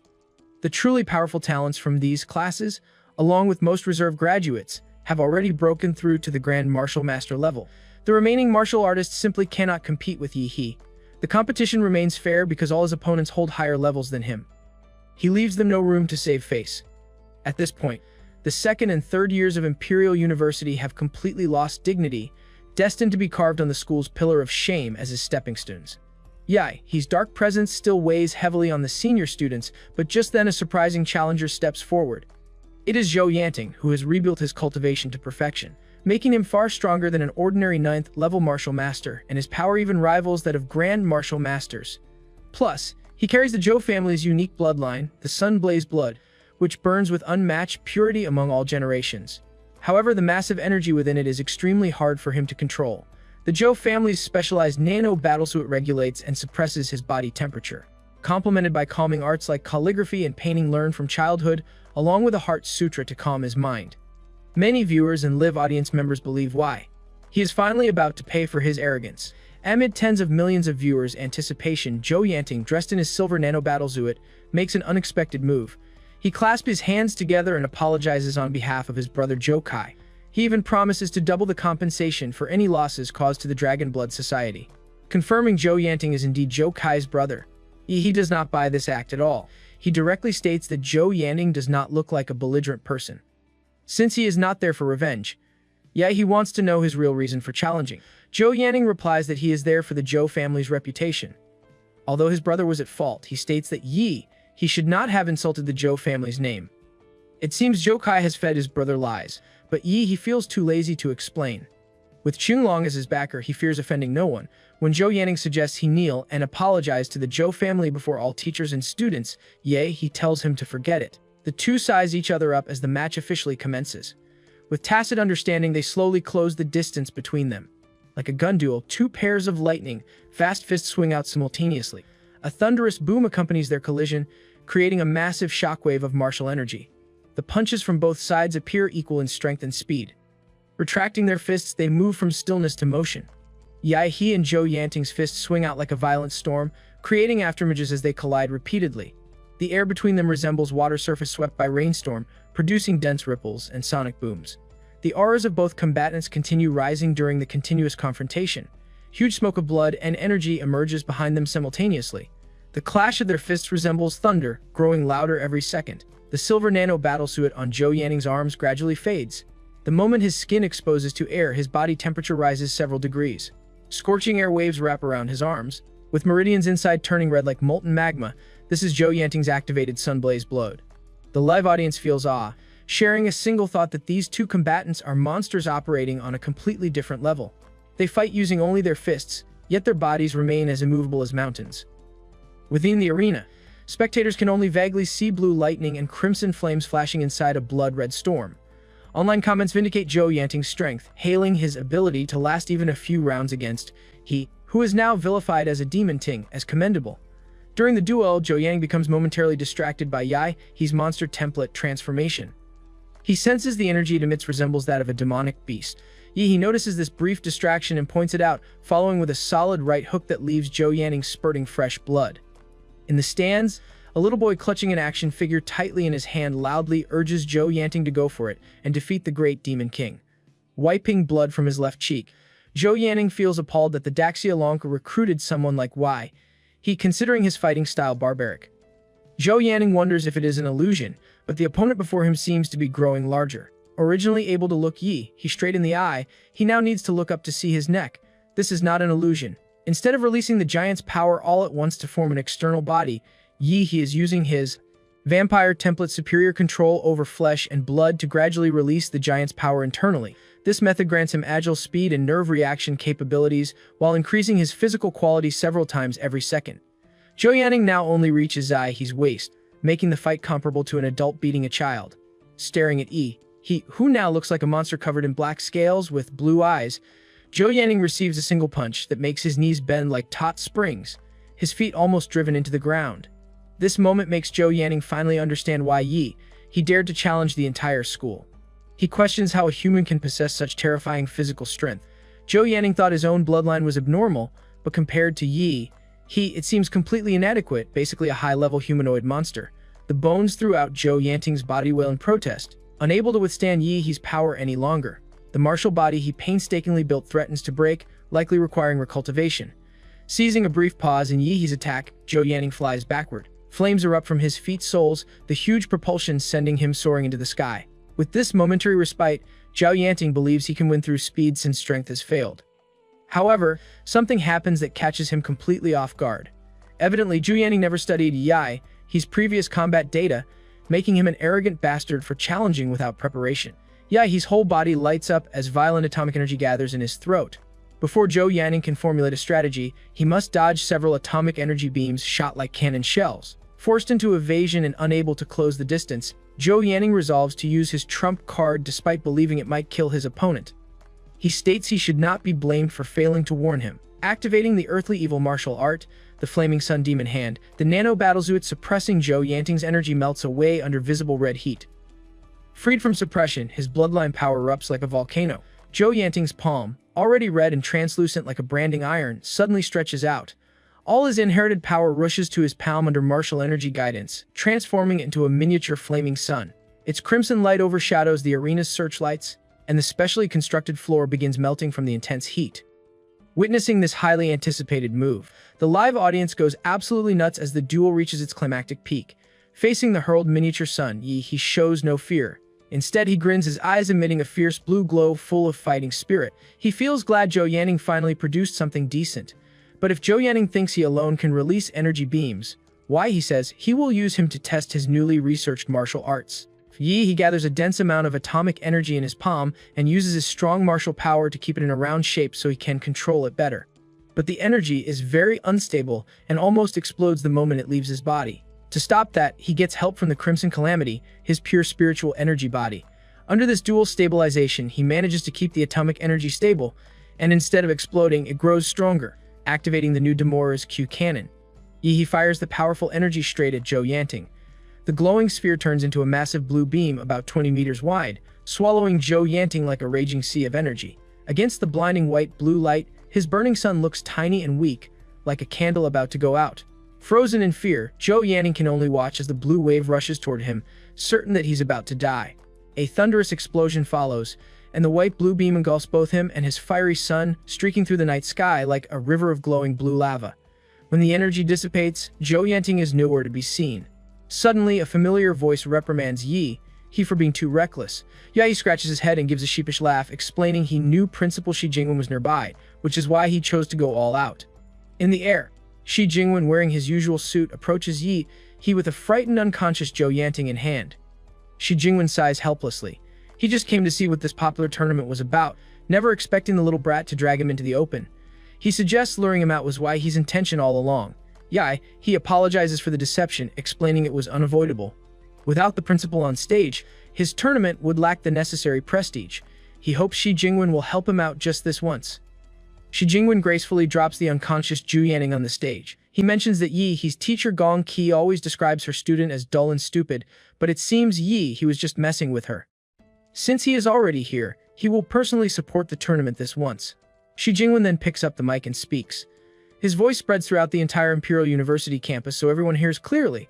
He asks if any challenger still wants a duel. If no one dares step up, he will announce his victory in successfully defending his title against the entire school's challenge. In the shadows, the senior students look at each other in bewilderment. Knowing his grand victory will nail them to the pillar of shame in school history. Future students will probably call them the worst class. They push each other for the chance to challenge he next, but ultimately no one dares step forward, everyone frightened by the blue energy beam they just witnessed. Shi Jingwen sees this and has no choice. He declares that he, a freshman with just a martial artist's cultivation, has single-handedly challenged all the school's martial arts masters and stood victorious. This achievement is unprecedented and will never be repeated. His name will be forever praised at Imperial University, becoming a legend. After Shi Jingwen announces his victory, his fame immediately explodes across Imperial University and the entire country. The people of Anqing City feel immense pride, beaming with joy whenever someone mentions his name. On the hot search charts, the top 10 spots revolve around he. From the shocking one-on-one match to the principal declaring him a new legend, countless people online step forward claiming to be his acquaintances to grab attention. Meanwhile, the nation faces peril with the martial saint injured, the grandmaster's fate unknown, and many cities fallen, and the emergence of a new prodigy like he makes the public view him as a divinely sent savior. Back at Anqing City, in number 1 high school where he once studied, the homeroom teacher holds a live screening for the whole school to watch his victory. The atmosphere becomes electric, with everyone feeling proud and shouting his name. The teacher marvels that he never mistaken the student. However, in a corner, Wang Tong, who had bullied he in the past, scowls in displeasure at seeing his glory. Questions begin appearing online about why the principal personally announced his victory and what relationship exists between them. Speculation about some power backing he draws attention from many organizations, especially since records show he was only an orphan child. the Lonka organization quickly issue an official statement, and they declare Yahe's identity as top secret special classification and demand all parties cease speculation and spreading false rumors. Otherwise, Lonka will take strong measures to deal with it. At the Dragon Blood Society, everyone feels like celebrating a great festival. Yahe has brought prestige to the society and has made rivals regret their actions. The happiest are Yun Zhengxiang and Aoyangzi, who regard Yahe as the hope to revive the society. Amid the jubilation, Aoyangzi suddenly realizes the protagonist is absent. Yan Zhengxiang then mentions that he told them he had urgent business and left. In He's dormitory room 42F3, while the whole world talks about him, he pays it no mind. He contacts Dr. Feng via 3D screen. Dr. Feng reports retrieving the golden gene bottle that hidden in ancient city. He immediately asks if there is a way to activate it. Dr. Feng solemnly states he can open the gene vial, having been one of the key engineers involved in the Golden Gene project. However, the vial contains an integrated tracking transmitter. Once opened, it will be located instantly, and the Thunder Strike bird will hunt it down. Hearing this, he inquires if there is any way to mask the signal. Dr. Feng answers that he is buying materials to build a shielding room, estimating half a month to complete it and another half month to decrypt the vial's complex security mechanism. He praises him and tells him to work quickly while stressing that safety is the priority. The contact ends and he turns off the device. He falls into thought, recalling Daughter Feng's memories and realizing Prometheus secretly collaborated with the god-descent heavenly nation. In the past, Prometheus used its vast resources to cultivate a demon embryo for the god-descent heavenly nation. But when the demon embryo formed, they betrayed and struck from behind. During the demon embryo's cultivation, Prometheus' mad scientists secretly intervened, weakening the fiend upon incarnation, and as a result, Prometheus captured the first living fiend in history and dissected and partitioned it for experiments. With a fiend possessing life levels beyond blue star creatures used as material, Prometheus pushed biological research to insane limits. From this arose many achievements, the most famous being the Eden Project. The goal of the Eden Project was to create an artificial god, a supreme intelligence to unify all humanity, protect Blue Star from other realms, abolish national boundaries, and gather all humans under the absolute equitable distribution of the divine brain, turning Blue Star into the legendary heavenly realm. Additionally, there was the Fire Seed plan, an intent to alter humanity's genes to upgrade the species. This was the precursor to the Golden Gene Project, later developed by Thunder Strike Bird. He sits on the sofa pondering the gene lock. He feels the matter with Prometheus is extremely complicated. He had once been misunderstood as having ties to that organization, and now his intuition warns him he will sooner or later be drawn into that vortex. He then remembers the badge that Kyung Long gave him, which he hasn't studied because he was busy helping Aoyangzi. Now that he has free time, he decides to begin cultivation during sleep. He places the badge under his pillow, adopts a sleep cultivation method, and enters the martial fate realm. Opening his eyes, he feels cold raindrops striking his face. He stands up and realizes he is wearing tattered knight's armor, surrounded by corpses. He guesses this place has just endured a brutal battle. Then he notices scorched patches on the ground. The flames seem so fierce that the rain cannot fully extinguish them. Examining a nearby soldier's body, he finds strange claw marks clearly not made by humans. There are large muddy pits on the ground like the footprints of a gigantic creature, with glowing embers still burning despite the rain. When the rain stops, he removes the heavy armor, wondering how people of the Western Kingdom could fight in such cumbersome gear. He picks up a usable greatsword from the pile of corpses and walks. He thinks that in the martial fate realm, he cannot use his full power and must temporarily rely on local weapons. Perhaps the owner of martial fate, like an NPC quest giver, is about to appear. Not long after, the sound of hooves thunders from afar. Two fine steeds pulling an ornate carriage stop right in front of Yahe. The masked coachman, a tall figure, tugs the reins and halts the carriage decisively. The carriage curtain flips open, revealing an old man with a stern face, wearing a black hat that covers one eye and short hair. He only glances at Yahe, snorts coldly, and shuts the curtain. The coachman immediately cracks the whip and drives the carriage off without bothering to notice Yahe. Yahe can only call out in surprise, asking if the old is leaving already. But then the carriage suddenly slows. Even the strong horses tremble and cannot pull the vehicle. It turns out Yahe has grabbed hold of the carriage. No matter how strong the horses are, they cannot budge it. He gives a half smile and asks the old man why he is running off so soon, suggesting he should give him a mission. The old man throws back the curtain again, this time with a shocked expression. He remarks that this brat is strong enough to hold a carriage, then says angrily and coldly that he has nothing to say to a thief like him. After hearing the old man scolding, he catches the keyword thief and asks back. The old man angrily explains that years ago, a blue-haired fighter stormed in to seize his family's inheritance. And because his descendants were powerless, he stayed in the martial fate realm to preserve their honor. The other, after breaking through, forcibly took the succession. He looks at Yi, as if he is the same kind of person, someone who came to plunder his family's legacy. He feels speechless at the old man's stubborn attitude and says bluntly that he won't interfere in personal grudges. But as an NPC quest giver, the old man cannot refuse to do his job. Seeing the old man still ignoring him, he quickly thinks of a plan. He draws the great sword and with 2 swift strikes severs the wheels, rendering the carriage immobile. The old man panics and shouts, demanding to know what he is doing. He smiles slightly and apologizes, stating that to prevent the old man, an incompetent guide NPC, from running away, he must trouble him to follow while he explores the map. He finally manages to pull the old man NPC along with him. The old man curses about his damaged carriage, but he calmly apologizes and that explain as the owner of the martial fate space, he must ask him to lead the way. They pass through remnants left by monsters along the road. The old man feels somewhat reassured by this remark and compares why he is more courteous than the blue-haired martial artist he encountered before. He then tells Yi to follow the spatter marks to reach the trial location. They arrive at a flat expanse with a hazy white mountain range ahead. He notices the tracks vanish here, which makes him start to feel uneasy. The old man has his own scheme, chuckling inwardly and thinking he is too naive and will forever be lost in the martial fate space. At that moment, he grows suspicious and looks up, realizing that if there are no traces on the ground, the objective might be in the air. He sees a large bird circling and blocking the light. The old man is stunned when he quickly finds the key point, regretting inwardly that he is not a descendant of his clan. He begins to reason that flying creatures always nest high. From this plane, they only need to keep searching for the highest elevation to find the target. He turns and smiles, asking to borrow the old man's horse once more, which makes the old man tremble with fear and stammer a reluctant reply. After an indeterminate time, he crosses the plain and finally reaches a tall snow mountain.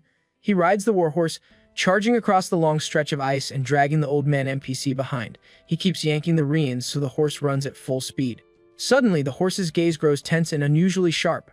The horse abruptly stops, rears on its front legs, throwing both riders backward as they crash onto the cold ice. The old man NPC lands face down, while he manages to keep his balance. He realizes the horse has sensed danger, indicating they have arrived at the place they seek. From the snow mountain comes a dragon's roar, a gigantic creature with 3 long necks and wings that cover the sky dove down. Astonished, mistakes it for the legendary nemesis of Demora, the destroying calamity. One of its 3 heads bends close, and the heat from its nostrils blows straight at he making him keenly feel the terrifying pressure before the dragon's resplendent golden gaze. He and the old man NPC seem as small as specks of dust against a power like a solar storm about to strike. In an instant, the dragon unleashes a scorching blast of fire that incinerates the 2 bodies in front of it until no trace remains. When the blaze subsides, only the old NPC survives. His body is singed, but he still stands with the help of his staff. He coldly declares they have found the right spot, but a mortal like he is merely dust consumed by the wrathful fire, whereas he, with the privileges of a space master, cannot die. He lifts his head to adjust his hat, the corner of his mouth curling into a contemptuous smile as he sneers with pity, thinking that kid was still very green. He reflects that this trial is not about killing the multi-headed white dragon at all, but about finding a spiritual object guarded by various strange beasts in the snowy mountains and then gaining the recognition of the multi-headed white dragon by offering sacrifices to it. Of course, the guy with blue hair was an exception. After breaking through to the next realm, he directly used his powerful strength to violently kill several white dragons and seize the inheritance. At that thought, the old man is startled. As before him, he still stands firm, having only lost his clothes and had his sword burned away. The old man is incredulous, sensing there is something unusual about the youth's body. Black-green scales appear on his body, and a verdant light flows between the scale gaps. He explains that when he first entered the space, the archetype power had not been compatible, but now compatibility has increased. So, the power has merged with his soul and begun to manifest externally, which finally allows him to use the power of the template in the martial space. So the broken sword that he had planned to use is no useless. Excited, he declares that he will now display his true power. The old man NPC is so horrified his breath trembles, and he can only blurt that is indeed a real monster. He roars, exhaling a nuclear breath and transforming into a colossal black beast, matching the size of the 3-headed white dragon. The power of Demora cells at 71% compatibility fully consumes the supergiant form, entering a complete Demora transformation. However, this divine beast form lasts only about 2.5 minutes before its energy runs out. But in beast form, insists that it is enough. The three-headed white dragon senses the shift in the situation, immediately starts roaring violently. He lunges forward, using his strength to choke all three of the creature's long necks at once, silencing its shrieks. He screams a declaration of war between two terrible beings, Demora versus the catastrophe that devours the stars. The monster is terrified, but the old man NPC is even more shocked by Yahe's monstrous power. He trembles, his teeth chattering, and can only utter one horrified exclamation, "My God." With each step, Yahe's body swells larger. The ground shakes and boulders shatter so violently that the old man NPC is bounced like a ball by the intense force. The three-headed white dragon is dragged along heavily, unable to resist, only able to let out pitiful wails.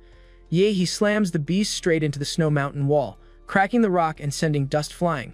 At the peak of his fury, he roars, intent on recreating a cataclysmic battle right here in Martial Fortune space. He twists the white dragon's three necks like soft cloth while lightning and the dragon's fiery breath surge, signaling an impending devastating attack. The dragon realizes fighting on the ground leaves it at a disadvantage and tries to take flight. But Yi immediately shouts, preventing its escape and declaring he can also fight in the air. He is prepared in advance. The energy spines along his back begin to glow, atomic power running from tail to crown. Only within this vast Martial Fortune space can he unleash power without restraint. Yahe nails deeply, gathering unreleased nuclear energy, roaring to remind his opponent that he is capable of long-range attacks as well. A blue energy congeals into tangible power in his mouth. Carrying the dominance of a ruler, it proclaims to the world that this beast has truly descended. Both beasts fire simultaneously. The white dragon unleashes a column of fiery light with twisting thunder, while Yahe answers with a blazing blue energy. Their strikes collide to form a dark red energy sphere that swells and then detonates, releasing force that engulfs the entire area. And that is it for today. If you enjoyed this recap, don't forget to subscribe to the channel, hit the like button and drop your thoughts in the comments. Until next time,